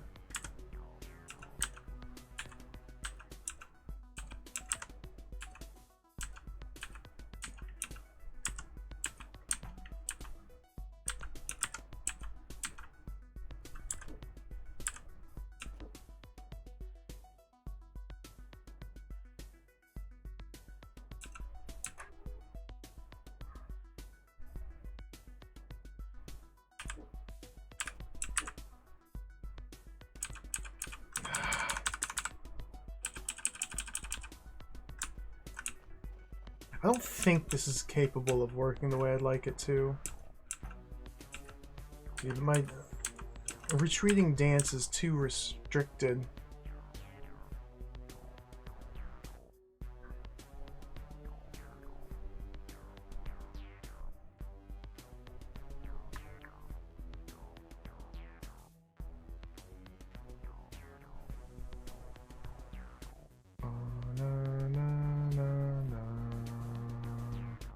Is there a different pattern I could make that would make this actually more viable?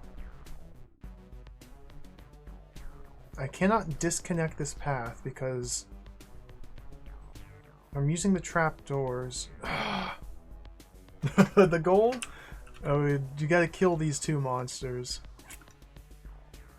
The problem is Wraithwings. These monsters specifically, these little birds. In fact, I'll show you. These birds are a nuisance. They are the biggest problem. They always maintain a fixed distance from you. A distance of 5 tiles.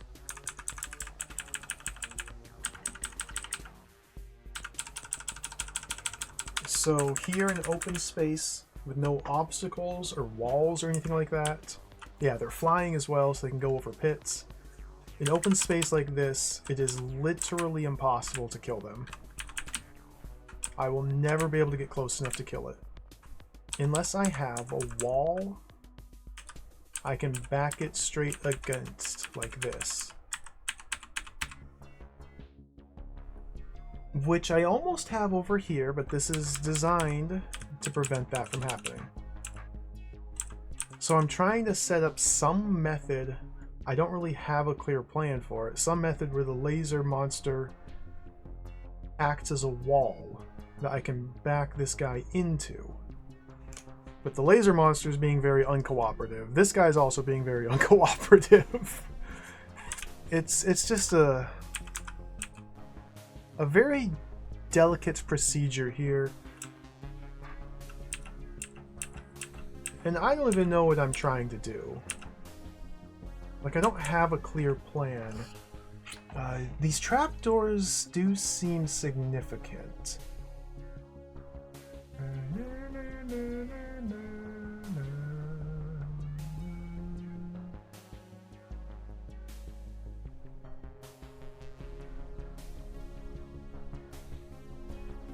I can't think of how to use them, though.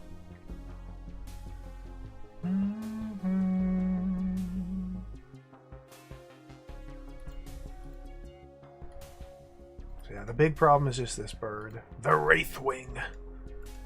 Number 2. So I've tried numerous things so far. Don't go in the arrow. Don't go there.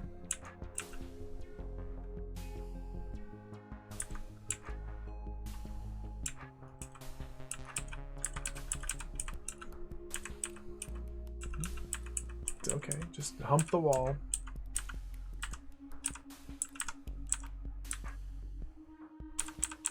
Like, this was my initial idea. Just do something like this, using the Omslick as a hat. Press the button. But he is programmed to sidestep around obstacles in his way. So I can't actually use this effectively to block the Wraithwing's movement.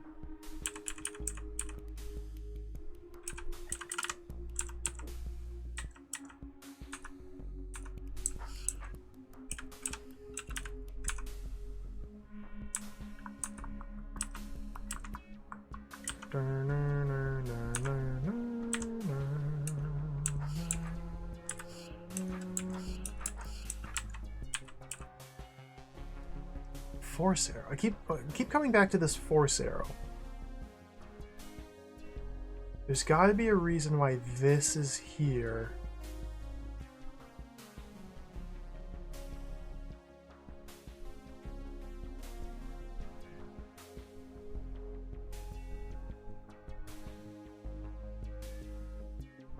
I can't go back up here and use that as my wall for the Wraithwing, because doing so drops these trapdoors and I'm stuck up here.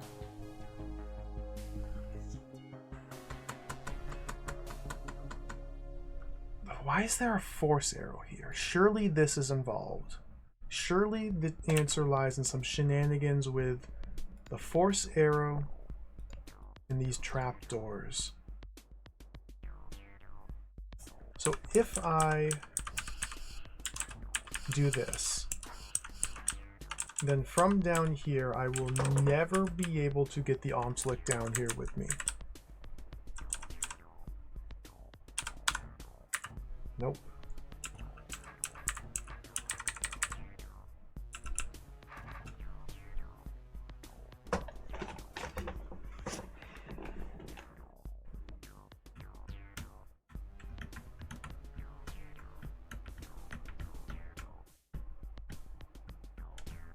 I'm just trying to think of something. Man. Still 2 more puzzles after this as well. Haven't figured out the magic sequence for this room yet. I haven't even tried this one. I can go back to playing around with this one, but this is a very similar to the room I'm in now. Just with more and more.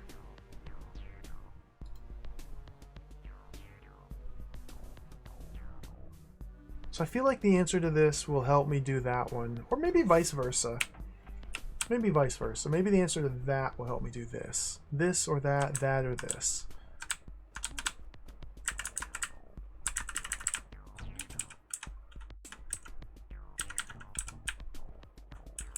Trapdoors are completely pointless.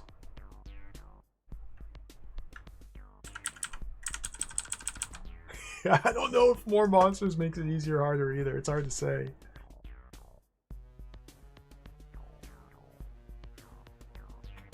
We got 6 of them now. 6 Omslicks and 4 Wraithwings.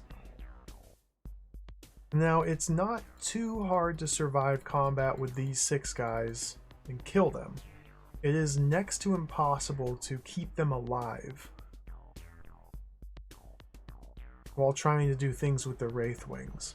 4 Wraithwings, I can very easily kill 3 of them. But getting that 4th kill is the big problem.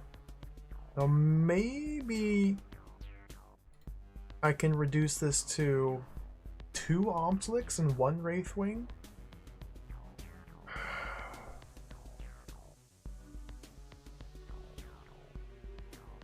There's no walls. Okay, stepping there gets me killed. I'm being shot by beams from 2 directions. This is bad. Bad.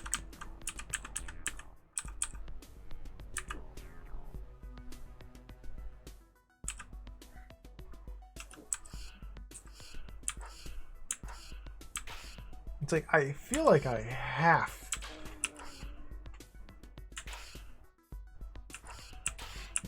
to at least kill some of them.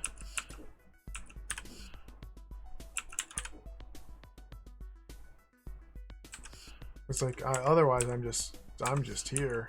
This is just where I live. Well, we've got some sort of stability, some weird messed up stability here. I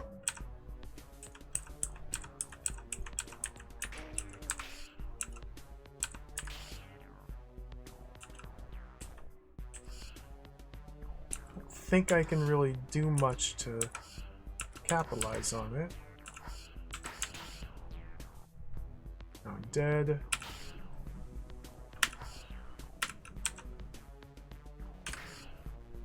That gets me killed as well. Now I'm dead.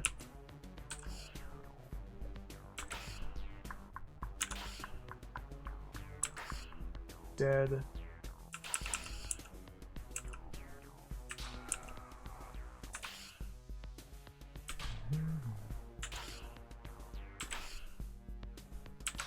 Dead. Huh.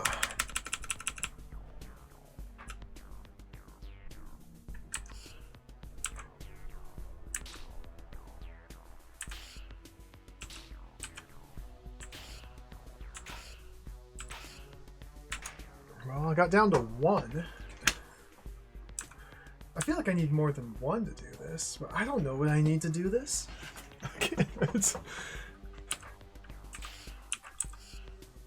It's such a weird. This floor is not enjoyable. I'm not enjoying this floor. The molten core. Oh.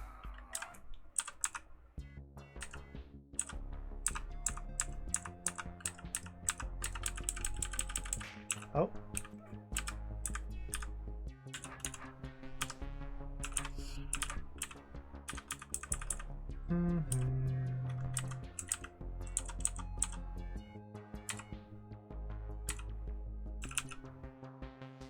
Frozen.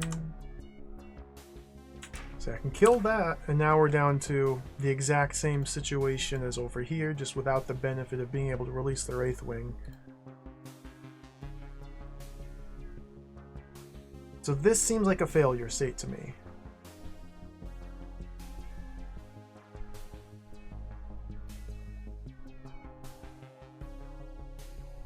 This seems like a failure state.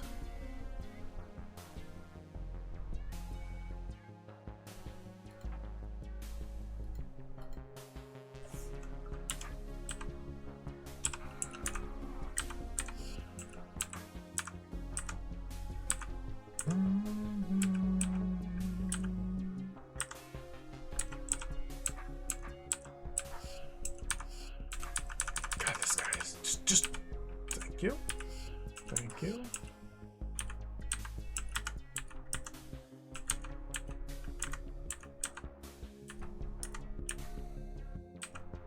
I've got my dance down pretty well.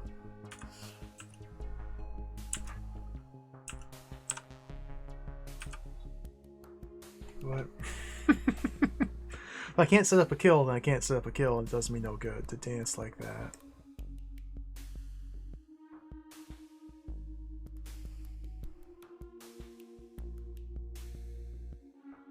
I feel like the answer to this revolves around how we start.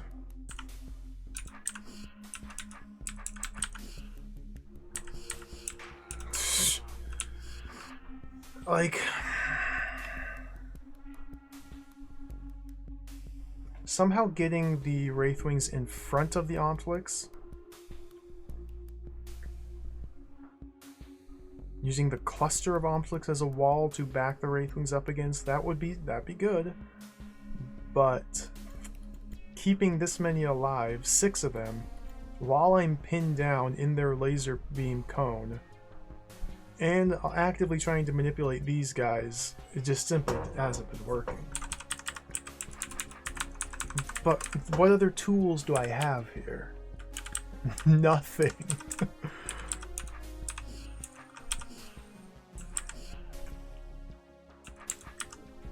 I I seem to only be able to survive lasering if I step on one of the bottom 3 tiles of the button.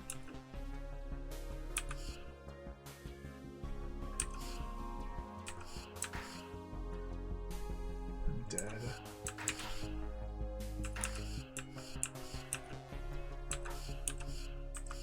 This is really nutso. This is some sicko stuff. I thought I knew DROD. I thought I could play this game. I thought I knew what I was doing. This is next level sickos nonsense. Like, what?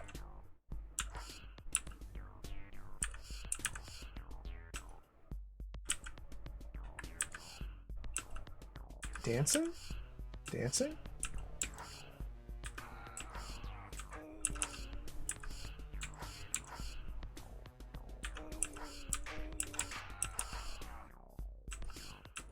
How did I get through there?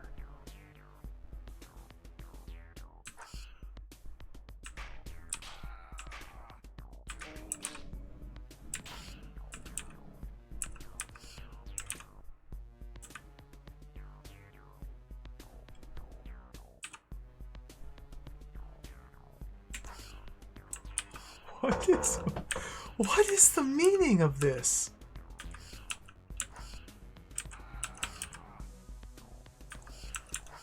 What?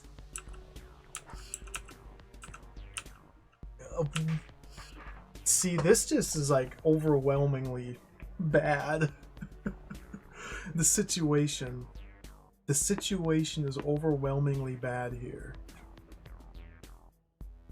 And I feel like it's kind of a similar concept as the situation in here. Also overwhelmingly bad. And this is just helplessly impossible. So we have overwhelmingly bad, helplessly impossible. These are not good situations. Like, what? I got this one because decoy shenanigans. I got this one because it was trivially easy. I got this one because I mashed random inputs until the stars aligned. Although in retrospect I understand what I did. I just didn't try to do it until it happened. And there's still the mega ultra finale in the center. This is like a padlock or something. Maybe that's where we enter the combinations in. There are still 190 rooms in this hold. We are a little over the halfway point. We are a little bit over the halfway point, by the way. It's worth mentioning, almost 50 hours in, we're almost halfway. Almost halfway. Not that anyone's keeping track, not that there's a timer running or anything. It's not important, but it's worth mentioning. We are almost... We're past halfway. It's 370. There are 370 rooms. We're past halfway. We're past halfway.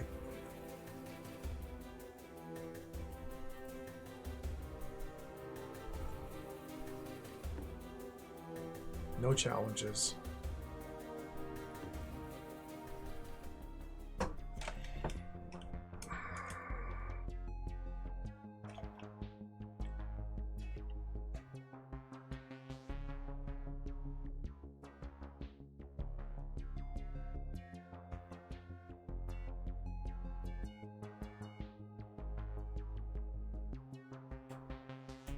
Again, the hard part about these rooms is I simply don't know what I'm trying to do other than kill monsters. And that's never gonna work out unless I get supremely lucky. Like up here. This one in particular, like what in the world? Just what in the world?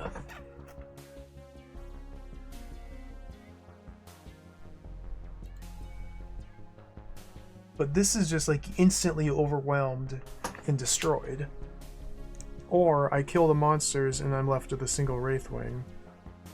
If I knew this mystical technique I've mentioned multiple times that allows one to defeat 2 Wraithwings in open space, that could be used to finish this puzzle. I feel like that's not intended though, seeing as how we were able to solve the rest of them without utilizing it.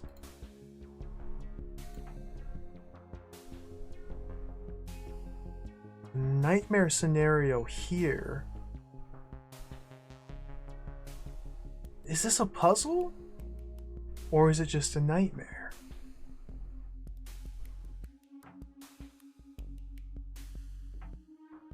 Dragon Ball Z.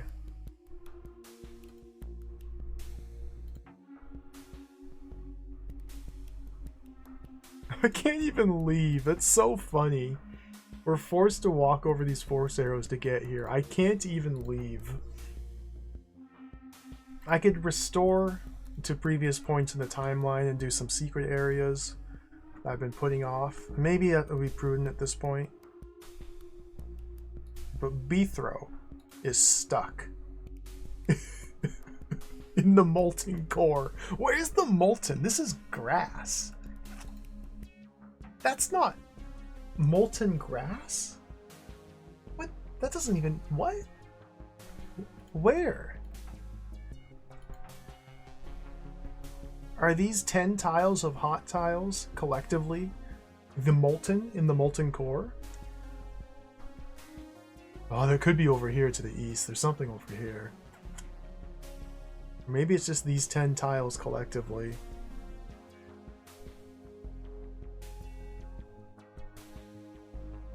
I like the colors.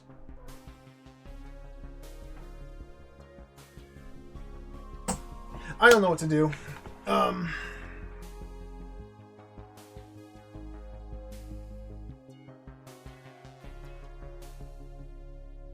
Does this use a custom tile set? Ooh. I think somebody did mention that earlier, yeah. I don't even know how to go about installing that. I should look into that. Maybe this is supposed to be the molten core and it's like lava core of the earth. Explosions and plumage and awesomeness. But instead, because I don't have the custom tile set, it's just grass. Checkerboard.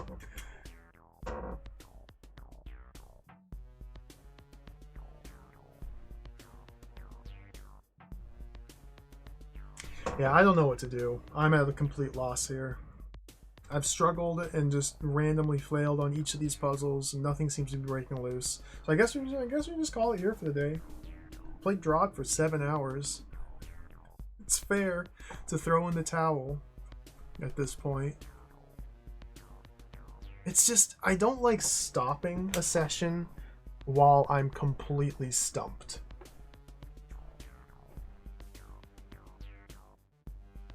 Because then either I solve it on my own, or I'm looking forward to playing again and just being stuck again.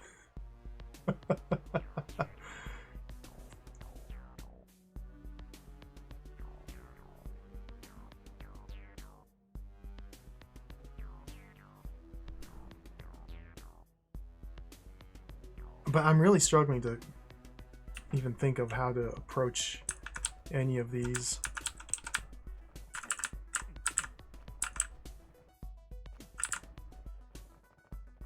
This one here, again, has the most promise, because I got 3/4 of the way through it.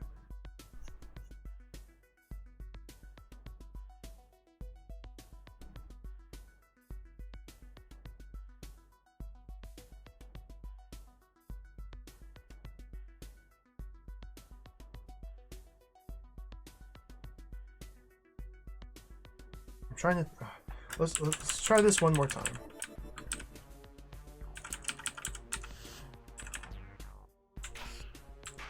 Oh, I died. How do I do this?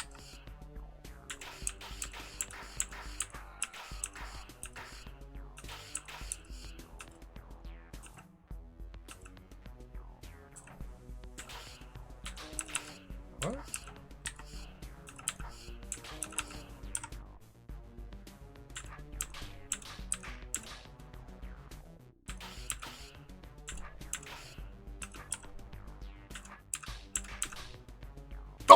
I did the wrong path in.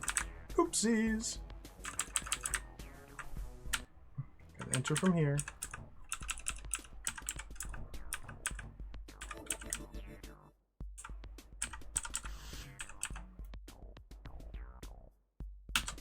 Back up one. Back up one. There we go.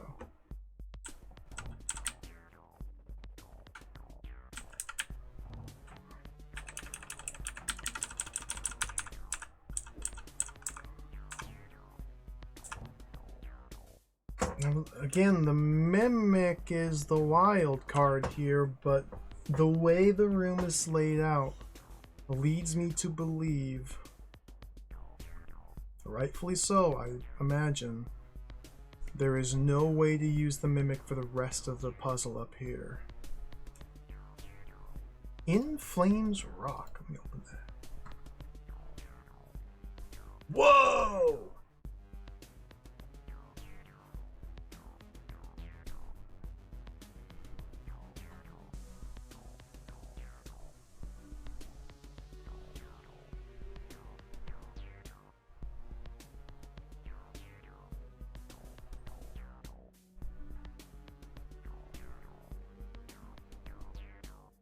This is sick. This is not the artist's true vision.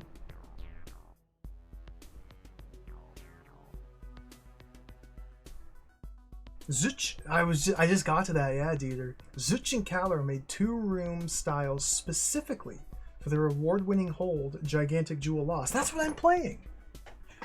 Well, it took a while, but after seconds of negotiation, the pair have agreed to have their styles featured on this page. Featured in Flames Rock are gigantic jewels, pits of lava, piles of skulls, and more fantastic flooring options than you can shake a stick at. It even has one fantastic addition that has been missing from DROD since the very beginning. Giant spiked steel balls of death. Download. Potential security risk. Shut up, Firefox. I'm in charge. I hope I don't get a virus.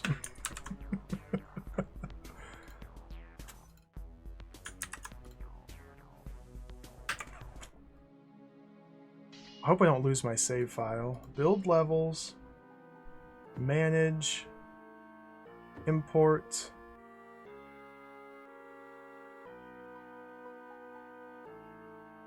DROD.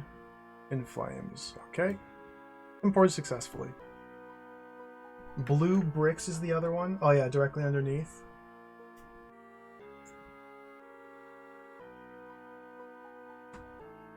Potential security risk. Allow.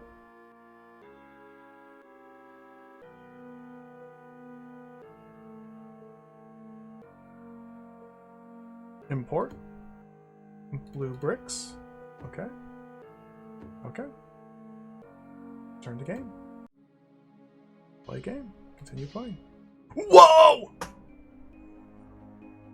Thank you, Doppelopoulos. Look at this. Dragon Ball Z.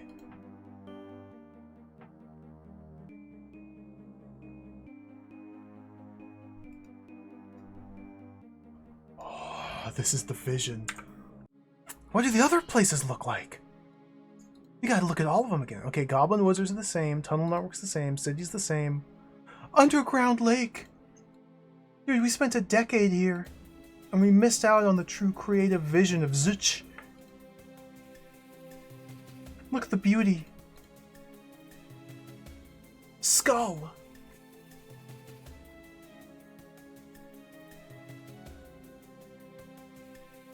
This one's not... Whoa! Okay, this one's really cool. We got statues of the Goblin King.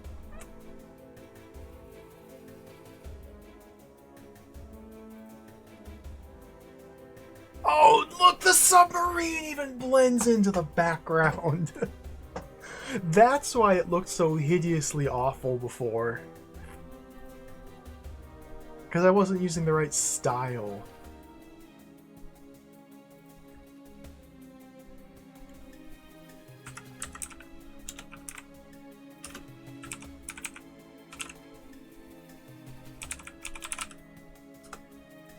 There you go. Thank you, Doppelopoulos. You are now a VIP. For your service. Look at this!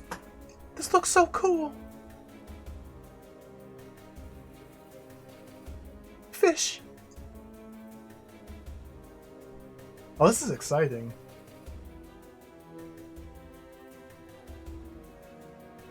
Yeah! Lava Land looked different as well. Oh! This is a trip!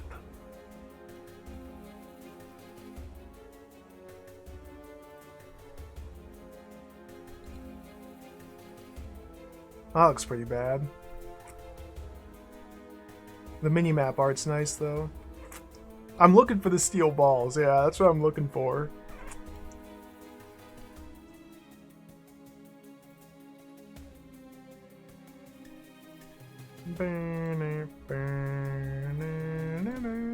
Skull.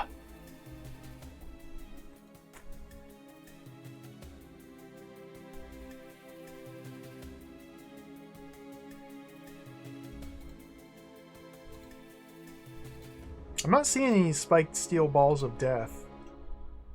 They better not have lied to me. The molten core. Hand. Maybe they've saved them for the central chamber. Maybe that's the steel death ball.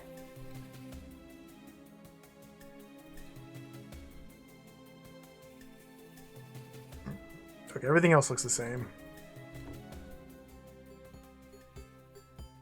It has different music as well tied to it.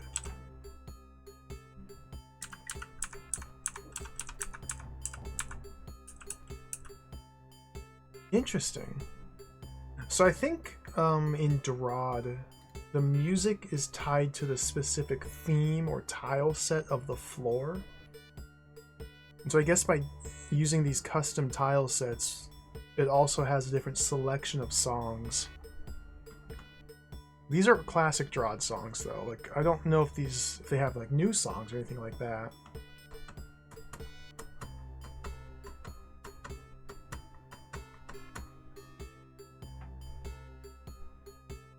This looks really cool.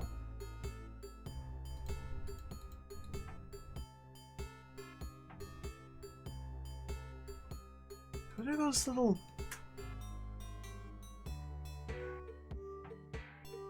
I still don't know how to solve the puzzles. What are those?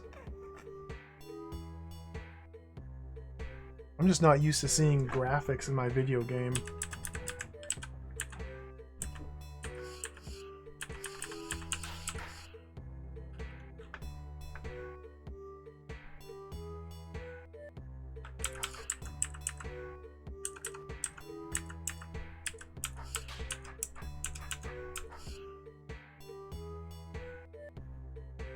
I have to wonder, for this room specifically,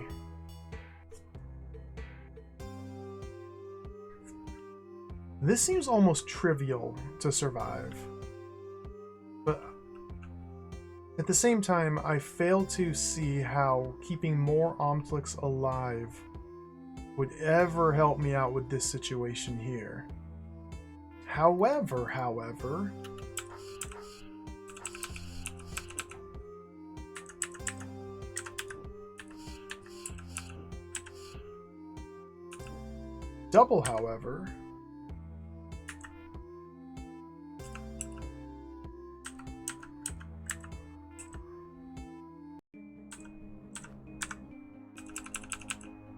perhaps I could gum up the works somehow. Like, clustering. Okay, I'm gonna try and use this mimic to kill these guys, keeping these two alive, and then try and pull these guys up here. This is a long shot, but it's perhaps what needs to be done.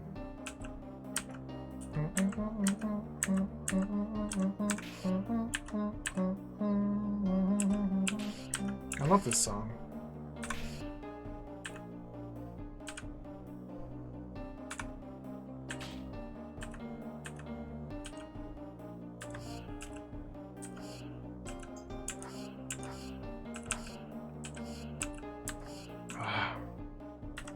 Well, I got the kill. I just need to not get owned here.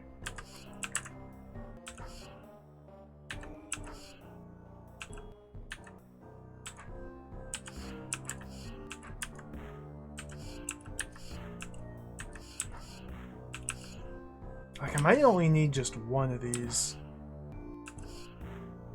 Which would make this way, way, way, way nicer than it currently is, but it's slowly happening. There are patterns here.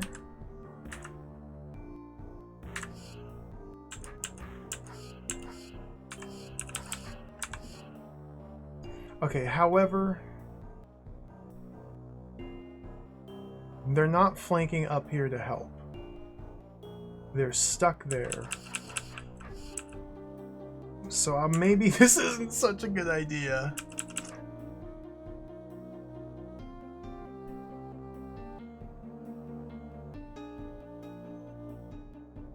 Three, 7, 6. Okay, let's go with 1.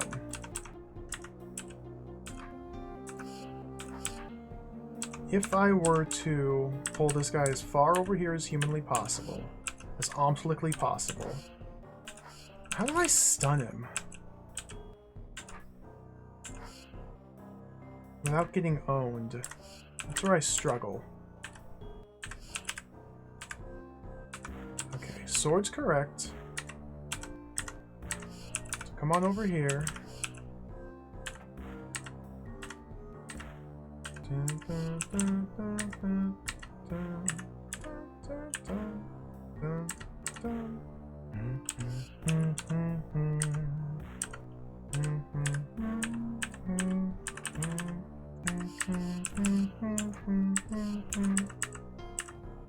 Okay, friend has arrived, but friend press button. Friend press button. I can't believe friend press button. That's wild.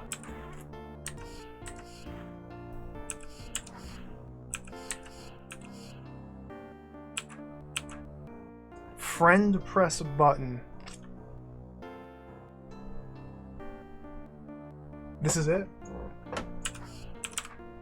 I have to somehow survive this.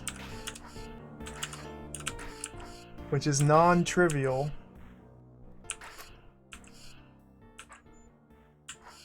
I give credit to the lava, the tile set. It's all because of the custom tile set that this worked. It's the only solution. So, okay. Stalling here causes him to flank around. Stalling here causes him to flank around. Can I create a more advantageous situation? I can definitely pull him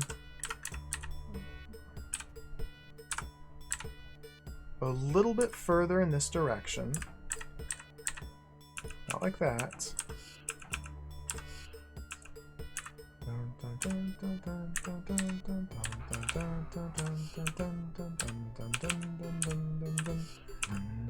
Sword south would be ideal because that puts me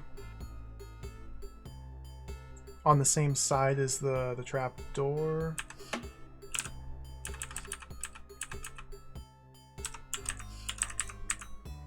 This is exactly what I had before.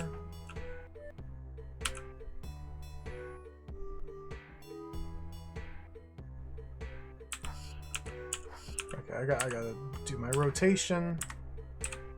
So rotating your sword when dealing with Omslix requires dancing. There we go.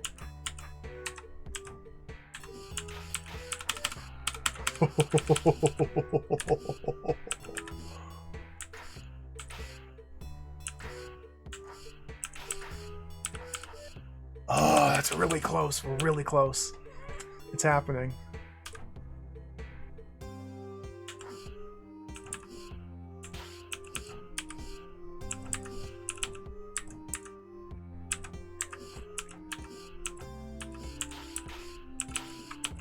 Just need a little bit. Okay, I can cause him to do the wiggle dance.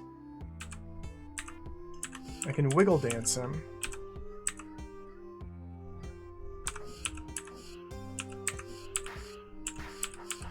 There we go.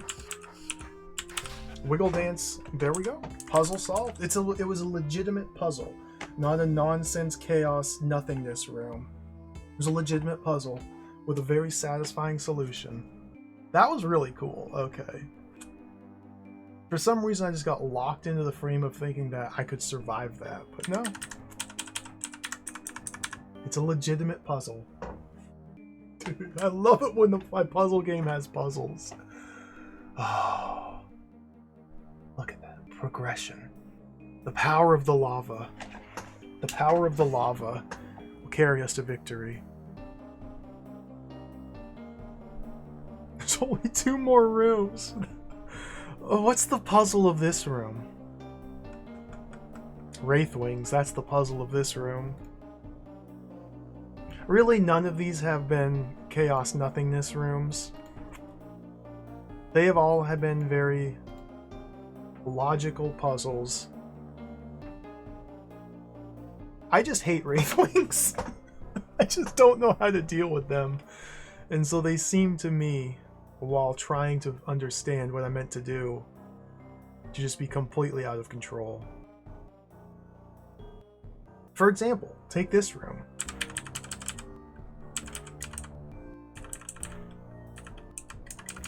A button that unleashes the hordes of hell. 6 Omplics and 4 Wraithwings. I gotta kill them all. I don't know how. But now that we have lava, anything is possible. Now that the floor is lava, anything is possible. Yeah, that was a cool room. I'm not even mad that I got so frustrated and fed up with it, because that was a cool room.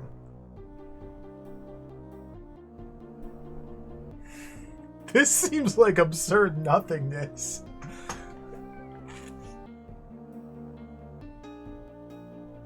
Well, let's investigate, let's examine, let's think, let's analyze. I like the little tiling pattern on the trapdoors. I've analyzed these trapdoors and found them to be quite delightful. Look at all the individual grains on the bricks of the checkerboard floor tile. This is truly top-notch stuff. I've been missing out not using this tile set.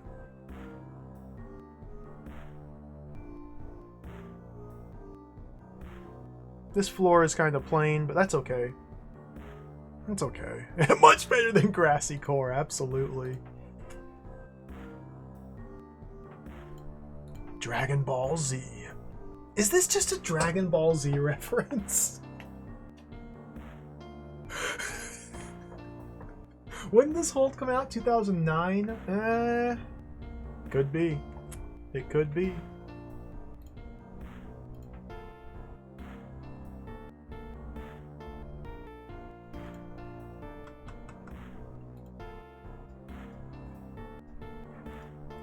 Three, 4, 5, 6, 7, 8, 1, 9 to 10.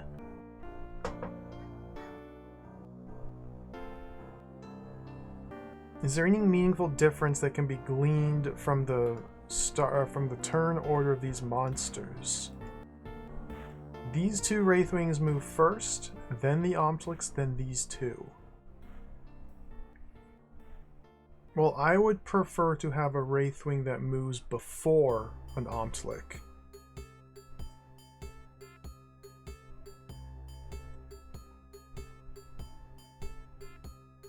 Because over here, it's the other way around. The Omplic moves first, then the... Look at the Force Arrow!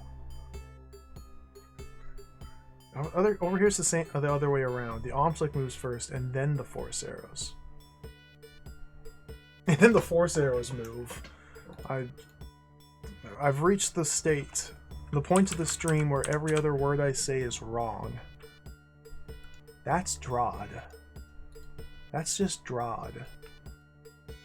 Dun, dun, dun, dun, dun, dun, dun, dun, dun, dun. So I could try to kill all Omtlix but one, kill all Wraithwings but number 1 or number 2, and see if I can make magic happen like that. But even still, that would get me at most a single tile closer to a Wraithwing that will be 5 tiles away. Okay, so we do have this up here.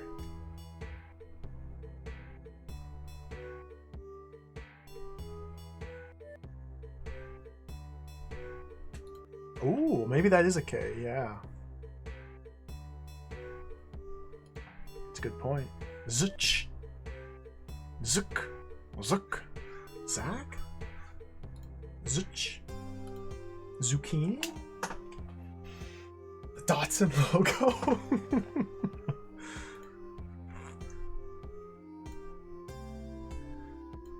I'm trying to think of a plan before I just start going in What? You got stabbing. food? Wait, I'm starving. Trying to think of a plan here.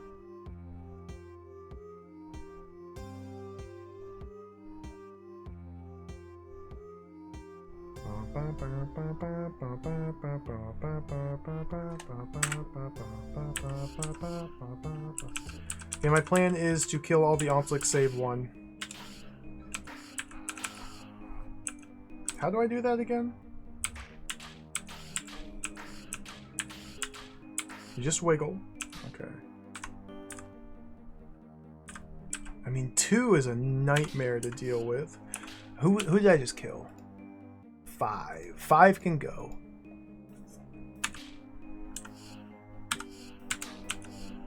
Wraithwing killed me. Who's that? Who's that? Who's that? Who's that? 2? 2 or 1 have to stay. So we killed 2.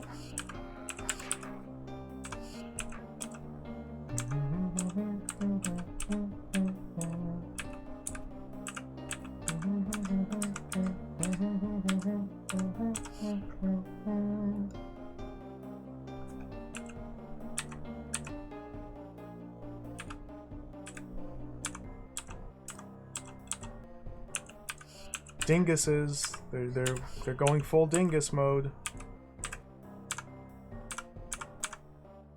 Okay, so in order to kill at least 1 Wraithwing when there's 2 in open space, I need to split them and have them on other sides of me. That way that toggles them into aggressive state. If they're both on the same side, they will never become aggressive. Right? Is that science?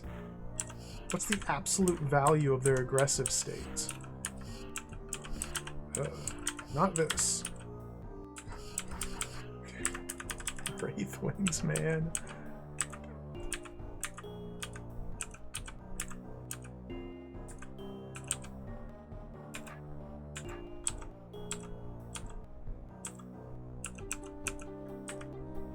So if I want to split them,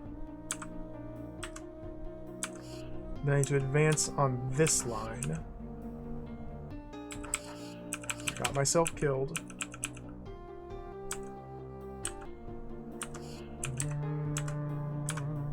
There we go.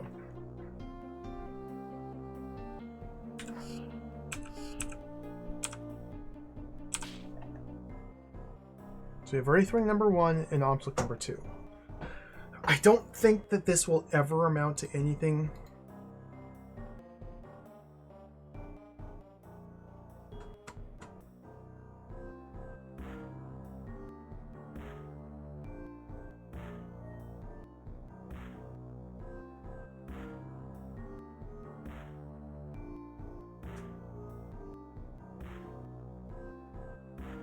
Trying to think of something to do.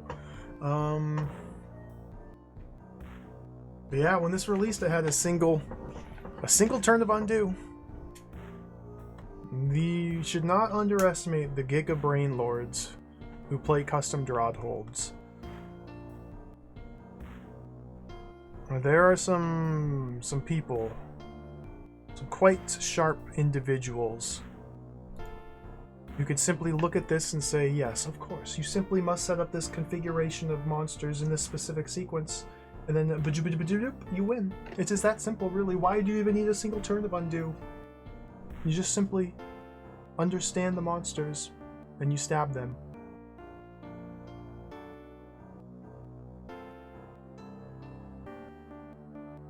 But what am I trying to do?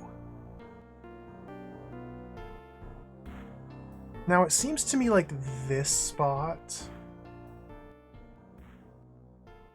I'm forced to burn this trapdoor to get in here. Like, if I could get an Omtlik onto this tile, I could push a Wraithwing into him easily, because there's no room for him to flank. He'll just be stuck there. But I can get, at best, an Omtlik onto this tile. I don't see how I would ever force an Omtlik to retreat north from here. I don't think they could. Yo, Duke Donuts, welcome. You're watching the Bill Bowl stream. We've made it.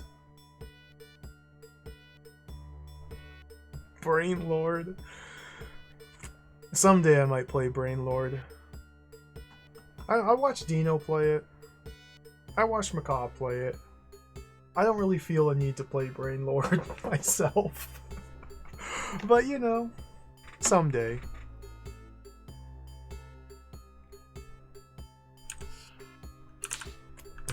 Dun dun dun dun dun dun dun dun dun dun dun dun dun dun.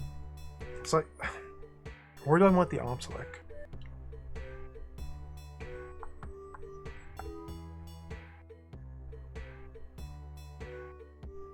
The only spot that seems good is there. Dun, dun, dun, dun. Dun, dun, dun, dun, dun, dun, dun. Get around him. Pull him up here. Let him dance like that. I don't know how I'm gonna get him over here again. Movement priorities of Omtliks. They prefer north over south and west over east if all remain equal. Therefore, if I place him here, block his east move, then he will prefer northeast over southeast to flank around my sword. How will I place him here, though?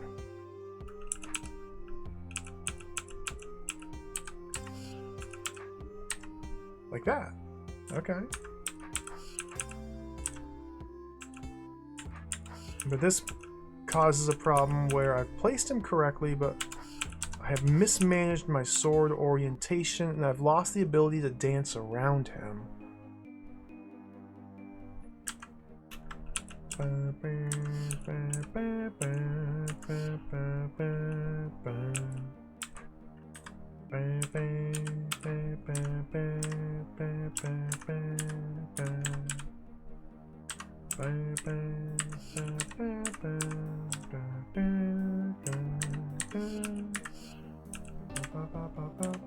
I love this song. How did I even get him in there again? I think I needed my sword in that direction to get him there.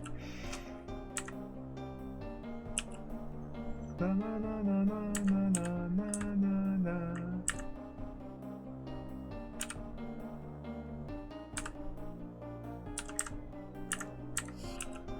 Man, I tell you what, this Omtlik ain't playing nice. Yeah, well, east sword's necessary, but west sword's required to get him to step north now. Is it? I don't even know. So this is another one of those runes where, similar to the other one I'm stuck on, I feel I've squandered my tools. I feel I have squandered my tools. This is a fruitless endeavor because my tools have been squandered. You never want to squander your tools.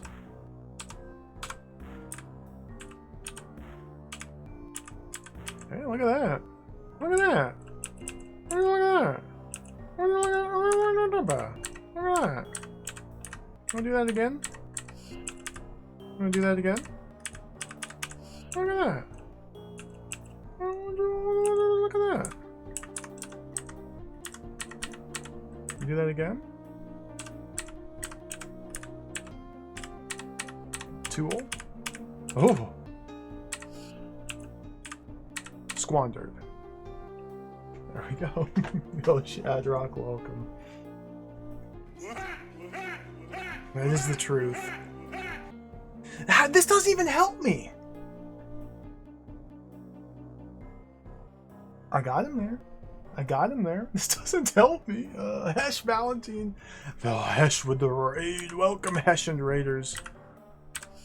Welcome to Local Man going absolutely insane trying to solve 2-decade-old puzzles. Thank you for the raid. Welcome, everybody. How's it going? How was your stream? I'm playing DROD. This is a fan-made set of levels for DROD called Gigantic Jewel Lost. It's the highest rated, best fan-made set of levels ever created, supposedly. And it is kicking my butt. I love this game, so it's okay. Welcome, everybody. Void Pyramid. I don't know if I know that game.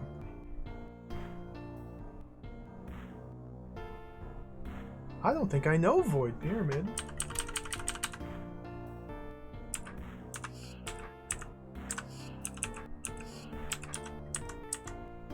I don't think I know what I'm doing here either.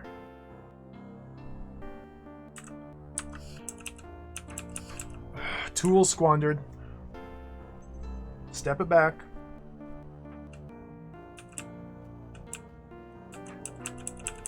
I gotta get another tool.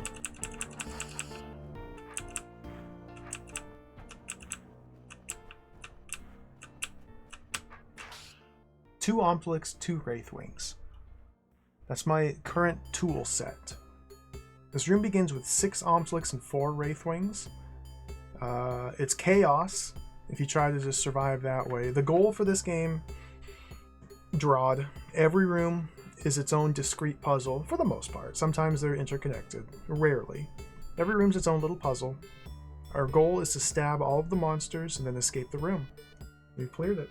We are playing as Beethro, the Smite Master. My name is Beethro. His name is Beethro. What? Our only available options are to move our character using the numpad in any of the 8 directions, or rotate the sword in 45-degree intervals. Every action we take consumes a turn. Beethro moves, then the monsters move, then a new turn begins. It's a really good, fun game. I really enjoy this game. Underneath that very simple introduction is like unlimited complexity, because there's all sorts of cool monster types, and like you got trap doors that if you step on them they open or close doors, or pressure plates, trap doors that drop out from under you, all sorts of really fun puzzle elements. You can even build constructions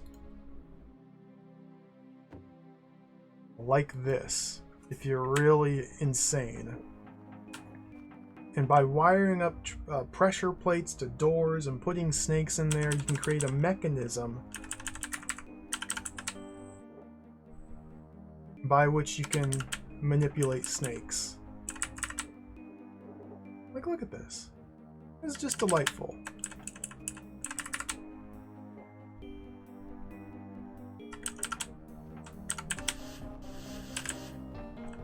And just manipulate some snakes for a little bit. Oh, don't do that. Anyway. I spent like an hour or 2 on that room. Because it took me forever to understand what all these buttons did. And then trying to understand the goal of the room. Sometimes you enter rooms and you are asked to convert numbers into binary. It happened. You just press some buttons here. And look at that. I made a number. And now I can hop on this number and go sailing right out there. This game is absolutely wild. And if you tease out the mechanism by which these pressure plates create numbers, then you can discover the correct sequence of numbers you need to make to allow you access, because the numbers are secretly rafts. I like this puzzle a lot too. The numbers are secretly rafts that you can sail out here to stab the monsters in the room. The only monsters in this room are some goblins out here. So once you can figure out the correct combination of numbers and how to construct it, it's actually pretty simple and straightforward, but figuring it out's the fun part. It's awesome. That was a good puzzle. There's been a lot of really good puzzles in this hold. There's been a lot of nonsense as well. We turned into a goblin for a while and had to smash some roaches. That was cool. And then there's just like, what?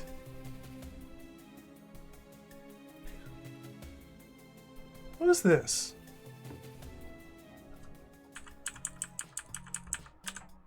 The pattern looks strangely familiar. It might be important.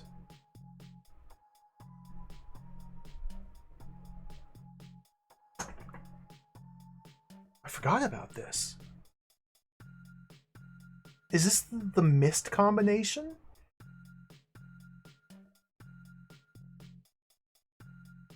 Is this what you type into the fireplace to go to the books? I don't think this is relevant yet.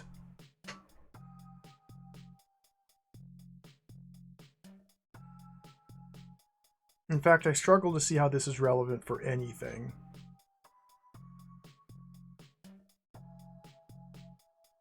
The Bethro said it was relevant. Okay, I'll keep that in mind. We'll revisit that later.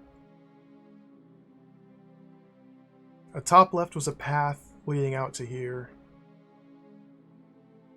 I already solved this. This floor we have individually solved all the puzzles except for 2 of them on this floor. And I think there's more puzzles I haven't figured out how to reach. Dude, the Goblin King!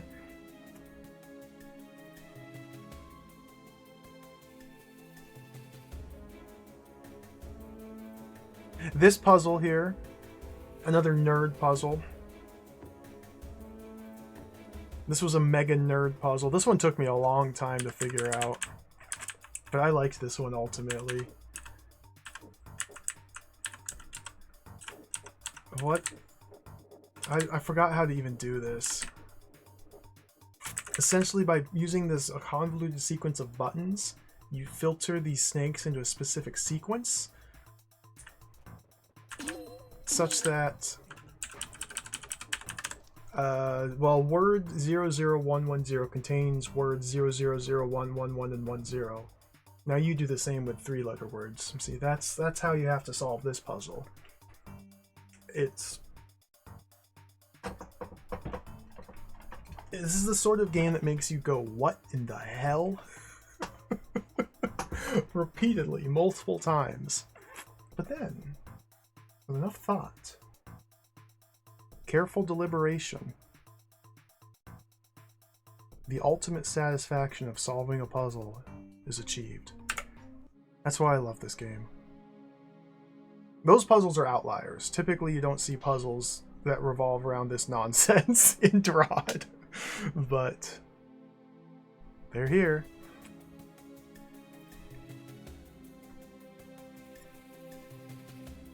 I don't know what to do. I'm stuck. Let's head back to the Goblin Woods. You know?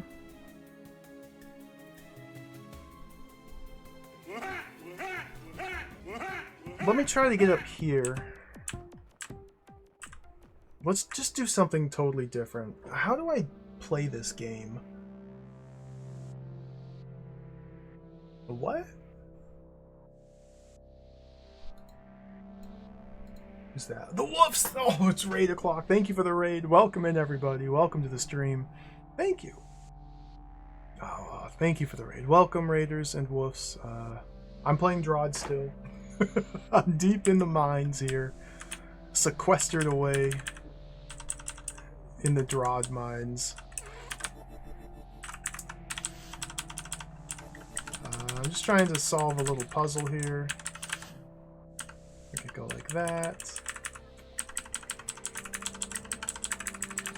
Okay. We're in. Oh, dead end. Okay, so I have not even looked at this puzzle. I don't even know what to expect here.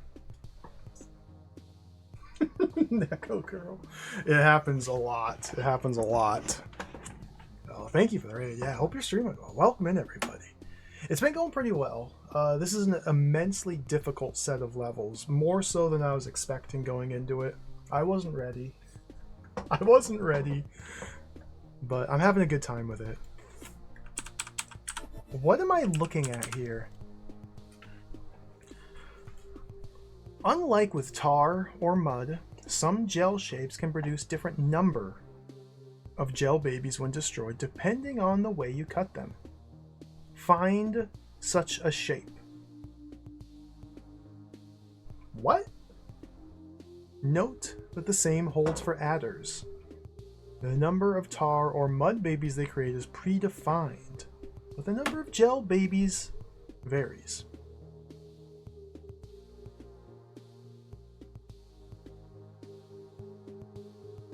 What? What's my objective?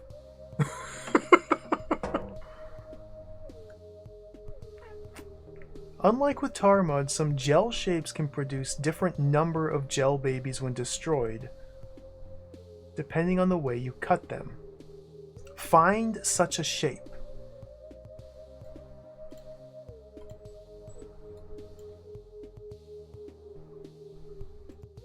Num bottom, num top. Yeah, they've introduced custom gameplay elements, not typically seen in DROD, which is fine. It's interesting. They're getting creative here.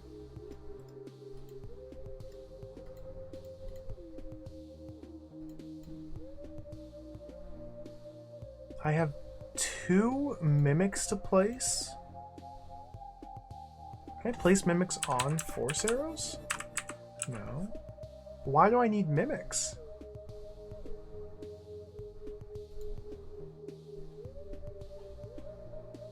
I don't understand what my goal is.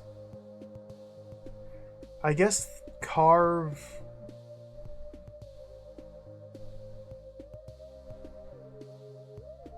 the same gel shape on both of these?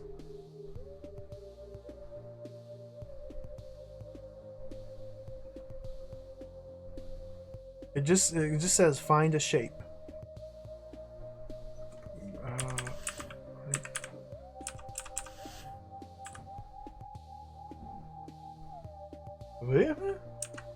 I can't get in there.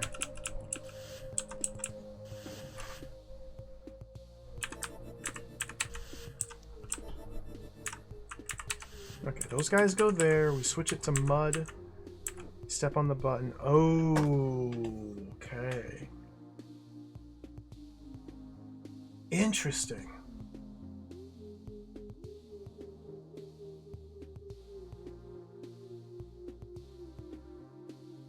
So yeah, I'm simultaneously controlling both of these mimics and carving both blobs simultaneously.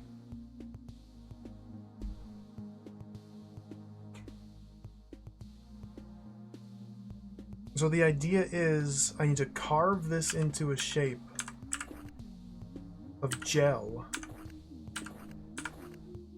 I don't even know what sort of shape to look for, to be perfectly honest. Let me see what happens. Nothing. 1, 2, 3, 4, 5, 6. What? This is a trip.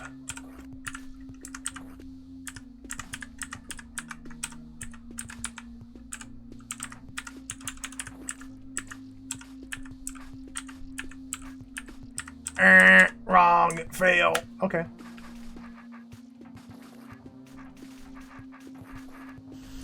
Wow. Okay.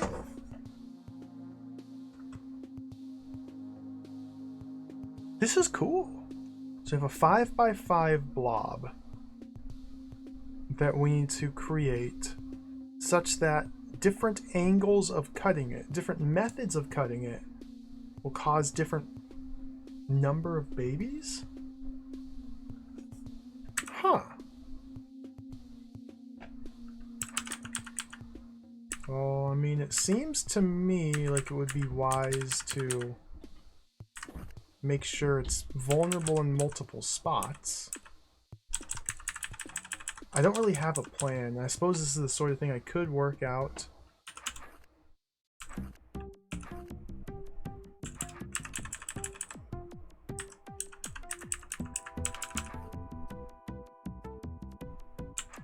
It's probably not like this.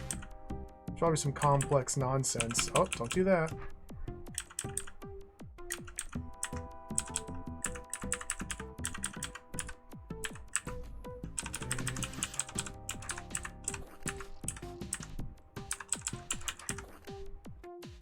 So if I clear the whole thing, I died.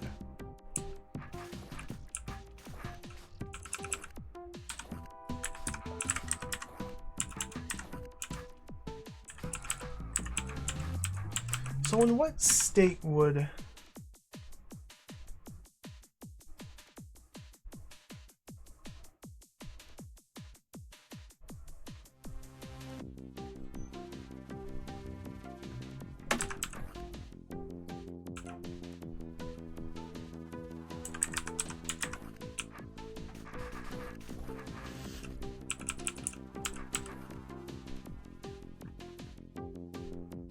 If I just go like that?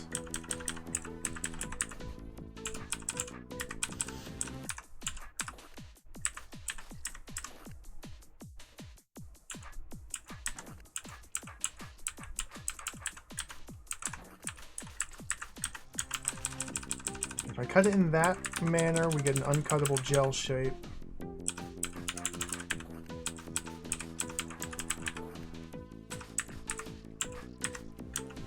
There. Oh, we have to cut it all. We have to cut it all. Because there's a tar stuff gate. Yeah. I can't just cut it inefficiently in one half and then cut it efficiently in another half. Oh, science. Math.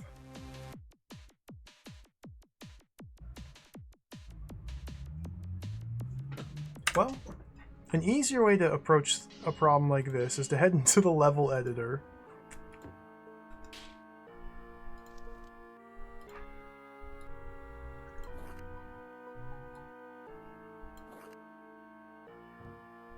And just look at it this way.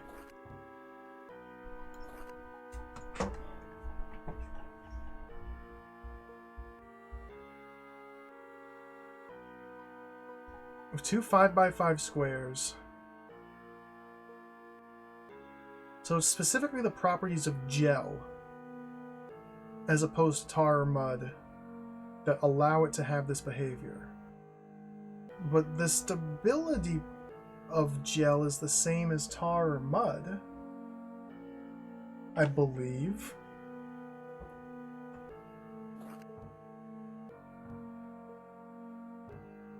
Like...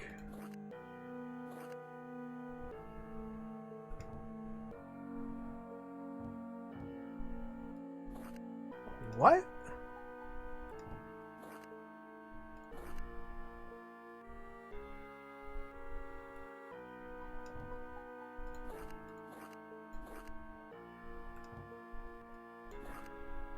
What?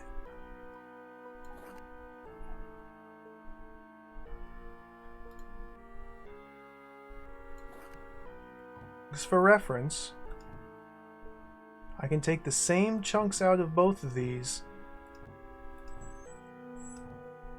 Well, it's not the tar stuff itself. It's the way in which babies are created by cutting it that's relevant. So it's not like I'm going to carve a different shape out of tar than I would mud. Making the same cuts will cause the same shape to occur. But when would making a cut... Oh, this is perplexing.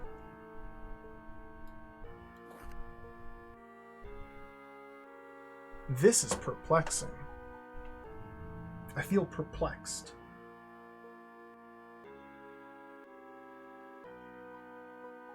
How did they think of this puzzle? The people who made this hold were mega nerds. And I say that in the most positive way possible. I do not mean that as a derogatory term. They were mega nerds.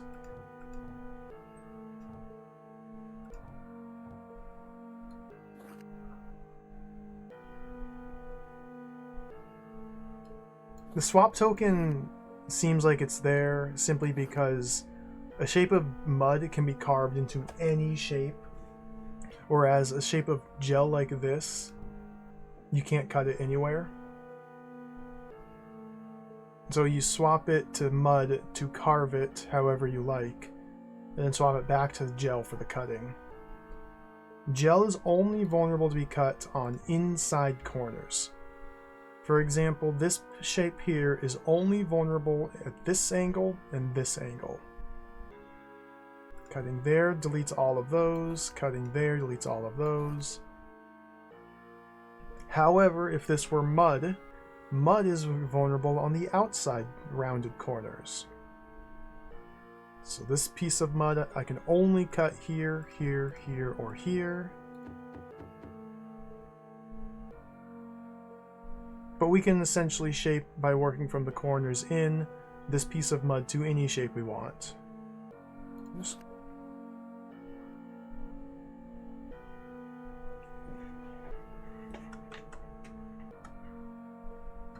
There's so many different permutations of a 5x5 we could make.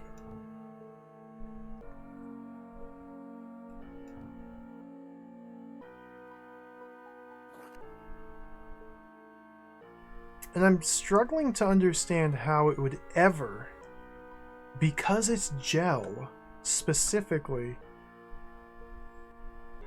create a different number of babies. Because the way babies are formed, well, it's a complicated subject. The way babies are formed in DROD, I can step southwest here to stab. I cut this tile of gel with my sword. And this is an unstable piece of gel, and this is an unstable piece of gel. Therefore, they turn into babies. What constitutes a stable piece of gel? I think the rules are specifically outlined in here. Tar stuff.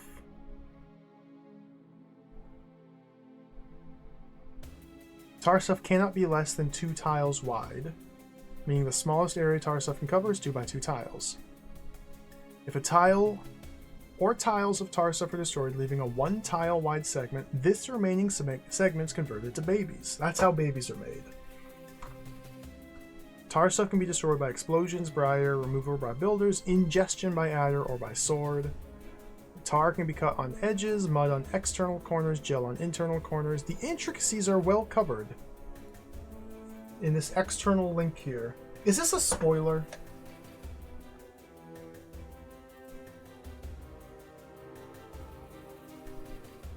Dude, this link.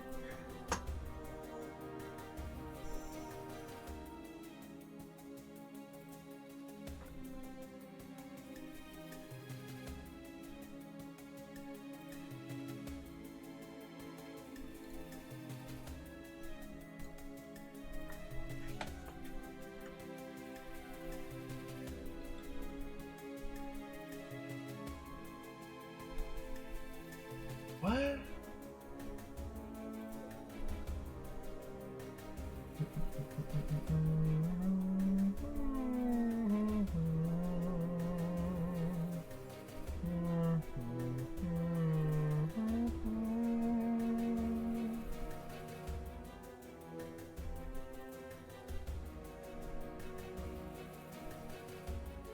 This is turbo science.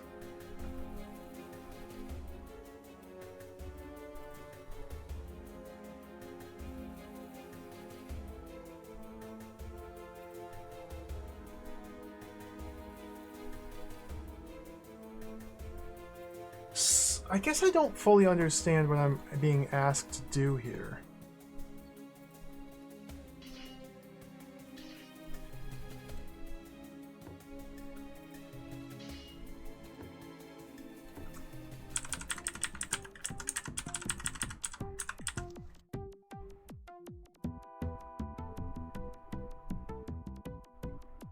Some gel shapes can produce different number of gel babies when destroyed, depending on the way you cut them. How will that ever be the case? I'm failing to understand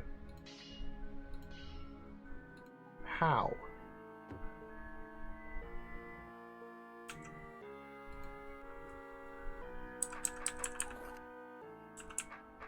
Oh, that's a terrible, terrible demonstration shape.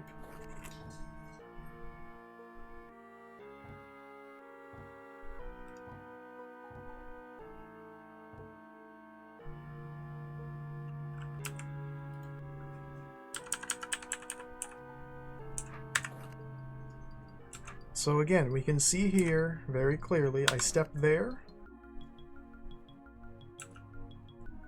Gel is here, here, here, here, here, and here. These all get removed.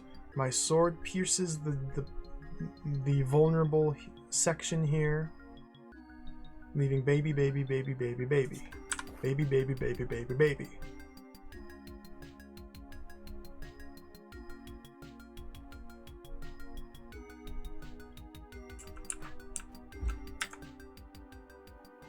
What?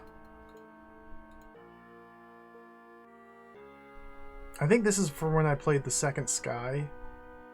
I don't even remember the specific puzzle here, but I had to break out the room editor and like, okay, constructs, which aren't even in this hold I'm playing now. Like, this just doesn't work. How do I make this work? And, whoops.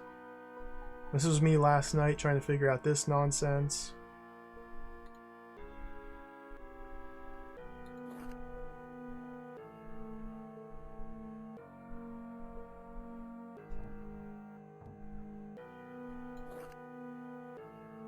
Like, what?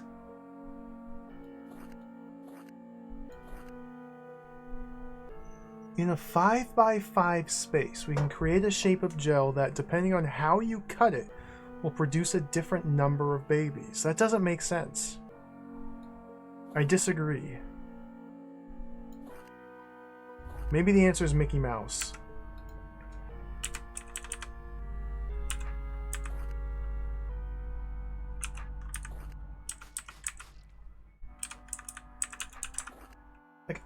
I guess the reason I'm struggling here is because I'm failing to understand why this is a property of gel specifically.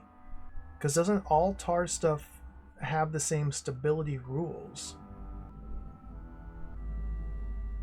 I guess it's because we're looking for a shape that is uncuttable as tar. And because mud always reduces as you cut it, it's always going to get a consistent number of babies. So we want something that's definitely uncuttable if it's tar, but cuttable if it's gel.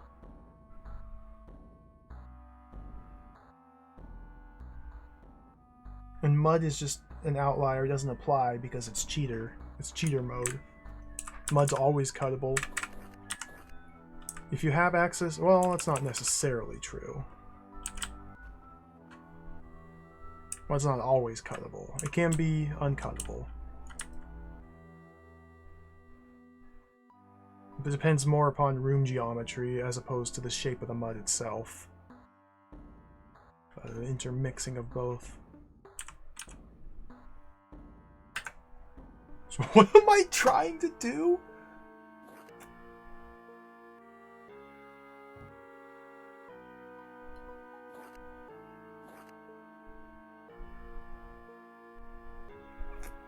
So this is only vulnerable from 2 different angles.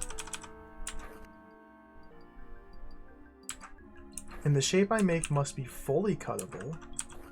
So this is right out. I can't make that. It must also be carvable from a 5x5 square of mud.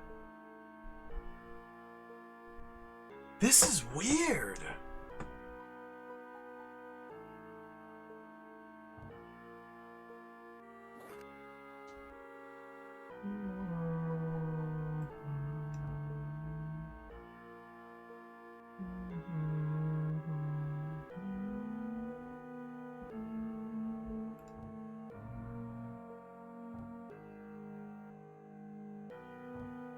I keep wanting to just chip away at edges like that.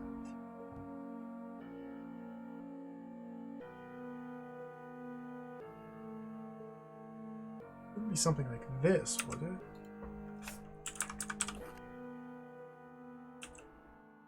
I think there produce 2.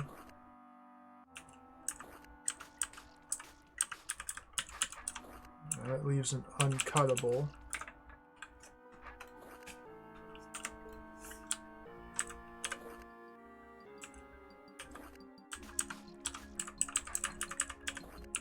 Uncuttable, uncuttable, uncuttable. Huh. I've created multiple uncuttable gel shapes. So to make this into a cuttable gel shape, if I just reduce that out.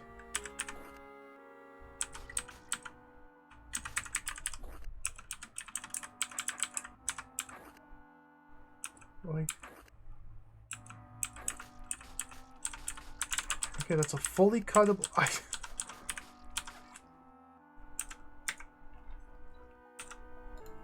Okay, if I attack it from a different angle, it's the whole.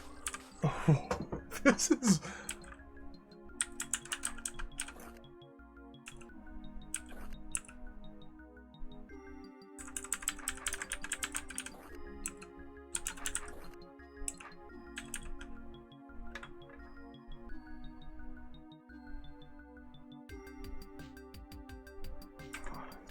Baffling.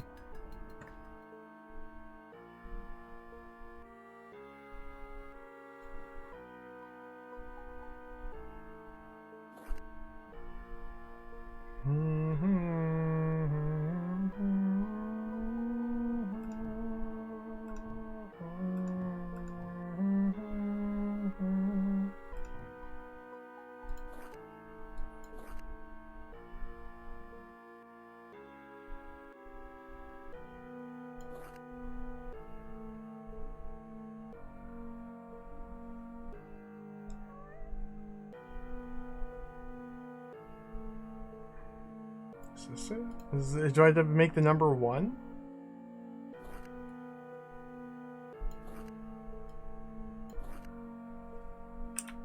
Oops.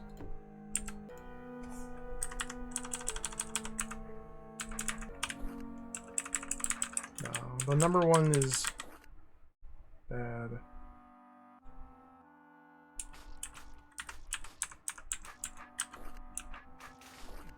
Ooh, well.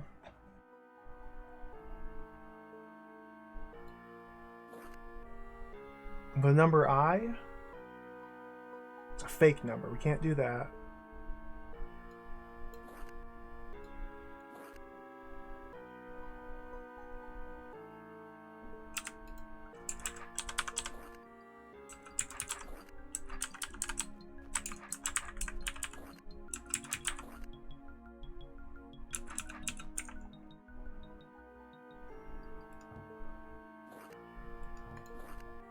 I don't know if I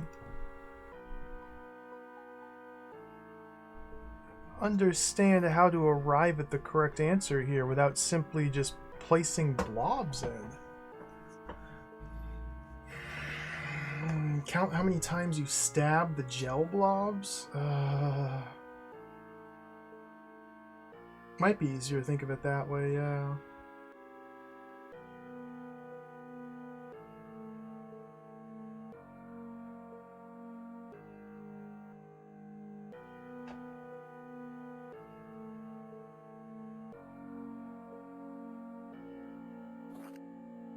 Like, I can't even make this shape out of mud, so it's definitely that, not this.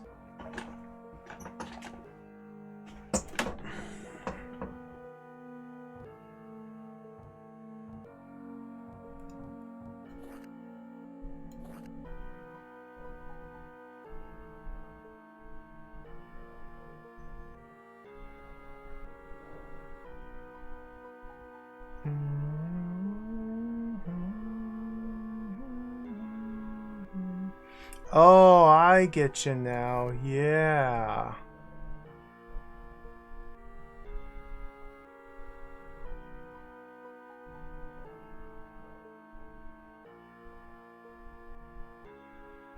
Yeah. When you put it that way, yeah, that makes sense. Because even though Beathrow is still performing the same number of cuts, tar or gel and gel babies inclusive, we're still cutting the same number of gel and babies, but the form with which those take can be different. Like, we can completely clear out a shape in, say, 7 cuts, 3 cuts of the gel and then 4 cuts to kill the babies, or we do 4 cuts of gel and 3 cuts of babies, something like that.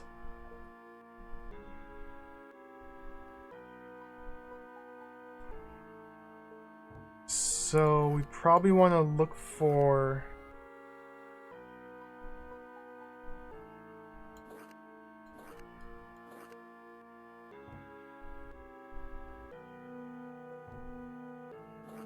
I suppose something like this would work. No. I kind of wanted to like reduce it down to that or that.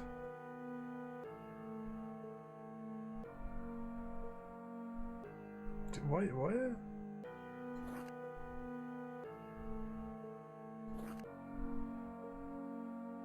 This is insane.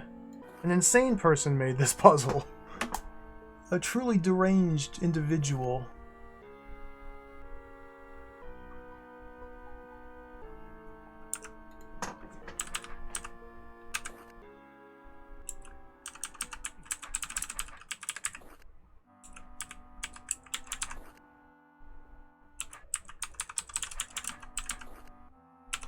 This is an uncuttable shape.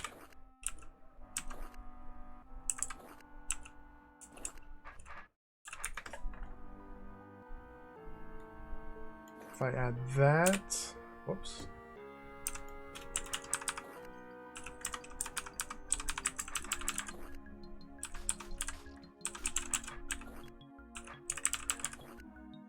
Okay, then it's cuttable like this.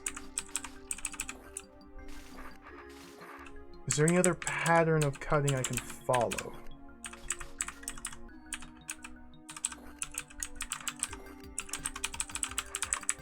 No.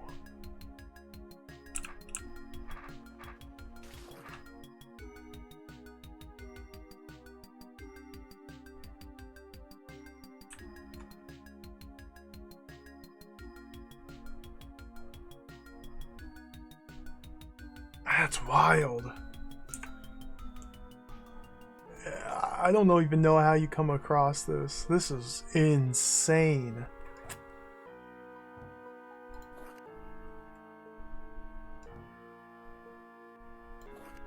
What?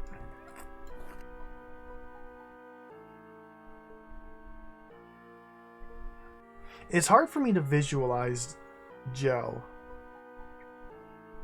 And like, what shapes are cuttable, which ones aren't fully cuttable. Like, this is fully cuttable, but it just looks like a bulbous mess. It's very hard to visualize that for me. Tar, I spent enough time in the tar mines where it's just kind of intuitive. Mud, it's pretty much always cuttable. Gel? Gel's a mess. What if I slap that on there?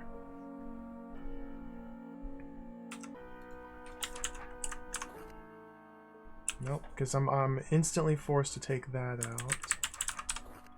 Where am I? Yeah.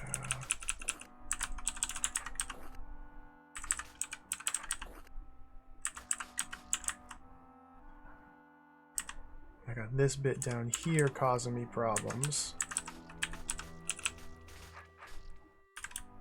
No way to... Okay.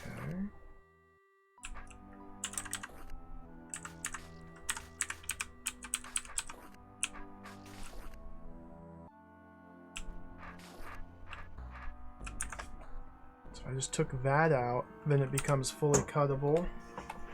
If I'm understanding correctly. Oh, not like that. Not like that either. Oh yeah, like that.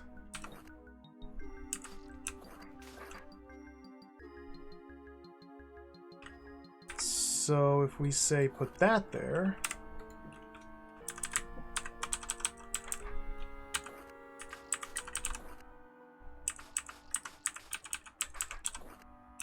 now it's no longer cuttable unless I approach it from down here.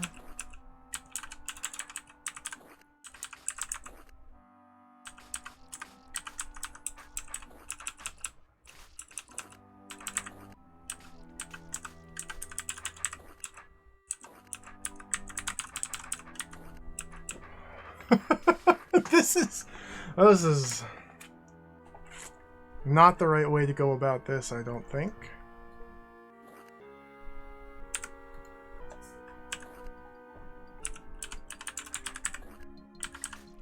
But what is? Like, what? What? What?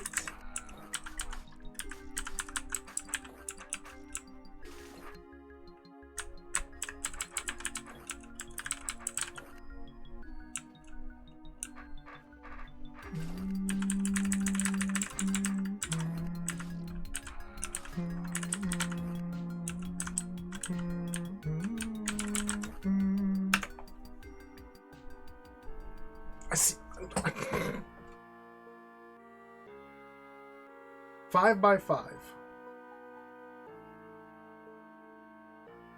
So, just a 5 by 5. 25 tiles to work with.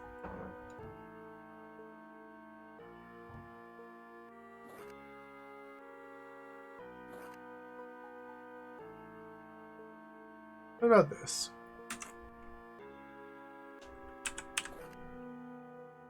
Okay, this is cuttable. 1, 2.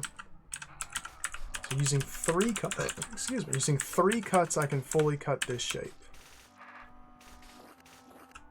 If I go from here, 1, 2, 3 cuts. Okay. If I go from here, 1, 2.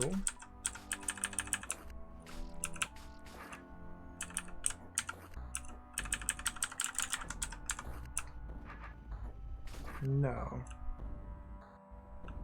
I feel like I might be narrowing in on what I want, but it's so hard to say when I don't even know what I want.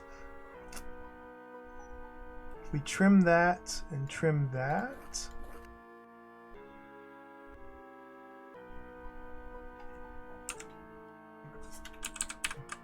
One. This is the uncuttable. 2.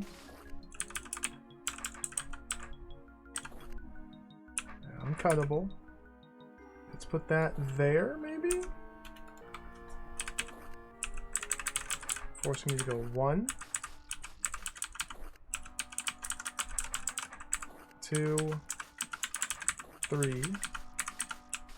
So 3 cuts to destroy, but any other way of cutting it, save for the symmetrical opposite, is uncuttable. Yeah, I probably need an asymmetrical shape. That's probably smart.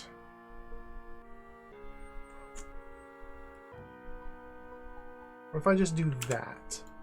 What if I just notch it like that?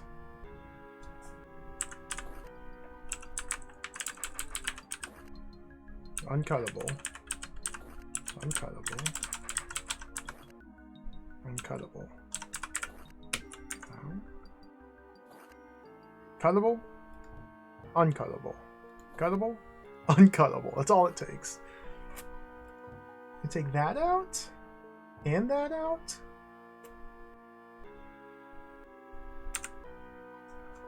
This is cuttable in 2.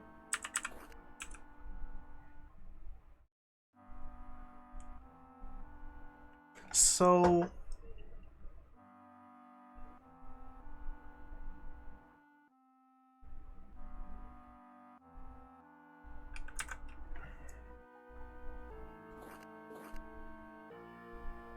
this ain't gonna work. Whoops. Nope. Build.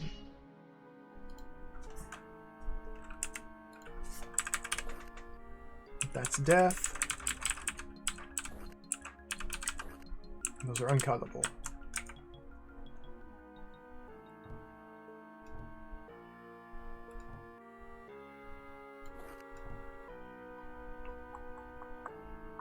Some nonsense like this. So I can either cut 1 and 2. So if this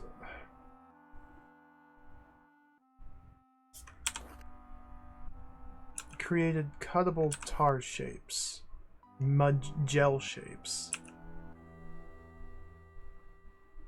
I'd be into something.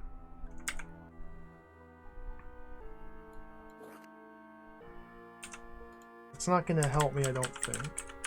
Again, I'm just kind of trying random shapes and then changing it to see how it, okay, how it shakes out.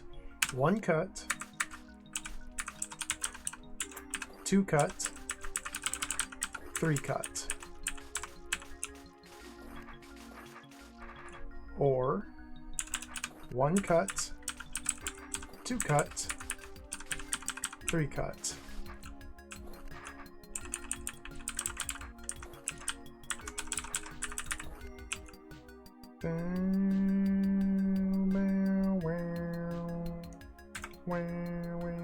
If I take those out,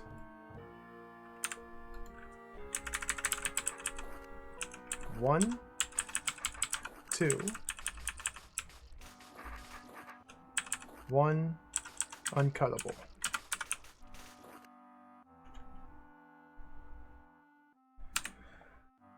I don't.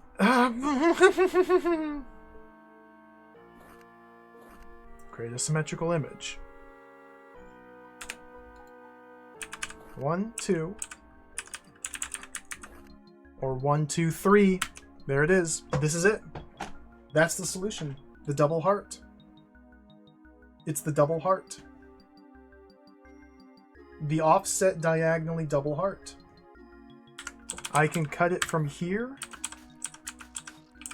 in 2 cuts total. Or I can stab it in the center and then here. No. Is that really? Because this one is only removing a single tile of gel, which would have been a baby otherwise. Yep. So this cut here removes a single tile of gel, which if I cut it in the other way, would be a baby. So this 3-step cut process gets you 1 less baby. All right. The double heart. The double heart. The double, don't. The double heart. Change location. Okay. Continue playing. The double heart.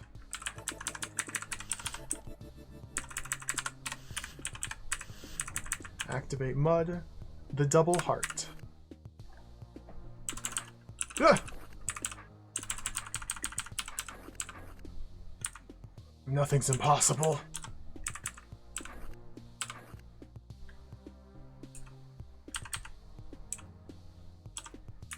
Ugh!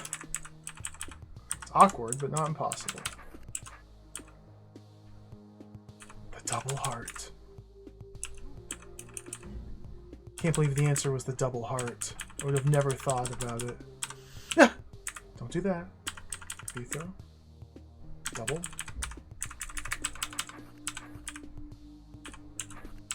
The double heart. There it is.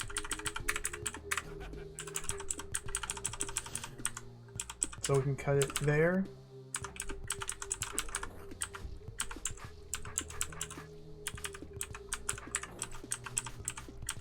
To get 12 babies, or... And in fact, I should have taken information from the room geometry. They've included these little nooks here to indicate, or to give you safe spots to retreat to survive making these cuts. So there were clues in the way this was arranged now. One more baby. If the numbers are different, the door opens. That's pretty slick. I gotta say, that's pretty slick. That's insane. I can't... Because you're able to make a single cut and make no baby. In tar cutting, you can do that as well with tar cutting. But...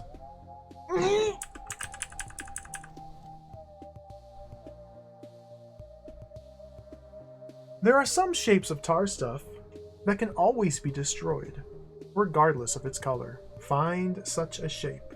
We're in the school now. This is like the school zone. We're in the school zone. This is the classroom of the hold. I miss this classroom. There's no shapeage hint here. Some shapes of tar stuff can always be destroyed regardless of color. Well, you know what that means. Back to the level editor. Back to the level editor.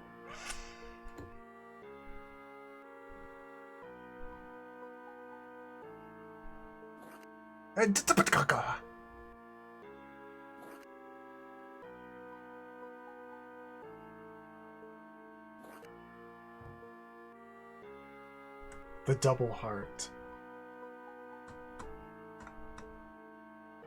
So again, gel, mud is no bother. Mud is no bother. Mud is kind of a non-issue, as far as I am aware. I'm not going to worry about mud. It's mostly tar and gel. Now, obviously, the ways in which we will cut them will be very different. Ugh. Like, what?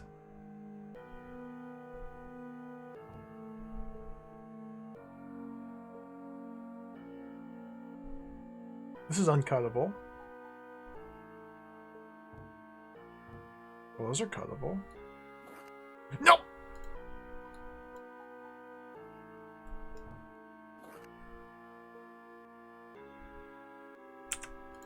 Is this uncuttable? Remember I was talking about how easy it is for me to just intuitively know when tar is cuttable? Well, now we get to see how big of a phony I am. What about this? This is definitely cuttable tar.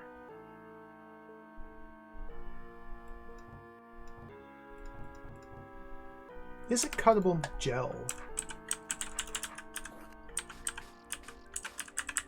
It absolutely is cuttable gel. Okay. Trivial. Look at that. Shrimple. It's a square. It's a 3x3 square with little nodule. That's all. 3x3 square, nodule.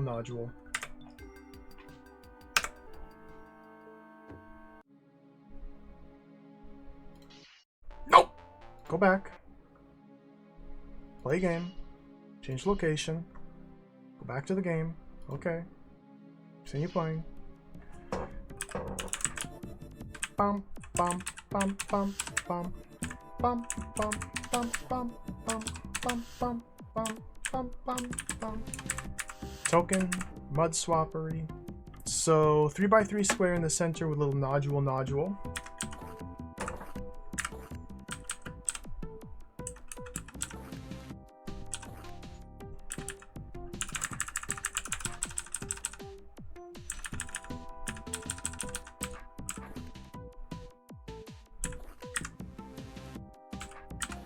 There we go.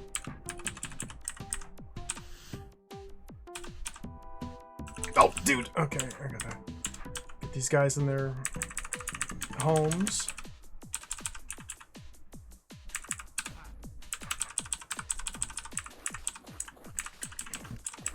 Let's see. Mud will always be cuttable. It's trivial.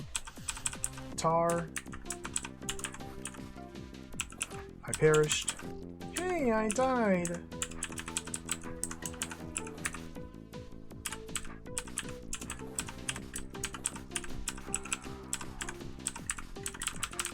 Gel.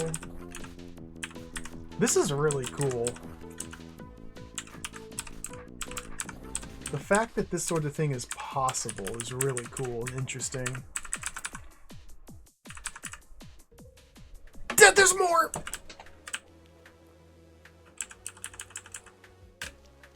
Now, let's combine the ideas from 2 other secret rooms. Find a shape that can be destroyed regardless of its color and also creates the same number of babies when destroyed as tar or as gel.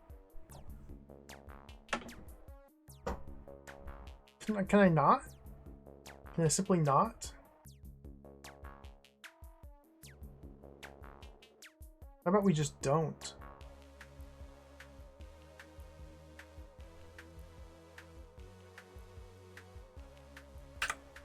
So I guess theoretically I could have stumbled across the solution back to the level editor.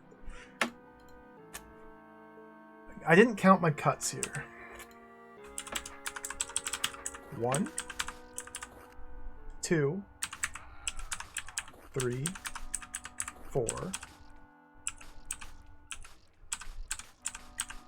versus 1, 2, 3.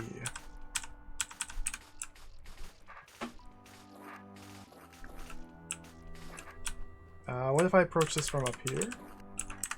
Uncuttable, uncuttable, okay. So it may just be a slight variation on this. Is the double heart gel shape compatible? Gel tar compatible?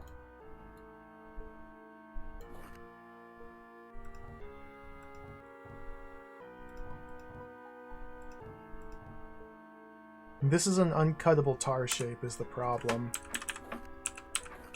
No matter how I give it a little poke, it will reduce into that 2x2 square. So yeah, it's not the double heart.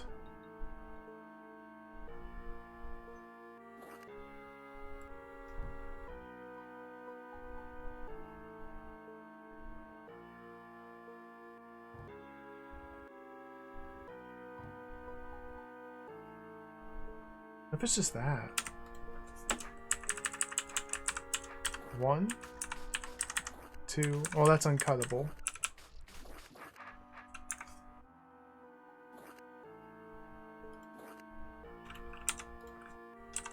It's a cuttable tar shape. Is this cuttable gel? No. Yeah, it is. No. Is it? No.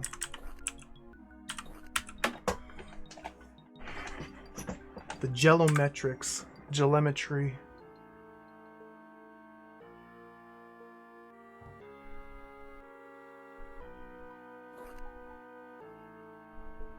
Like, I'm just gonna do modder? Small variations, I guess? Is that cuttable gel? I don't think so. Absolutely not.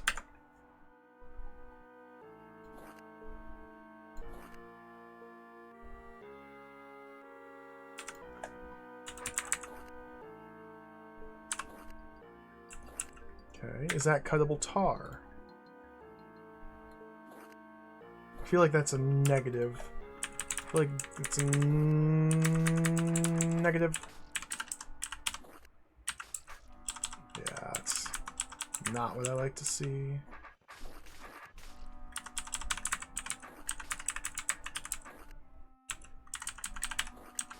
Geometry. Yeah, these are 4 long. 4 longs are bad. It's a bad number. I don't like furlongs here.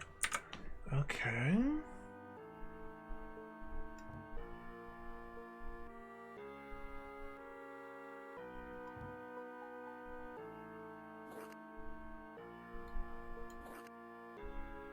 Hammer?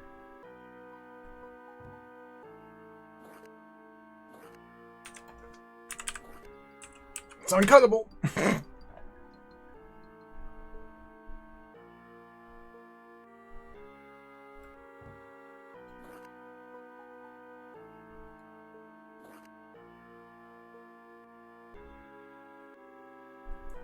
Uncuttable.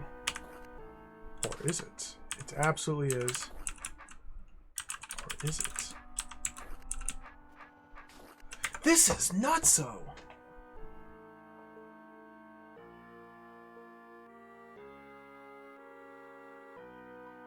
What am I trying to do again?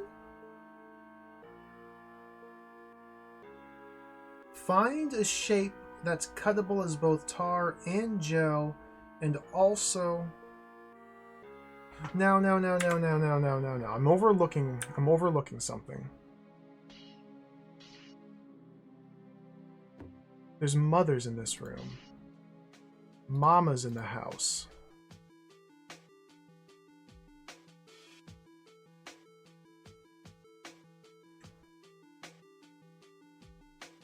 If Mama's here, then doesn't that considerably change the dynamics of the shape?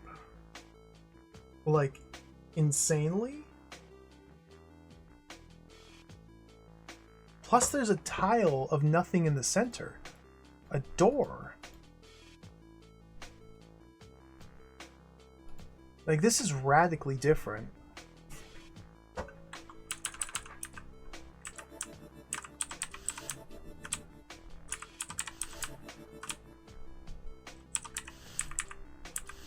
Even the simple act of carving. So we are now allowed a 6x6 canvas. Plus, after cutting into one or the other, we can allow it to expand. This might be too big brain for right now.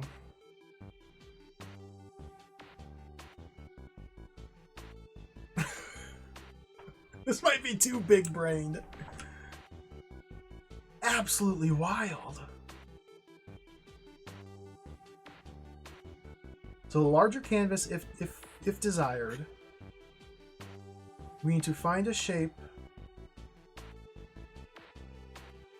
that is the same as both tar and gel, but fully cuttable and produces the same number of babies.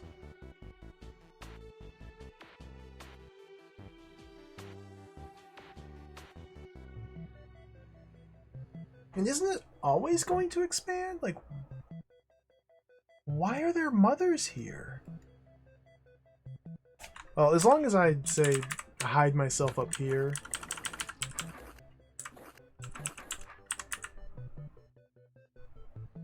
I feel like... Okay, I feel like the eyes, the mothers, are there to allow for a 6x6. But then we can slaughter them.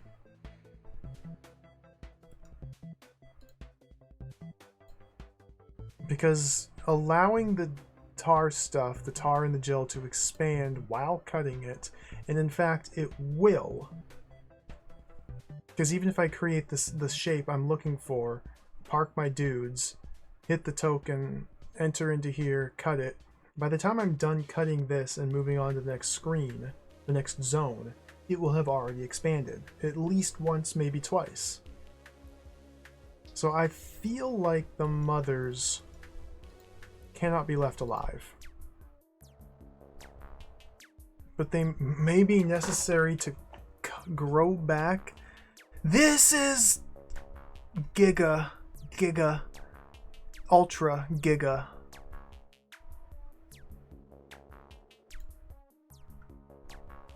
Still 4 more rooms up here. Oh no, wait. Some of those are. There's 1 more room up here. There's 1 more finality. The term paper. Write a 10-paragraph essay in DROD using Bithro stabbing mud to create your letters to explain how and why tar shape follows 2x and minus 1 squared times 4 and provide a bulletproof mathematical proof as well. That's gonna be the final puzzle, dude. Write a PhD thesis on geometry. I don't know how to do this. This might be too much for today.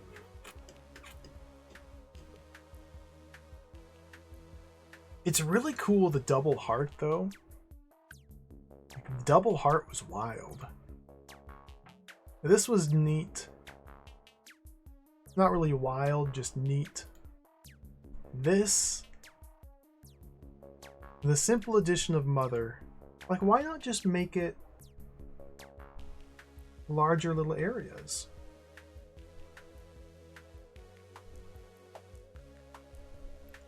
Mother adds such a intense complication to this. I don't know if I have the capacity to grapple with it.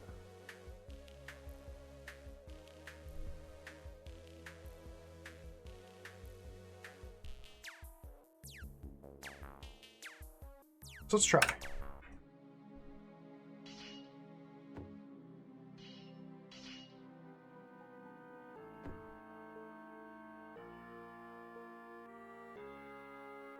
So if we expand the scope, if we're looking 6 by 6 now.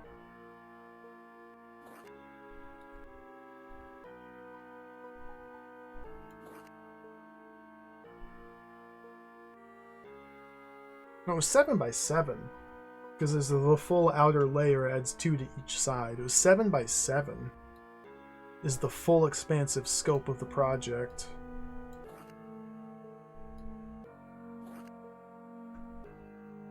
I gotta reposition. Yeah, I think the idea is, yeah. We have to eliminate the mothers before moving on to the second phase of the puzzle, but they are simply there to allow you to create different shapes than you could simply by cutting mud individually by itself. Because we can reduce it down and allow it to grow back. Double heart? Goodbye. Not 8 by 8, 7 by 7. We can just ignore the mud again. So we're looking for a shape that can be carved out of this that uses the same number of cuts to cut as tar as it does gel. It doesn't have to exactly be 7 by 7 or even 7 across or 7 up down, but this is the largest possible canvas we have to carve out of. It's pretty big.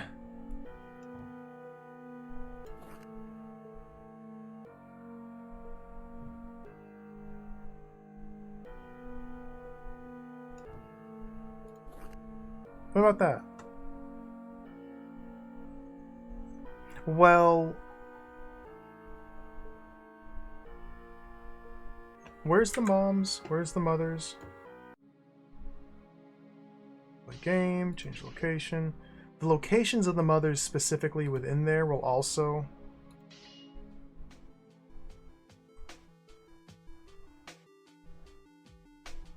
Yeah, the full exterior power is 7 by 7. But from the center, diagonal down left, down, diagonal down to right. Okay.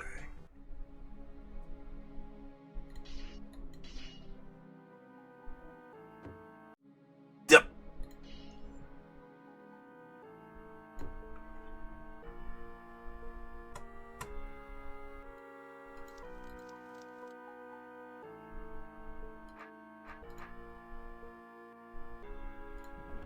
Da-da-ba. Get out of there. Get out of there. Get out of there.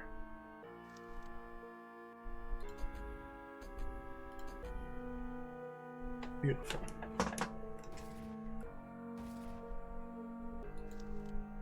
Two left eyes. I'm glad I don't have two left eyes. No, I would have better vision if I had two left eyes. It's my right eye's the reason I need glasses.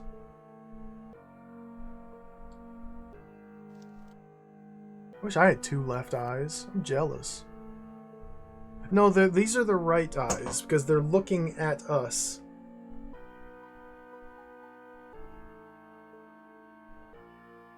And so these are two right eyes. See, they're looking at us. Stage right. These are stage right eyes. Our left, stage right.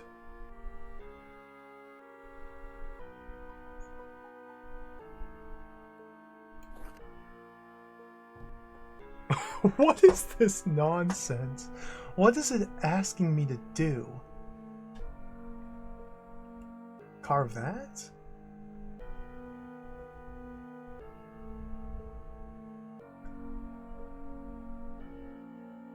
That's a $5. But this isn't... Okay, this is an uncuttable... This is a cuttable tar shape.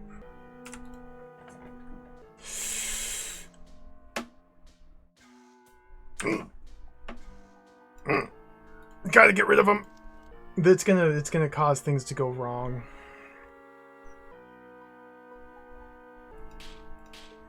Goodbye, stage right eyes. Because while I'm testing to see if these are cuttable shapes or not, it's gonna cause expansion, and I can't handle that.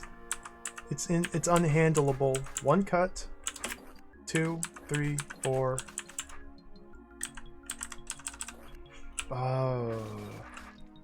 1, 2, 3, 4, 5, 6, 7, 8, 9, 10, 11 cuts of tar.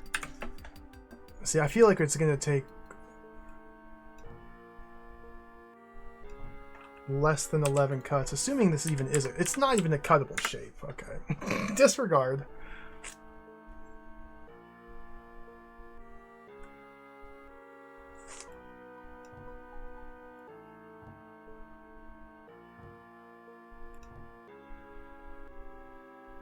How about that?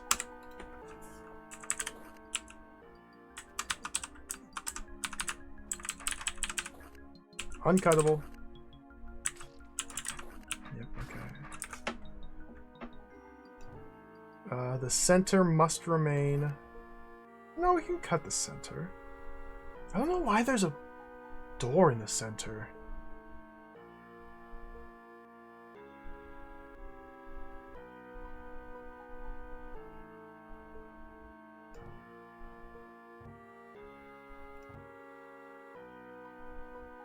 Is the answer a donut hole?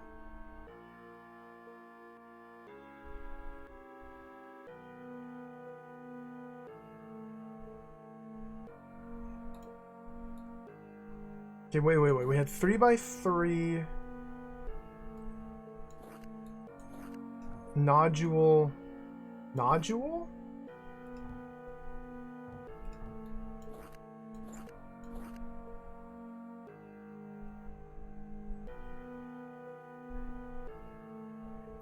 This was the double. This was the one that was acceptable for both. What if in the center was a...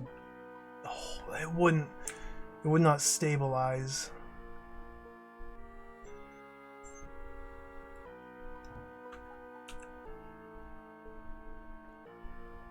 This were a 4x4.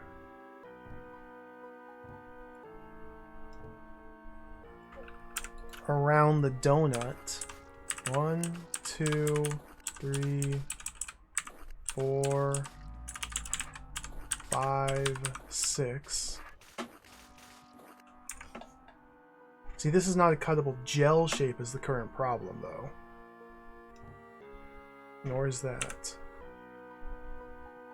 And I transmogrify this into a cuttable gel shape by adapting this approach.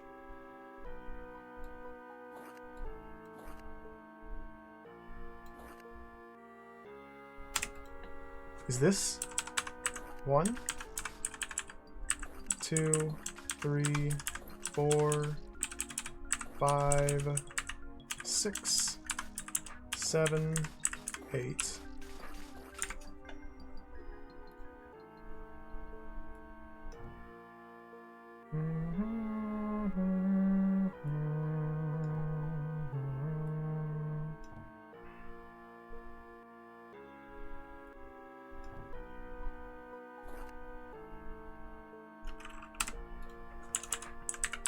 One, 2,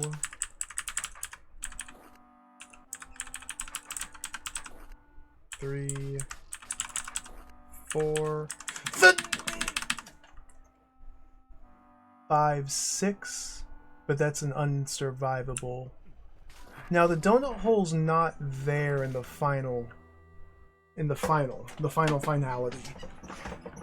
Because the donut disappears.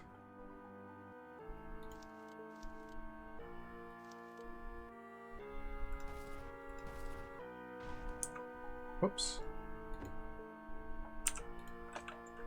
8 cuts for this. 1, 2, 3, 4, 5, 6. I gotta be more inefficient. 1, 2, 3, 4, 5, 6. Maybe I gotta be more efficient here. 1, 2, 3, 4, 5, 6, 7, 8. Dude. I'm close to something here. Again, a modified variant of this is still cuttable in both. So we're close to something, I think. How can I make it quicker to cut?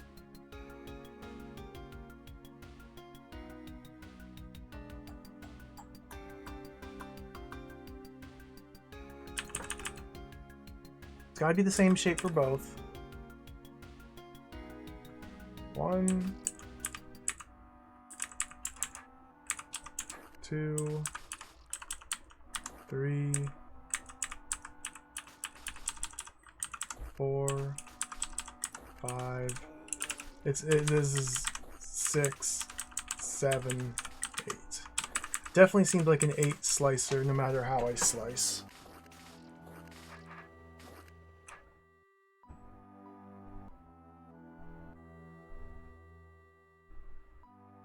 And I can't just cut it slower as gel. Like just ease off the gas a little bit and just take it slow. 1, 2, 3, 4, death. 4,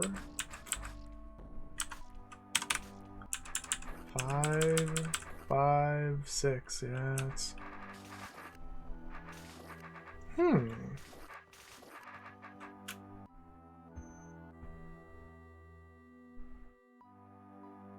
Oh, that's right. One of the 2 spaces where the mother was must be gone. That's a good point. That's a good point. I overlooked that. Not necessarily both of them, because we can stab one and then let it grow back in, and then stab the other. That's a good point. That's a very good consideration I have neglected to consider.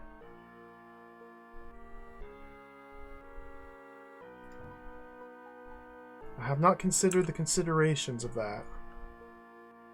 So what is this utter nonsense that they're asking me to do?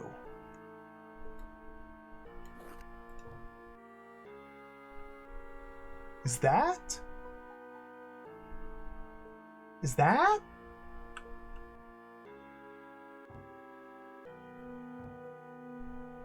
That? Amalgamation, 1. 2.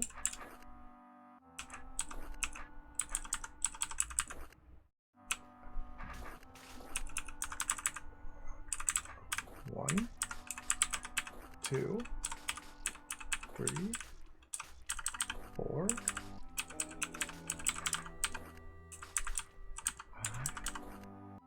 6.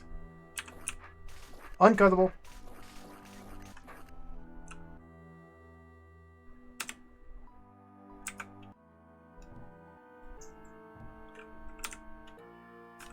One, 2, 3. Uncuttable. 1, 2. So this needs to be one longer or one shorter.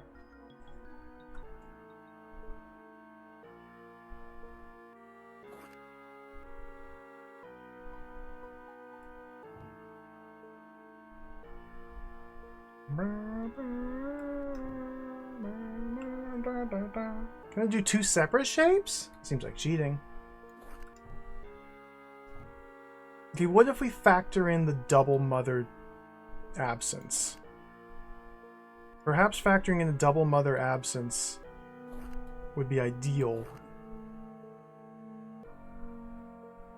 Where's the center? What am I looking at? That's the center. Double mother absence.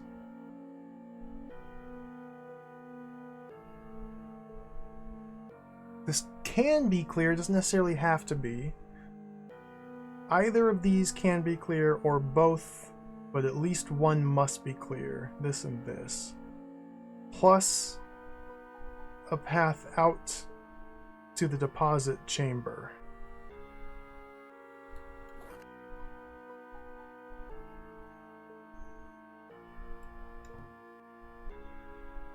Like, this is not gel cuttable though. We gotta go in this format to get gel cuttability. This is a little bit much.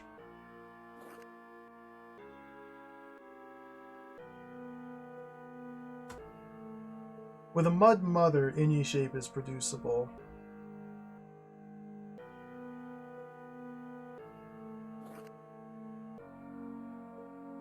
As long as the mother's involved.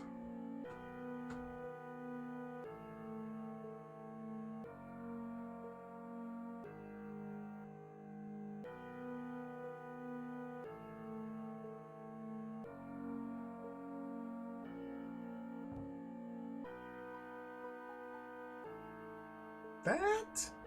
I mean, this is gel cuttable, or this is tar cuttable. Is this utter nonsense gel cuttable? I don't think it is.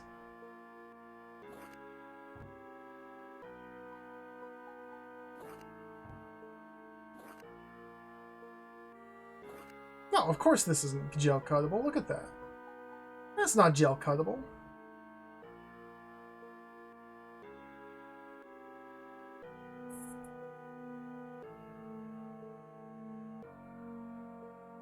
This bottom down here is not. This bit.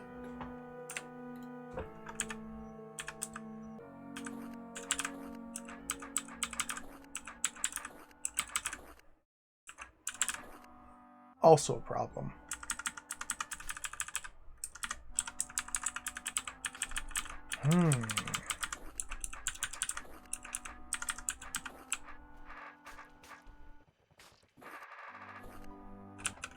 I got rid of my lovely, perfect demonstration. Cuttable as both tar and gel.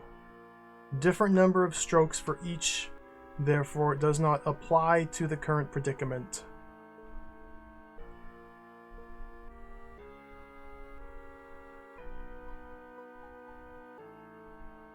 This is absolute madness.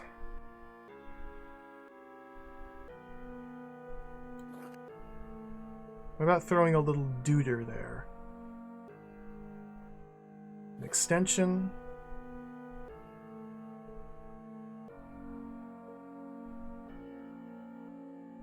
Deuter interferes with mother placement. Because mother, or block is here, mother there. Deuter?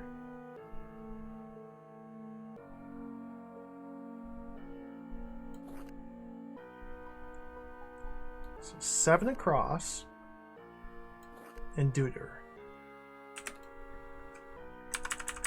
1, 2,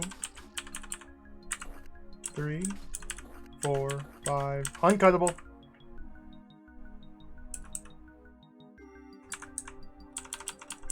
Six, 7, 8, 9, 10, 11. Uncuttable.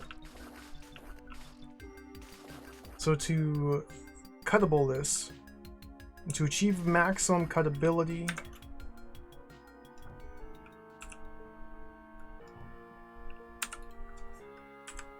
one, 2, 3. Brett!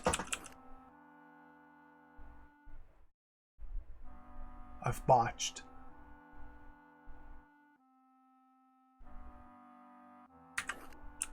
Because I need to take just one now? 1, 2, 3, 4, 5, 6, 7, 8, 9, 10, 11, 12. Optimum is 12 with options to make it take longer. Okay, let's replicate Deuterus, Shapus. I'm not convinced this is a gel cuttable.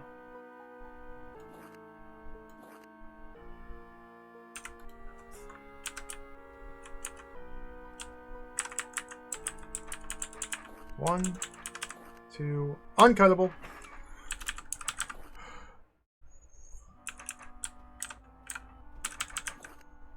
Well, that was quick to determine.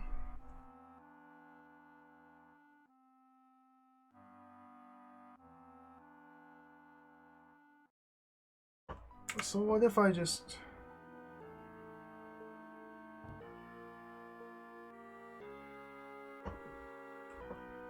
problem here. This seems wrong. Uncuttable.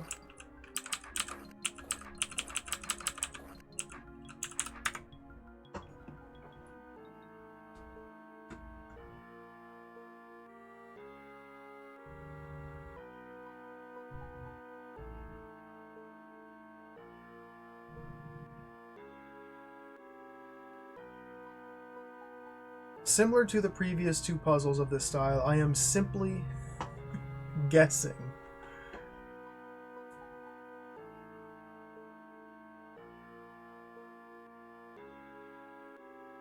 The center doesn't need to be cleared, but I have the option to. And this has actually clogged up one of my mother's spots. Like, what the world?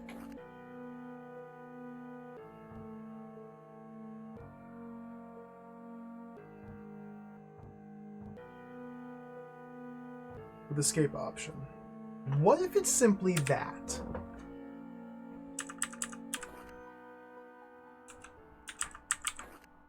It's not. That'd be really cool if it was simply that, but it sure isn't. This would be cuttable as tar.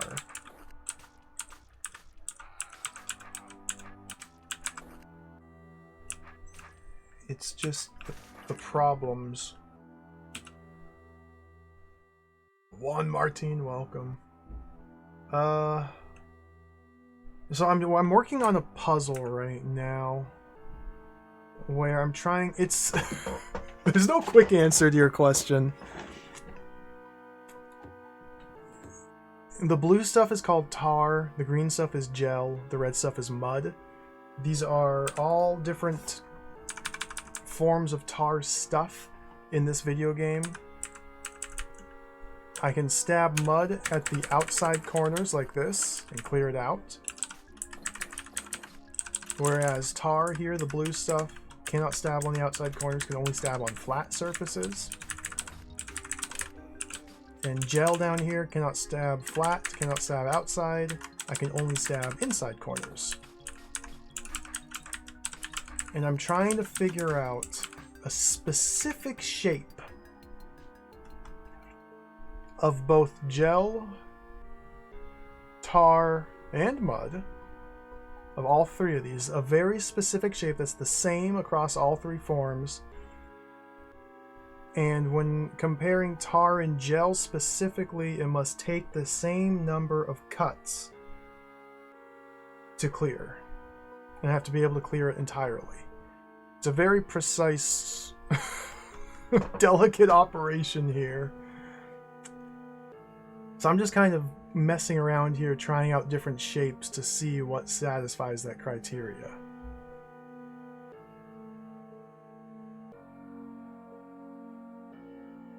But because they can be cut, they have to be cut in different ways.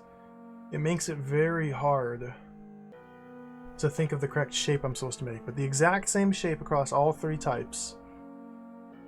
Fully cuttable. So for example, a little 2x2 piece of tar like this is uncuttable. A 2x2 piece of gel as well is uncuttable. Mud is always cuttable. For the most part. But using the same number of cuts to fully sunder them. So this shape down here, I gotta use that word more, sunder, such a good word, is both cuttable as tar and gel. It will always be cuttable as mud, so I'm not really bothered testing that. But it takes a different number of cuts. 1, 2, whoops, 2, 3. 1, 2, 3, 4. 1, 2, yeah.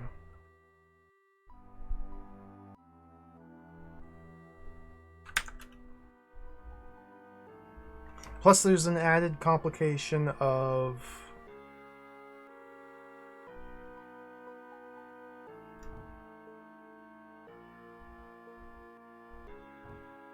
does that work?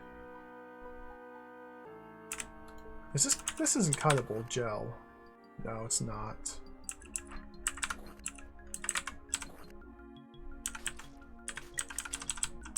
Yeah, it's uncuttable gel.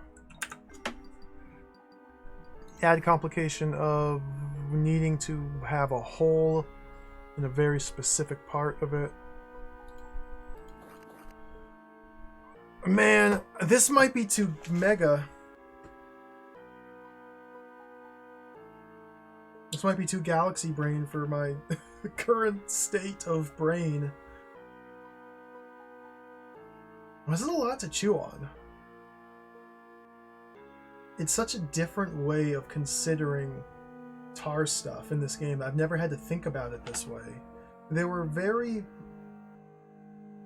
very little usage of... Where are they? I don't even know. Of switch tokens in... I think these were introduced in The City Beneath, DROD 3, and used a little bit in The Second Sky. but very moderate usage of these in the main game. And this is kind of a similar concept. These allow you to swap one tar stuff into another.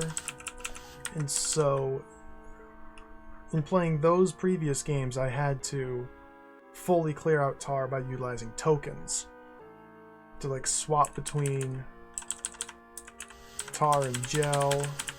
But this is taking that idea much further.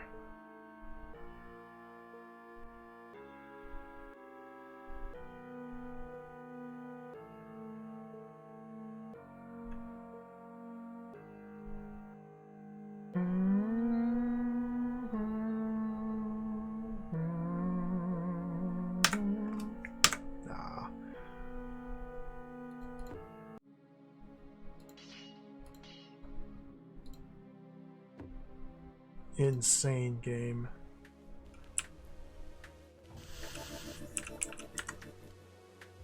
Find a shape that can be destroyed regardless of its color. Also creates the same number of babies when destroyed as tar or as gel. Maybe I'm overthinking the importance of the mothers and the block here. But the fact that this block exists, the yellow door, but it goes away when we deposit the mimics down here, means what we can do is we can cut the gel, mud, whatever, that's over the block, the door, and then it will not grow back over it. So I can create a hole in the center. The fact that they've included that here leads me to believe, because it was missing in the previous two iterations, that it's necessary to do so. To cut out that hole.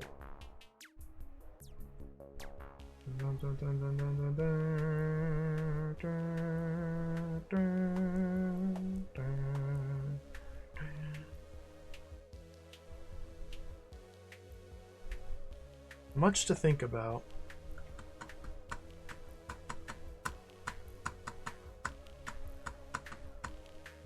The eyes have to be removed. They just allow us to carve different shapes than otherwise. So following that logic, I mean the hole, the donut hole in the center, would be undoable without mothers. But yeah. So we have to remove them.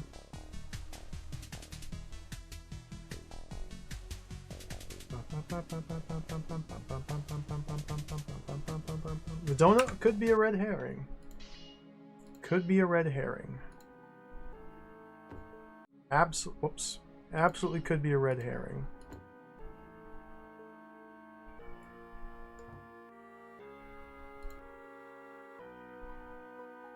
So there's my fully expanded 7x7 canvas. If we remove the donut, the two eyes,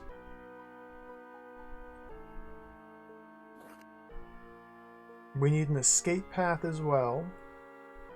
Say we just take all of that. One, that's uncuttable.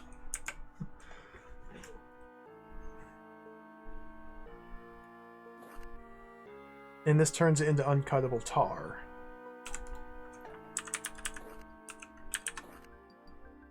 And uncuttable gel.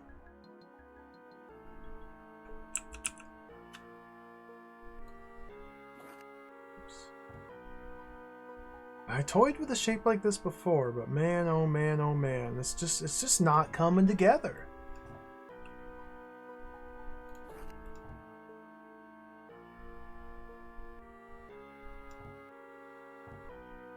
What about some nonsense like that?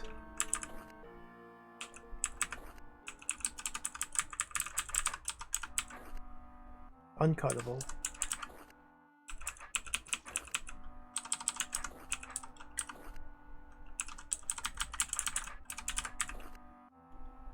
Yeah, this right here is not something I can cut ever.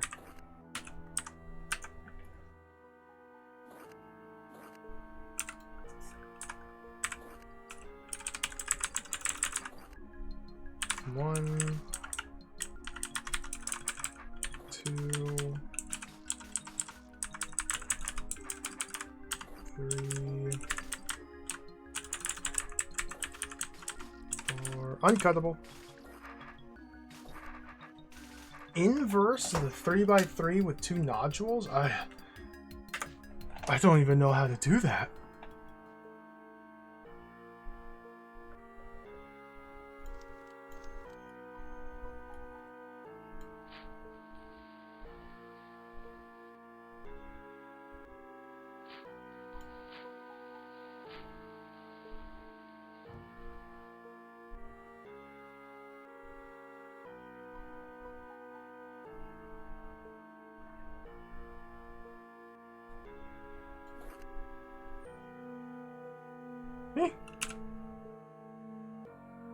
Just like fill in these.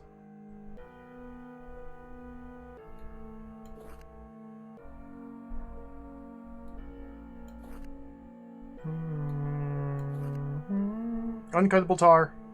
Illegal. Illegal operation. Cease and desist.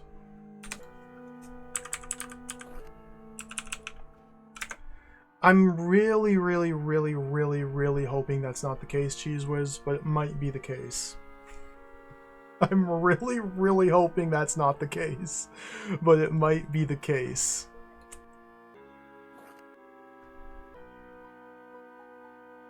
Because if that's the case, that opens up the realm of possibilities so much.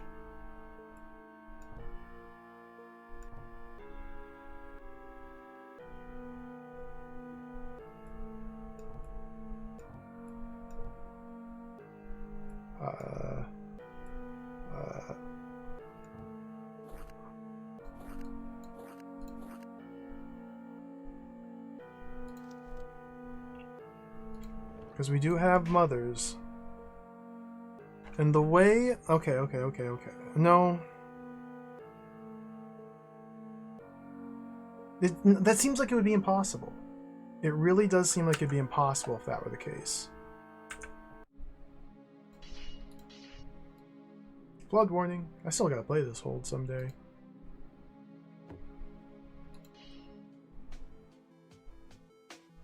Because if we leave the eyeballs in, then by the time we're done carving it, and we deposit the mimics down here, and DROD takes action to do his cuts, we're forced to start with mud first.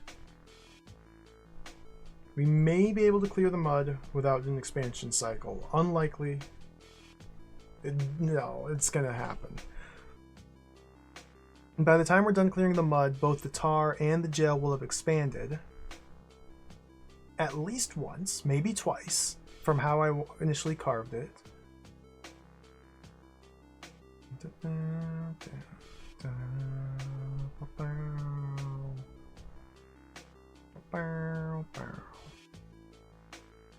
What do we have to account for that? What if we need to carve it into such a small little baby shape?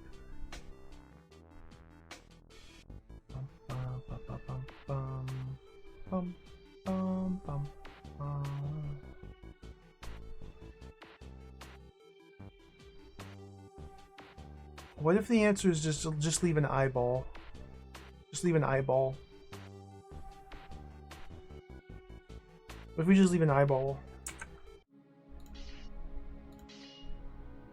This is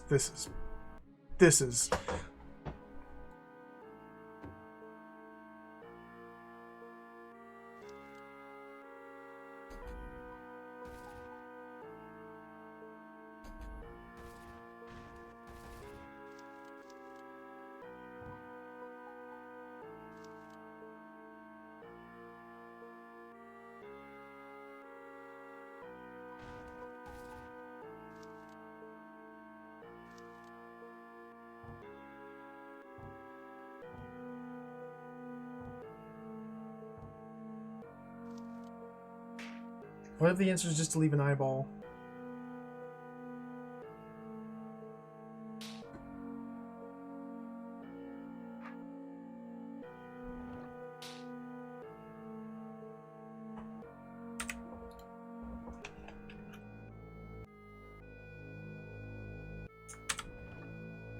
Uncuttable gel.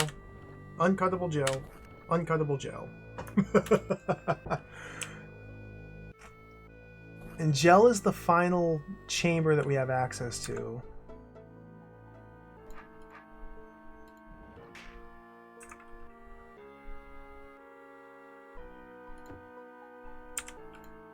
How does it grow with 2?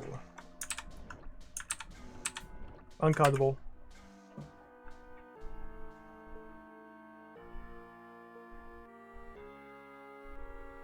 Like, I'm ruling out the idea that we have to do silly formations like that or leave a baby in the center.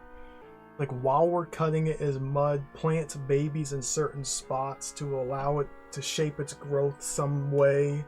And then when we actually go to finally cut it, like, there's a lot in Flames Rock. Ooh. What's the other one I got? Blue bricks.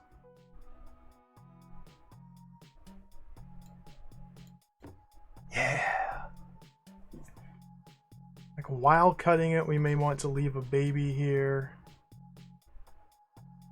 in the open space or something and allow the gel to coalesce around it to shape its regrowth. But that necessitates leaving mothers as well. That's too far into the deranged insanity sphere. There's no reasonable way I could figure out the correct shape while accounting for growth cycles and baby placement manipulation. It's just too. We gotta abort. We have to eject. Eject. I have to eject. We've gone too deep. We're in the stratosphere. Eject. Further save. Restore. Checkpoint.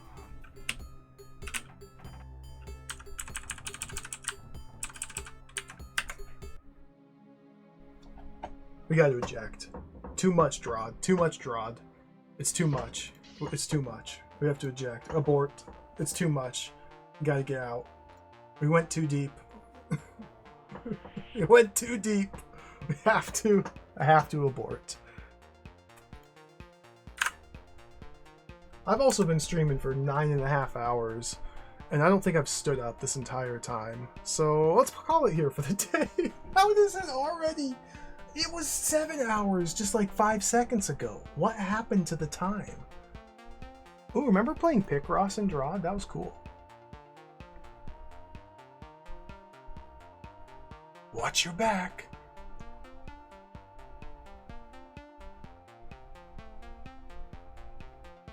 Oh, Gentry Eye. I miss Gentry Eye. I'm just looking at the slideshow here. Memories. Fluff. Fluff. Where's the Wubbas? Why haven't we had any Wubbas?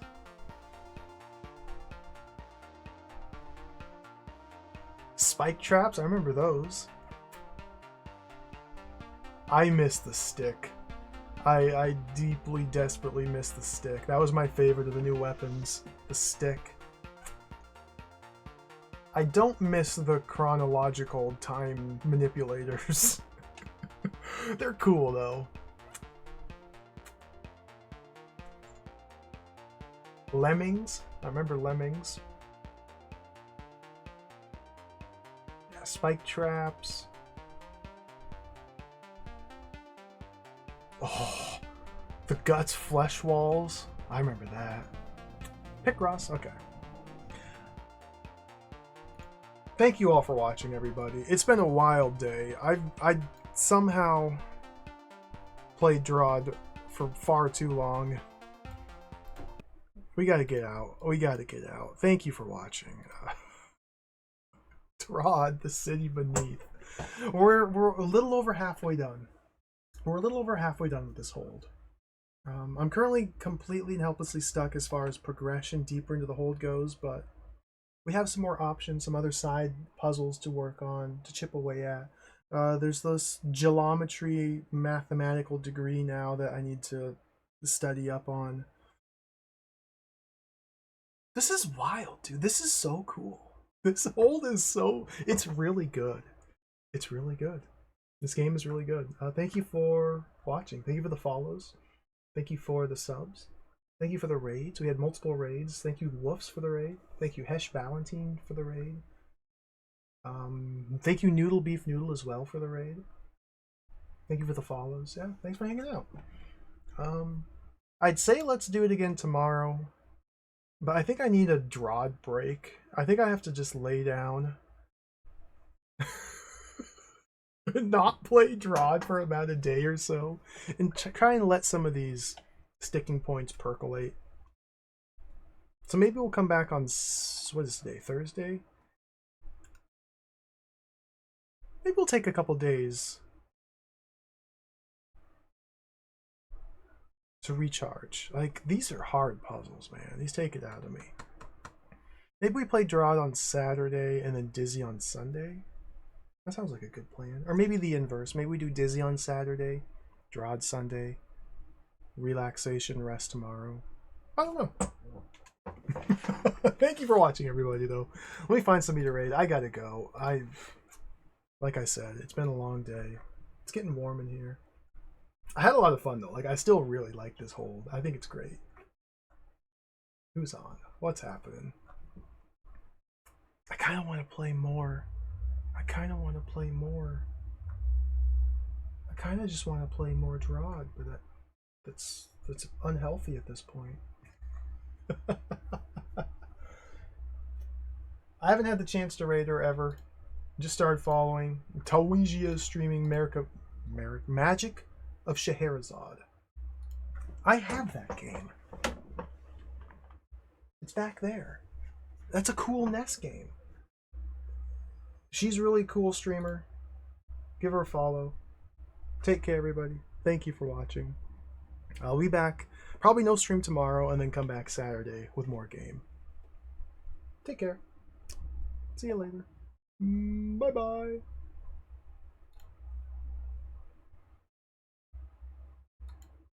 The button's not working. I'm clicking the button. Okay, did it work? Did it work? It worked. Is this thing on?